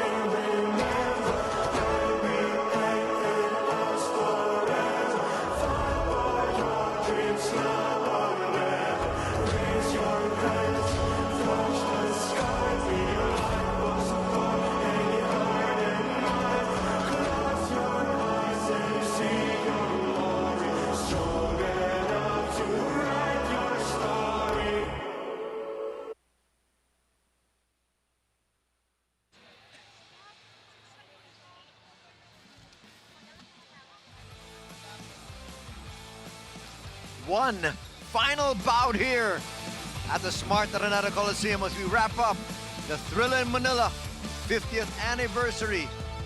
And this is for the WBC Strawweight Championship, Jerusalem against Kuse.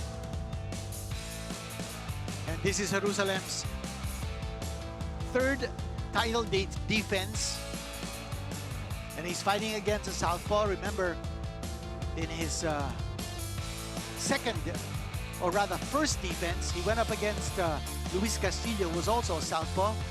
And Andy, what do the figures look like? When you look at these two in terms of their experience, then you would say that Jerusalem has got the edge.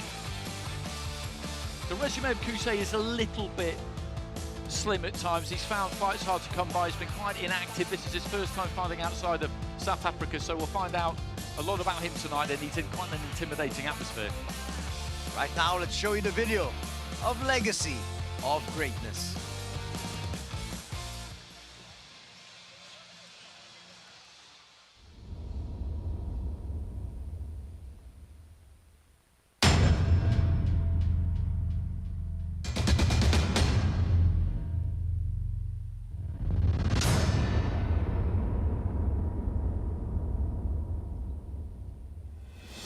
Before legends were born, before Manila became the center of the boxing world, there was a man who carried the Filipino dream to the world stage.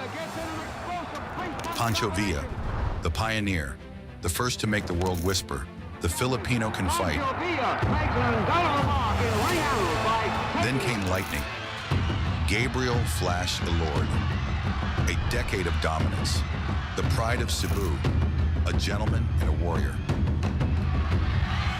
And then came a storm from Mindanao, a boy who fought his way into immortality, Manny Pacquiao, from hunger to hope, from local rings to world arenas. 8 world titles, one fighting heart. Then, the world watched Manila, Ali, Fraser, 2 titans, one unforgettable war, a battle that defined courage. A night that made the Philippines the heart of boxing. From Villa to Elord to Pacquiao to Ali and Fraser, the spirit of the fighter lives on. Thrilla in Manila, 50 years of greatness.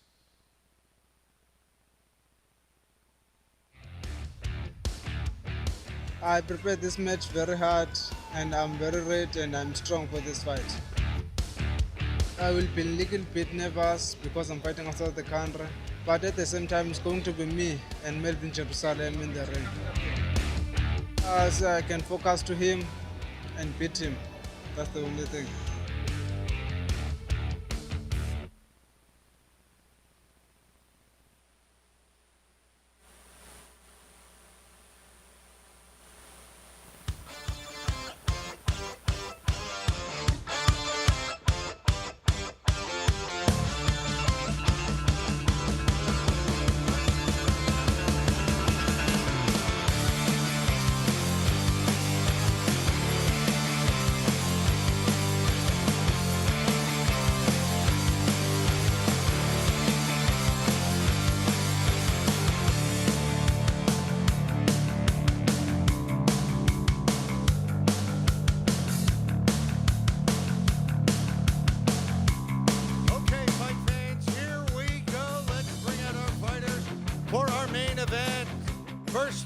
South Africa, give a warm Philippine welcome to Siakowa Kuse.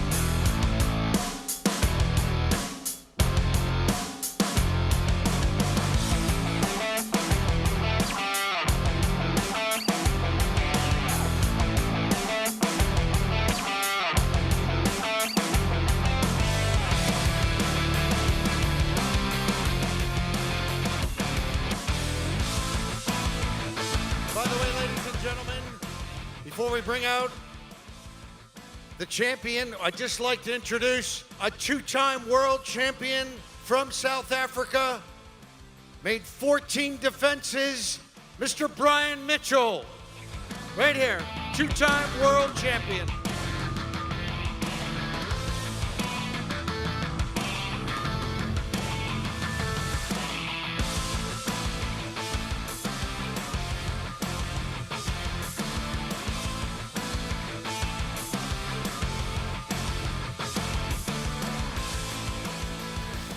Sobrang napaka-importante itong laban na ito kasi siyempre 50 years anniversary sa Thrilla in Manila. Laking pasalamat ko kay Senator Manny Pacquiao sa another na opportunity na binigay niya sa akin. Sa mga nagbuo nito para matuloy yung laban. Maraming salamat. Kung ano yung nabigay ko dati nung laban ko, bibigyan ko sila ng sobrang gandang laban at pananalo natin yung laban at madipisan yung belt.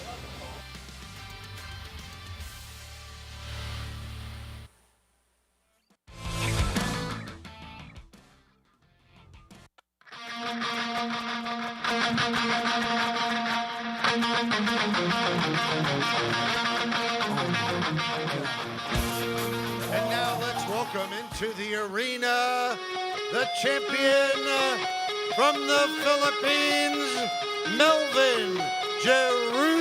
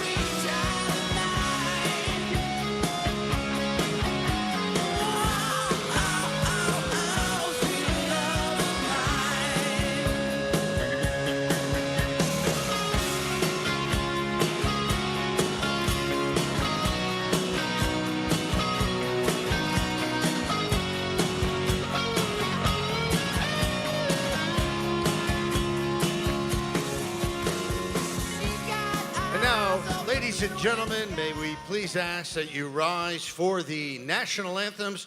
First, the national anthem of South Africa.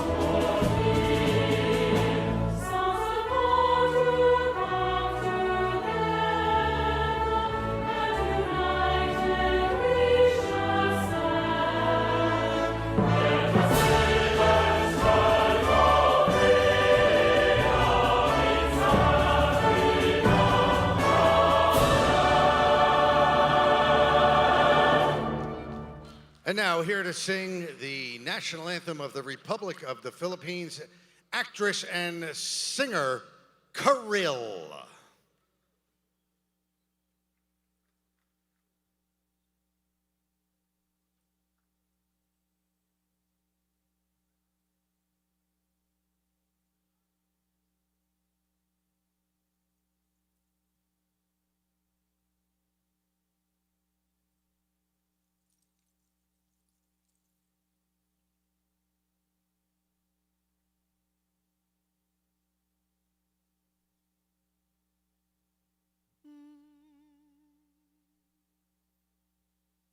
Bayang magiliw, perlas ng silanganan, alab ng puso, sa dibdib mo'y buhay.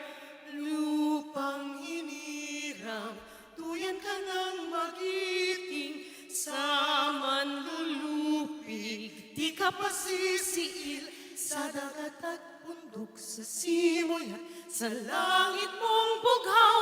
May dilag kang tula at awit sa paglayang minamahal. Ang kislap ng watawat mo'y tagumpay na nagniningning. Ang bituin at araw niya kailan pa may di magdidilim. Lupa ng araw na hagit pagsinta, buhay ay langit sa piling mo. Aming ligaya na pag may mga api ang mamatay ng dahil sa'yo.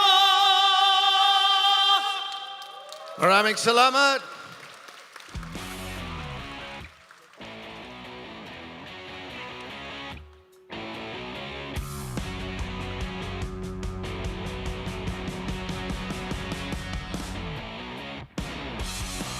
Magandang gabi sa inyong lahat at mga Filipino and boxing fans sa buong mundo. Mabuhay! From the smart Araneta Coliseum, Quezon City, Metro Manila, in the beautiful Philippines, Manny Pacquiao's blow-by-blow, in cooperation with the Philippine Sports Commission and the IBA, the International Boxing Association, are proud to present the anniversary of the Thrilla in Manila.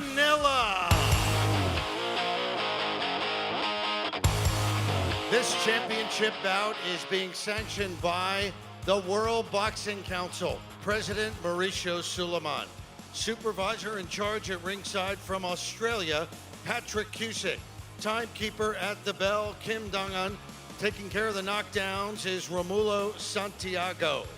Physicians at ringside, Dr. Clark Fernandez and Dr. Noel Nathaniel Napa.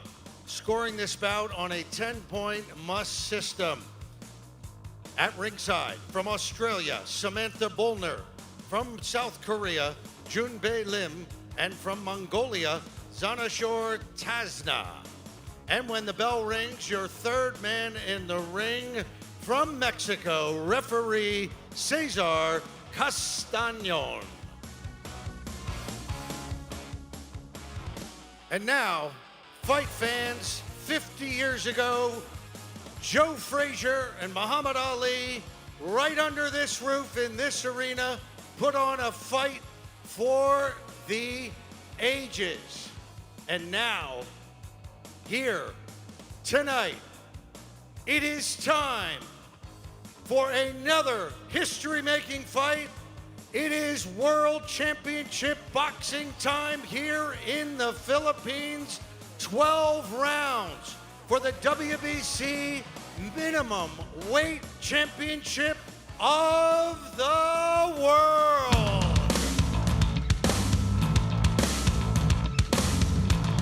Now let's meet the fighters. First of all, fighting out of the blue corner to my right. He is the challenger. He's wearing the red and white trunks. He weighed in at 104.8 pounds. Fight record, 9 wins, 2 losses, 1 draw, 4 victories by knockout. He hails from Eastern Cape, South Africa. Let's have a warm Philippine welcome for Siakolwa Kuse. And his opponent, fighting out of the red corner to my left, tonight wearing the gold and green. He weighed in at 104.8 pounds. Fight record, 24 wins, 3 losses, 12 victories by knockout. Tonight, he made the 3rd defense of a title he won in March of 2024. And he hails from Malolo Fortich, Bukidnon, Philippines. Here is the WBC Minimum Weight Champion of the World, Melvin El Gringo Jerusalem.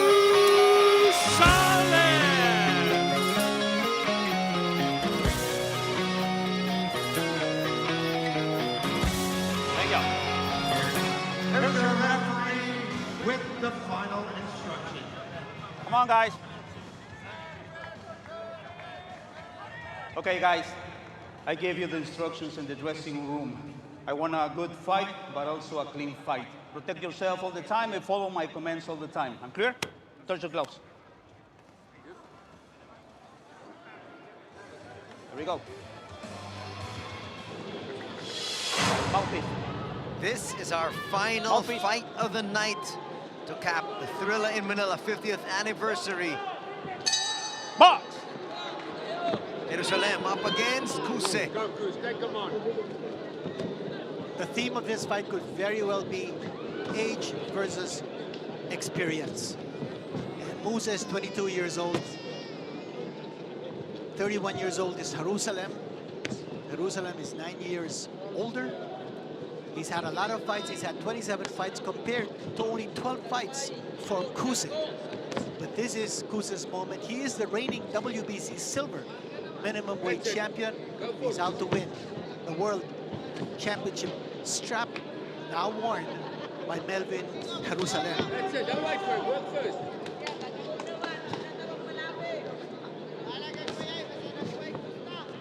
Jerusalem has won 13 of his last 14 fights. He's won his last 4. Turned pro in 2014. Yes, Kuse, let's go. Kuse has lost twice in his career, both on points. And he earned this title shot via a win on points over a Filipino, Samuel Salva, who once fought for the IBF Minimum Weight Championship. Step in, be careful. Who says the southpaw? Yes, Jose. That's it. No respect.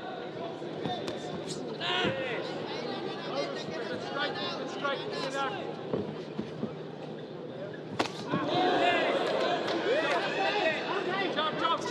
That was a good counter from Kusei because he tempted Jerusalem, then he went for the right hand, he lost his balance as he came forward and he just stepped off to the side there, Kusei.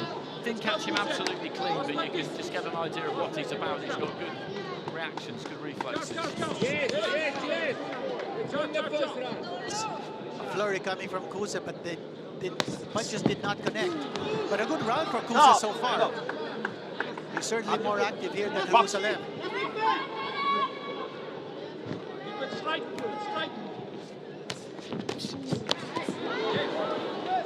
Jerusalem gets tagged once again by a right here from Kusei.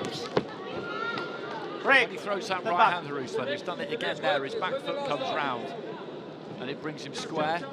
His weight comes just over the top of his front foot and his back foot comes round and it leaves you in an awkward finishing position. And if Kusei can do what he'd done previously and make him fall short, then you're left quite immobile.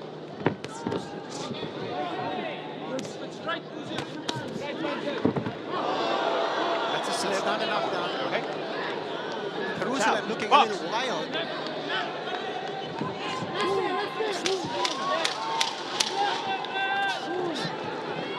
Break, come on. Hands up. Stop!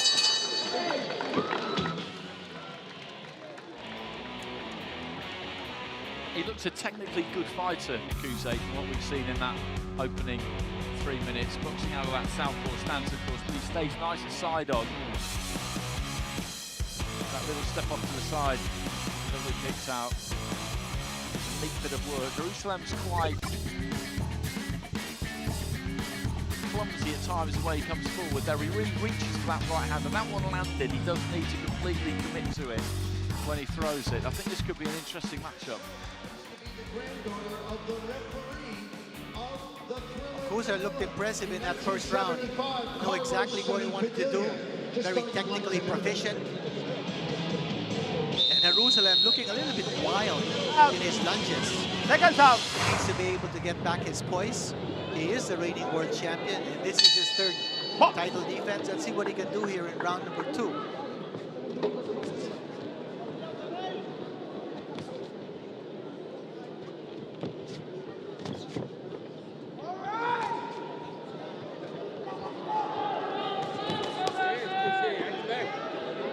Kusei initiating.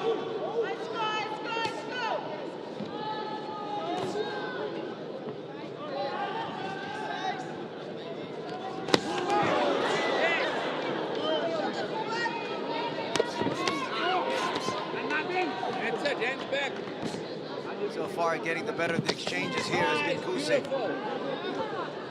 Including round number 1. Jerusalem is taking a little bit of time here to figure out how to penetrate that defense of the southpaw Kusei. He's been a bit more compact in this round, though, hasn't he, Jerusalem, I would say. That's a good, strong right hand there. And I think the way he throws that right hand, he almost needs to double down on it. That technical flaw is there, but then he comes in behind and their heads clash together. No cut, I don't think, which is good news. But after a right hand scored there by Jerusalem. Okay. That's always in the cards when you have this kind of a matchup. Come on. You are from different cards. Be careful with the head, both of you, okay? Go. Box. Warning on both fighters by Cesar Castañon, third man in the ring from Mexico.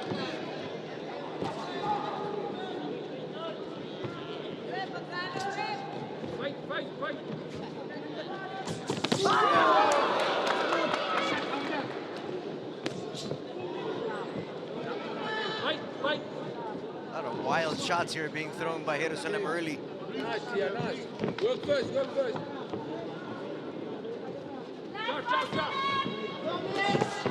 Yes.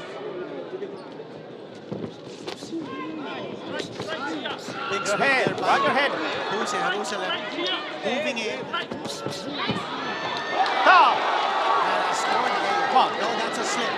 Dry the screen. Clean That's it. a slip. Come on, Slip Bob. portion there in the corner. That's happened more than a couple of times already here tonight. Usually over at the blue corner.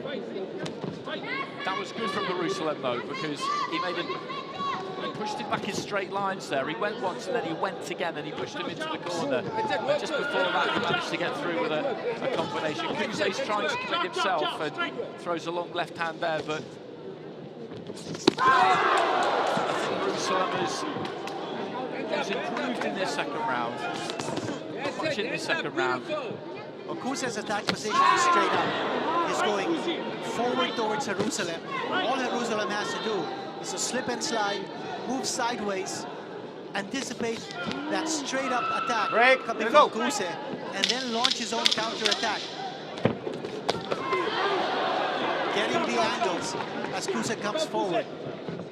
He's got to figure that out. Stop! Second round now in the books.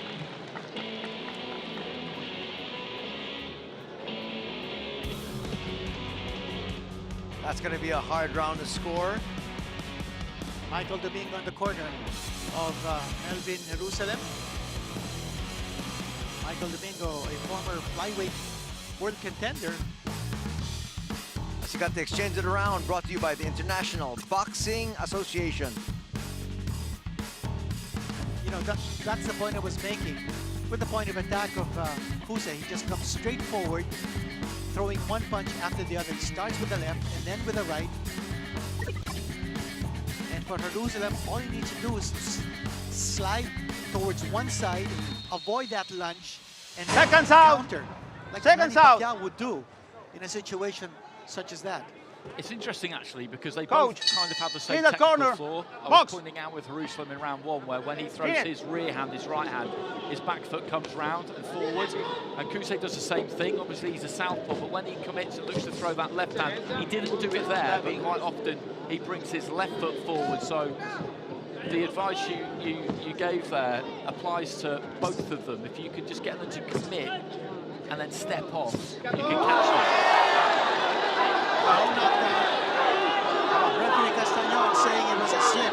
Box! That's going to be another slip in. The crowd doesn't agree. I don't think I agree either. Stop! That looked like a legitimate knockdown to me. Maybe he did lose the footing, but I think he lost the footing as a result of the punch landing on the side of the head. We're going to see that on the replay in between rounds. Let's go. Jerusalem now gaining in confidence. Very little side-to-side movement being shown here.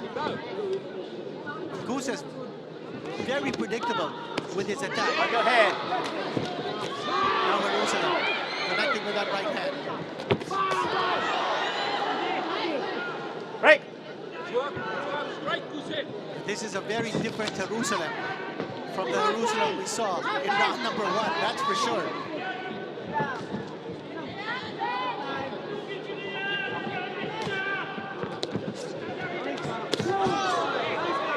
Reaches it with that overhand right from a distance. And what he's doing really is, when he attacks now, he's taking his feet with him.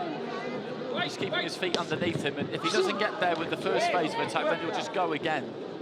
Kuse is at times just, as we said, just backed up a little bit in straight lines. And I think Jerusalem has figured Kuse out. Once Kuse throws that first punch, Jerusalem is throwing a counter almost immediately to prevent a second punch to come in. And just as Kuse is lunging forward, making himself open for a counter attack coming from Jerusalem. Let's see whether he can take advantage of that situation. Here he comes again, Kuse. Stay there. 30 seconds. Jerusalem got tied there. Jerusalem retaliating with the right hand of his own. 15 seconds. What's up?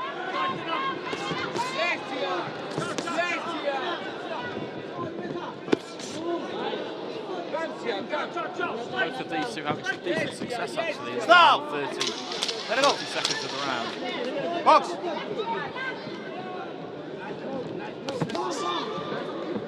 Chop, chop, chop. Time.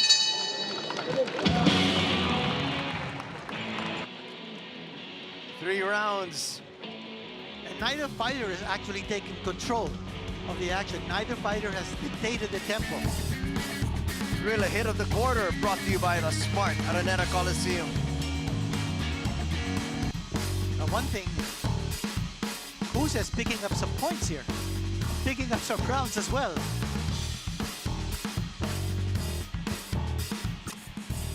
Oh, that could have been a knockdown. You're right, Andy.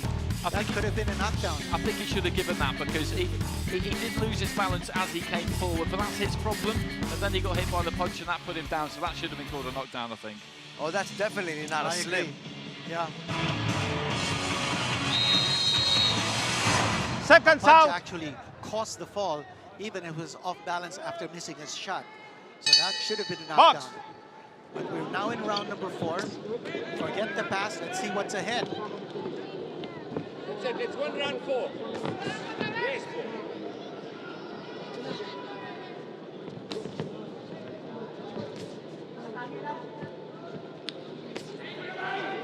Hands up. Push it back. That's it.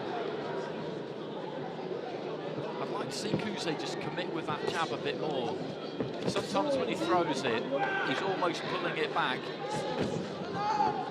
As it gets there, he's trying to pull those feet back out of range and try and make sure he doesn't get hit on the way out. Jerusalem connecting with the right hand. And go. Break. Kusa holding on. That's some good body work from Jerusalem up close. Kuse lands a decent left to the midriff as well, though.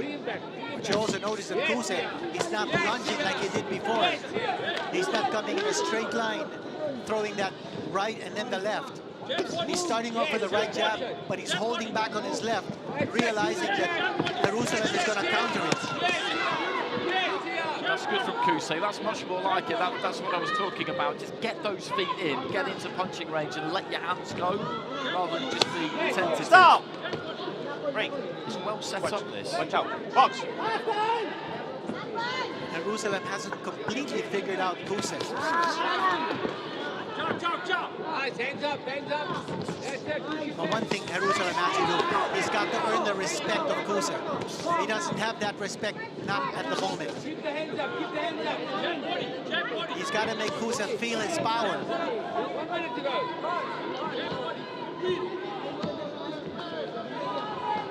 Approaching now the 1 minute mark of round number 4. Hands up, please. Break. Chop, chop, chop. Yes, chop, chop, chop. Chop, chop. Yes, chop, chop, chop. This is another WBC fight, of course, so we'll get some scores after 4 rounds. It'll be interesting to see, won't it? Chop, chop. A few of these have been tricky. Straight down the middle. That's a lovely, solid jab. Yes, beautiful. Half a minute, half a minute. Beautiful. Half a minute. 1 round 4. Yes, yeah. Hands up, hands up. Touch, jab body, jab body, jab body. Big He's had a really good second half to this round, hasn't he, Kuse? That's right. And a big adjustment on the part of Kusa here. He's Stop. not lunging like he did before. Opening himself up for a counter. So good job there of 10 making seconds. that adjustment. Come on, let it go. Come on. Stop. 4 rounds are done. We'll be back.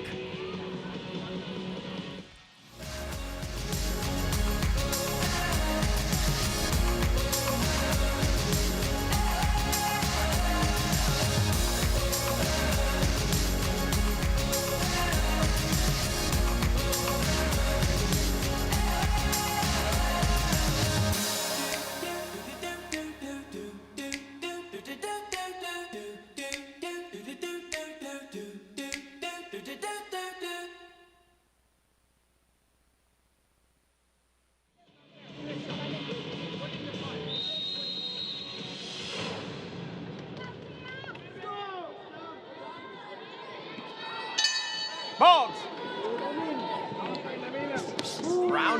5. He doesn't like going back.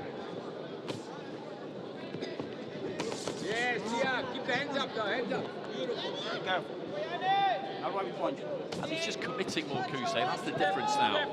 Maybe he was a little bit wary in the opening stages. This is a step up for him. He's won that WBC silver, but Jerusalem is a lot more experienced. He's been at world level for quite a long time, and it's understandable that you might just want to feel your way into it, but I don't think he's too worried about the power of Jerusalem, as we mentioned earlier on, and that's why he's happier now, I think, to just take his feet with him when he can get himself into range properly. Jerusalem looking like he's swinging for a home run. He's got to be a little more patient. Throw the jab, set up his right hand.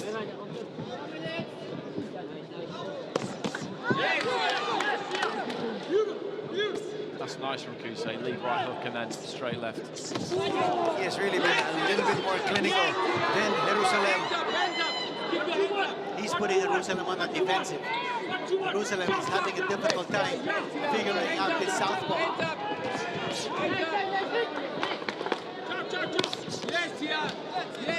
Go. Kuse circling away from Jerusalem, confusing him, going towards Jerusalem's back, not allowing Jerusalem to square up for any sort of punching. Ken swinging for the home run. Come on, out. Judges A and B have it tied at 39. And Judge C has 39-37 Come on, for the champion. Out. So that's kind of interesting. 2-2 with two of the judges. I'd say 2-2 is a fair score. And the other judge 3-1 for Jerusalem. If I saw a 3-1, it would probably be the other way, I think, but it's tight. It's tight. A solid shot scored by Jerusalem that time. Might have staggered Kuse. Kuse's not throwing any punches at this stage. He's clearing the cobwebs, that's for sure. Now he's back. Back in the saddle. Throwing punches once more. Jerusalem looks like he's looking for just one punch. Nice exchange here in the middle. This is good stuff towards the end of the fifth.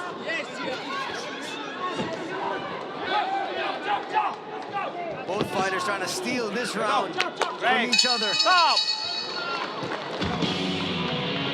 Another close one. And we'll be back.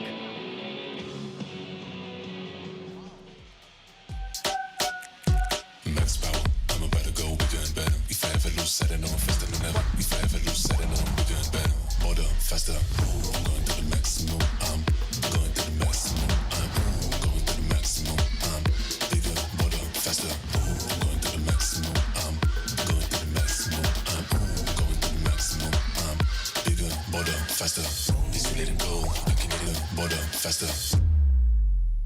Pizza Hut, we're all about pizza love. Each slice is made with care and quality ingredients, with mouth-watering flavors and the balance of softness and crunch in our crust. Feel the love in every bite of our pan pizza, only at Pizza Hut.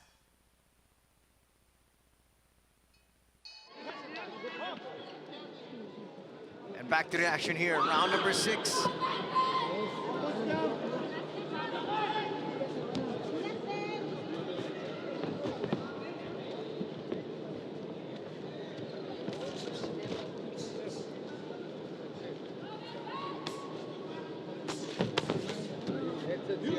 Most of the rounds have started this way. Good defense by Jerusalem that time, but he didn't throw any punches. He just blocked the punches of Kuse coming in. He's got to throw a lot more punches. He's got to be more active. He's got to be busy.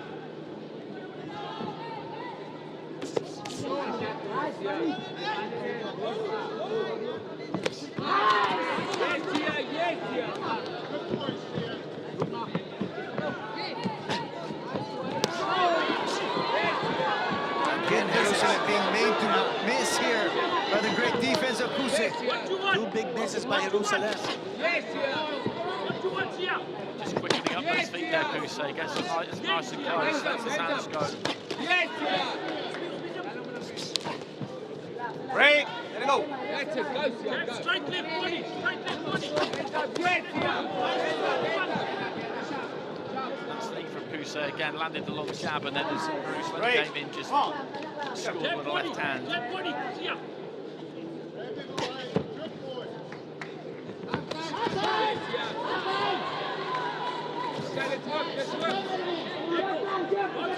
Jerusalem continues to miss. He's also getting, he is being made to miss though. Yeah. By the quick movement of Kuse. He's pinning Kuse against the ropes. Kuse is very smart to move away from a trap situation. It's Garcia, push him back. 1 minute. Garcia.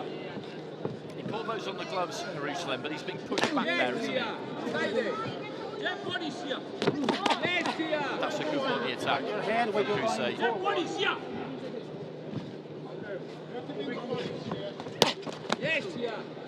Break. Okay, we got all 4 minutes. Let's go. Let's win the 6th round. Hit the body down. Hit the body.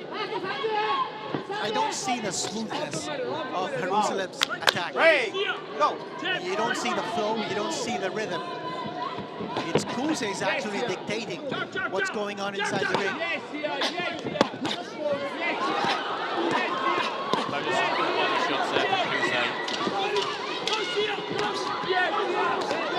And he just might win this round. Let it go. Challenger with a very good showing here. That's a very solid round for Kuse. He's won that one comfortably. Body shot of the round. This is brought to you by the smart Araneta Coliseum. Just missing with that swing by Kuse, but he did land that body shot on Jerusalem. Tough grind here for Jerusalem.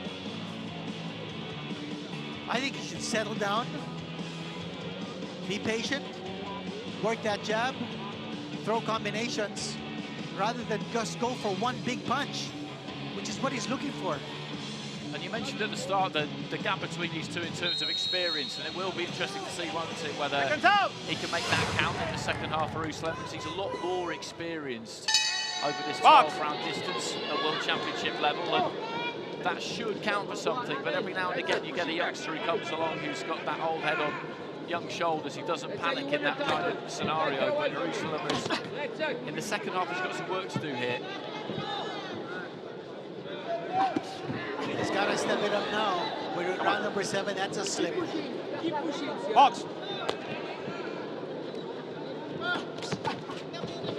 It was tight through 4 rounds, 2-2 with 2 of the judges, 3-1 Jerusalem with the other. He should have had a knockdown as well. That's not going to matter now. They're not going to go back and retrospectively give it. We know that, but Break. Let it go. Let it go.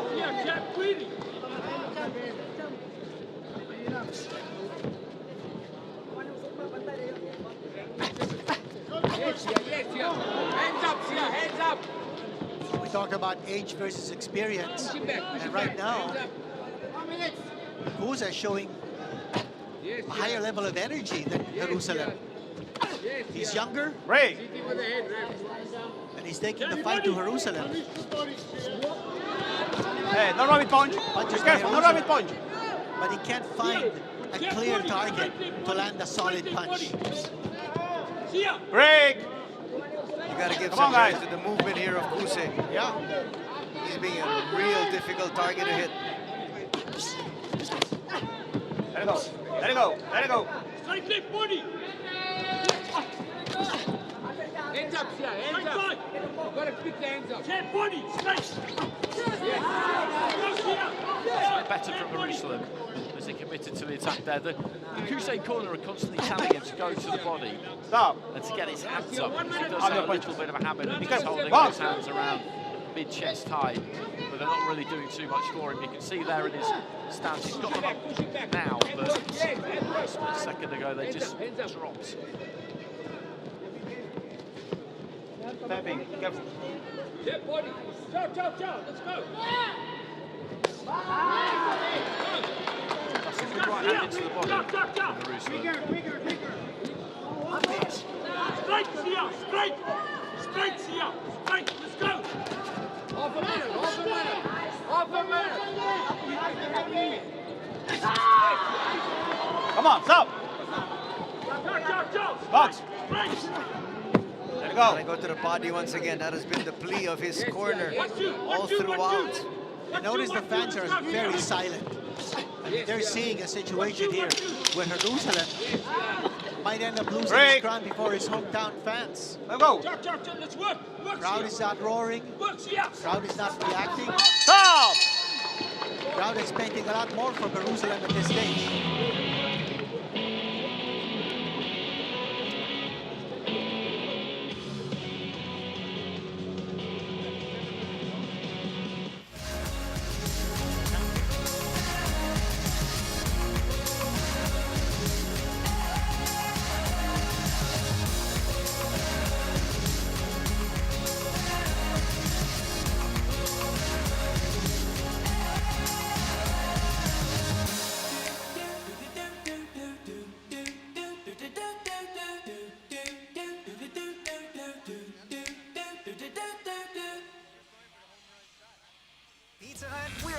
Pizza love. Each slice is made with care and quality ingredients, with mouth-watering flavors and the balance of softness and crunch in our crust. Feel the love in every bite of our pan pizza, only at Pizza Hut.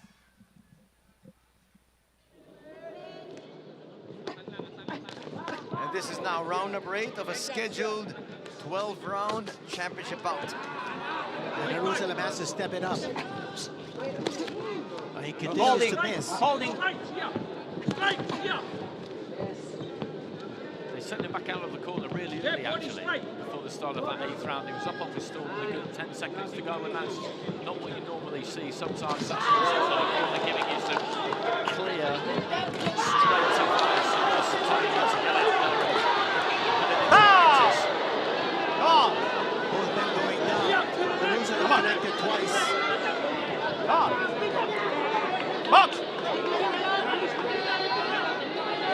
So far, as far as the game plan for Kuse, he's following it to the letter. Yes, yeah.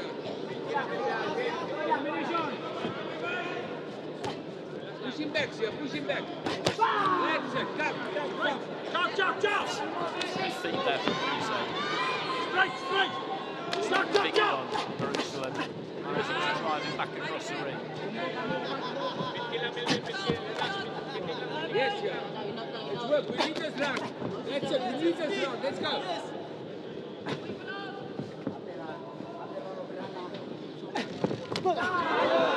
He's just taking too long, Jerusalem, isn't he? 2-1-2. Kuse will just creep in, let that 1-2 go. Jerusalem is just standing on the outside on the borderline of range. He's got to be first more. You get the feeling he's just looking for one big shot. Let's go. With your head. And Jerusalem's coming forward, but he's not throwing the clean shots that he needs. There you go. Let's work. Now, Jerusalem has switched hits in the past. I don't know if he might want to try a southpaw stance here.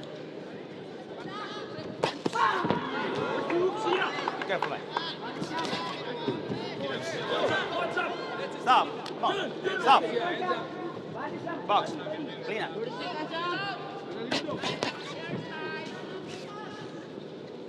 And very clearly, Kuse is quicker on the draw. Go, Sia. Half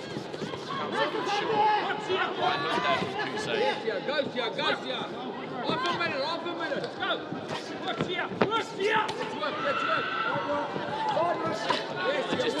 Kusei there that there's 30 seconds remaining in the round. They've made a habit of that, so they want to finish rounds strong. They're away from home here. You've got to make the most of every opportunity that you get, because you don't generally expect to get the rubber the green on the cards, although we'll get some scores fairly shortly.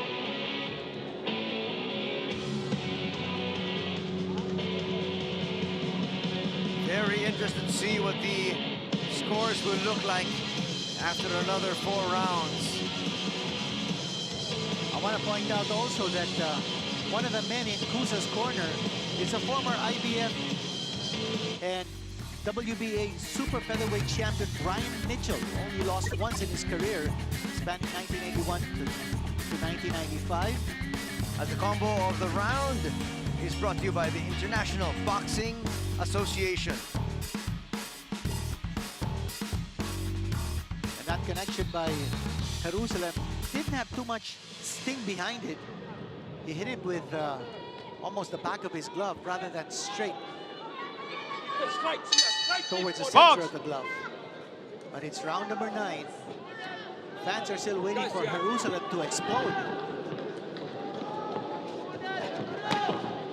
That's it, keep working, keep working. Run number 9.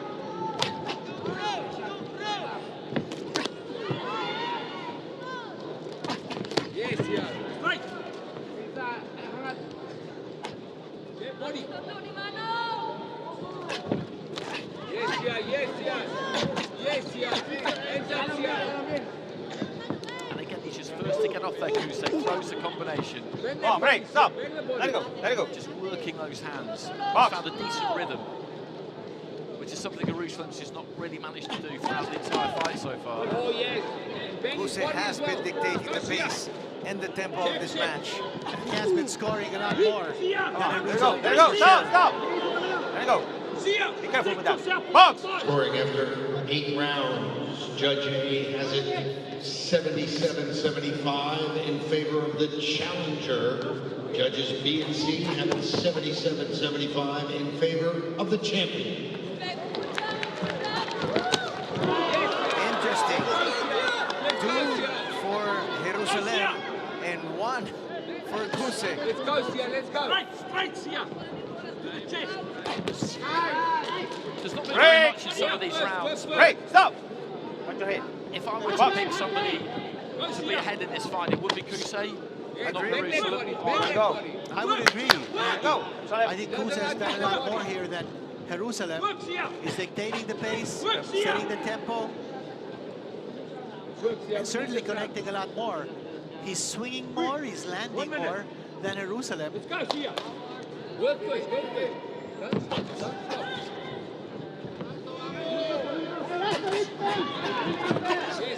But right now, though, as far as the corner is concerned, they're happy at this particular stage because they have not yet gotten the best of Jerusalem, and still he's up on 2 judges' scorecards. And what's happened there in the 4 rounds we've just seen is that the 3 judges have gone completely different ways. One has gone 3-1 to Kusei, one's gone 3-1 to Jerusalem, and the other one's scored it 2-2. This round is probably going to go Kusa's way.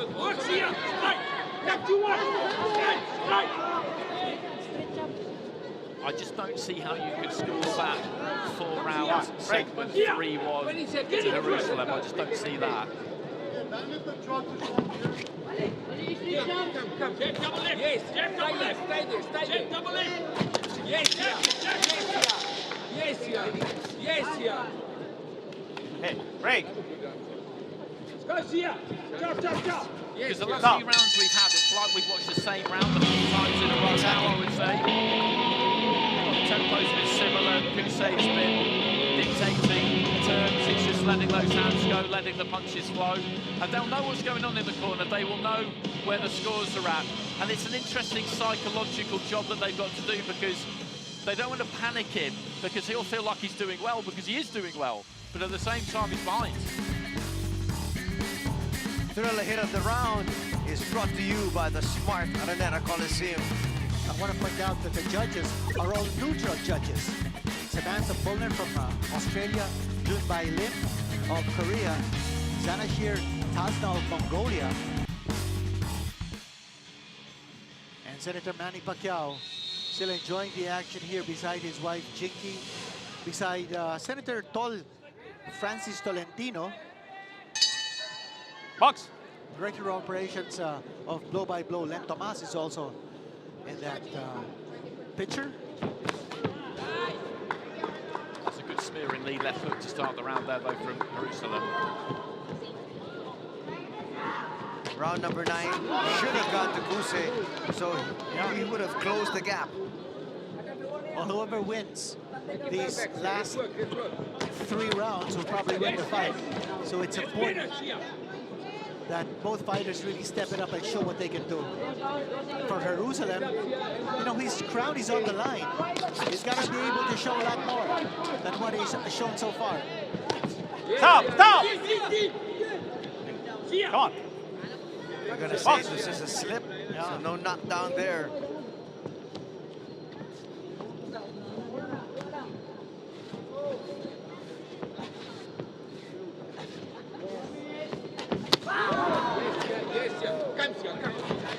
We need these rounds. We need these rounds. And the corner, the South African corner, just chuntering there, aren't they? Just saying, we need these rounds, we need these rounds. They know that, of course. Well, they know they're still down by at least 1 on 2 of the judges' scorecards. Good shot by Jerusalem. A left hand to the chin.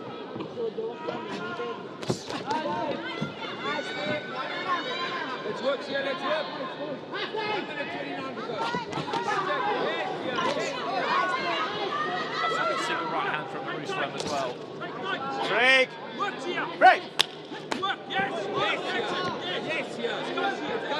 hand there from Kuse. I think Jerusalem maybe thought that there was a course of break coming there, but it didn't come. He's holding. There you go. He's holding. There you go. Yes, he's holding.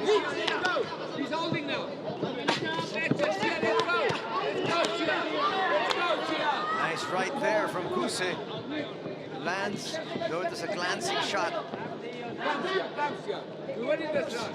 Yes, yes, hands up, that's it. Work. Stop! Both Stop! arms of Jerusalem are down. I don't know if that's a sign of tiredness on his part. Gotta put up his high guard.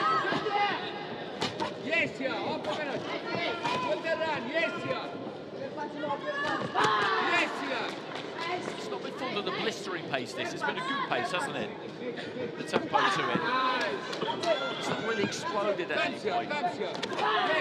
Watch your head. Watch your head.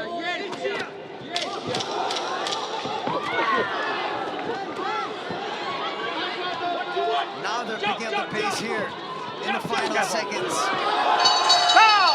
And Kuse staggers just a little bit there in the waning seconds. That was a solid shot from Jerusalem right at the end of the round there. That was a good fight back on the part of Jerusalem. He needed that. I think one thing when you look at this fight is that you could make a case that Kuse throughout the course of it, he's thrown more, definitely. But he probably has hit a lot of gloves. Quite a lot of what he's thrown, I think, has been blocked, half blocked by Jerusalem. And some of the singles that Jerusalem have thrown have got through a little bit cleaner, maybe.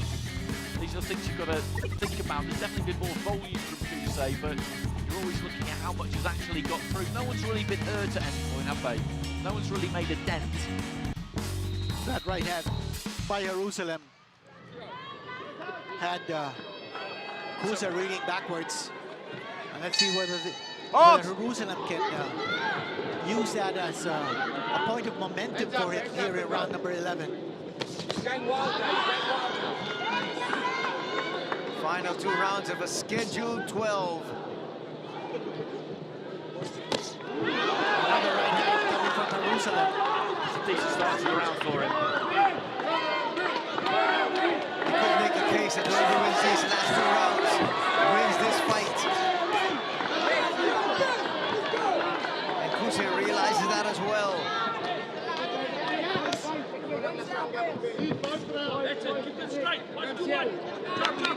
That's a good example there of what I was talking about. Kuse just stepped in through the long left hand and hit the gloves of Jerusalem as he was just pulling himself back out. Come on, come on, come on! But he has got 3 shots, Kusei. There's no doubt about that. Box! It's a close fight. Stop! Right now, Jerusalem seems to be outsmarting Kusei. Box! Jerusalem realizing that Kusei looking a little more desperate now to try to win this round, win the next one as well.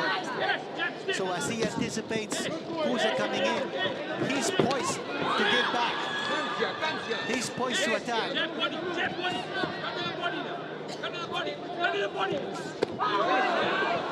Stop! Stop! With the counter there, as Kusei maybe just took slightly too long, but he did do some good work before that, the South African. Landed a couple of good clean shots. Some neat body work there. Careful, stepping. Then a little slip with the front foot, I think.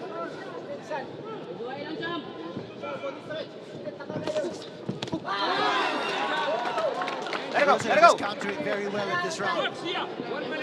Again, he's anticipating the lunges of Kusei. These are one of Jerusalem's better rounds, especially the last 3. Break! Let it go!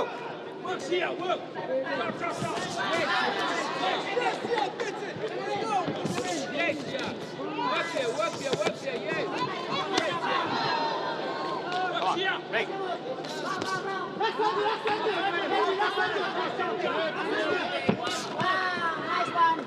Stop! Hold it. Box. That right connected. Let him go.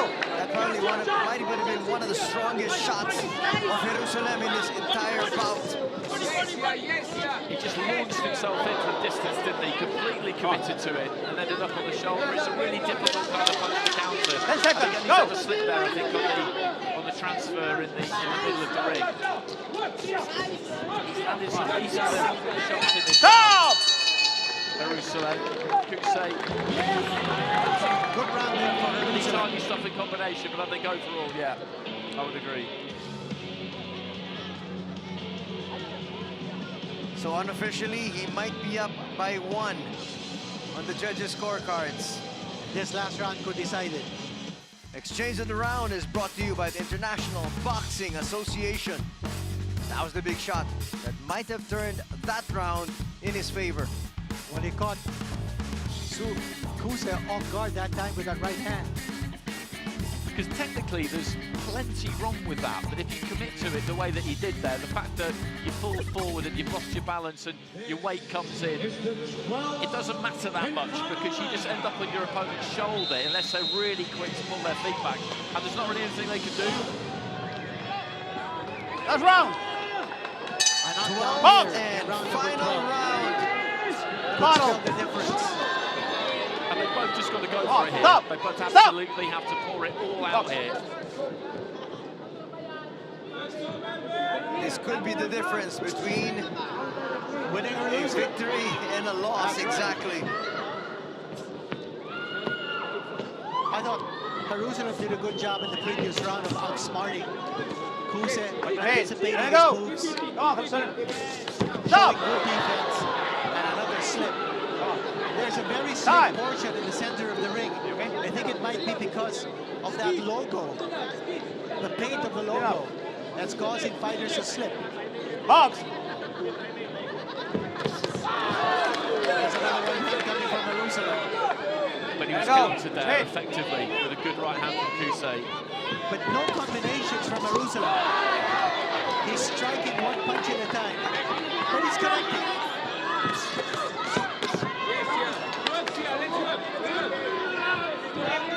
He needs a strong finish, Jerusalem, to seal the deal. Kusei is not making it easy on him. Stop! No knockdown. And those scores after 8 rounds, just to remind people, 2 lots of 5 rounds to 3 in favour of Jerusalem, 1-5-3 in favour of Kusei. Be careful with that. No, stop! Jerusalem's had a better rounds 9 to 12 than he did rounds 5 to 8.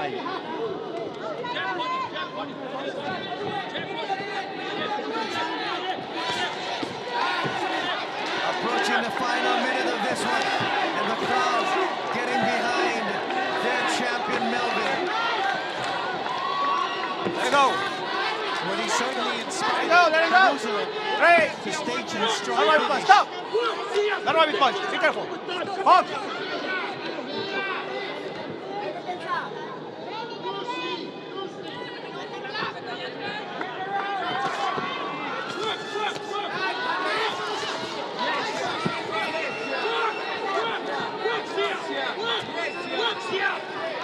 Kusa looking a little bit tired here in the 12th round. As Jerusalem is putting a lot of pressure on Kusa. And I think in these final stages, he has brought that experience over the 12-round distance to bear here, hasn't he? Very clearly, Jerusalem has saved his best for the last. Stop! He has spaced himself so much better than Kusa has. Almost an knockdown. And that could be the punch of the fight. Let it go. Could Let be it go. the turning point as well. Let it go. Final seconds of this strawweight championship. Stop! And Melvin might have been able to do just enough to retain his title. It was a tough challenge. A big test here for Melvin Jerusalem. Kusa gave him a lot of problems throughout this fight. Difficult to figure out Kusa's style. But I completely agree, Anthony. I think Jerusalem did enough to win the verdict and retain his championship. I think the strong finish has got him over the line there, hasn't it? I think in that middle section, rounds 5, 6, 7 and 8, I think for me, Kusa deserved a bit more than he got from the judges. But in the final 4 rounds, it was Jerusalem who did bring that experience to bear and make it count and finish strong. And given that we know that the scores had 2 judges 5-3 in his favour with 4 rounds to go, it's difficult to see how he's not going to go on and get the decision here. But Kusa's done really well there because it's a big step up for him. He's not been up at world level before. He's in with somebody who's been there for a long time. And I don't think there's going to be anything to really regret there for him. He faded a bit towards the end, but that's understandable. I think he'll be able to take a lot from that. I think he deserves a lot of credit for standing his ground against Jerusalem. He was definitely not dominated whatsoever. Yeah.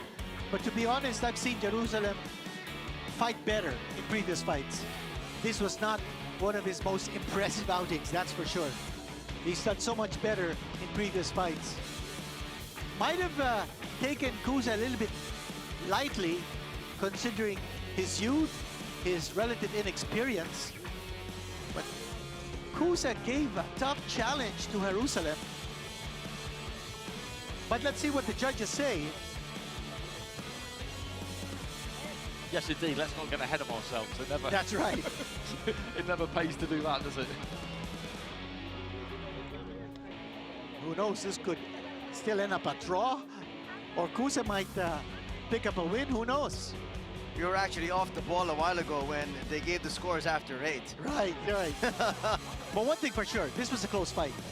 This was a very fierce and competitive contest. Gotta give it to both these guys. And I think the corner there, Kusa's corner, I think they're just preparing him for the fact that he just didn't quite do enough. You're away from home. And it shouldn't be the case that you have to win and then some to take the title away from the champion away from home. I never agree with that. In any title fight, that title should be vacant when the first bell rings to all intents and purposes. But I think that's probably what they're telling him, that he's put up a really, really good effort. He's done himself proud, he's done them proud. He can learn a lot from this, but he hasn't quite done enough. Let's go to Ted Lerner. Fight fans, here at the smart Araneta Coliseum on the 50th anniversary of the Thrilla in Manila. After 12 rounds in the minimum weight division, we go to the scorecards. Judge Samantha Boldner sees the bout 115 to 113. Judges June Lim and Zanashir Tasna both have the bout 116 to 112. All for the winner by unanimous decision, and still WBC minimum weight champion of the world from the Philippines, Melvin El Gringo Jerusalem.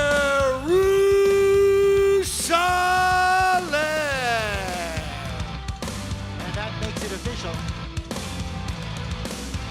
Jerusalem has retained his championship. He remains the WBC minimum weight champion or the strawweight champion. And he's looking forward to a possible unification showdown with Oscar Palyaso, who holds the WBO and WBA championship.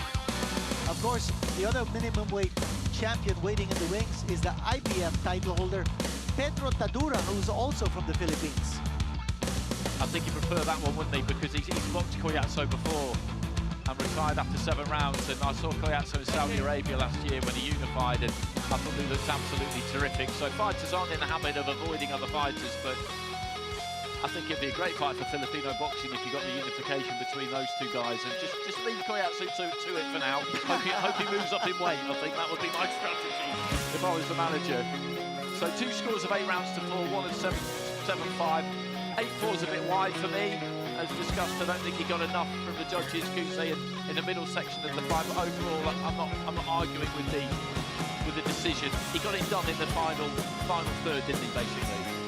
Well, he deserved the decision any way you look at it. And you know, the last stages of this fight really decided the outcome for me.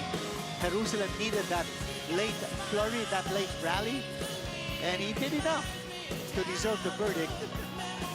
Some judges were a little generous in giving Jerusalem more rounds than maybe he deserved, but still, he deserved this win, and he remains the WBC minimum weight champion. The whole night. That's great. The only thing, But I'm looking forward to a better performance from Jerusalem in his succeeding defense. He'll be up for his 4th defense soon, or a unification. One way or the other, maybe against Adura, maybe against Colyaso, who knows. But the road is wide open now for Jerusalem and for Philippine boxing. Well, certainly got a big boost in this card. And let's recap the fight that just ended. A real tight affair between these two pugilists, and it was really tight till the very end, though 2 of the judges didn't really agree with us. But still, as Quinito was mentioning, still the victory well deserved by Melvin Jerusalem. We had some very, very exciting fights tonight. As you see more action from the fight that just ended. This is round number 3. Jerusalem connecting and Kusa connecting as well.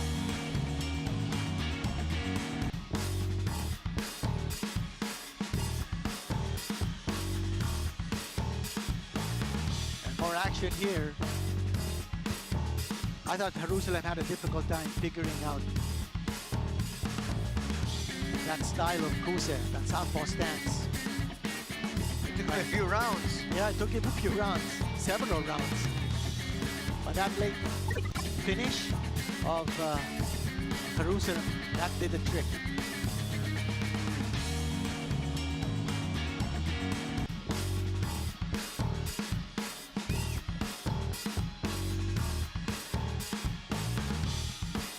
But as discussed, this is a big step forward for Kusa as well, because this is a huge night for him. He was the heavy underdog coming into this fight. I think that's fair to say.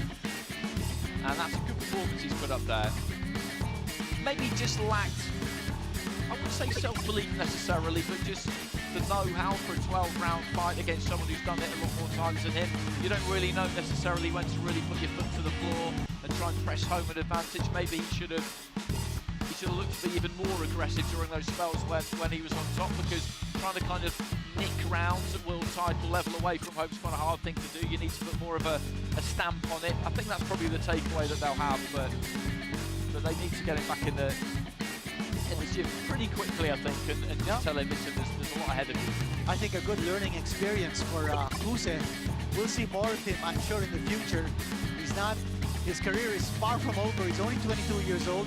He had a very impressive showing against the reigning WBC champion. Almost created an upset in beating him, but Jerusalem reigning supreme and retaining his championship in this excellent fight. Well, all three of us actually thought it was a little closer than the final scores, but in the end, as we said, he retains his title. Some final thoughts. Let's go to you first, Andy. I've absolutely loved it. Thanks for having me. I said it at the start of the show, but it's a real thrill for me to be here, to be in this arena, because it's a historic arena. Manila is a boxing city that's gone down in folklore since what happened here 50 years ago. So this is really bucket list stuff for me to be involved. And I didn't expect to be part of a Filipino broadcast. I've really enjoyed it. Very enjoyable working alongside the pair of you. And we've had some great fights. The matching was tremendous.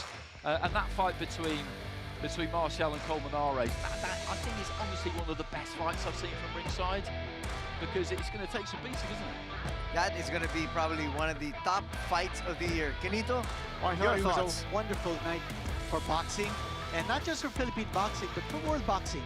And you know, before we started this coverage, we said history was made 50 years ago. We said history was in the making tonight, and history was also made. We had several exciting fights, actually 11 total fights. The 2 fights that you know, have been abandoned because we're going overtime. It's, what is it time? Is it 1 o'clock in the morning? It's past now? 1. Okay, it's past 1. But we certainly enjoyed delivering this coverage to all of you boxing fans all over the world who were watching. We were treated to exciting action, and we saw some stars on the rise. We saw some guys who may be coming close to being future champions. We've seen champions. We had several fighters from different countries and showing their wares here. And for the Philippines, it's a proud moment for us to be able to welcome all these fighters from different countries. 6 countries outside of the Philippines participated in this action-packed event, and we want to be able to thank all of them for coming over to the Philippines and experiencing what Philippine hospitality is all about. And on that note, we'd like to thank all of you for joining us here tonight for great boxing action. Till next time, have a good night ahead, everybody. Take care. God bless.